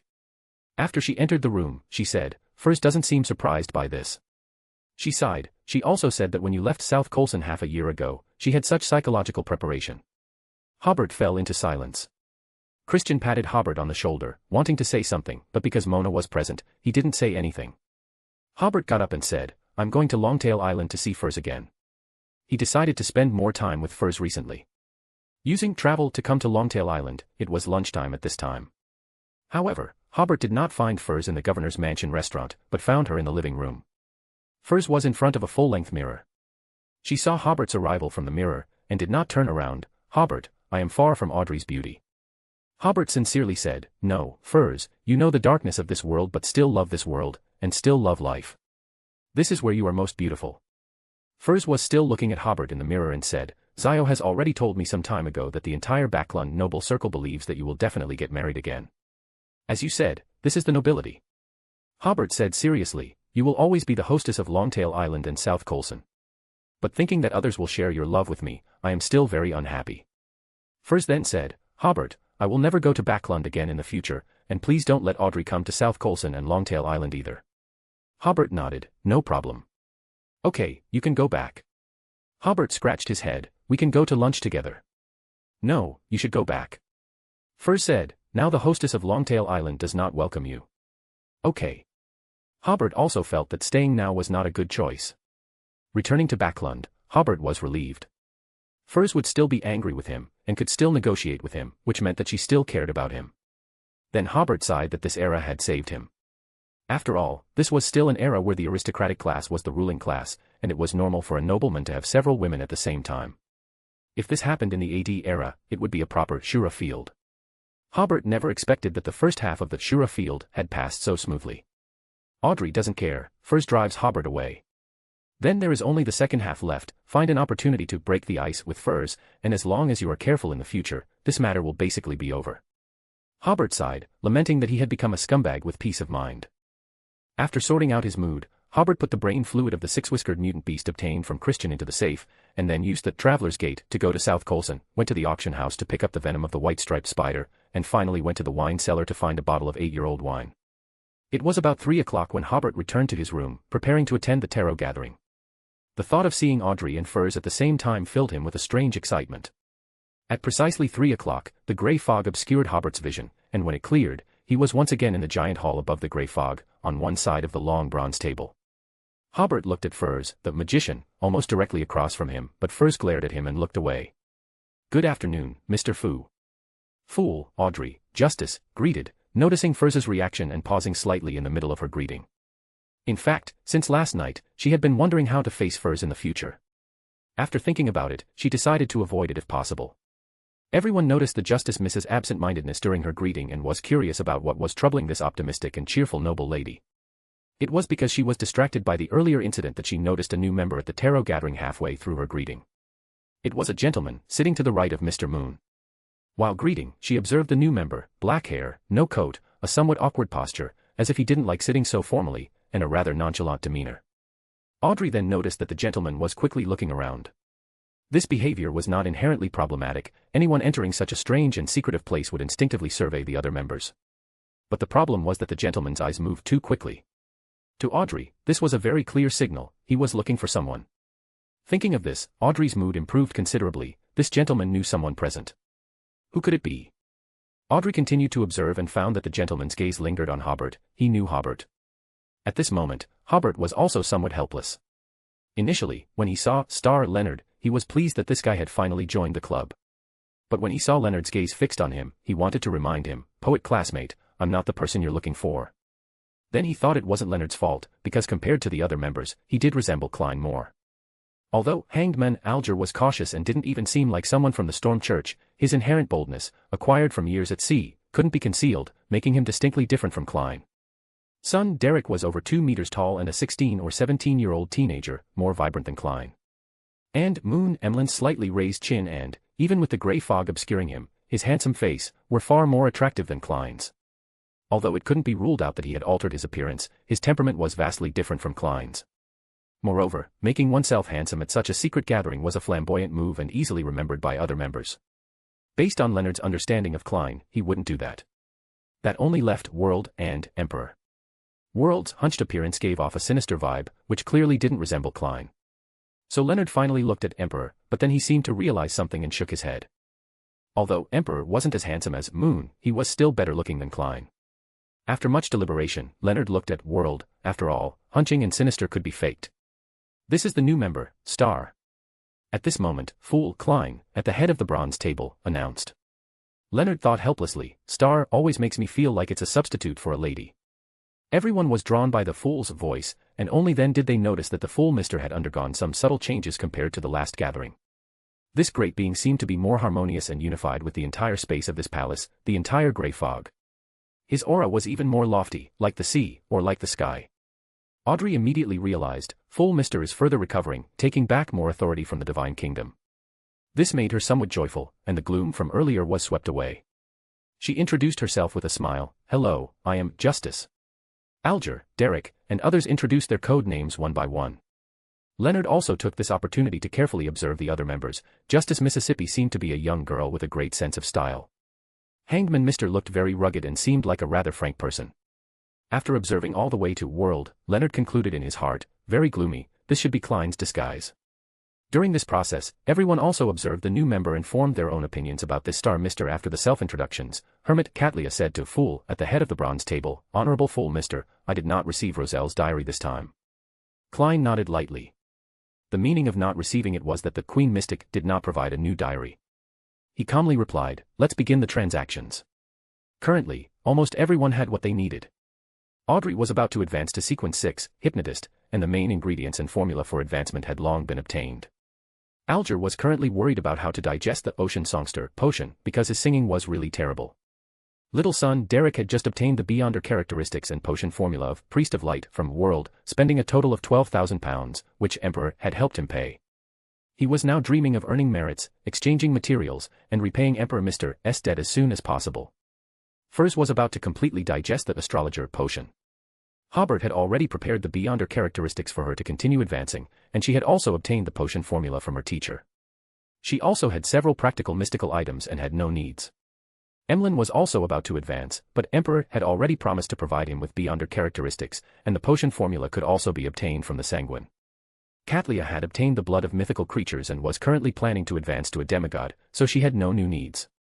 Klein had just become a demigod and was pondering how to digest the potion, and the Sequence 3 potion formula and main ingredients would be difficult to trade at the tarot gathering. Currently, the only ones with needs were Hobert and Leonard, but Leonard didn't know how to initiate a transaction, so he chose to wait and see. So Hobert spoke first, "I need the scale crystals of the shadowed fish." Apart from Leonard, everyone immediately recalled that the last time Hobert requested Beyonder materials was when he was preparing to advance to Sequence 4. Was he now preparing to advance to sequence 3? Furs really wanted to ask Hobert privately, but she ultimately restrained herself and still didn't want to pay attention to this guy. Katlia said, I know where there are shadowed fish, and I happen to be not far from their activity area. Although its value is not very high, it is difficult to catch, so I will ask for 2,000 pounds. Well, the help I owed you last month can be deducted by 1,000 pounds. Deal, Hobert agreed. When can you give it to me? Katlia said, before 8 o'clock tomorrow morning, or before 8 o'clock the day after tomorrow. She explained with a smile, to catch this kind of fish, it must be between 5 a.m. and 7 a.m. If I don't catch it tomorrow morning, I can only catch it the day after tomorrow morning. Hobert, Ed and said, if you need help, I can help. Katlia immediately became somewhat wary and said, it shouldn't be necessary. This transaction ended, and Leonard, seeing that someone had already started, relaxed a lot and took the initiative after a few seconds of deliberation. I need a mystical item. What type? Audrey responded in a timely manner to avoid the new member encountering a cold reception after making a request for the first time. Leonard subconsciously responded, I don't know. Everyone looked at Star, with 3 of the gazes from the ladies containing care. Klein, who was very familiar with Leonard's nonchalance and casualness, suppressed his laughter and slandered in his heart, this is probably an idiot. Join the Church of Miss Raven and become a Sequence 9, reader patreon.com/keyoffstars for more chapters.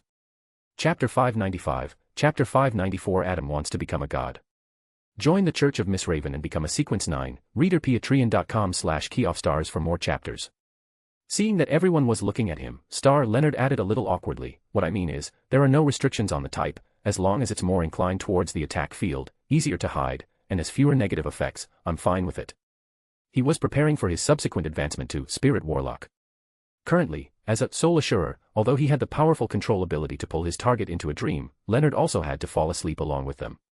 At this time, he could hand over the mystical item to Palaz Zoroast for use. Once he became a Spirit Warlock, there would be no need for such trouble. He could control the enemy while handing the mystical item to the natural spirit or wraith sealed on his teeth for use. Hangman Alger was the first to ask, what level are you looking for? Something relatively strong among grade 2 sealed artifacts, corresponding to sequence 6 or sequence 5, Leonard first described it in the tone of an official beyonder, then switched to a more common expression. At that moment, the other members noticed his description. Even Moon Emlyn, who was slow to react, realized, Mr. Star is an official beyonder, at least he used to be. Generally, in the tarot gathering or other beyonder gatherings, such mystical item transactions would only explain the ability of the mystical item and indicate which sequence it corresponded to, and rarely would there be a description of grade-level sealed artifacts. Alger gave an and said, a sequence 5 mystical item costs at least 9,000 pounds. If it meets your requirements, it will normally cost more than 12,000 pounds. Leonard nodded, I understand. Hearing his answer, the fool Klein almost covered his face, isn't this revealing his trump card to the hanged man? I bet that if he has a suitable item, the price will definitely be above 12,000 pounds. Just as the other members were about to say they would help Mr. Star keep an eye out, Emperor Hobert said, I may have the mystical item you need here. Do you want a mystical item from the warrior pathway? Or do you want a mystical item from the hunter pathway? Hobert hadn't kept track of his grade 2 sealed artifacts for a long time. When he heard Leonard's request, he counted them in his mind. He had more than 30 grade 2 sealed artifacts. A total of 16 items are currently being used by the 3 Beyonder teams, and these cannot be moved.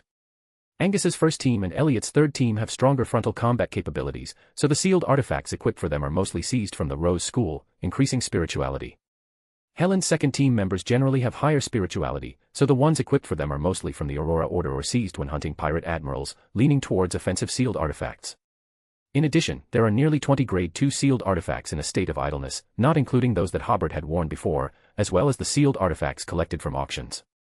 It's not that Hobert is reluctant to take them out for use, but in terms of the current size of the 3 teams, these sealed artifacts are more than enough. If there are more, their care for the sealed artifacts will cause a lot of manpower consumption. Normally, Hobert certainly had no intention of selling sealed artifacts, but the tarot gathering was an exception. He looked forward to the tarot gathering members becoming stronger and advancing faster. The other members were stunned. The Emperor has 2 mystical items for sale. Magician Furs was also a little strange. I remember collecting a mystical item from the Hunter pathway. How come I don't remember collecting a mystical item from the Warrior pathway? Klein thought to himself, Hobert is so generous. Well, to be precise, the Creators organization is very generous, actually selling grade 2 sealed artifacts to outsiders. He didn't know that the auction house in South Colson had auctioned off sealed artifacts of this level more than once. Immediately afterwards, Klein thought of his own impoverished sea god church, and cried out in his heart, "Can't compare, can't compare." But then again, after all, the Creator's subordinates dare to fight the Rose School head-on, while the Sea God Church doesn't even have a Sequence 5 at the moment. The strong members of the church before had all died by Kelvetuicide. Leonard didn't expect that his request would be responded to immediately. "Can you tell me their abilities separately?" Hobert was silent for a second or two, not because he had forgotten, but because he hadn't paid much attention to this point at all. When he obtained these two sealed artifacts, he had already advanced to a demigod. After sacrificing them to the Nation of Disorder, he sealed them casually and threw them on the stone platform where Grade 2 sealed artifacts were placed. Based on his general impression, Hobert said, "The mystical item from the warrior pathway is in the shape of a thick iron bracelet, corresponding to Sequence 6, Dawn Paladin. It can summon Dawn Light and use Dawn Sword and Dawn Armor. The mystical item from the hunter pathway is in the shape of a pendant, corresponding to Sequence 5, Reaper. It can use Fire Crow Art and Wall of Fire, and has the ability of Slaughter. It seems to be able to use the ability of Weakness Strike, Cull, as well." Leonard immediately said, "How much are you planning to sell that pendant for?" This mystical item perfectly met his needs. Even if it only had the Slaughter ability, it was worth buying. Hobert pondered for a moment. £10,000. Leonard was slightly stunned. Are its negative effects very serious? Not serious, or rather, very easy to avoid. "Please forgive me for being blunt," Leonard said, "this price sounds like a scam." Hobert smiled and spread his hands. "This is a benefit of the tarot gathering." In fact, he had originally planned to quote £3,000, after all, he had already achieved financial freedom, and gold pounds were just a string of numbers to him. But that way, Leonard probably wouldn't dare to buy it, and it wouldn't be easy to price this level of goods when others sell them. Hobert added, "Generally speaking, mystical items of this level have to sell for around 12,000, but I don't need money recently, so I gave you a discount." Justice Audrey said in a timely manner, "Don't worry, with Mr. Fool's witness, there will be no deception in transactions that occur in the tarot gathering. At most, the premium is a little higher." Leonard first noticed that the Emperor's gesture of spreading his hands looked a bit familiar, and then he said, "I want that sealed artifact from the hunter pathway." At this time, he realized another problem. How should we trade? Audrey explained, "You can trade by offering sacrifices to Mr. Fool." The ritual of sacrifice is. She enthusiastically described the ritual of sacrifice again. Those who can be brought into the tarot gathering must have undergone many tests. The rituals of sacrifice and bestowal do not need to be kept secret. Leonard was stunned for several seconds before saying, "Thank you." He thought to himself, what a luxury. Trading by way of sacrifice, this tarot club is really different. Before this, in Leonard's concept, mentioning sacrifice must be related to evil gods. Then he slandered in his heart, the tarot gathering sacrifice is also related to evil gods, but the nature is different. After completing this transaction, Hobert suddenly said to Hermit Catlia, "I hope to meet Queen Mystic." Audrey looked at Emperor. Hobert wants to meet Queen Mystic. I heard that Queen is very charming. Furs also looked at Hobert. What does he want to meet Queen Mystic for? Catlia scrutinized Hobert before saying, "Can you tell me why you want to see the Queen?" Leonard sat up straight. Hermit really knows Queen Mystic. That's the leader of the Element Dawn. A very mysterious big figure in the Beyonder world. Hobert did not hide anything, an invitation to form an alliance. Then he smiled and said, "Queen Mystic must be working very hard to fight the Moses Ascetic Order alone, right?" Klein was also a little strange. Why does Hobert suddenly want to form an alliance with Queen Mystic? There wasn't even a hint of it before. Alger guessed, could it be that the Creator is going to take action at sea again, and this time he needs an ally?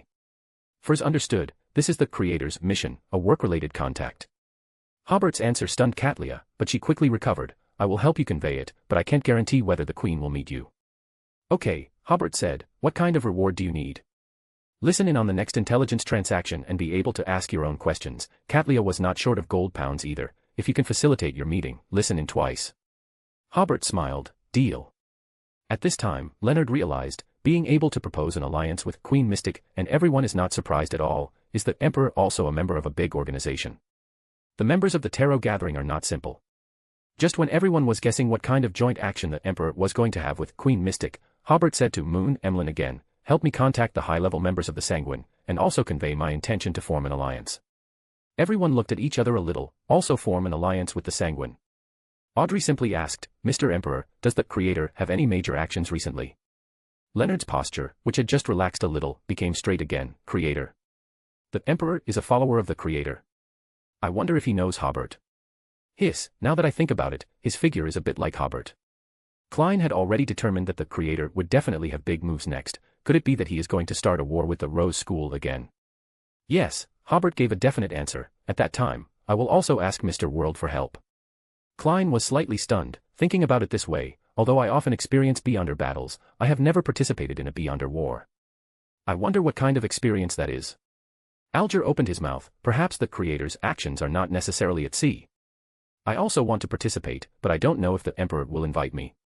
In his impression, World is also a sequence 5, there is no reason to invite World but not invite him. Emlyn was slightly stunned before saying, okay, but I can't guarantee that they will definitely meet you.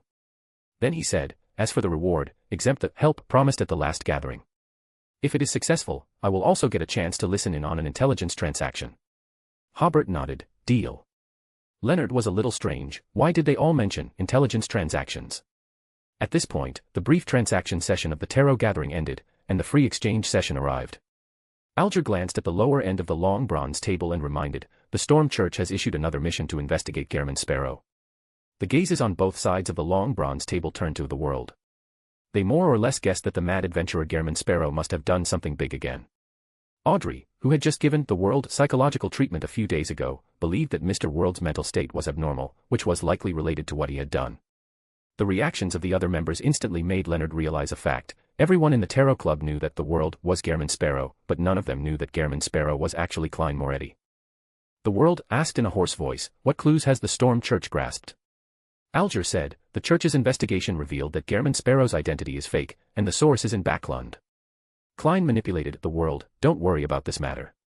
For him, to find out who was given Gehrman Sparrow's fake identity, the prerequisite was to capture Queen Mystic Bernadette, or get Sharon's information from her, and then get corresponding information from the elusive Miss Bodyguard. Even for a true God's Church, this is a very difficult thing to accomplish. Alger nodded and added, I recently received information that Archbishop Insanguil, who betrayed the Evernight Goddess Church, was killed. Before that, he had become a demigod. And the sealed artifact, 0-08, that he stole is unknown in whose hands it fell. The only certainty is that the people who cleaned up the battlefield were from the Evernight Goddess Church. Leonard sighed, the Hanged Man has very good information. This event just happened a few days ago. The Church has only informed the Storm Church and the Church of Steam and Machinery of some information, and has not made this event public. Then he belatedly realized, could it be that the Hanged Man is from the Storm Church? Audrey and the others were hearing this news for the first time, but thinking of the information about 0-08 obtained from the Emperor before, they were certain that this matter was quite significant. At this time, the fool Klein suddenly reached out and knocked on the table. He felt it was necessary to remind the members, in the next few years, the tide of the times will come. In the dull knocking sound on the long bronze table, all the members straightened their backs, or straightened them even more. Hobert thought, attention. Mr. Fool is going to show off again. Klein in the grey fog smiled and said, the era is changing because of this. Adam is closer to godhood. Hobert slowly nodded. For Klein, who only knew part of the information, being able to make this level of guess was already very impressive. His showing off behavior could be completely ignored. The other members all showed surprised expressions. Even Alger, who shared the news, did not expect that Mr. Fool would give such a high evaluation. Leonard, who was also involved in the event, was also the same. He knew how terrifying Grade 0 sealed artifacts were, but he never thought that what happened that day would change the era. After being surprised, Katlia thought, being able to make Mr. Fool sigh like this, it means that Adam is likely only one step away from Sequence 0, and may step out at any time. Audrey recalled the information traded from Hobert before. At that time, Hobert said that Adam was seeking advancement to true God. Now that this matter has been confirmed by Mr. Fool, it seems that the Creator and Mr. Fool already have a consensus on this. What is happening in the southern continent now is bringing this consensus closer to reality. Furs and the others were also surprised that Adam was attacking godhood, and at the same time they were imagining, given the current situation, what kind of changes would occur in the world pattern if there was one more true God. Although Leonard didn't know Adam's identity, he could still understand the meaning of the phrase, closer to godhood. He immediately thought of the priest who was called Mr. Adam by Hobert after the battle ended and who took away 0-08. Amid everyone's guesses and surprises, the world glanced at Leonard and simply reminded, Adam is the child of the ancient sun god, and the brother of the blasphemer Ammon. Leonard was startled. Although he had no concept of Adam, he had heard Pallas Zoroast mention Ammon a lot. The old man seemed to have an extremely serious psychological shadow about this being. And Adam was actually Ammon's brother, and his level of terror might be on the same level as the other. The world continued, 0-08 has fallen into Adam's hands. He has successfully made up for the shortcomings on the path to becoming a god. Alger pondered the world's words and tentatively asked, "You seem to have witnessed this matter." The world said lightly, "The one who killed in Sangwil was me and my companions." Alger was not surprised, but said in his heart, as expected. Audrey interpreted some certainty and some confidence from the world's tone, and curiously asked, "Mr. World, have you become a demigod?" The world did not give a direct answer, but said, "In the future, if there are any matters involving demigods, you can also entrust them to me." The implication was that everyone present could understand. This is the second demigod in the Tarot Club after the Emperor. Katlia sighed silently. She recalled the first time she met Gehrman Sparrow, when he was only at sequence 6. Alger realized that the creator's actions would most likely not invite him to participate, because the Emperor was obviously inviting demigods to participate. Or the creator's forces invited the Fool's forces to participate, and he was neither a demigod nor completely belonged to Mr. Fool's forces. At this time, Leonard suddenly said to the world, then his conversation with Adam. He originally wanted to say then Hobert, but fortunately he noticed it in time. The world said, "You can ask the Emperor." So Leonard looked at the Emperor. He really wanted to ask, "Are you Hobert?" But in the end, he still endured it. Hobert said, "The creator did take this opportunity to complete a transaction with Adam. You should know the content of the transaction, but I'm sorry, I can't reveal the purpose of the transaction."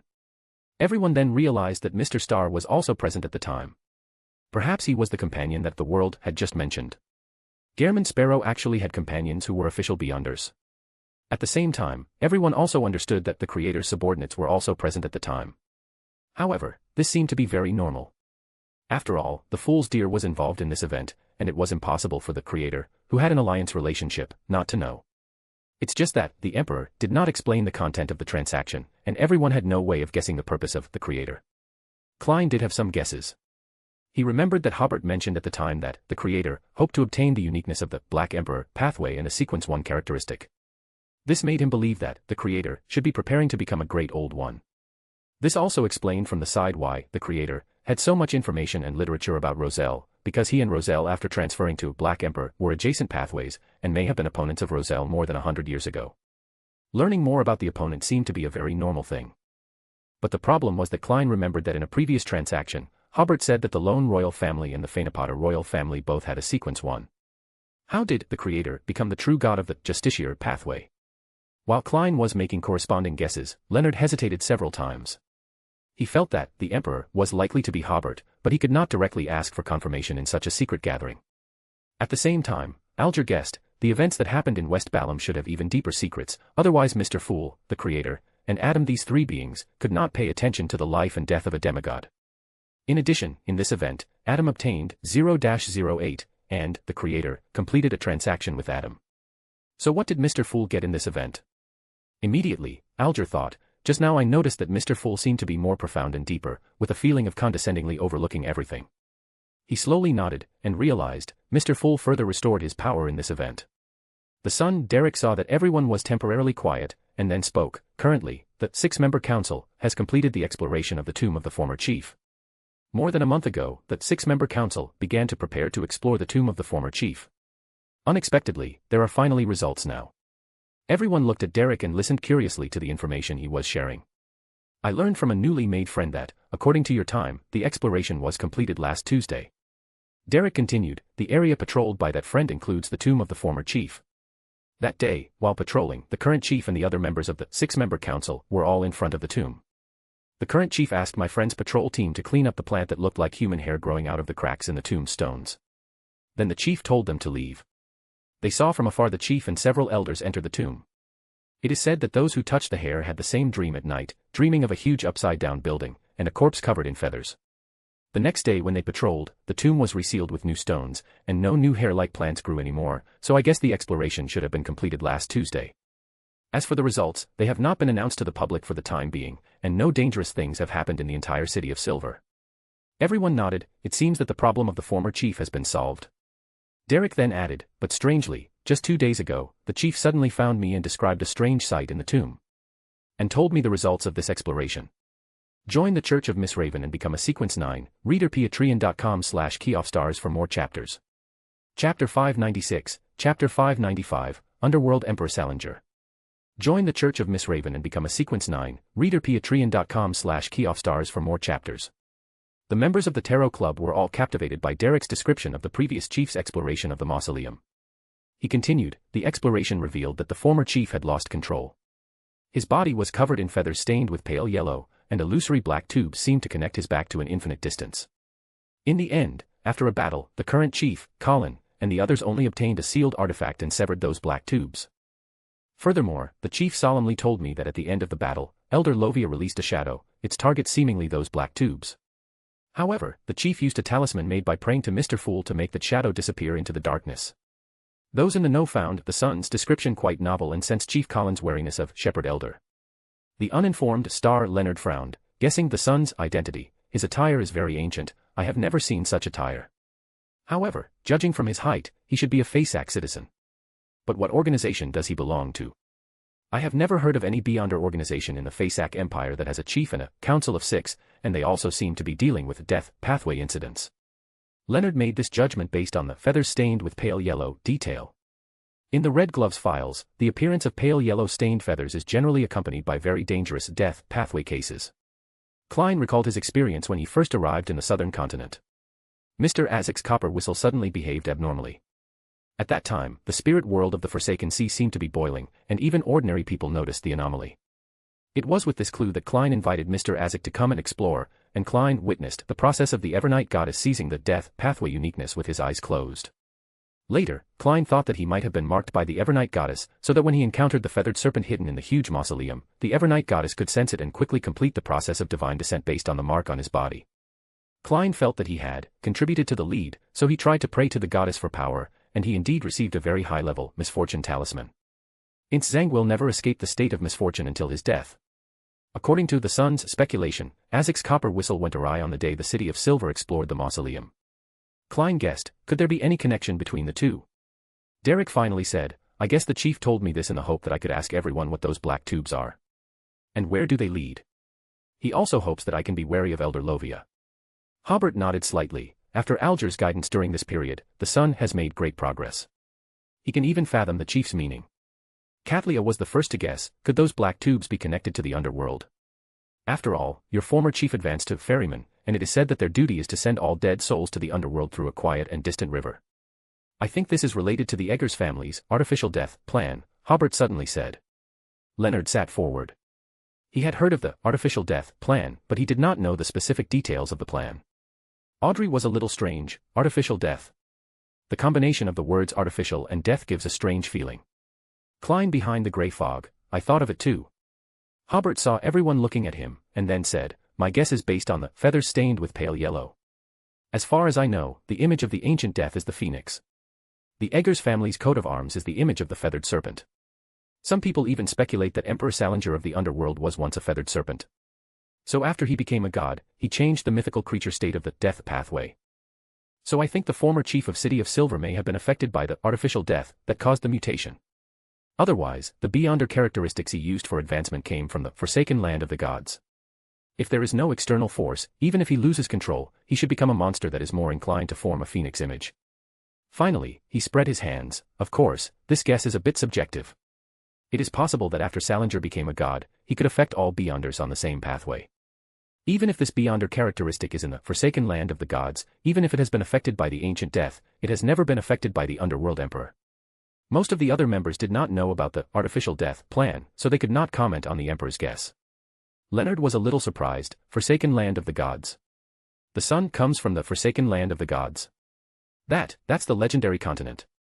Then he realized, it's not impossible. This can explain why I am so unfamiliar with the names such as the Council of 6 mentioned by the Sun.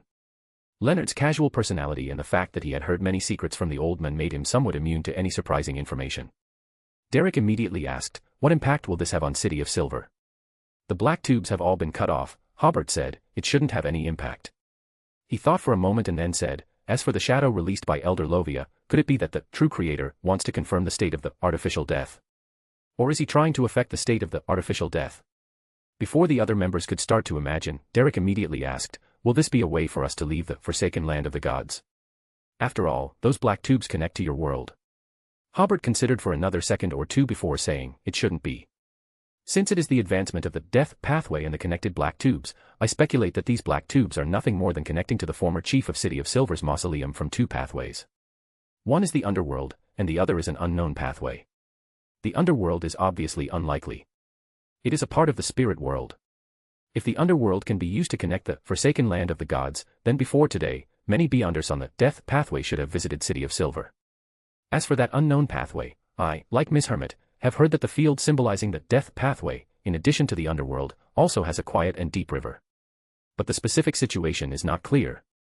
Not only the river of eternal darkness, Hobert plans to announce the relevant information about the Sefirah when the time is right. Hobert continued, if it is connected to City of Silver in the forsaken land of the gods through this unknown pathway, City of Silver's current strength will not be able to enter there at all. Even if you enter there, death may be the best result. Maybe the flesh and soul of everyone who enters there will forever become puppets of the death. Derek nodded, Mr. Emperor, thank you for your answer. I will pay a certain reward for these 2 questions. Hobert did not refuse. Although his analysis was a bit cryptic, the result was correct. This is also a problem that Hobert currently encounters when doing intelligence transactions. He knows the result, but he does not know the process, so the process must be subjectively guessed. Some places he also feels unreasonable, but he has to guess hard. At this time, Audrey asked the heart of Emlyn, Furs, and others, Mr. Emperor, what is artificial death? Can death be created by humans? Hobert smiled and said, this is a long story. Well, let me think about it. This has to start with the Underworld Emperor. We have done a lot of intelligence exchanges about the 4th epoch before, but we have not traded the relevant intelligence of the Underworld Emperor. If you want to hear the beginning and end of the whole thing, you must make a transaction.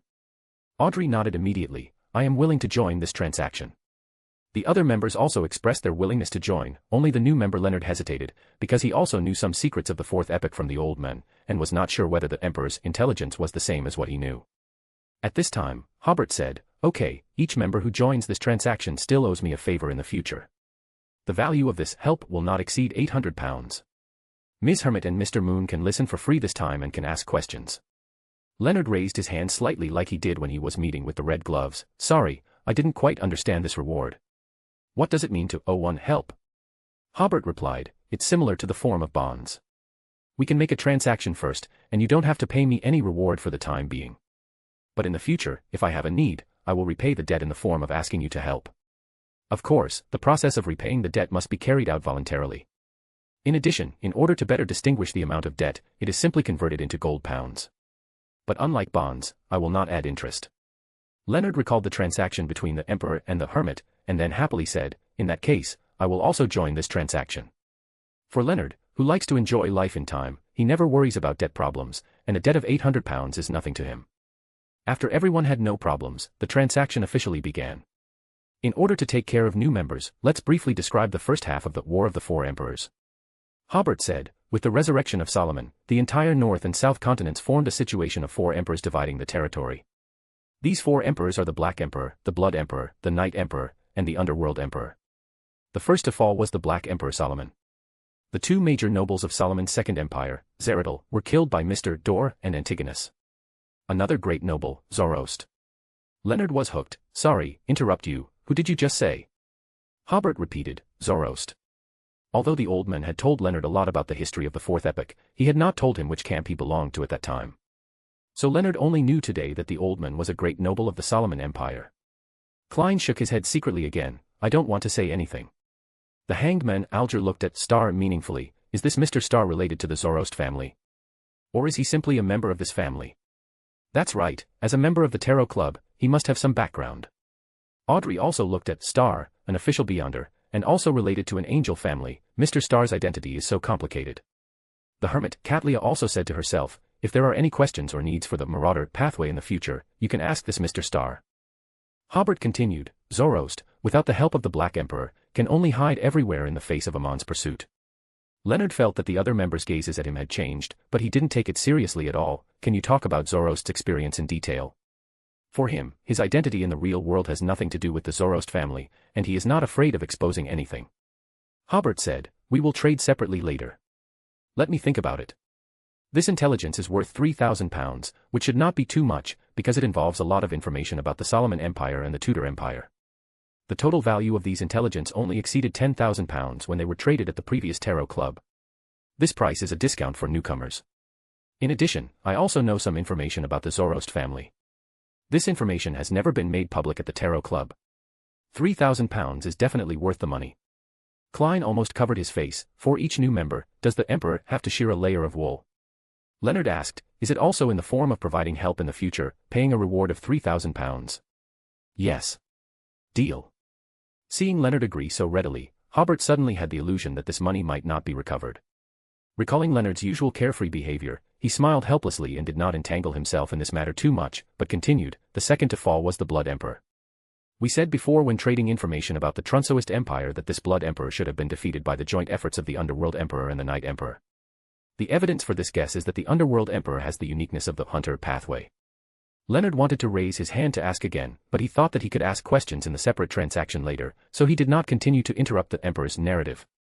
At the same time, he realized that his understanding of the history of the Fourth Epoch was very fragmented, and the information provided by the Emperor seemed to be very comprehensive and very systematic. Only to hear Hobert continue, not long after the Blood Emperor fell, the Night Emperor also fell under the siege of the Six Gods. In order to better control the secular regime, the Six Gods seemed to have reached a consensus and temporarily did not support rulers at the level of true gods. So they supported the four great nobles of the Trunsoist Empire and established four countries respectively, basically forming the current situation of confrontation between the four great powers in the northern continent. As for the small countries between the great powers, most of them were split from the War of Betrayal. Of course, that's another story. Although there was already a relevant understanding before, everyone could still feel a sense of historical vicissitudes when listening to the Emperor's description again. But Leonard felt that even just hearing this information, the £800 was worth spending. At the same time, he couldn't help but frown, because the Emperor's description of the Six Gods seemed to have no respect at all. Hobert paused for a second or two, seeming to organize his words before continuing. The full name of the Underworld Emperor is Salinger Eggers.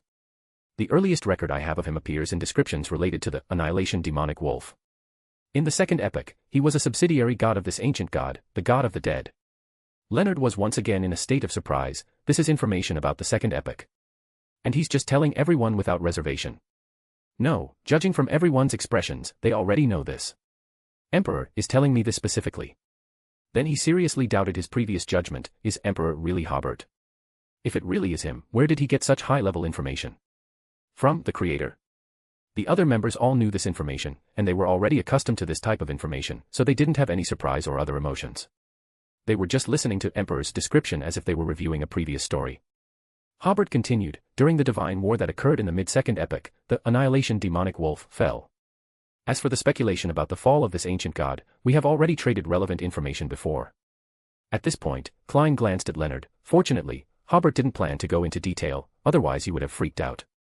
Without the protection of the ancient god, Salinger quickly defected to the ancestor of the ancient death god, the Phoenix ancestor, Hobert said. The image of the phoenix can still be seen on ornaments in the southern continent. I won't go into detail here. In the battle between the ancient sun god and the ancient gods, the ancient death god Gregrace fell. Because I don't know much about this event, I don't know if Salinger made any contribution to it, but two things are very intriguing afterwards. The first thing is that Salinger was only a sequence 2 subsidiary god when he defected to Gregrace. By the time of the Third Epoch, he was already an angel of the death pathway. Therefore, when Gregrace fell, he should have obtained 2 sequence 1b under characteristics, or at least 1 sequence 1b under characteristic in the uniqueness of that pathway. I don't have the specific time when Salinger became a god, but when he joined the Rose Redemption, he shouldn't have been a true god yet. I personally believe that he should have become a god in the early Fourth Epoch, and therefore had the corresponding strength to establish the Balaam Empire, once fighting against the Church of the Evernight Goddess and the Church of the God of Combat. Everyone slowly nodded, all agreeing with Emperor's guess. Now everyone is even used to such guesses. They also know that this may not be the truth, but it should be close to the truth. Leonard was already sitting up very straight unconsciously. The description is so detailed. Even the knowledge that appears in the guesses is very valuable. Then the questions in his heart sprang up like a fountain. What does King of Angels mean? I've heard the old man talk about uniqueness, but what is its specific function? What is the Rose Redemption organization? Why did Emperor emphasize that the Underworld Emperor's Balaam Empire fought against the Goddess's Church and the God of Combat's Church? Finally, he realized by observing the expressions of the other members, Emperor often trades information at this level, and the prices are so affordable. Is this the Tarot Club? No wonder Klein's advancement speed is so fast. It turns out that this gathering is so special. As of now, most of the information that Emperor said has already been announced, and even those that have not been announced have not exceeded the psychological tolerance of the other members. Moreover, Emperor said it very clearly, and there were basically no doubts in everyone's hearts. Hobert continued to talk about the intriguing first thing. The way Salinger obtained these beyonder characteristics was nothing more than two: first, picking them up from the battlefield; second, the ancient sun god gave them to him. The first way does not rule out Salinger's good luck, but if it is the second way, he must have provided some help for the ancient sun god to defeat the ancient death god.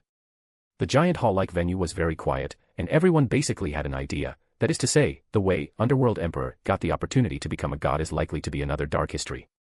After experiencing the relevant transactions of the Nation of the Evernight, Audrey already had a certain immunity to such black history, and didn't think much about it at this time.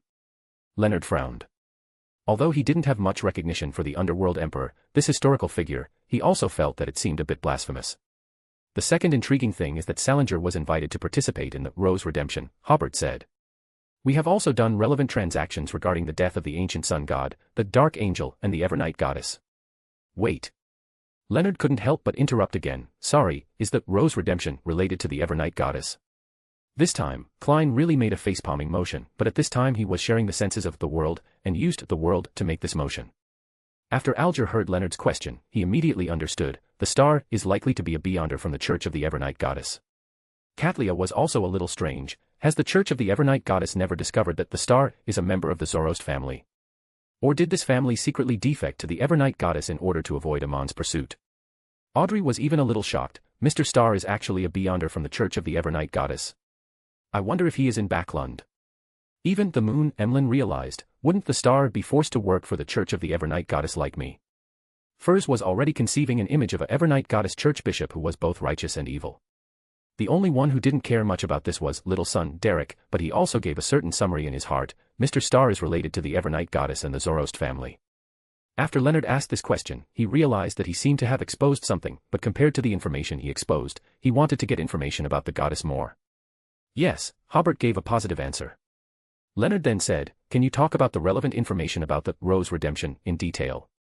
The value of this information is very high, Hobert said. Other members spent £8,000 at the time to get this information, and spent £18,000 to get the complete information. Just treat it as if you participated in the crowdfunding at that time, and give you a discount price, which is still £3,000. Leonard was silent. If he added this transaction, his debt would be as high as £6,800. Even if he didn't plan to repay the debt properly, he would have a certain psychological burden. Then he thought that the use of this information was not very urgent, and he could also ask the old man, and write a letter to ask Klein. So he said, I'll think about it. Hobert nodded and continued the previous topic. The initiators of the Rose Redemption, the Dark Angel, and the Evernight goddess, would not invite gods who have hatred with the ancient sun god. I believe that at that time, Salinger's power should be similar to the Evernight goddess church, the god of combat church, and other forces. In the third epoch, it belonged to the ancient sun god's default power in a certain area, or could develop to a certain extent. So I said, the relationship between the ancient sun god and Salinger is very intriguing. Leonard couldn't help scratching his head. Emperor's information seems to be different from the history of the third epoch in my concept. Finally, Hobert said, I have such a guess, but it is purely a guess and has no evidence to support it. Still that sentence, I'll say it, everyone listen to it, it shouldn't affect everyone's search for the truth about relevant information.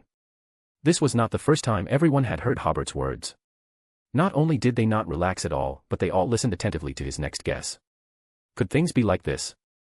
Hobert said, Salinger helped the ancient sun god defeat the ancient death Greg race, so he obtained the uniqueness of that pathway and a sequence 1 beyonder characteristic from the ancient sun god. Later, in the early fourth epoch, the true creator, Camp gave the other two sequence 1 beyonder characteristics to Salinger in order to balance the Evernight goddess and the god of combat. So Salinger had the opportunity to become a god, and he did indeed fight against the Evernight goddess and the god of combat in the early fourth epoch. Until the true creator's forces were completely driven to the forsaken land of the gods, the Underworld Emperor cooperated with the Night Emperor to a certain extent, and their cooperation was acquiesced by the six gods. Obviously, the relationship between the two sides had eased a lot at that time. Leonard really wanted to ask Pallas Zoroast at this time, Old man, is the history of the fourth epoch you told me fake? Why didn't you ever say that the forces of the true creator also appeared in the north and south continents in the early fourth epoch? Then he understood why Emperor had specifically mentioned the Underworld Emperor's mutual crusade against the Evernight Goddess Church and the God of Combat Church. Leonard knew the relevant information that adjacent pathways can be interchanged, but as an official beyonder, he had never thought that based on the relevant contradictions of pathway interchange, it still existed at the level of gods. More precisely, gods were more like an abstract symbol in his eyes, and he only needed to respect and obey them, and there was no need to consider anything else. The other members all agreed with the Emperor's guess, because this guess had a certain logic. As Emperor said, before finding the truth, this information can be used to fill in the blanks in that period of history. They didn't have any other feelings. First of all, Emperor had analyzed the situation in the fourth epoch before, and this was already a very clear piece of information. Except for Klein, who once again sighed, beware of fire, beware of theft, beware of subsidiary gods. The other members now felt that it was abnormal for gods to not have any black history. Seeing that everyone accepted his guess, Hobert continued, time came to the fourth epoch. According to the accurate information I got from the great creator, the underworld Emperor Salinger, after obtaining the uniqueness of the hunter pathway, used certain conditions to forcibly accommodate the uniqueness. The members of the Tarot Club were finally a little moved. Audrey first asked, Mr. Emperor, is the underworld Emperor preparing to switch to?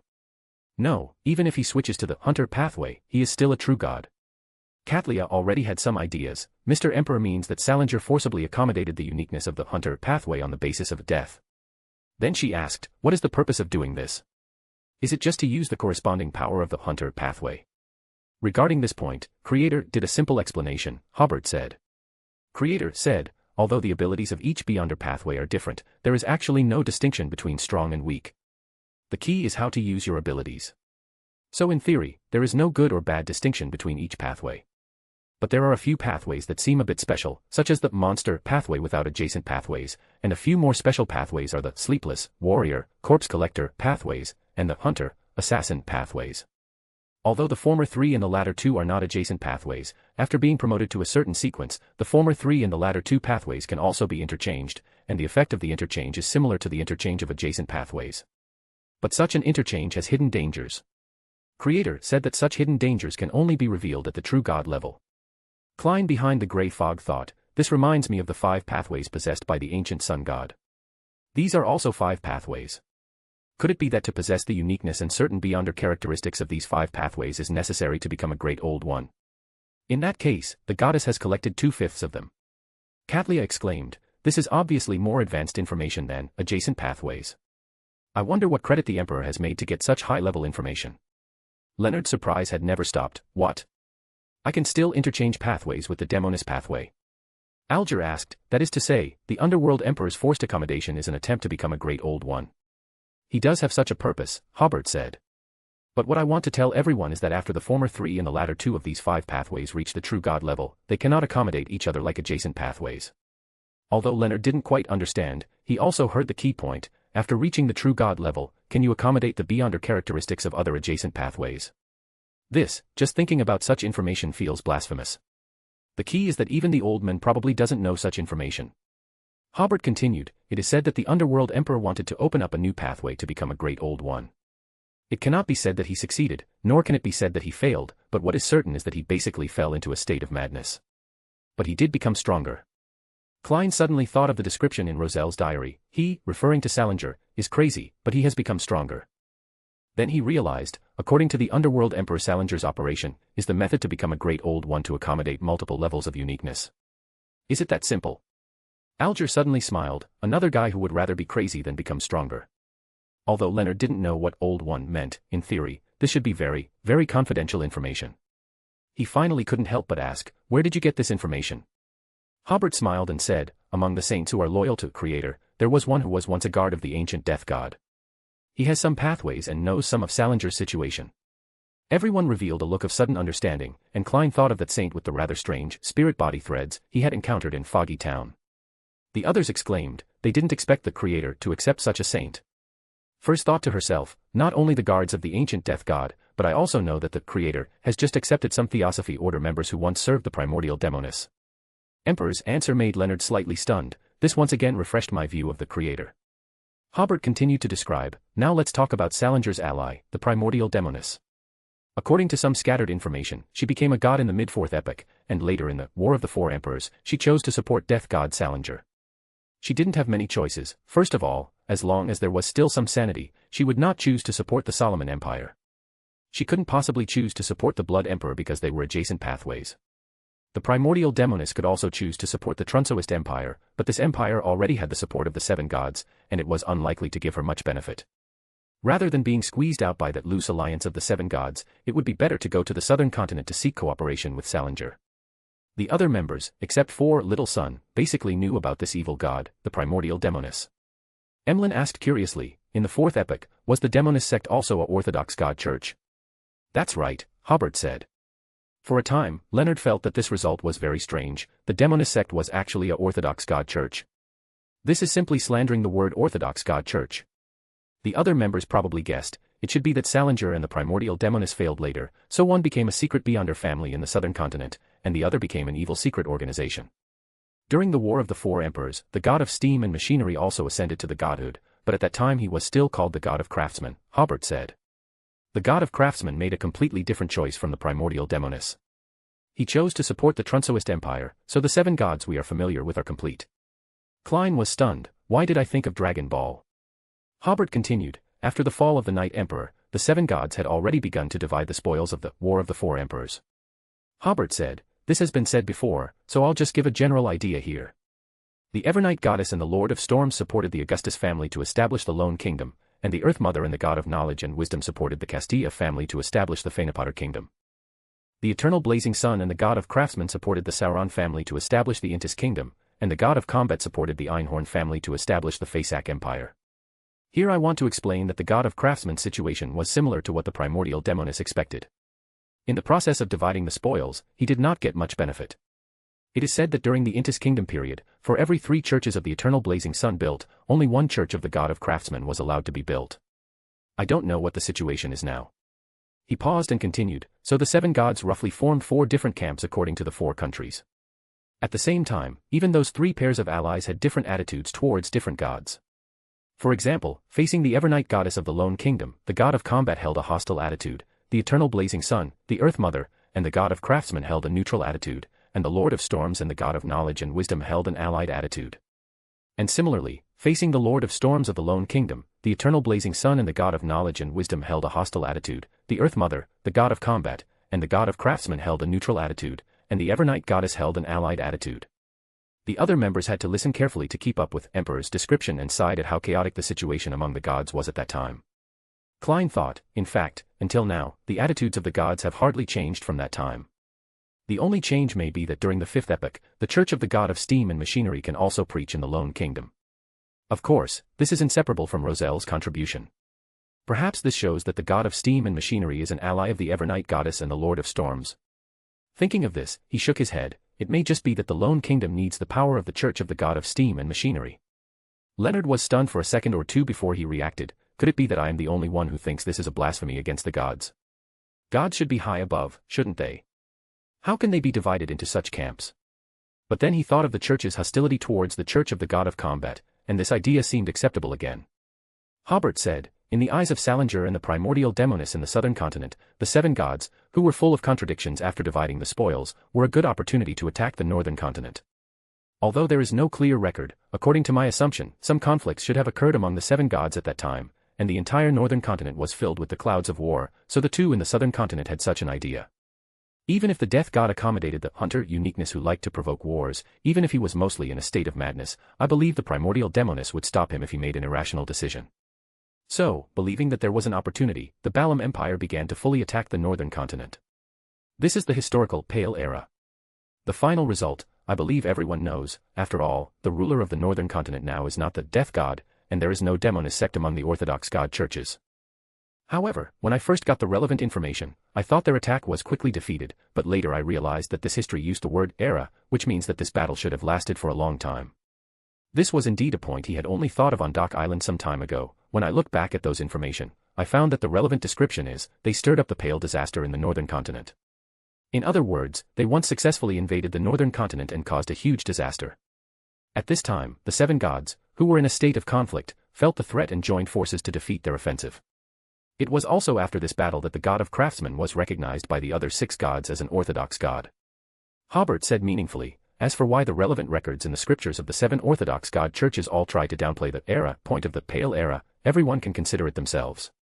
Alger, who had no strong feelings for the Church of the Lord of Storms, was the first to think, why else? Of course, it is to cover up the inaction of the 7 gods in this disaster.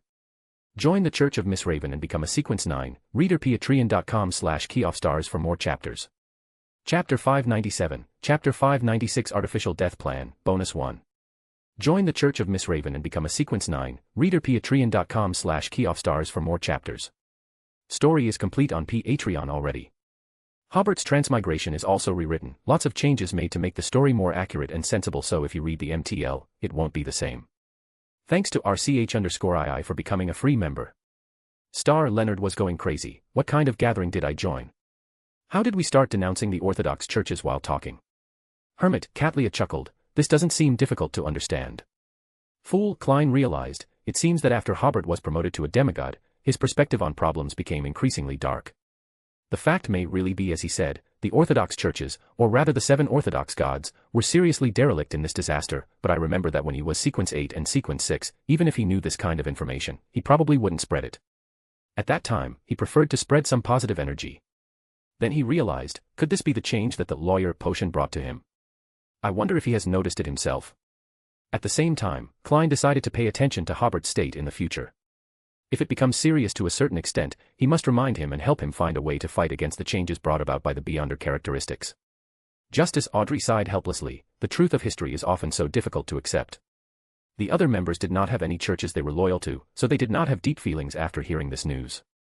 Emperor, Hobert continued the previous topic, I heard that before the Pale Era, there were still connecting passages between the southern continent and the northern continent. It was because of this fierce battle of gods that the passages sank into the seabed, and the two continents were completely separated by the ocean. Although the underworld emperor is stronger than ordinary gods, he is only a little stronger. He simply cannot stop the siege of the 7 gods. In the end, the underworld emperor was defeated and fell during his return to the southern continent. The uniqueness of the corpse collector and hunter pathways within his body lost control, destroying the balance between the real world and the spirit world, forming the Berserk Sea. The Tarot Club had traded this information before. As several members who joined after that transaction, Katlia, as the pirate admiral, knew about this matter. Moon, Derek and Leonard had probably heard some relevant information. So they weren't too surprised. Salinger's death was a huge disaster for the Balam Empire, Hobert said. The Rose School, well, the Rose School at that time was still quite disciplined. Under the leadership of the previous god of spiritual creatures, that is, the Chained God, the Rose School took the opportunity to rise and establish the Highland Kingdom. Until the arrival of the colonial era, the Balam Empire and the Highland Kingdom were still fighting for the dominance of the southern continent. The other members didn't know much about the history of the southern continent, because the history of the southern continent has almost been submerged in the colonial wave. Everyone only knows that most of the local kings and chiefs in the southern continent are nobles of the Balam Empire and the Highland Kingdom. It's just that the Balam Empire and the Highland Kingdom are not recognized by the countries of the northern continent. Although they also have imperial courts and royal courts, those grassroots nobles, those local kings and chiefs, are no longer under their control and have turned to the colonialists of the northern continent. After being sorted out by the emperor in this way, they successively discovered that the history of the southern continent, like the northern continent, has the war as its core. The historical materials truly circulating among the people are only the superficial appearances of the results of these wars. Seeing Hobert pause for a few seconds, as if he had finished trading all the information, Emlyn asked, then what is the meaning of the artificial death mentioned earlier? Is a new death god about to be born in the southern continent? Hobert replied with a smile, the death pathway is very special. Would we find it strange if we said death is dead? Everyone looked at each other, it did sound strange. Will the gods of the spirit world also die? This seems to make people feel like death itself is dying. It is because of the special nature of this pathway that many nobles of the Balam Empire, or former clergy of the Death God Church, feel that Salinger has not truly fallen, Hobert said. Therefore, a considerable number of them have been trying to awaken Salinger, or find a way to revive him. Here, I have to mention the relevant information of the Numinous Episcopate. We all know that the Numinous Episcopate is actually a general term for the Beyonders of the Balam Empire in the southern continent. Their internal divisions are divided into many factions, and the two most powerful factions are the Royalist faction and the Artificial Death faction. The Royalist faction supports the descendants of Salinger to ascend the throne. As far as I know, the leader of the Royalist faction calls herself the Pale Empress and is still in power in the imperial court of the Balam Empire. In the southern continent, a considerable part of the people and land still accept the rule of the imperial court. This was the information Hobert learned from the butler, Dofus, before Dofus was promoted to a demigod. At that time, Dofus said it in great detail, including the areas where the Balam Empire mainly fought against the lone military and lone's economic plunder of the Balam Empire. Hobert only briefly described it at this time. He continued, as for the Artificial Death faction, this is actually what outsiders call them. They call themselves the Awakening faction, believing that Salinger is only seriously injured, so he has fallen into a deep sleep somewhere in the Berserk Sea. It is said that they have been trying to awaken the death god with various methods since a long time ago. I don't know exactly when, but it should be in the 5th epoch. When they tried to sacrifice to the death god, they received a response from the death god. So they began to focus on using rituals to awaken the death god. It is said that after hundreds of years of accumulated results, they can actually get intermittent responses from the death god. This made the other members besides Klein feel very surprised. Hangman Alger first thought, did the underworld emperor really just fall into a deep sleep? Then he denied his own idea. Back then, it was the 7 gods who besieged the underworld emperor and the primordial demoness. If the underworld emperor had not fallen, the 7 gods would most likely have chased directly to the Berserk Sea, or even directly to the southern continent. In the end, a very terrifying thought appeared in his mind: what exactly did the artificial death faction awaken? Katlia then thought of the fall of the ancient sun god. She noticed that after the fall of the underworld emperor Salinger, the emperor began to use death god to refer to the true god of this pathway. Is he implying that Salinger has really fallen, and the death god, who is now awakened, may only have part of Salinger's consciousness? So this is already a brand new death god. Leonard pinched his chin. I may not have the authority to read this information yet. Given the church's emphasis on the southern continent, the church's archives should also have such information. Then he realized a problem: should he report some of the information obtained at the Tarot Club to the church? But soon, Leonard shook his head, thinking that this would likely be punished by Mr. Fool, and it would also easily expose his secret of participating in the Tarot Club to the church. Audrey simply asked directly, Mr. Emperor, did Salinger really not completely fall? He fell, Hobert replied. Then Audrey asked the question in the hearts of the other members, then who is responding to the artificial death god faction? This made Furs, Emlyn, and other members think of the sanguine ancestor Lilith, the relevant information of the primordial moon, and the mother tree of desire, and guess whether someone was impersonating the death god to respond to the artificial death god faction. Hobert organized his words before saying, it can be understood as that is part of Salinger's divinity, or it can be understood as that is the uniqueness of the death pathway. The information that uniqueness can make a certain response had been exchanged at the Tarot Club before, so everyone didn't find it too surprising, but after hearing such a thing again, they still felt very magical. However, most members only knew that uniqueness can have a certain impact on the beyonders of this pathway and make some responses similar to the level of gods, but they thought that this was more like a magical sealed artifact, which must be used by someone to make a response. So Hobert's answer just now, they basically understood as someone, or some god, had obtained the uniqueness with Salinger's spiritual residue, and was responding to the artificial death faction. However, Katlia among them did not think so, because she remembered that the queen had said that the hidden sage seemed to be the awakened uniqueness, but she still couldn't understand why the uniqueness would be awakened. Klein, who had read the corresponding diary and recalled some of Mr. Azek's words, immediately understood and asked after looking at the hermit, constant sacrifice can awaken the uniqueness of the death pathway, and automatically replied to the artificial death faction. Audrey and other members then understood that it was not someone who had obtained the uniqueness of the death pathway, but the uniqueness was awakened. Emlyn didn't know whether he was talking to himself or asking the emperor, uniqueness can still be awakened. Theoretically, that is just an abstract authority, but the facts have proved that it can indeed be awakened, Hobert said, because such a thing not only happened to the uniqueness of the death pathway. The specific theory of awakening is unknown because uniqueness is too special. I only have a simple guess about this. Beyonder power, to a certain extent, can be regarded as an application of the real or abstract power of the entire universe by living beings. What uniqueness represents is the authority of the power in a certain field of the universe. This application process is very mysterious, but thinking of the divinity obtained after the high sequence, can we draw such a conclusion that the universe is another form of life? Or rather, this universe also has its own consciousness, and it has been using those consciousnesses to keep the universe running normally. And the consciousness of the universe is a completely different state from the consciousness of us living beings. It is cold and ruthless. It believes that the purpose of its existence is to maintain the normal operation of the universe. Reflected in the Beyonders, is this not divinity? When Beyonders become high sequence and integrate more and more divinity, the contradiction between the consciousness of the universe and the consciousness of living beings gradually intensifies. This time, everyone, including Klein, was very surprised, and at the same time, a very contradictory psychology appeared, as if they understood the emperor's meaning, and as if they didn't understand anything. Because they usually don't come into contact with similar theories, or even do similar thinking, so at this time, they don't even have related associations, or don't know which direction to connection. Only Klein, recalling some guesses similar to Hobert's remarks in the AD era, quickly understood Hobert's meaning. No wonder he always said that Beyonder power is a tool. That's what he meant. Thinking about it this way, Beyonder characteristics are very much like some modifications or mutations made to living beings, allowing living beings to manipulate some powers that do not belong to living beings.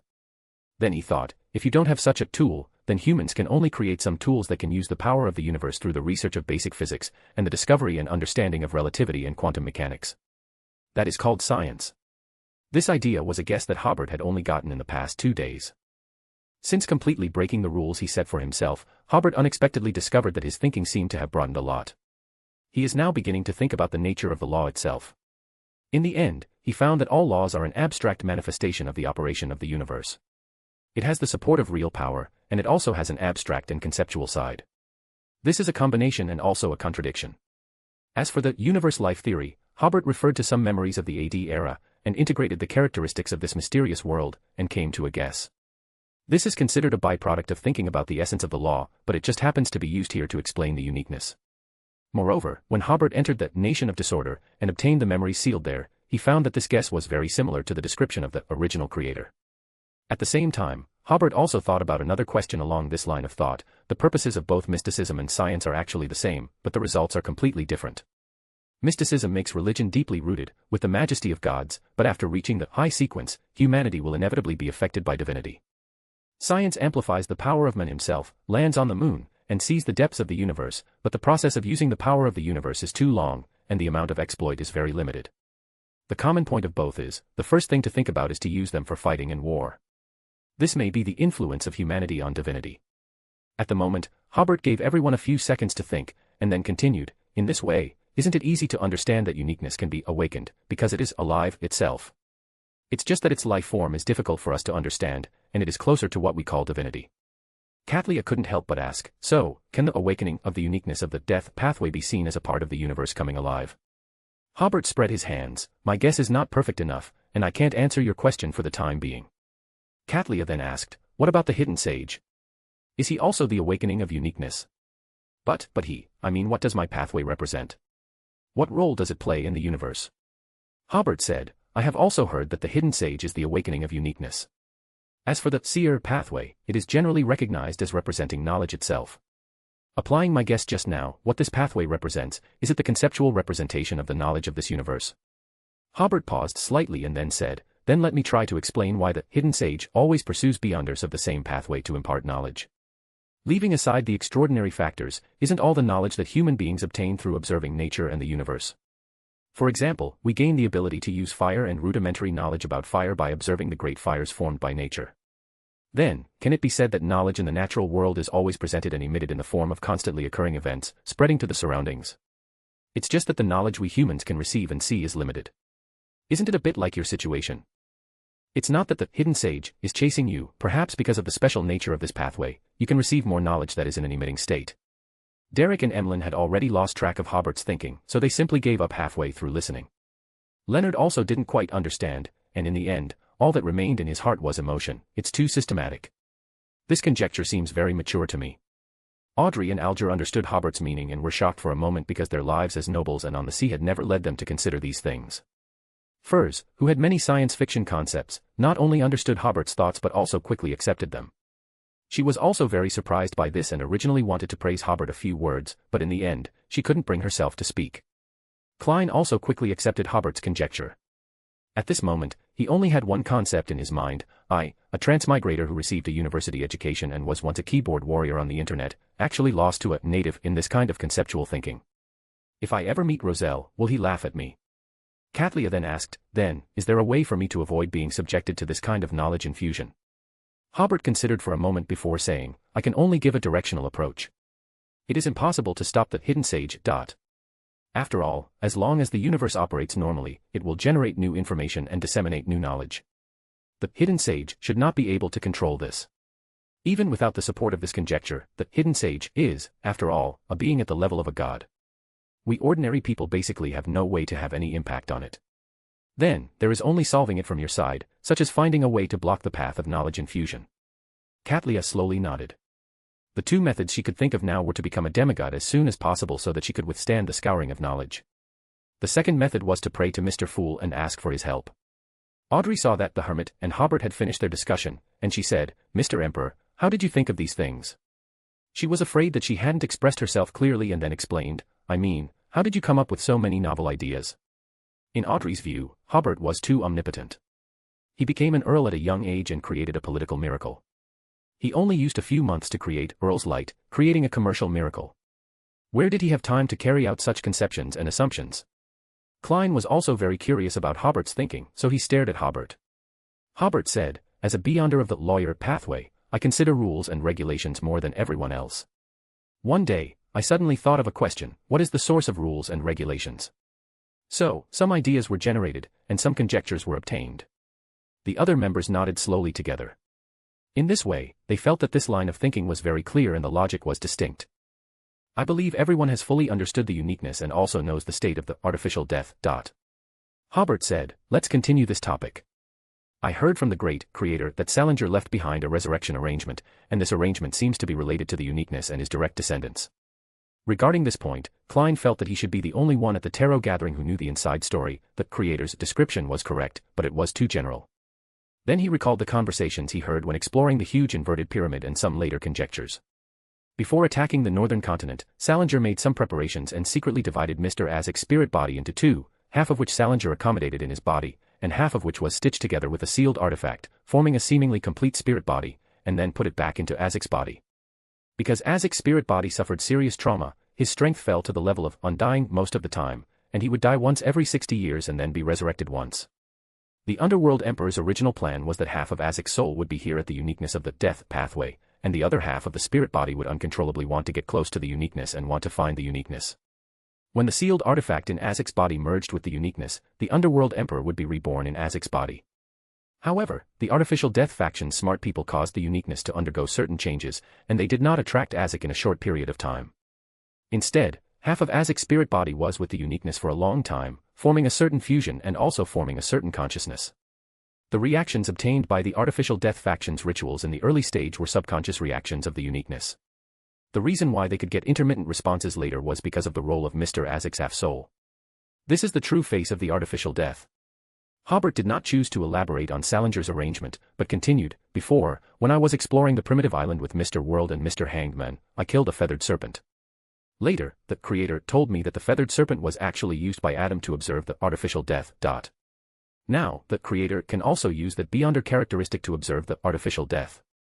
Just a few days ago, the creator suddenly told us that the aura of the artificial death had disappeared." Klein slowly nodded. Yes, the goddess had just obtained the uniqueness of the death pathway a few days ago. When talking about this, although everyone was a little strange, they didn't take it too seriously. After all, the members of the tarot gathering did not have beyonders of the death pathway. For them, there was only curiosity, and there was no major impact. The creator also told us, Hobert said, the artificial death was likely eliminated by the Evernight goddess. Currently, the Evernight goddess should have obtained the uniqueness of the death pathway. Klein almost stood up excitedly. "You dare to say such a thing? Aren't you afraid of being locked in the small dark room by the goddess?" Hobert glanced at the World, who couldn't hide his excitement. "Little brother, you probably don't know, the Evernight goddess now can't wait to let the whole world know that she has obtained the uniqueness of the death pathway and is trying to accommodate this uniqueness. Join the Church of Miss Raven and become a Sequence 9, reader patreon.com/keyoffstars for more chapters. Chapter 598, Chapter 597, Promoted to Sequence. Join the Church of Miss Raven and become a Sequence 9, reader patreon.com/keyoffstars for more chapters. Justice Audrey thought she had misheard. W.H. Watt. The goddess eliminated the artificial death. Emperor Hobert replied with a smile. That's what the creator said. Audrey found it difficult to maintain her composure as an spectator member. A deity has taken action. Then she realized why she was so surprised. First, it concerned her faith. Second, despite trading information so many times, this was the first time she had traded real-time intelligence. Audrey suddenly seemed to realize that the goddess she believed in was not a stone statue placed in a church but a living being with its own consciousness and actions. Hanged Man Alger, in addition to being shocked, immediately recalled Mr. Fool's earlier reminder. The era is changing because of this. He couldn't help but guess, Adam is about to become a god, Mr. Fool and the Creator are further awakening, and the Evernight goddess has also taken action. What about the other gods? What actions are the other gods taking? Moon Emlyn had similar guesses to Alger. At the same time, he thought, recently, the gods have been very active. Like our Sanguine's ancestor, she actually personally gave me instructions, telling me to actively participate in the Tarot Club, which will have a world-saving purpose in the future. Hermit Catlia was surprised. Orthodox gods have also taken action. This is the first time I've heard about the real-time movements of Orthodox gods. Star Leonard couldn't believe his ears. The goddess. Eliminated the artificial death. How come I don't know anything about this? As an elite member of the church, a member of the Red Gloves, I don't even know about this. Then he asked, Emperor, what does the goddess, I mean the Evernight goddess, want with the death pathway's uniqueness? Does she want to try to accommodate it? Hobert replied without thinking, don't know. No, you must know. Hobert smiled, when you become an angel, I will tell you this information for free. Leonard really wanted to ask, are you kidding me? But in the end, he didn't say anything because he knew that this information was too high level. Even just answering yes or no was too high level for him to know. Finally, Hobert said a little casually, this news is temporarily confidential. Klein thought to himself, it must be kept secret. Otherwise, the goddess's plan will be completely exposed, and the consequences will be unimaginable. Hobert then said to little son, I don't know the specific process of advancing to ferryman, but I imagine it should require establishing a certain connection with death. After all, he is the ferryman who sends the dead to the underworld.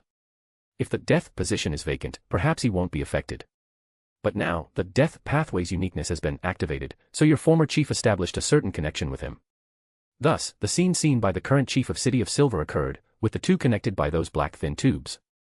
Perhaps without this connection, there would still be hope for a successful advancement.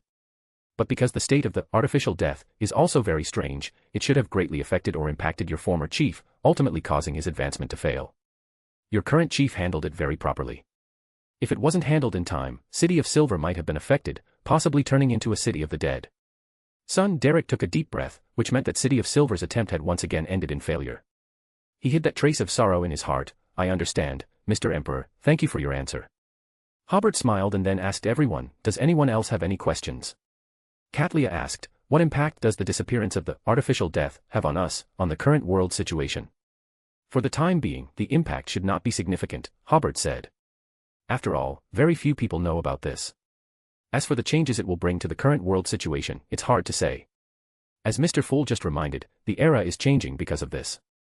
In the next few years, I wouldn't be surprised if anything strange happens. Katlia slowly nodded, understanding that the Emperor meant that this matter would definitely have a huge impact on the future. Alger then asked, so that means Salinger has completely fallen and there is no possibility of resurrection? Hobert spread his hands, hard to say. I don't know if the Underworld Emperor has left any backup plans, and this pathway is so special that I don't know if there is even a concept of complete death.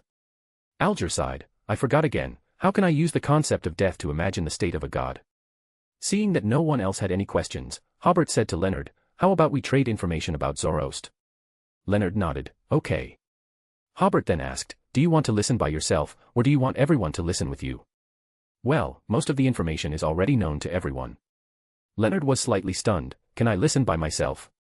Yes. Then I'll listen by myself. Everyone wasn't very interested in the information about this angel family, and it seemed to involve Mr. Star's privacy, so no one proposed joining this transaction.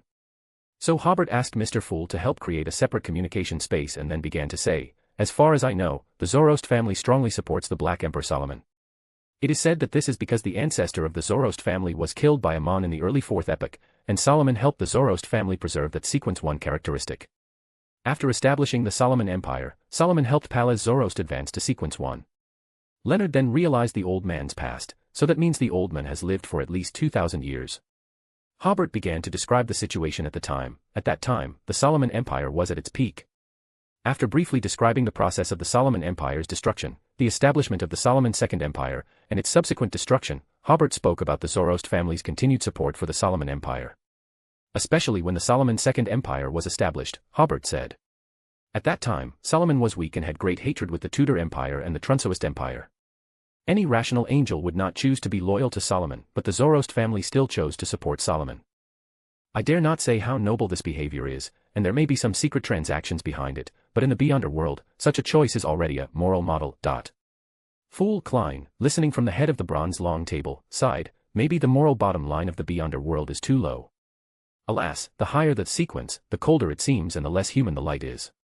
Leonard didn't know about so many backstabbing incidents between the gods, so he didn't feel anything. Hobert finally said, with the destruction of the Solomon Second Empire, the Zoroast family has been hiding to avoid Amon's pursuit. But Palace Zoroast should not be dead and should have been playing hide-and-seek with Amon for more than 1,000 years. At this time, he may be hiding in some corner, a corner that Amon would find difficult to think of, or even if he thought of it, it would be difficult to confirm. Klein laughed inwardly, no matter how knowledgeable you are, you would never guess that Pallas is hiding in this Mr. Star's body. Leonard then realized why Oldman would hide in his body, because he was an official extraordinary, protected by the church, and Amon would not be able to find him so easily. As the transaction was about to end, Leonard considered whether to ask Emperor, "Are you Hobert?" But he suddenly felt a little unsure about this, because in his previous contacts with Hobert, Hobert had never seemed so knowledgeable. Leonard felt that if Emperor was not Hobert and he mentioned Hobert, would it cause inconvenience to Hobert? He would also be in danger of being exposed. So in the end, he decided to observe for a while before deciding. After this transaction ended, Emlyn cleared his throat and said, "A big shot in the clan is about to arrive in Backlund and specifically asked to see me. How should I deal with him?" Leonard was stunned. Him? An angel? Alger, who was good at solving such things, pondered for a few seconds and then said, "Mr. Fool just said that the era has changed. Although your sanguine's big shots may not know the details, with their level, they should have some awareness and prepare to respond. That big shot specifically asked to see you is both a test and an observation. Just act as usual, but there may be some tests or tasks later." Emlyn nodded slightly, just like I thought. He nodded lightly to the hanged men, "Thank you." Hobert waited for their exchange to end and then said, "I'm issuing a wanted order." After obtaining the fool's consent, he materialized a portrait of a little boy. "This is the target we are currently looking for. Don't be deceived by his appearance, or rather, he may no longer be as childish as in the wanted order. His body hides a very terrifying soul. After seeing him, don't try to attack him. Just pretend you don't know anything. He doesn't have the terrifying abilities of Adam and Amon. As long as you are calm enough, he won't know that you recognize him. After obtaining information about him, immediately pray to Mr. Fool. Please ask Mr. Fool to notify me. His reward is £100,000. If you can provide useful clues, you can receive a £5,000 reward. If you can provide accurate clues and capture this guy based on those clues, you will receive a £30,000 reward."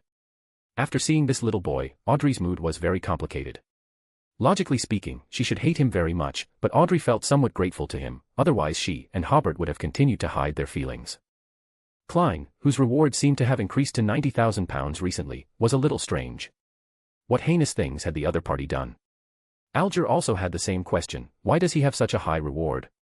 You can think of him as a henchman of an outer god, or simply say he is an incarnation of an evil god. He once wanted to find the Creator through me and use the power of that outer god to attack the Creator. Hobert said. Therefore, an innocent family of 5 has been killed by him for this, and a good friend and I were almost killed by him. Audrey thought of their kiss on another planet and still felt shy and aftertaste. Furs frowned, almost lost his life. Good heavens, I didn't even know about this. Did it just happen today? A good friend. Could this good friend be Audrey? She felt that she seemed to have pieced together the truth. What did Hobert and Audrey experience together that made Hobert make such a decision? Katlia thought of another thing. Did the Emperor help the Creator get rid of the pursuers and make a significant contribution, so he obtained a lot of very high-level information? Klein then manipulated the world to ask, are outer gods the same as outer deities? Hobert said, outer deities is a noun, while outer gods refers to the gods in the cosmos. Klein roughly understood what Hobert meant. Leonard was chewing on the meaning of gods in the cosmos in his heart.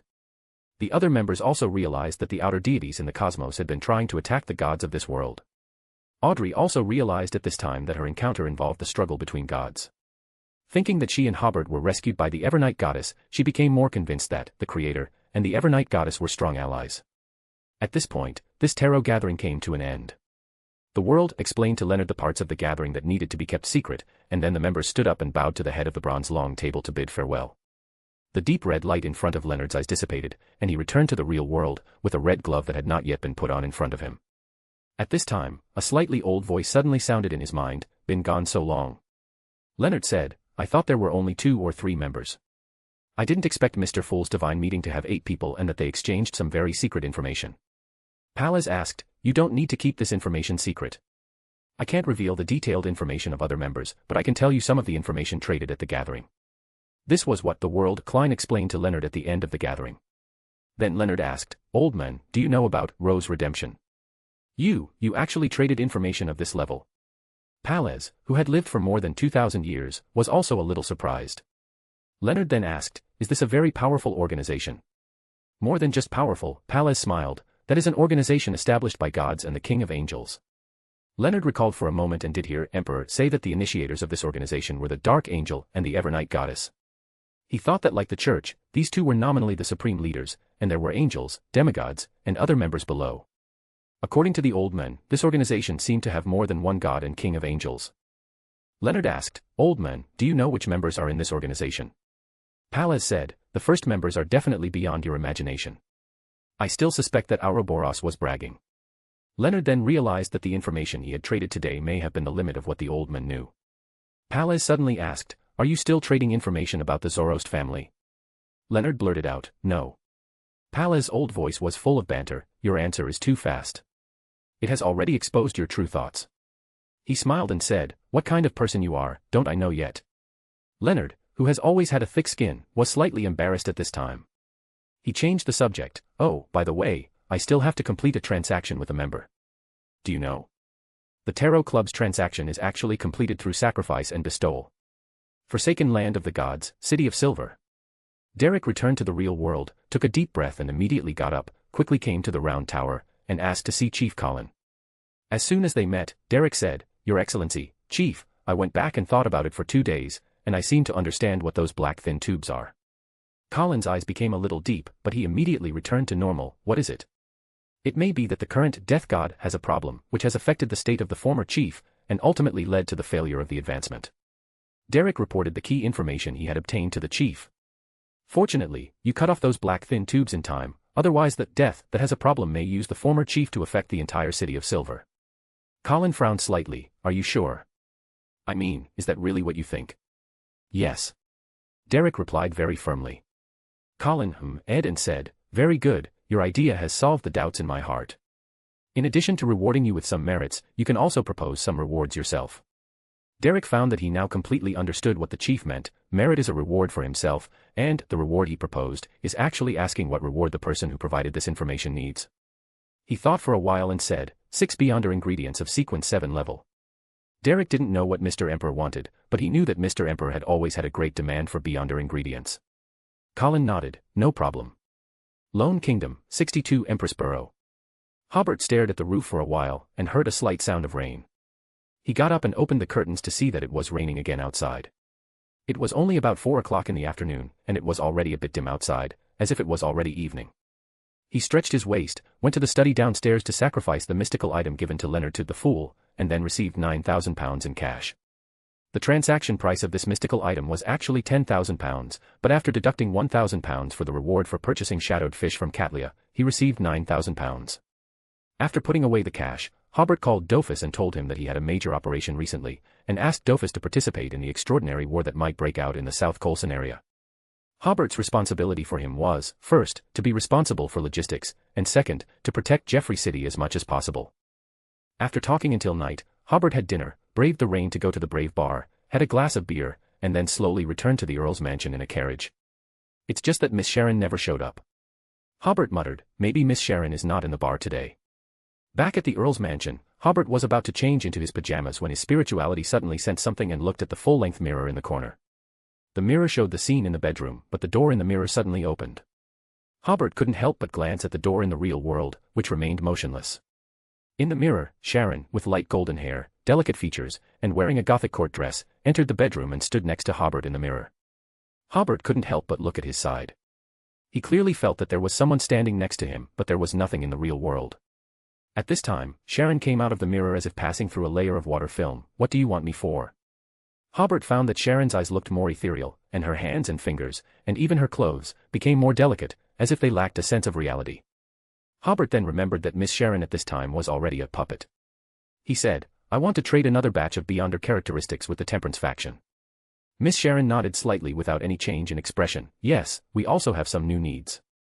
Before the last transaction, many members of the Temperance faction had been stuck in a sequence for a long time. The batch of beyonder characteristics traded before only basically met everyone's advancement needs. But now it has been 7 or 8 months, and the Temperance faction certainly has new needs. But this transaction method is a bit special. Hobert said, "We are going to conduct a great war. If the Temperance faction can participate in the war, I will pay you with beyonder characteristics. If you can have 3 demigods participate in the war, complete the designated tasks, and have spoils of war, even if there is only one sequence 9 beyonder characteristic, I will pay the Temperance faction a beyonder characteristic of puppet. If you can capture demigod level spoils of war, I am willing to trade with you on a 1:1 basis." Anything below demigod level is 1:2. For example, if you capture a sequence 4 Beyonder characteristic, you can come to me to exchange it for a puppet Beyonder characteristic. But if it is a Beyonder characteristic below the demigod level, it will take 2 pieces to exchange for 1 piece of the Beyonder characteristic of the same sequence of the prisoner pathway. He smiled and said, "Doesn't it sound very cost-effective? I will find enemies for you. After you eliminate the enemies, you can exchange them for the Beyonder characteristics you need." Sharon said very calmly, "The transaction you initiated is very fraudulent." She said, "As long as there are 3 demigod powers participating in the war, it will definitely attract the attention of the enemy no matter where it is placed, and you have to complete the tasks you give. It is impossible for us to easily kill a sequence 9 and then withdraw from the battle." Hobert did not feel ashamed that his thoughts were exposed at all. He smiled and said, "What I can guarantee is that you will not be the main attack force." He spread his hands and said, "As long as you participate in the war, you can get a Beyonder characteristic of puppet. I think this transaction is very cost-effective." Sharon considered for a few seconds before saying, "I will give you an answer the day after tomorrow as to whether to participate in the war." Hobert nodded, "Okay." Sharon turned around and was about to return to the mirror. Just as she reached the mirror, Hobert suddenly said, "Gehrman Sparrow will also participate in the war." Although he has not yet sent an invitation to Klein, he mentioned it at the Tarot meeting today, and Klein did not show any refusal, so this foreign aid representing the Fool can almost be confirmed. Sharon turned her head, "What does this have to do with me?" Hobert smiled awkwardly, "I'm just saying." He quickly found a good reason. "After all, we met each other through him." In fact, Hobert was very curious whether Sharon had any emotional fluctuations towards Klein, but it seems not to be the case now, but it cannot be ruled out that Sharon is hiding it very well. After all, her emotions rarely fluctuate. Watching Miss Sharon leave, Hobert asked the kitchen to make a batch of donuts, and then wrote a letter to Klein, sending a formal invitation. As for the reward for Klein, Hobert asked him to propose it himself. Soon, Klein sent a reply, and he agreed to Hobert's invitation. As for the reward he proposed, it was a clue to the scholar of your potion formula. Hobert remembered that the Evernight goddess seemed to have it, and he only needed to pray to the Evernight goddess. He smiled slightly. This can be regarded as a clue. Hobert opened the map of the South Colson area and planned this extraordinary battle again before lying down, thinking about Furs for a while, and then thinking about Audrey for a while. As a result, the more he thought about it, the more energetic he became, and he only slept for more than 2 hours using meditation. When Hobert woke up, he felt that his condition was not bad. If he could get the shadowed fish, he could try to advance immediately. So Hobert had breakfast early and waited in the study. At about 7 o'clock, he received a message from Mr. Fool that he could arrange the bestowment ritual. Hobert immediately arranged the ritual and obtained a gray sea fish about the size of 2 palms. It has fine scales all over its body. At this time, there is a layer of fine crystals like table salt on the surface of these scales. Hobert waited for a while, and these crystals gradually gathered and turned into a somewhat illusory gray scale-like thing. All the materials were gathered. However, Hobert did not immediately modulate the potion but went to the Earl's Light store first and saw someone buying light bulbs in the morning. He also went to see the construction site in the suburbs, and the outlines of the second batch of 2 large power plants were already there. Finally, Hobert took a carriage and went around the Empress Borough, Sherwood Borough, St. George's District and other areas with more concentrated middle class. The power lines in the Empress Borough have been basically completed, and the laying is also underway in the areas where the middle class is more concentrated. After seeing all this, it was already noon when Hobert returned to the Earl's mansion. He first told Dofus not to let anyone approach the study, and asked him to guard outside the door, then locked the door from the inside, took out all the prepared auxiliary ingredients, and used the bestowment method to take out the Beyonder characteristic of the frenzied mage from the Nation of Disorder. Because this Beyonder characteristic will always have some impact on the surrounding people and environment, Hobert simply put it in a small box made of order crystal. He took the new graduated cylinder and balance he had just bought, and Hobert began to modulate the potion. First, the auxiliary ingredients. Hobert successively added the venom of the white-striped spider with some filamentous substances in the clear liquid. It is said that the white-striped spider is one of the main ingredients for advancing to Demoness of Unaging. But they don't need the venom of the white-striped spider, so before Jonathan and others defected, the Demoness sect entrusted the Theosophy order to handle it to the auction house. Then there was the scale-shaped shadowed fish crystals, as well as the jelly-like liquid from the brain of the 6-whiskered mutant beast, and 8-year-old red wine. These 4 auxiliary ingredients modulated 1/3 of a beaker of bright red potion that emitted an alluring aura. Finally, Hobert opened the small box made of order crystal, and took out a palm-sized metallic liver inside. This is the Beyonder characteristic of the frenzied mage. It is constantly emitting black mist and wriggling non-stop. During the wriggling process, it happens to outline a human face on the outside. This human face is constantly making expressions such as anger, smile, and confusion. At the same time, the space around it is constantly being distorted, as if it is about to escape from Hobert's hands at any time. After adding the Beyonder characteristic to the bright red liquid composed of auxiliary ingredients, it quickly melted, and its impact on the surrounding area temporarily disappeared. Hobert looked at the grey liquid flashing with crystal-like luster in the beaker, took a deep breath and drank it all.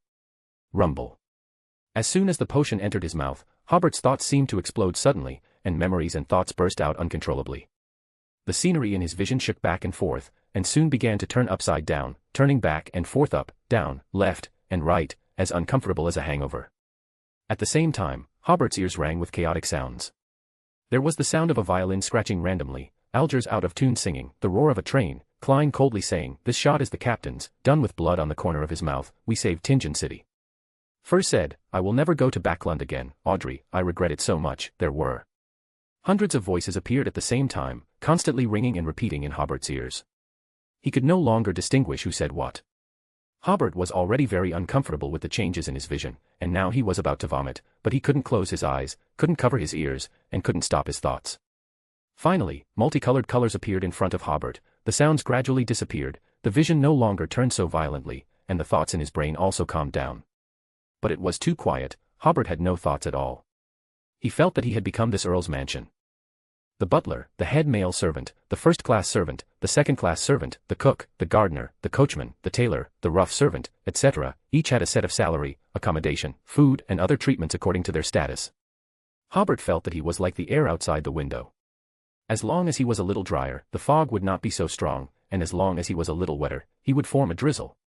Soon, Hobert felt that his consciousness covered the entire Empress Borough, and then the entire Empress Borough. At this moment, Hobert thought that he was the god of the Empress Borough, who could make the king a rough servant, and could make a rough servant a king. He could move anyone's position, change the weather in the Empress Borough, and turn early autumn into late autumn. Hobert enjoyed this feeling very much and was unwilling to think any further. Suddenly, a bright light appeared in front of Hobert, and the light quickly approached, and it turned out to be a huge light bulb. It was the huge light bulb on Order Square that had been extinguished. The light bulb was surrounded by circles of people, who exclaimed together, "This is the Earl's light." Hobert's consciousness began to have some happy emotions, no longer so unemotional, no longer so abstract and conceptual. The light bulb in front of him suddenly turned into countless small spots of light. Those spots of light gradually enlarged. Some were a family of 3 looking at the light bulb above their heads, exclaiming, "Earl's light." Some were young couples, looking at the light bulb overhead and exclaiming, "Light of the Earl." Some were children, looking at the light bulb and exclaiming, "Light of the Earl." Behind every point of light was an exclamation, and every exclamation helped Hobert regain some clarity. Because the Sequence 3 ritual was thoroughly prepared, it only took a few seconds for Hobert to come back to his senses. He found himself still in the study, but the study was now filled with thick black fog. Hobert struggled to find his body. Suddenly, the black fog solidified and quickly formed Hobert's body. At that moment, Hobert felt a sense of understanding. The Sequence 3 potion had completely reshaped his body. From then on, ordinary physical attacks would not cause him any harm. Because the ritual was so well prepared, Hobert didn't feel any discomfort. Apart from the overflowing spirituality, he didn't seem like he had just completed his advancement. There was a moment when Hobert felt himself becoming very abstract, even turning into a symbol, a concept. But soon, the light bulb and the light of the Earl, a physical object and a concept, allowed Hobert to quickly distinguish between abstraction and reality, and then regain his sanity. At this point, he finally understood that at Sequence 3, Frenzied Mage, he was already an abstract collection. After all, both order and rules are abstract. To better exploit and destroy them, one must become as abstract as they are. Then Hobert recalled the advancement process just now. It seemed that his consciousness was all over every corner of Empress Borough. He wondered if the king of Sodila Palace would notice. Or was that just his illusion? Hobert smiled wryly. He didn't remember Klein causing such a big commotion when he advanced to Sequence 3. Even when he advanced to Sequence 2, he didn't seem to have caused much of a stir, right? Then he thought that even if George III noticed, it wouldn't matter. After all, he was an Earl of the Kingdom of Loan, and his advancement wouldn't do any harm to the Kingdom of Loan. If George III sent someone to confirm the advancement, he could admit it openly. Hobert didn't continue to consider this issue, but began to use his spirituality to check what changes had occurred in his abilities. The signature skills of the Black Emperor, Pathway, Distortion, and Disorder, had undergone another qualitative improvement. At the Sequence 3 level, Distortion can distort the thoughts of all targets within a certain range, and can distort them in different directions. The sequence 4 level distortion is also a range-based attack ability, but it can only distort in one direction, such as only being able to turn all targets within a certain range from running away to charging. And the sequence 3 level distortion can completely turn some targets fleeing into standing still, some targets fleeing into charging, some targets fleeing into lying down, and so on. Overall, it has become more refined. At the same time, one distortion of space can move about 5 kilometers, which is 200 or 300 times more than before. After a little thought, Hobert knew why there was such a change. The previous distortion was just a simple distortion of space, while the current distortion is distorting the spirit world together, so there was a fundamental change in the distortion distance. Hobert also understood why, under the frenzied mage's distortion, the beyonders of the door pathway couldn't enter the spirit world, because even that part of the spirit world was distorted, which had a huge impact on the ability to travel. This ability has also become more conceptualized. For example, it can distort the concepts of two targets that have no connection with oneself, while the sequence 4 distortion can also distort the concepts of two targets, but one of these two targets must be oneself. The sequence 3 level distortion does not have such requirements. In addition to thoughts, thinking, and space, it can also distort emotions, feelings, sensations, as well as temperature, gravity, light, etc. It seems that anything can be distorted. The second ability, disorder, has also undergone a qualitative change. All the previous effects of disorder can still be used, but 2 new usages have been added. The first usage is that it can make a person's thinking become crazy and chaotic, and it will cause the target's deepest emotions or desires to erupt, making it difficult to distinguish between what is real and what is one's own illusions for a period of time. And for a period of time, it is difficult to form effective plans and logical thinking. The second usage is also a conceptual usage, which can cause the order in an area to fall into madness and disorder. For example, it can reverse the identities of people in a large office building, turning managers into employees and employees into managers. It will also make all the rules and regulations, laws and regulations in people's minds become chaotic. This ability is the frenzied mage's most adept frenzy ability. In Foggy Town, Hobert had felt the taste of frenzy from afar, which was more complex than disorder. The key is that it can affect logic and emotions for a period of time, which means that in battle, the target will continuously increase the probability of misjudgment and mistakes. Other abilities have also been greatly improved, such as corruption, which can make the target's body and spirituality become corrupt together. For example, bestow, which can bestow away all the damage, curses, diseases, and negative effects received, but the corruption and mutation of spirituality are still difficult to completely bestow away. Most of the abilities have become more abstract, such as connection. If Hobert were to investigate a murder case, as long as he saw the victim's body, he could quickly form a connection with the murderer. If it is someone he has seen, he can quickly identify the murderer. If it is someone he has not seen, he can immediately establish the corresponding connection, as long as he sees them within a certain period of time. After finishing the observation of his abilities, Hobert immediately entered the Nation of Disorder to see what changes had taken place there.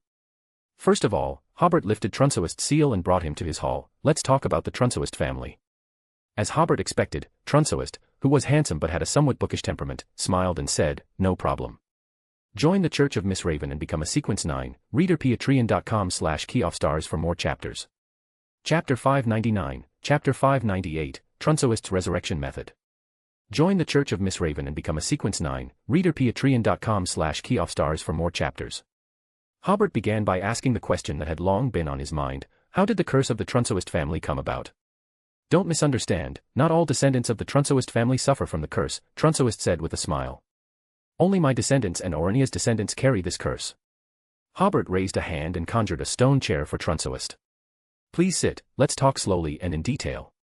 Trunsoist sat down, seemingly without any intention of hiding anything from Hobert. Where do you want to start hearing about this? From the very beginning, of course, Hobert said. After a few words, Trunsoist's voice became increasingly mellow and pleasant, and he always wore a smile. Let me think.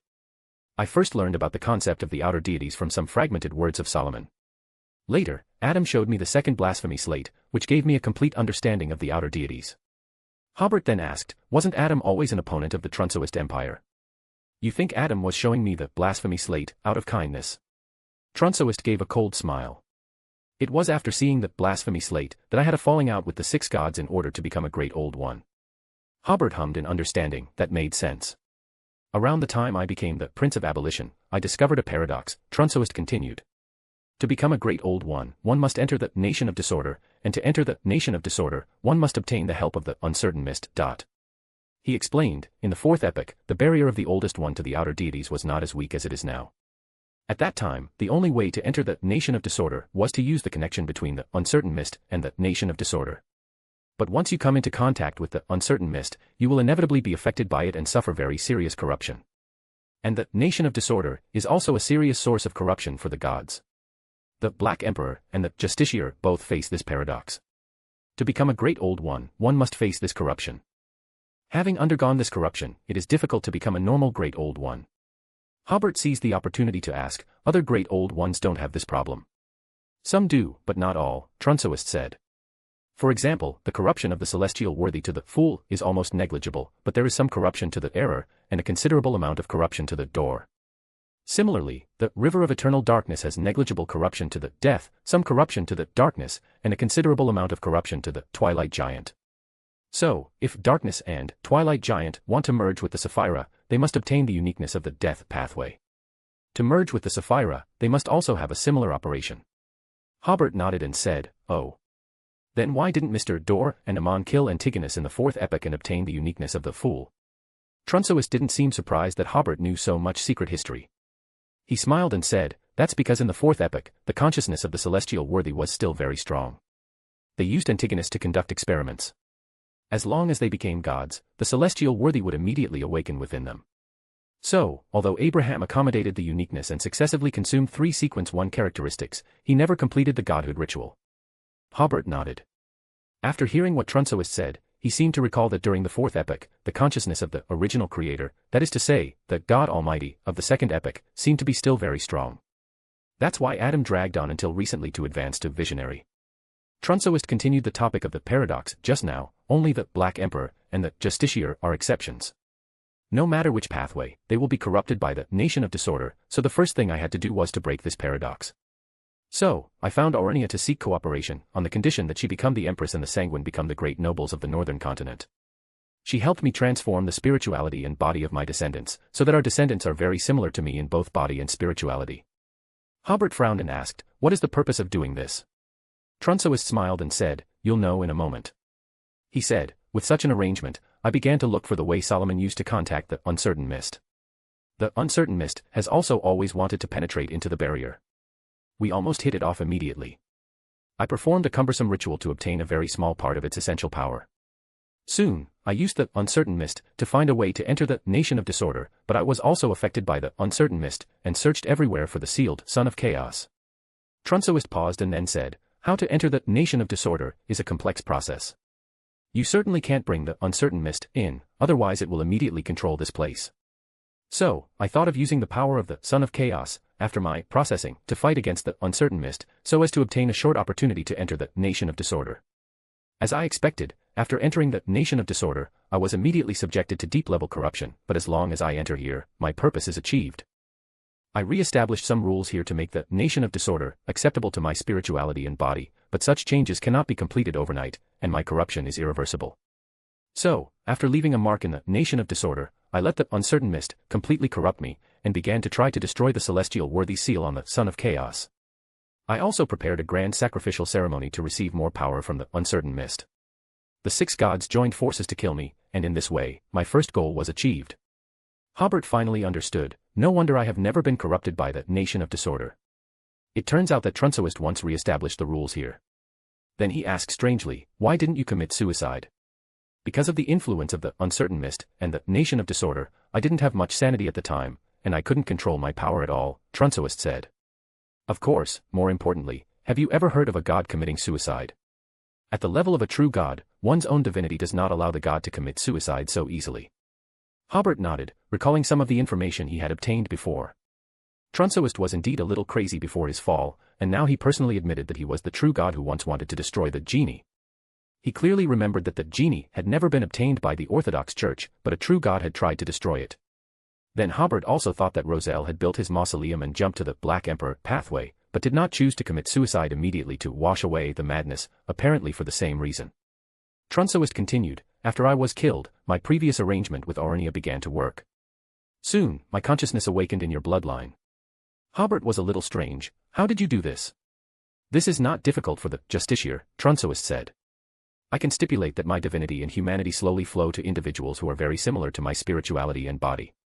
and stipulate that after my main consciousness dies, these consciousnesses scattered in the bloodline will become the main consciousness.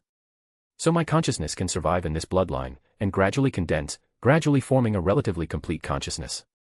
At the same time, the moment one of you descendants becomes a sequence 2 angel, I can become incredibly powerful along with the divinity and be resurrected in the body of the advance. The so-called family curse is just a side effect of this plan, because I can't control the consciousness scattered in the bloodline. These consciousnesses will unconsciously tell some history of the fourth epoch, or the glory of the Trunsoist Empire. The Six Gods Church seems to be aware of this, so even now, more than 1,000 years later, they are still actively hunting down the descendants of the Trunsoist family. Hobert had made similar guesses before, and now he sneered in his heart after verification. After becoming a true god, there is really no humanity. He asked, then why didn't you remind your descendants to make some preparations in advance? I heard that after your fall, the Trunsoist family was besieged by the Six Gods Church and some angel families and lost most of its power. Your Empress and the Sanguine also suffered heavy losses. It seems that even now, many people are still very weak due to the injuries caused back then. Trunsoist was silent for a few seconds before saying, Aurania is a good wife. After I became a true god, she still gave me a lot of humanity. However, after being affected by the uncertain mist, I became very irrational, and I once couldn't tell whether I was Trunsoist or the uncertain mist. Not only did I not remind them, but I also forgot to use the Nation of Disorder to mark the uniqueness of the Black Emperor pathway. He said, originally, I planned to use the Nation of Disorder to also mark the Black Emperor uniqueness that I had already obtained at that time, so that I could quickly find it after I was completely resurrected. And if others want to use the Black Emperor's uniqueness to become gods, they will be corrupted by the Nation of Disorder the moment they accommodate the uniqueness. However, I later discovered that I had not done any of these things. Hobert nodded. It seemed that the corruption Trunsoist suffered at that time was already very serious, and he had even basically lost himself. He thought of a new question: if you become the Black Emperor, wouldn't this operation be simpler? You can wash away all the corruption by resurrecting once, and just wait for the Nation of Disorder to change. But Trunsoist said, the resurrection of the Black Emperor is not omnipotent. I deeply doubt whether such a resurrection can wash away the corruption of the uncertain mist.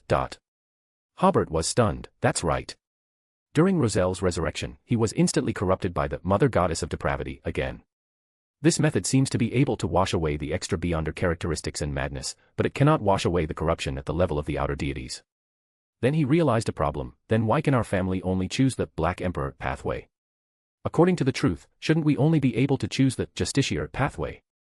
There are 2 reasons, Trunsoist replied. First, the Trunsoist family has always been a family based on the Black Emperor pathway.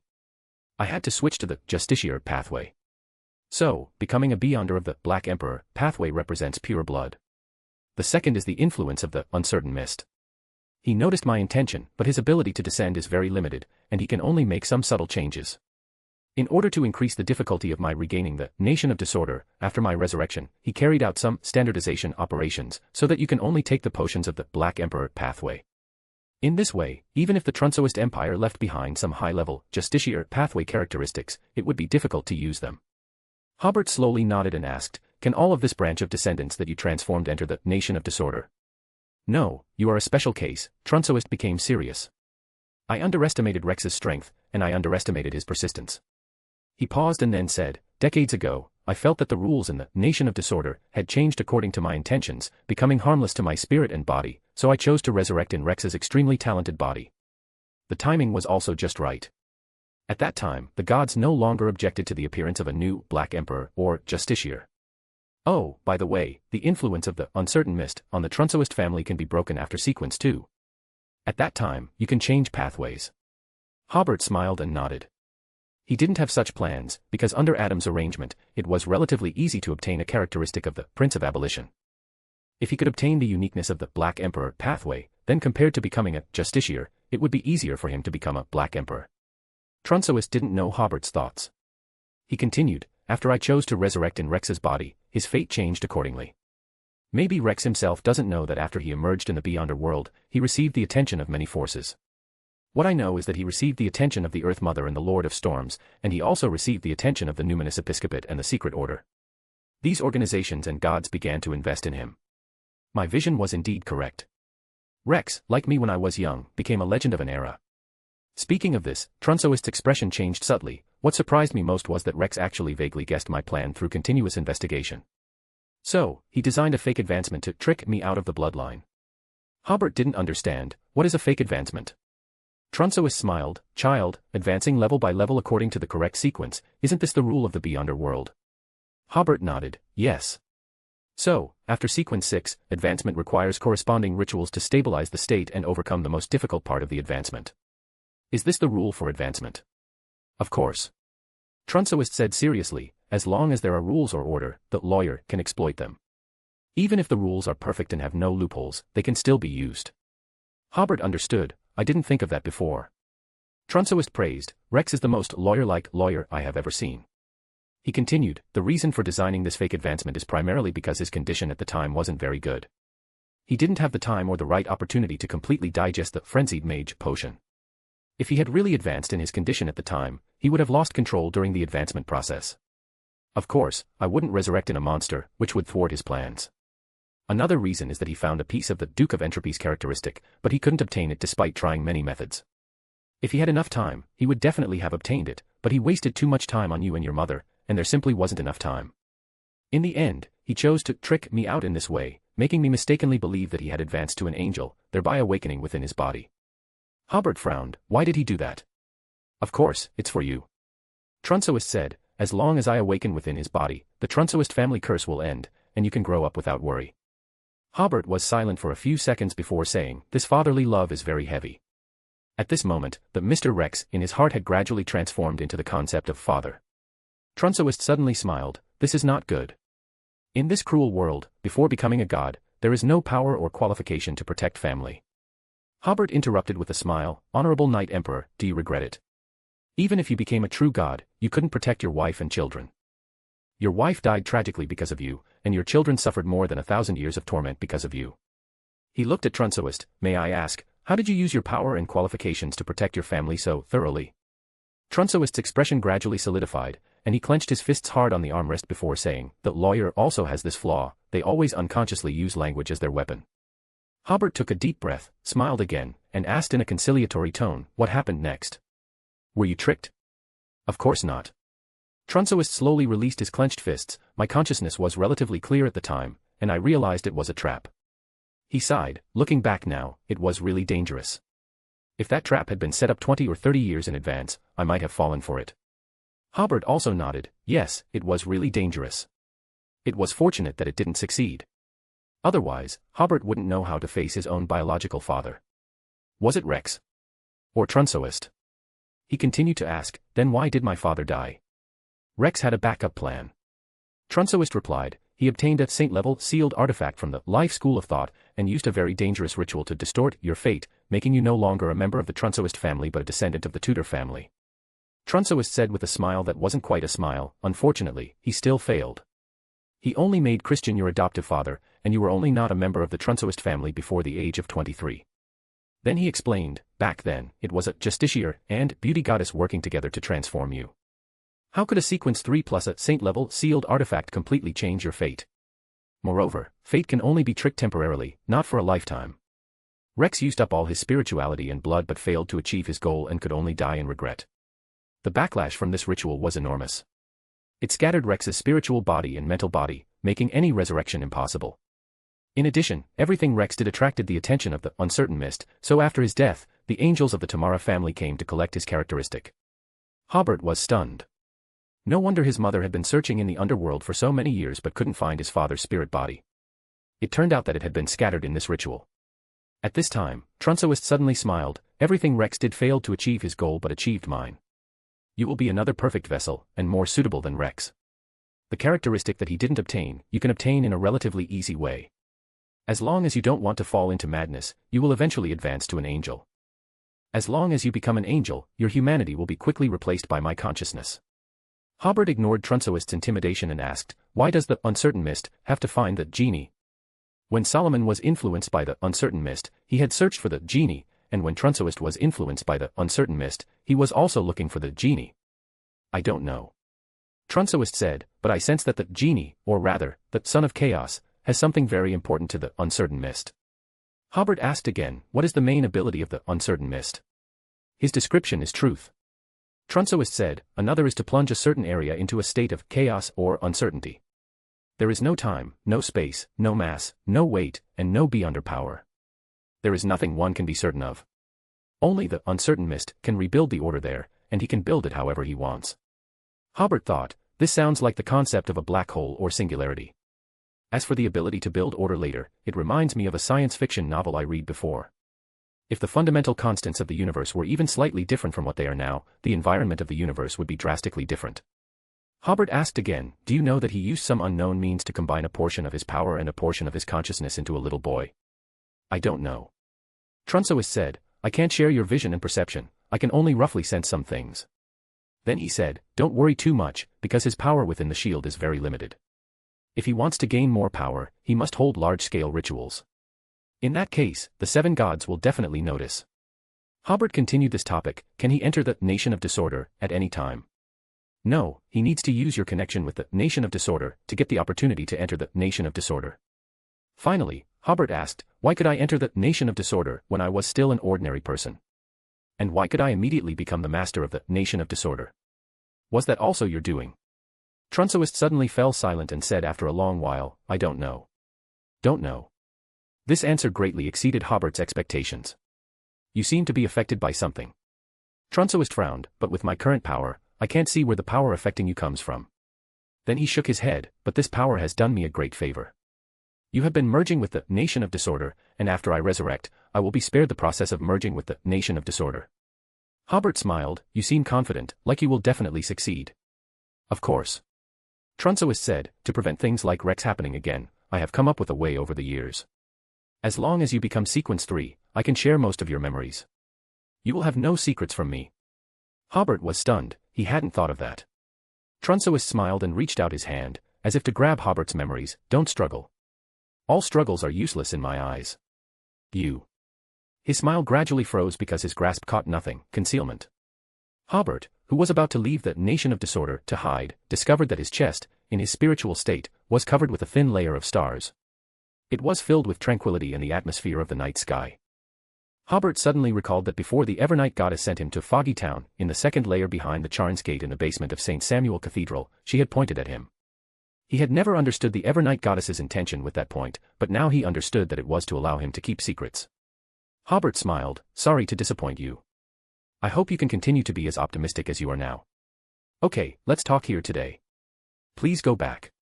Although he used the word please, he still used ropes formed from the water in the pool to pull Trunsoist down to the pool below the mountain. Trunsoist didn't resist because resistance was useless. The master of the Nation of Disorder was still Hobert. After Hobert was left alone in the hall, he began to recall his conversation with Trunsoist earlier. First of all, Hobert had no respect for him as an ancestor or elder. He was very clear that this was his enemy, a huge enemy to his continued advancement to Sequence 2. The next question was, how to prevent Trunsoist's resurrection while advancing to an angel. Hobert recalled the relevant conversations again. He noticed that Trunsoist said he would replace his humanity. This reminded him of some stories about avatars. Obviously, the Trunsoist family he belonged to was a clone for the Night Emperor Trunsoist to extend his life and realize his ambitions, ready to be covered by his consciousness at any time to complete the resurrection process. Hobert thought that Trunsoist's channel for replacing his humanity was the Trunsoist family bloodline. He felt that Rex's method was the best method, but he didn't know if his fate could be changed again to allow him to break away from the bloodline and complete the advancement. He decided to consult Klein immediately after leaving the Nation of Disorder. As for the method to deal with Trunsoist, it was obviously not something that could be figured out overnight. He couldn't come up with it by thinking hard, so he could put it aside for a while. Taking a deep breath, Hobert felt the improvement in his abilities in the Nation of Disorder. First of all, he could control all the land areas in the Nation of Disorder. So he waved his hand and placed all the scattered forests, mountains, plains, and lakes together, forming a large primeval forest, a small mountain range, a boundless plain, and a scattering of lakes of various sizes. The improvement in the area he could control allowed Hobert to further borrow the power of the Nation of Disorder. This made Hobert's spirituality realize that he could create a scepter. As soon as this thought came out, under the influence of the Nation of Disorder, he immediately had a corresponding concept. It turned out that the so-called shadow of order refers to using the loopholes in order to grasp certain authorities in other fields, thereby quickly and effectively establishing an order that is beneficial to oneself. Using the obtained authority, distortion, and disorder can play a greater role in a certain field, completely disrupting the order of that field. These authorities are like hiding in the shadows of related fields, difficult to detect, but as the master of the Nation of Disorder, one can use these unseen forces. For example, Hobert can, through certain operations, grasp certain authorities in terms of storms and lightning, so that he can use these authorities to create weather that is beneficial to himself. If fighting against beyonders of this pathway, it will completely make the power of this field chaotic in an area, making it difficult for the enemy to use. However, there is a condition for making corresponding authorities. One must find the overflow of the essence of the uniqueness of the relevant field in order to condense a certain authority. Hobert understood the concept of the essence of uniqueness in this way. For example, when the Evernight goddess fights the god of combat, the sky on the Evernight goddess's side must be a cosmos, and the sky on the god of combat's side must be in a twilight state. This is an overflow of the essence of uniqueness, and the manifestation is that the surrounding large area becomes abnormal due to the uniqueness. But to create authority, such an overflow is not enough. There must be places where it has been night for several days after the war, so that a large amount of overflow can be used by Hobert. In Hobert's view, this is a process of using, distorting, and amplifying. Using these overflows of the essence of uniqueness, distorting them into tools that he can use, and then amplifying the role of this tool, forms a certain authority in the relevant field. This is equivalent to using some scraps of the uniqueness to make a high imitation authority with a certain effect of the uniqueness. It is vastly different from the real uniqueness, but it is much easier to use than sealed artifacts. Hobert recalled that the Black Emperor pathway does not seem to have similar abilities, nor does it seem to be the relevant abilities of the Justiciar pathway. Finally, he understood that this is the ability possessed by the Disorder, that is, the outer deities that these two pathways plus the Nation of Disorder can become. At the same time, Hobert realized that the authority of the Anarchy seemed to be authority itself. The Justiciar formulate and maintain rules, the Black Emperor disrupts order. Maintenance plus disruption equals authority. It's just that Hobert can only use very few of the abilities, only mastering a small amount of authority in one field. But for Hobert, this is a great help. And this great help is easy to obtain. In the Berserk Sea, in the ruins of the Sonia Sea, there is plenty of this overflowing power. Hobert can even pick and choose. The only problem now is that the spirit world of the ruins has also become very chaotic, making it impossible to travel there using travel. He can only honestly take a boat. A round trip would take at least a week, and Hobert is very busy right now and can't spare a week at all. The key is that he is already sequence 3, making going to the ruins very dangerous. At this time, Hobert thought of cannon fodder, cough cough cough, he thought of his loyal follower Rafter, who could run this errand for him. For safety's sake, he could help him contact Katlia or Alger and have them take him to the ruins by ship. Hobert thought this method was quite feasible, so he left the Nation of Disorder. First, he wrote a letter to Klein, asking if his fate pathway friends could help him change his fate. After the letter was sent, Hobert waited for about 10 minutes before praying to the Fool again, asking Mr. Fool to contact Miss Hermit and ask if she was willing to go to the ruins again. Sitting in his study, Hobert simulated Klein's reaction after hearing his prayer. First, he would excuse himself to the washroom, then go, above the grey fog, check Hobert's prayer, and then put a mosaic on the prayer and throw it into the star representing Hermit. After waiting for about half a minute, Hermit would reply, then put a mosaic on Hermit's reply and finally throw it into the star representing Emperor. Thinking of this, after another 7 or 8 seconds, a picture of a woman in a wizard's robe praying appeared in Hobert's mind. Hermit had other things to do and couldn't go to the ruins in a short time. So, while the Fool hadn't left his God's Kingdom washroom, Hobert quickly asked the hangman in prayer if he would like to go. After a few minutes, he received a reply. The hanged man was willing to go. After negotiating the price and the boarding location, the transaction ended. Hobert looked at the clock in his study. The transaction took about 12 minutes in total. If the Fool had a social engagement at this time, wouldn't others think that the wealthy Don Dantes had prostate problems? Or was recently constipated? With a slight smile, Hobert told Dofus outside that his advancement was over and he didn't need to guard outside anymore. Then he went to the Nation of Disorder, put his power into the star representing Rafter, and said in a solemn voice, "Go to the ruins and find that horse running on the sea." Then Hobert withdrew his power and left the Nation of Disorder. This was Hobert's choice after consideration. He remembered that in Hermit's description, there was a horse running on the sea in the ruins, like a blazing sun falling into the sea. He estimated that it should be part of the power of the sun pathway. Hobert thought about it and realized that his sealed artifact and beyonder characteristic seemed to lack power in this area. He could try to use that fiery horse to create authority. Back in the real world, Hobert prepared himself and used travel to come to Tony Manor, logging in as the blessed persona. Rafter had been transferred to the department dealing with the governor's office at Tony Manor. When he received the creator's instructions, he was excited and agitated, already restless. Seeing the blessed outside the office, he immediately walked out quickly and took Hobert to a small conference room. Hobert smiled and said, "You should have received the creator's instructions just now, right?" Yes, Rafter said. "But how am I going to get to the ruins of Sonia Sea?" He had seen relevant descriptions of the ruins in the family notes, but ordinary passenger ships probably wouldn't go there, right? According to the Creator's instructions, I have already found a ship for you, Hobert said. Go pack your things. Board the ship at Oreviport in 2 hours. The whole journey is expected to take more than a week. Yes, yes, yes. Rafter was about to go back to pack his things when he suddenly seemed to think of something and turned back. Sir Blessed, where should I find the horse running on the sea? Hobert answered like a charlatan, follow God's guidance. Actually, it was Alger, the captain of the Blue Avenger, who knew the approximate area where the horse was located. Rafter didn't dare to continue asking, I understand. Then he asked a little guiltily, what should I do after I find the horse? Hobert answered with a smile, of course, pray to the Creator. Rafter cursed himself for being stupid. How could he not have thought of such a simple question? Hobert asked him again, how is your potion digestion going? Rafter said with a wry smile, I've only digested a little more than half of it. After this mission is over, the Creator will bestow you with a gift, allowing you to digest the other half of the Briber potion, Hobert said with a smile. Rafter couldn't believe his ears, and immediately puffed out his chest and said, praise the Creator, thank you Sir Blessed. After saying that, seeing that the Blessed had no further instructions, Rafter hurried back to pack his luggage. Actually, there wasn't much to pack, just some changes of clothes and daily necessities would do. Arriving at Oreviport, there was still some time, so the two found a bar and each ordered a local beer, chatting for a while under Rafter's flattery, and then waited for Alger's pale justice to arrive. After sending Rafter on board and greeting Alger briefly, Hobert returned to Backlund. Just a few minutes after returning to his study, Klein's messenger delivered a letter. This time, Rainet, carrying 4 heads, didn't ask Hobert for gold coins. Hobert opened the letter and saw only one sentence written on the thick stationery, find a suitable reason to go to Dr. Ellen Chris's house, the address is, join the Church of Miss Raven and become a Sequence 9, reader patreon.com/keyofstars for more chapters. Chapter 600, Chapter 599, A Chance to Break the Ice with Furs. Join the Church of Miss Raven and become a Sequence 9, reader patreon.com/keyofstars for more chapters. Wednesday morning, Hillston Borough, 3 Birmingham Road.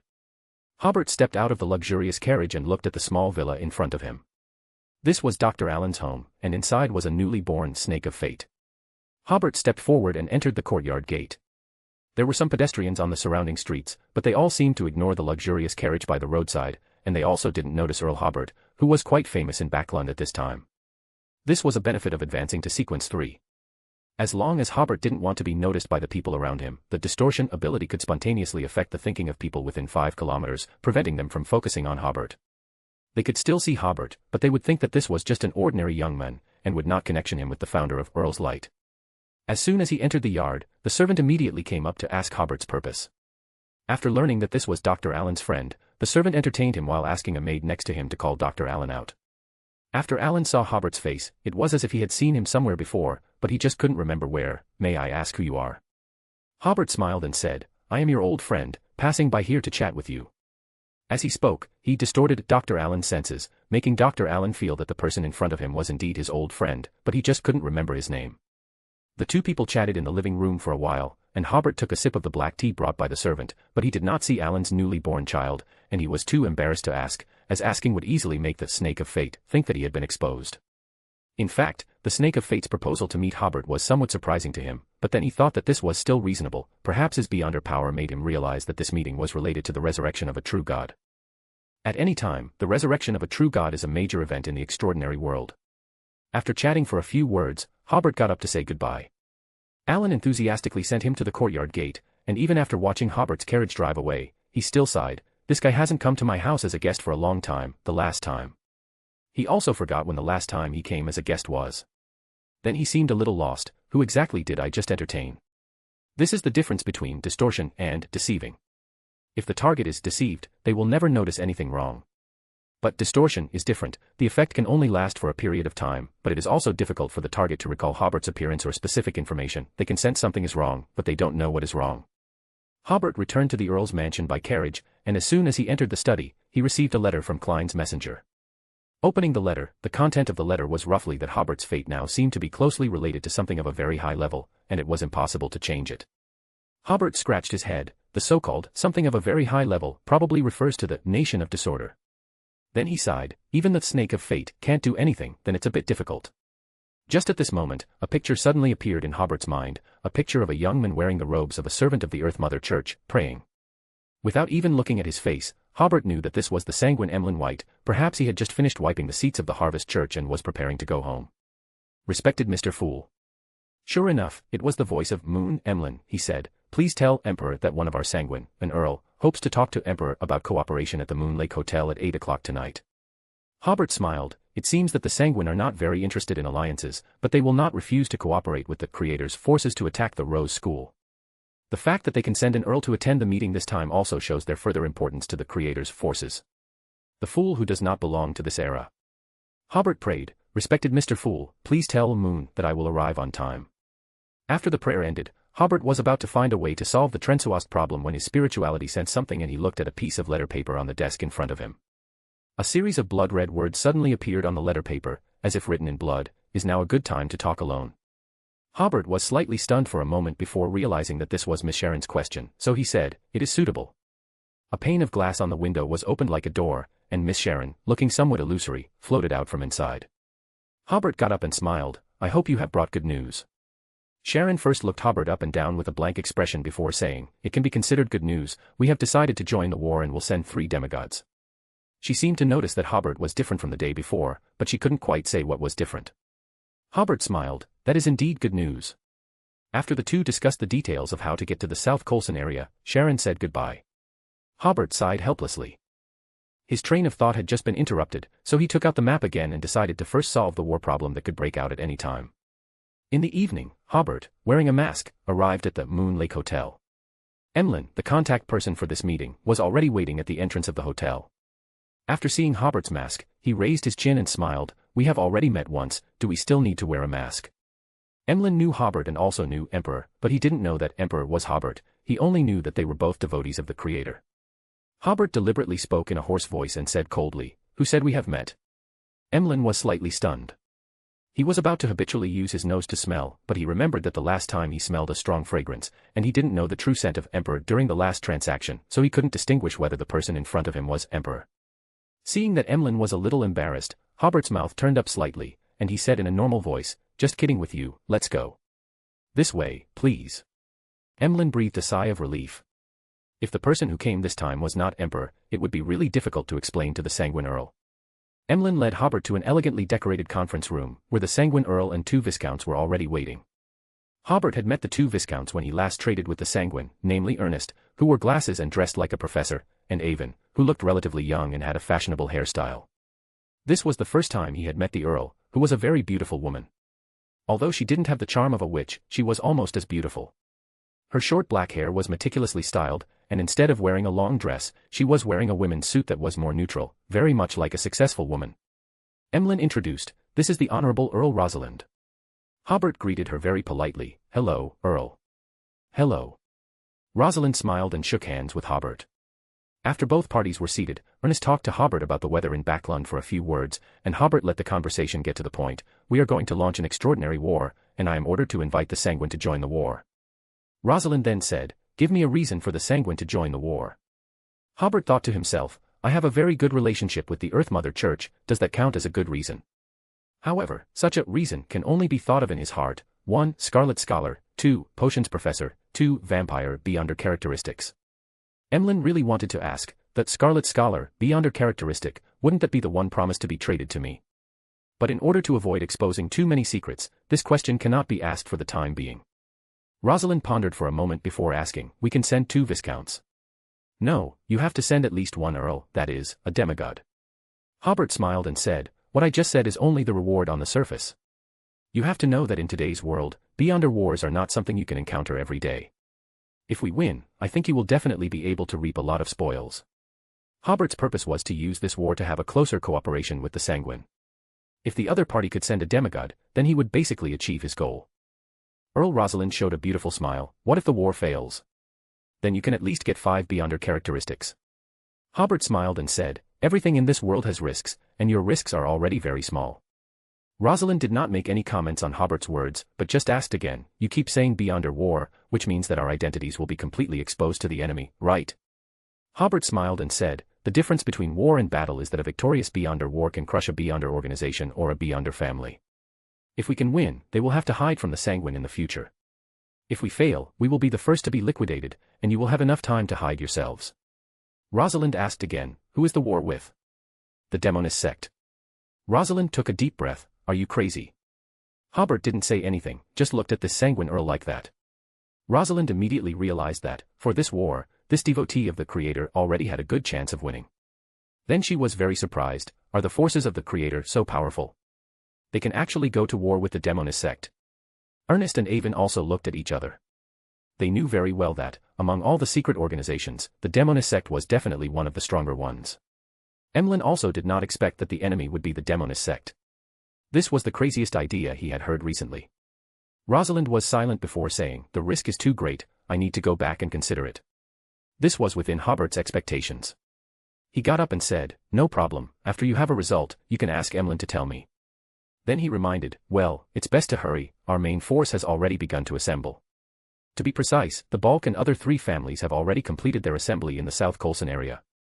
Thursday morning, Longtail Island. Furs and Zio were riding horses together, inspecting the territory where the eastern mountains met the plains. In the nearby area, Angus's subordinates had already had several extraordinary conflicts with the mountain god church, but both sides were relatively restrained and there were no casualties. This was more like both sides demonstrating their power. Hobert had talked to Angus about this battle, and Hobert believed that it would not break out for a while. As it stands now, the initiative to launch a battle is in Hobert's hands. Whenever he wants to regain control of the eastern mountains, that is when the battle will break out. The mountain god church has already felt the toughness displayed by Angus. With their strength, they will hardly take the initiative to attack. If they could take the initiative to attack, that would be great, and there would be no need to enter the mountains to search for their traces. In the inspection team, in addition to Furs and Zio, there were also Angus and a dozen other extraordinary members of the Special Operations Department, as well as a dozen officials of various levels and many servants. The main purpose of this inspection was actually to invite Furs to investigate the plan to build a dam on each of the 2 small rivers on Longtail Island. Although Longtail Island does not have a distinction between summer and winter, it does have a rainy season. Once the rainy season arrives, the river water rises sharply, easily flooding farmland and villages on the plains. Zio looked up at the sky, which seemed to be about to rain again, and said to her good friend beside her, didn't you drive him away? And you're still helping him inspect the territory. She had learned to ride horses when she was young, and her horsemanship was quite good, except that her saddle had to be the smallest size, otherwise her feet would not reach the matching stirrups. Furs had only recently started riding horses, and she carefully pulled the reins. This island also belongs to me, of course I have to manage it well. Zio shook her head. In her impression, Furs was not a person who liked to run around. At this moment, a few raindrops hit everyone, and Zio skillfully put on her raincoat and pulled on the brim of her raincoat. She was about to help Furs put on her raincoat when she noticed that the raindrops seemed to be avoiding Furs, and not a single drop fell on her. Zio asked in surprise, how did you do that? She didn't remember that astrologers had such abilities. Furs smiled and said, secret. Just by release the seal of the teleportation statue, raindrops would automatically split after falling within a certain range. Zio guessed that this might be a sealed artifact that Hobert had given her, and prepared to ask when it was just the 2 of them later. Scatter. Angus shouted suddenly at the front. Zio saw that the heavy rain ahead had become very strange. The raindrops suddenly turned into small ice cubes. They no longer fell downwards, but some went to the left, some to the right, and some even upwards, as if they wanted to return to the sky. It was like a whirlwind formed by rainwater, or rather, ice water. Although she didn't know what was going on, Zio knew there must be danger. She pulled the reins in Furz's hand and quickly led her horse away from the team. The ice-water whirlwind quickly came towards them as expected, and everyone dodged. Angus immediately realized something was wrong, and shouted loudly while chasing after them, "Madam! Be careful!" The ice-water whirlwind was actually chasing Furs and Zio. Angus shouted loudly, "Distortion is forbidden here." Angus had already realized that the rainwater of the ice-water whirlwind was flying around due to a powerful distortion force. But his prohibition did not work at all. Realizing the danger, Furs immediately injected her spirituality into the Traveler's Gate. But a strange thing happened. Although the space in front of the 2 became illusory, the illusion looked like clothes that had been distorted together with force, looking very dangerous. Furs and Zio did not dare to enter the spirit world that had obviously been distorted, and continued to run forward. Seeing the ice-water whirlwind getting closer and closer, Furs quickly prayed to the Creator in the shadows of order. At this time, in Backlund, Hobert had just received a notice from Hermit Catlia that at midnight today, Queen Mystic Bernadette would meet Hobert on the highest peak on the east bank of Full Moon Lake. Hobert had taken Bernadette to that peak before, where you can have a panoramic view of the entire Full Moon Lake. After that, tourists often saw a beautiful lady with a rather special costume sitting alone on the top of that peak, and some even said that she was the elf of that peak. Hobert guessed that it should be Bernadette. As long as he contacted Bernadette again, Hobert would have contacted all the foreign aid he could think of. Just then, Hobert heard the prayer from the Nation of Disorder. At sequence 3, Hobert could already hear clearly who was praying in the Nation of Disorder.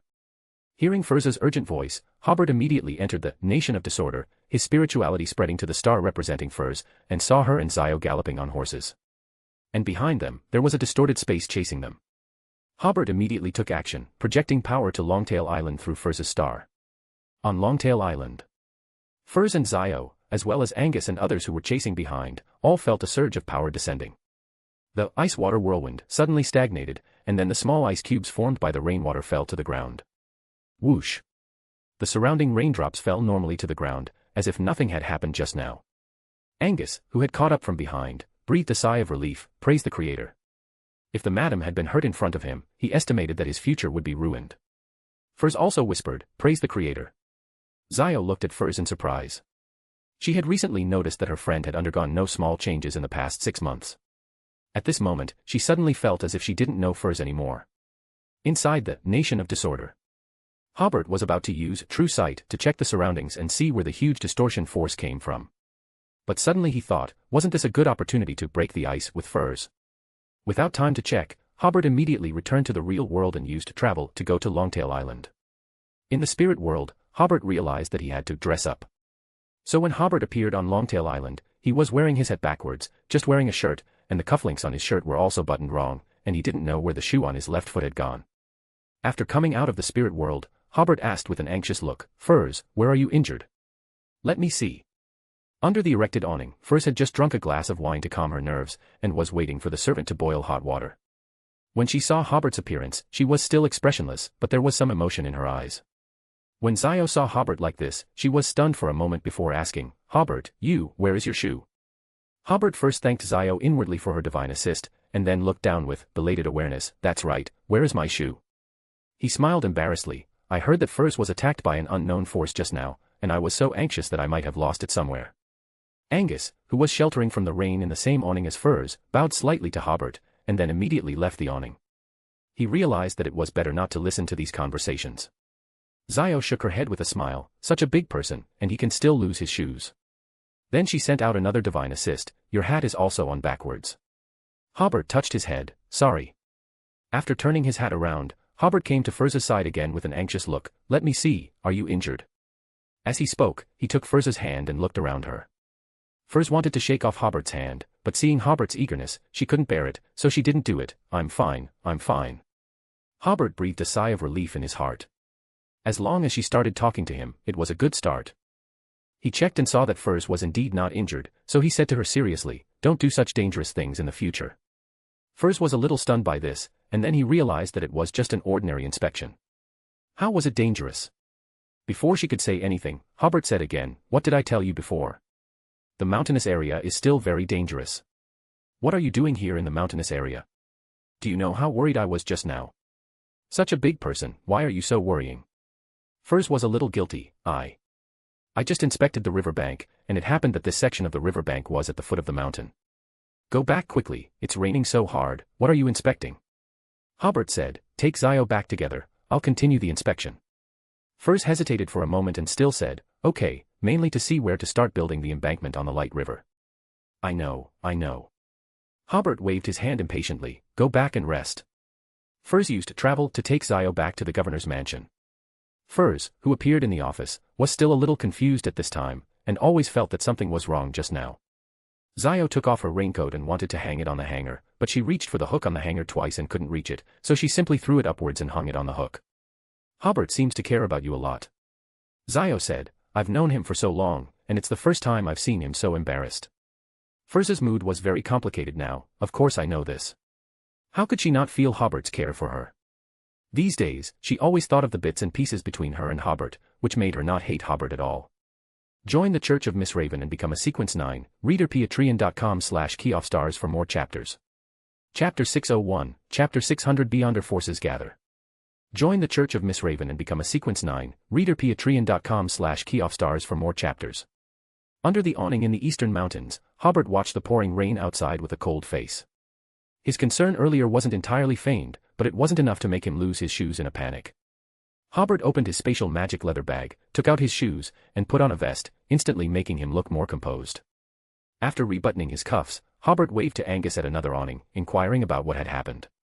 After listening to Angus's description, Hobert suddenly remembered a document he had seen before. Sometimes mountain god Megalai would display her power somewhere on Longtail Island. For example, causing a certain area to lose direction, or fundamentally disrupting the order of a village, and so on. Was Furz's encounter a coincidence? Hobert took a deep breath and gently waved his hand. Angus immediately noticed that the raindrops within his sight no longer fell, but were suspended in midair, which surprised him slightly. The Earl's power seemed to have become stronger. Whoosh! 4 or 5 seconds later, the raindrops seemed to finally escape the strange power's constraints, and continue to fall to the ground with great momentum. Just now Hobert didn't feel any abrupt power, so he got up and took a step unhurriedly, appearing 5 kilometers away when his foot landed. Angus in the awning was a little surprised and excited. He was completely sure that the Lord was now a sequence 3. He was excited because only the patriarch in the Tudor family was a sequence 3, and it was very difficult to become the patriarch. Anyway, Angus knew that he would not be able to become the patriarch in his lifetime. But serving the Creator, becoming a sequence 3 didn't seem difficult, and it didn't seem to be the ultimate peak. A few minutes later, Hobert returned to the awning, still finding no clues about the mountain god. Sitting in the chair under the awning, Hobert saw that the frozen water droplets on the ground not far away were just beginning to melt. This reminded Hobert of the ice-water whirlwind he saw in True Sight. The mountain god's state seemed a little strange, because the Black Emperor pathway did not emit cold aura. Although it was possible to tamper with the surrounding temperature to freeze the raindrops, there was no need to do so. The Black Emperor's main ability was distortion, and lowering the temperature was only to create more favorable conditions for himself, or unfavorable conditions for the target. For example, if the hunter pathway used fire-type attacks, they could lower the temperature to make the enemy need to consume more spirituality to complete a normal attack. At that time, Furz and Zio did not need to use temperature reduction to suppress them. So Hobert was almost certain that the mountain god's state was a little strange, making it difficult for her to suppress the cold aura she was emitting. Hobert thought for a while, but couldn't figure it out, so he waved his hand, and the surrounding rainwater suddenly changed its path and fell elsewhere. Let's start again. So the next journey was a bit magical for ordinary people. The rain was still pouring, but not a single drop fell on the team members. This would definitely expose the existence of extraordinary power to some extent, but Hobert didn't think he had an obligation to keep it secret. He would still hide it before, but now that he has become a frenzied mage, he is too lazy to hide it. Moreover, the officials among these people basically came from the Traveler's Gate, and these servants had just experienced an extraordinary event. They had already been exposed to the supernatural, so there was no need to keep it secret. When they arrived at the river, the rain basically stopped. Hobert saw that the river water had begun to become turbid, and even seemed ready to rush out of the river bank at any time. The villagers on both sides of the river had begun to take their families and prepare to flee to higher ground. As for the crops in the fields, they could not be taken away. Whether they could be preserved, and how much could be preserved, all depended on the will of the gods. On the way back, Hobert talked to the officials in charge of agriculture and water conservancy. Dams must be built, but how high and how to build them must be consulted with professionals. Spend money when necessary, and don't save money on the planning stage. After setting the tone for this matter, Hobert asked Angus to protect everyone back, and he took the lead to travel back to the governor's mansion. After meeting Furz and Zio in the office, Hobert said calmly, "The matter of building the dam has been basically determined, and next we will begin to discuss how to build it." Furz nodded, "I see." Hobert said to Zio, "I have something to talk to Furz alone." Furz said, "Is there anything Zio can't know?" Obviously, she didn't intend to give Hobert a chance to talk alone. Zio looked at Hobert with a smile, wondering how he would respond. Hobert cleared his throat. "Okay, recently, the Creator is going to launch a war against the Demonist sect in the southern Colson area. The main participants have basically begun to gather in southern Colson. They have." "Wait." Zio raised her hand. "I'd better go out." She was not willing to have too much involvement with the Creator at the moment. If she knew the next plan of the Creator's forces, it would be difficult to avoid being involved. Furz was also a little helpless. She knew her friend's thoughts and knew that such things should be kept as secret as possible, so she had to watch Zio open the door and leave. "I mean, we have to do a good job of reception." Hobert smiled. "This is a good time to show the construction achievements of southern Colson." Furz rolled her eyes at Hobert. Why did he start talking about things that weren't secret again? "How is the construction of the factory area?" Hobert asked as he walked towards the wine cabinet, only to find that there was no wine left. "Where's my wine?" Firs, who was sitting on the sofa, replied, I had someone take it away. It wasn't that she was too angry to have someone take it away, but that Hobert drank too much wine at last week's tourism festival, so she had someone put all the wine away. Hobert smacked his lips and had to pour a cup of tea. I suggest we establish a work mechanism, because the next period of time is a critical period for the construction of Longtail Island. If we don't want the people here to be like they are now, braving the heavy rain and taking their children and the elderly to the open high ground to avoid floods, we can't be careless. In this regard, maintaining effective communication between you and me is very important. Although Hobert's way of gaining sympathy was a bit shameless, it was very useful. Firs had always sympathized with the local natives, so she had always wanted to do something for them. At the same time, Firs gradually fell in love with governing recently, because she saw that under Hobert's advocacy, the policies promoted by Mayor Condra had greatly improved the situation of some natives. For example, the miners, their working environment was much safer, and they only worked 8 hours a day, and their diet was completely improved. Firs clearly saw that their faces were no longer so sallow, and they also had some energy and spirit, no longer as numb as before. At the same time, Firs also knew that her level was limited, so she had never interfered in the city government, but carefully completed the work that Hobert gave her, reviewing financial appropriations, paying attention to the observation of officials' abilities, and coordinating the supervision department to supervise the work of the city government. And reviewing financial appropriations requires more consideration of the actual situation, so Firs has been touring around recently. Hobert's suggestion, Firs had no reason to refute, so she began to talk about the recent construction of the industrial zone. This is equivalent to acquiescing to Hobert's suggestion. At present, the construction of the second batch of relatively technical industrial zones has been fully launched. Hobert directly used the name of the Creator to let Upton travel back and forth between Longtail Island and Backlund to coordinate these technical issues. There is no problem with the planned construction of the second batch of factories, but there are many problems with the planned construction of the third batch of factories. First of all, the third batch of factories is relatively technical, such as machinery factories, steam engine factories, shipbuilding factories, etc. Only Hobert can easily obtain relevant technologies through Mr. Diggo's for steam engine factories. Even if Hobert uses the identity of the Earl, it is difficult to obtain other types of technologies. The key is to establish corresponding research and development institutions to transform the obtained technology into processes that can be used for mass production. If this institution is set up on Longtail Island, it is difficult to recruit people. Another problem is the construction land. The entire eastern plain of Longtail Island has been basically utilized, unless it is squeezing arable land, otherwise there is no large area of land available for factory construction. However, there are many places in the mountains that are suitable for building factories. Hobert calculated the time before saying, I expect that the war with the Demonist sect will be completely resolved within a week. Even if I fail, I will definitely severely damage the Demonist sect. Longtail Island can develop with confidence, don't worry too much about the Demonist sect's revenge. He said, then the next step is to solve the problem of the Mountain God Church. There is no need to worry too much about the technical personnel problem. I estimate that by the end of the year at the latest, we can get whatever kind of talent we want. So after solving the problem of the Mountain God Church, these factories will start to be built. Firs was slightly taken aback, but did not ask why the technical personnel problem could be solved by the end of the year. Generally, Hobert said that it could be solved, it could definitely be solved. After the work was finished, she got up and was about to issue an eviction order, but Hobert said again, let's talk about Zio's problem. Firs sat down again, what's the problem? I only thought of it when I was inspecting just now, should I let Zio join the Creator's forces? Firs nodded first. This was a good opportunity for Zio. But she shook her head again, Zio will not join at the moment. As long as you also think my idea is good, I can think of a way. Hobert said, sometimes, whether to join the Creator's organization is not up to Zio to decide. Firs did think that this idea could help Zio. According to her observation, so far, whether it is Hobert, a devotee of the Creator, or Angus and others, who serve the Creator's power, there have been no obvious mental problems. On the contrary, some people on the west bank of Full Moon Lake have become more mentally stable after they started praying to the Creator. Moreover, according to some information announced by Hobert at the Tarot meeting, and some actions of the Creator, it shows that this is a very normal God. Zio has no faith at the moment. If she can believe in the Creator, that would be great. However, Firs was still a little worried. What are you going to do? I can ask the Creator to issue some tasks to Zio, so that Zio can gradually integrate into our group. Hobert said. After I leave in a while, you lie to Zio and say that when you prayed to the Creator for help just now, the Creator noticed Zio.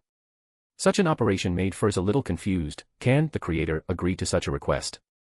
That is a God. Will he help Hobert solve such trivial matters? Doesn't Mr. Fool often provide us with help? Hobert smiled. Otherwise, why does everyone want to be a devotee of God? He paused and said, I only need to pay some acceptable price, or complete other tasks, to offset this request. Furs immediately said, I will pay you the corresponding reward. Hobert smiled, no need, Zio is also my friend. Furs was about to say something, but Hobert said, if you really want to give me some reward, let the kitchen make an extra work meal, after all, it's almost lunchtime. Furs opened her mouth, wanting to say something, but in the end she didn't refuse.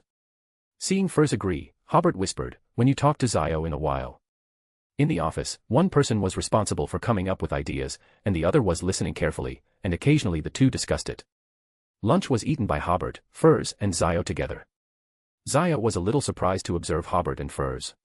They casually talked about some things on Longtail Island, and there seemed to be no estrangement when they first met. After lunch, Hobert left Longtail Island. He knew the principle of knowing when to stop. It was already very good to get to this point today. This kind of thing should be done slowly, don't rush. After Hobert left, Furs suddenly said to Zio very seriously, Zio, there is one thing I want to formally notify you. Her friend suddenly became so serious, and Zio was a little unaccustomed to it. What's the matter?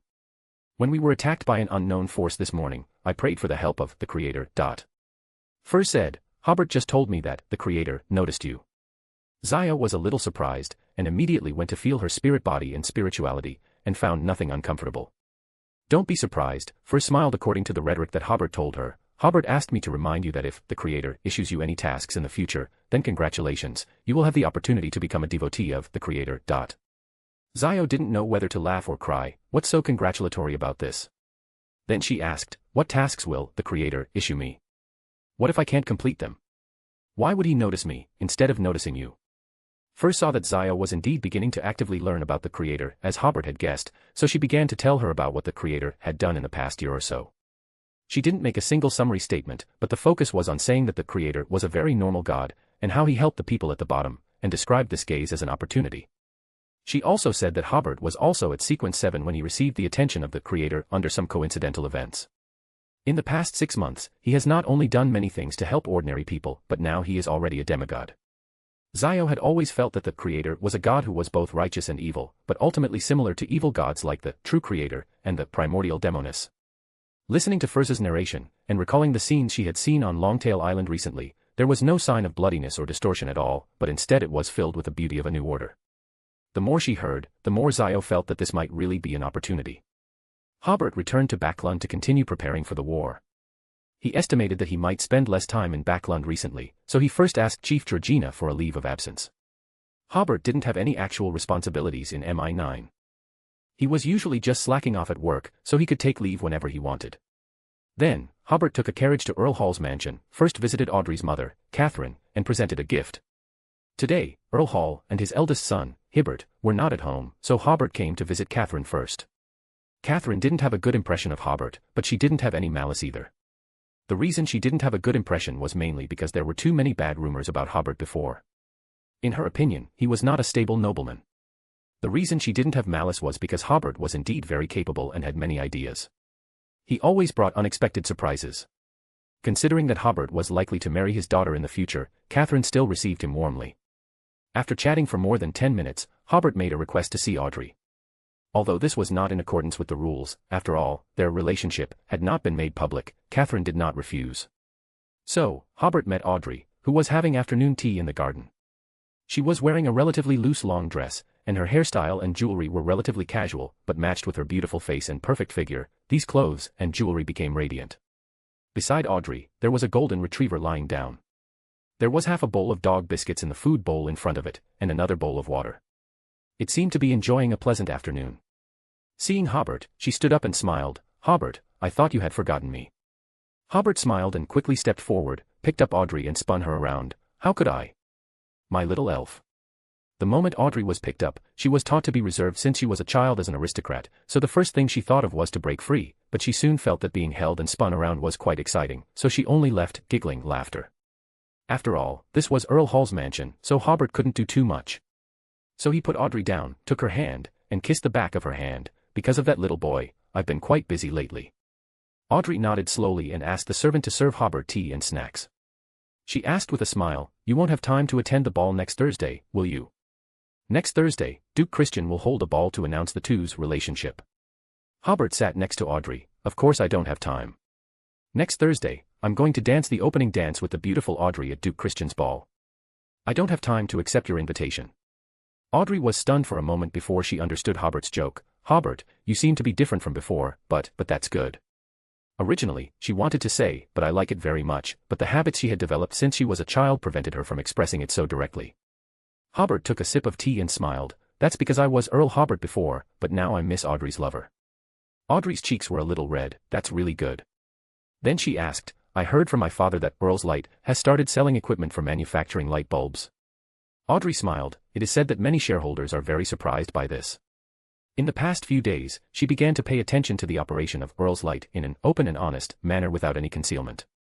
Earl Hall usually helped her pay attention to information in this regard. Only Hobert expressed dissatisfaction with this and repeatedly reminded Audrey to be reserved. Hobert tasted another piece of snack. This is also the reason why I don't want to see those shareholders, because it's too troublesome to persuade them one by one. Facts will persuade them. Then he asked, would you like to take a position in Earl's Light? Audrey was slightly stunned. I'm already working in a charity. Working before marriage is the main way for noble women to experience life. It's up to you. Hobert smiled. I just think the decision-making level of Earl's Light is too young and I'm a little worried.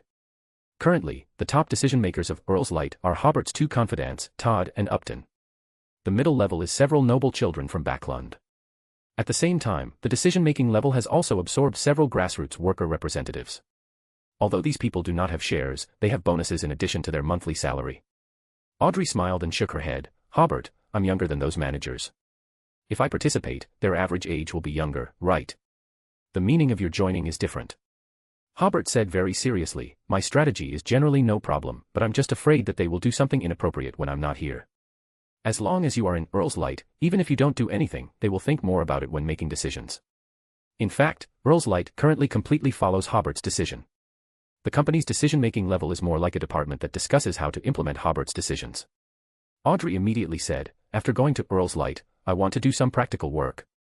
Of course. Hobert smiled, you can be the CFO. Audrey was stunned, I don't know much about finance. That's why I want you to be the CFO. Hobert said, specific affairs can be left to professionals.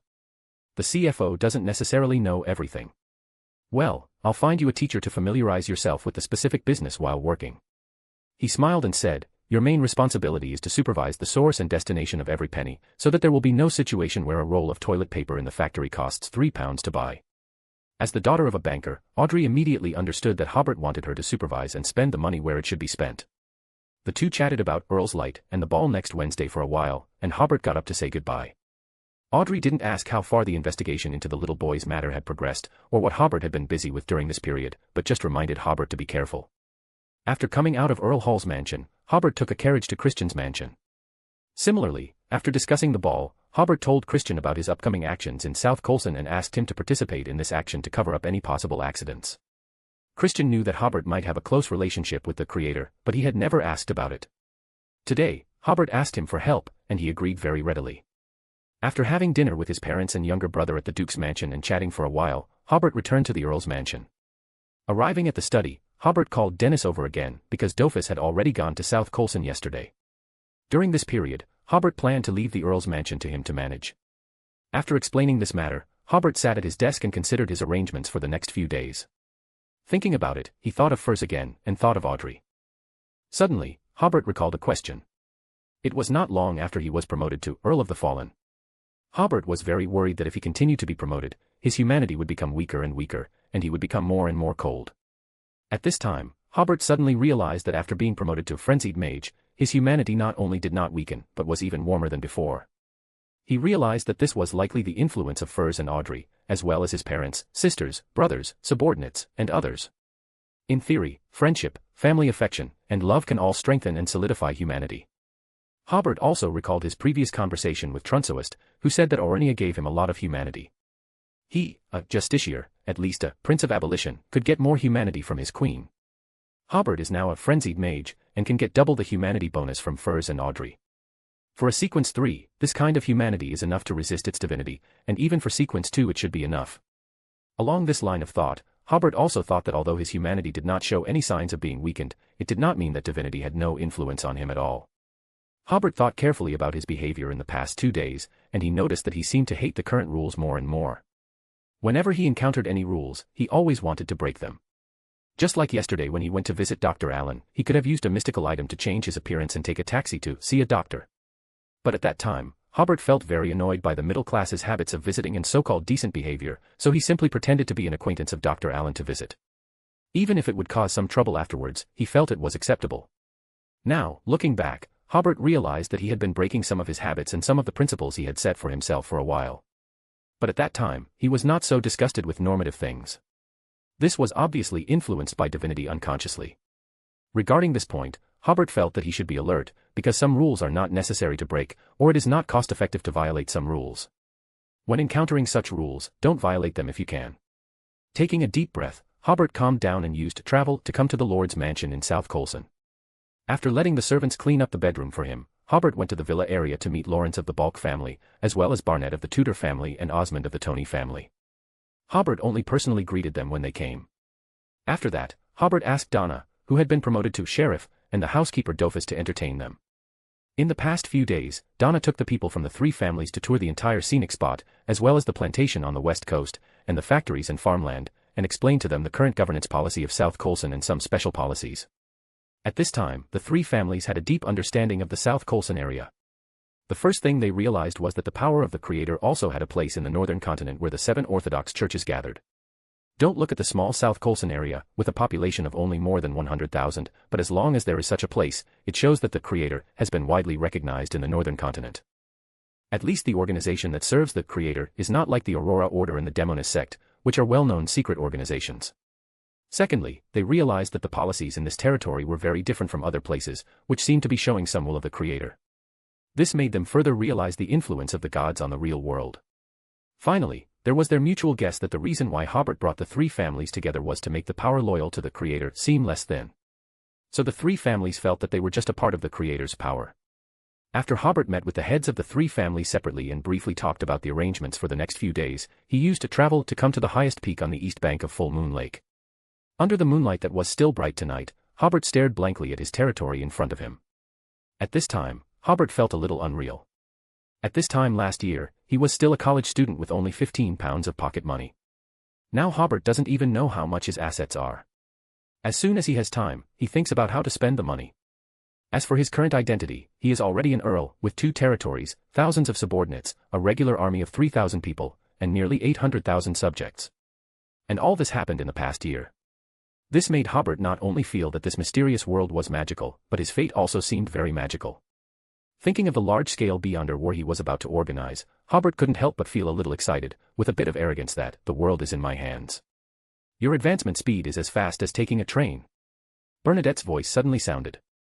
Hobert looked over along the voice and saw Bernadette sitting on a swing surrounded by flowers and vines. The rope of the swing seemed to be tied in the void. In short, the top of the rope could not be seen. Bernadette looked a little unreal, like a character in a TV or movie. She was wearing a very smart shirt and a pair of neutral trousers, with boots that had long shafts. Her hairstyle was very fashionable, but distinctly different from the hairstyles of women in the northern continent, looking very elegant and unrestrained. Coupled with Bernadette's stern expression, Hobert had the illusion of meeting a beautiful woman in the square downstairs in his neighborhood. Bernadette swung forward on the swing and jumped off the swing surrounded by somewhat illusory flowers and vines, standing right in front of Hobert. She immediately became real, without any sense of illusion. And the swing and flowers behind her disappeared. Hobert smiled slightly, answering like a charlatan, "These are all gifts from the Lord." Bernadette didn't continue the topic, but asked, "I heard you're going to have a Beyonder war." "Yes, the opponent is the Demonist sect." Hobert said, "If you participate, I will pay you a certain reward. As for the spoils, the sealed artifacts can be yours, and the Beyonder characteristics must be mine." Bernadette asked again, "Do you have a chance of winning?" "Currently, the odds of winning are not small," Hobert replied. Bernadette pondered for a moment and said, "What kind of reward are you going to give me?" Hobert smiled and said, "A mysticologist Beyonder characteristic." He obtained this Beyonder characteristic from the second Aurora Order demigod he killed. It's useless to keep it in the Nation of Disorder, so it's better to trade it with Bernadette. Hobert added, "Of course, if there are no demigod-level Beyonder characteristics among your spoils, all the spoils of Element Dawn must belong to me before you can get this Beyonder characteristic." The conditions Hobert offered surprised Bernadette. Element Dawn currently only has 2 demigods, and Bernadette is one of them. Although Katlia is about to become a demigod, she is still one step away. Moreover, she is ostensibly a member of the Moses ascetic order. Even if Katlia is promoted, Element Dawn's high-end combat power is very limited. This is why everyone knows that Element Dawn is fighting against the Moses Ascetic Order, but they have never heard of them breaking out into large-scale battles. It is because Element Dawn has always lacked high-end combat power, so they try their best to avoid decisive battles. The Moses Ascetic Order is a relatively loose organization, so the two sides have been confronting each other for more than 100 years, but rarely break out into battles. Bernadette smiled and said, "Sounds like a good deal." She said, "But in addition to these rewards, I also want a promise from you." Hobert asked, "What promise?" "If I need certain help, you can't stand by and watch." Bernadette said, "Of course, I will also pay you." Hobert probably guessed what kind of help Bernadette wanted him to do. "No problem." Bernadette nodded. "Tomorrow, the Beyonders of Element Dawn will arrive at your lord's mansion one after another." Hobert said, "I will do a good job of reception." He added, "The day after tomorrow, around 10 a.m., we will hold a war meeting. Please be sure to attend." "No problem." Bernadette agreed, stretched out a hand, and the swing she had just sat on reappeared, still unable to see where the top of the rope was. Then flowers and mysterious vines appeared. Bernadette sat on the swing and said, "Goodbye." She swung forward and disappeared from Hobert's sight. Having invited the last foreign aid, Hobert also returned to the Lord's mansion to rest. Just as he was about to fall asleep, a picture suddenly appeared in Hobert's mind. It was Emlyn informing Hobert through Mr. Fool that the Sanguine had decided to send a demigod to participate in the war. Hobert sat up and smiled helplessly. Do these Sanguine like to discuss things in the middle of the night? However, while the Fool had not yet returned to bed, Hobert immediately prayed to the Fool, asking Mr. Fool to tell Emlyn, "The war meeting will be held the day after tomorrow. Please the Sanguine rush here quickly, and please the demigod participating in the war be sure to attend this meeting." Then Hobert asked Mr. Fool to tell the world, and also invited Mr. World to attend the meeting. After doing these things, Hobert was no longer sleepy. He guessed that Klein should have been woken up by Emlyn and was now sleepless. Thus, Hobert looked at the ceiling and thought about things, until dawn. On Friday morning, Furs also came early, because many people were to be received today.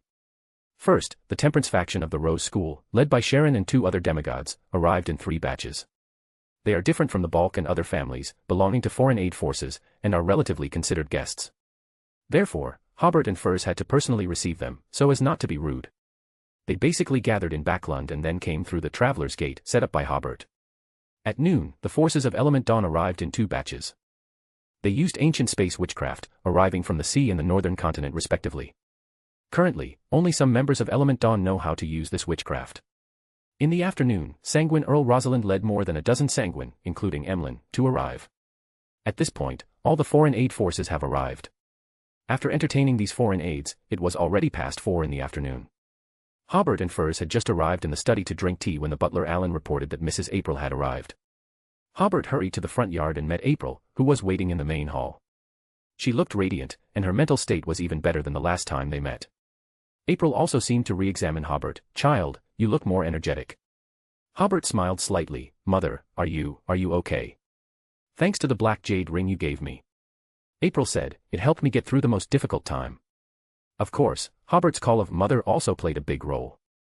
Hobert was very happy. That's good, that's good."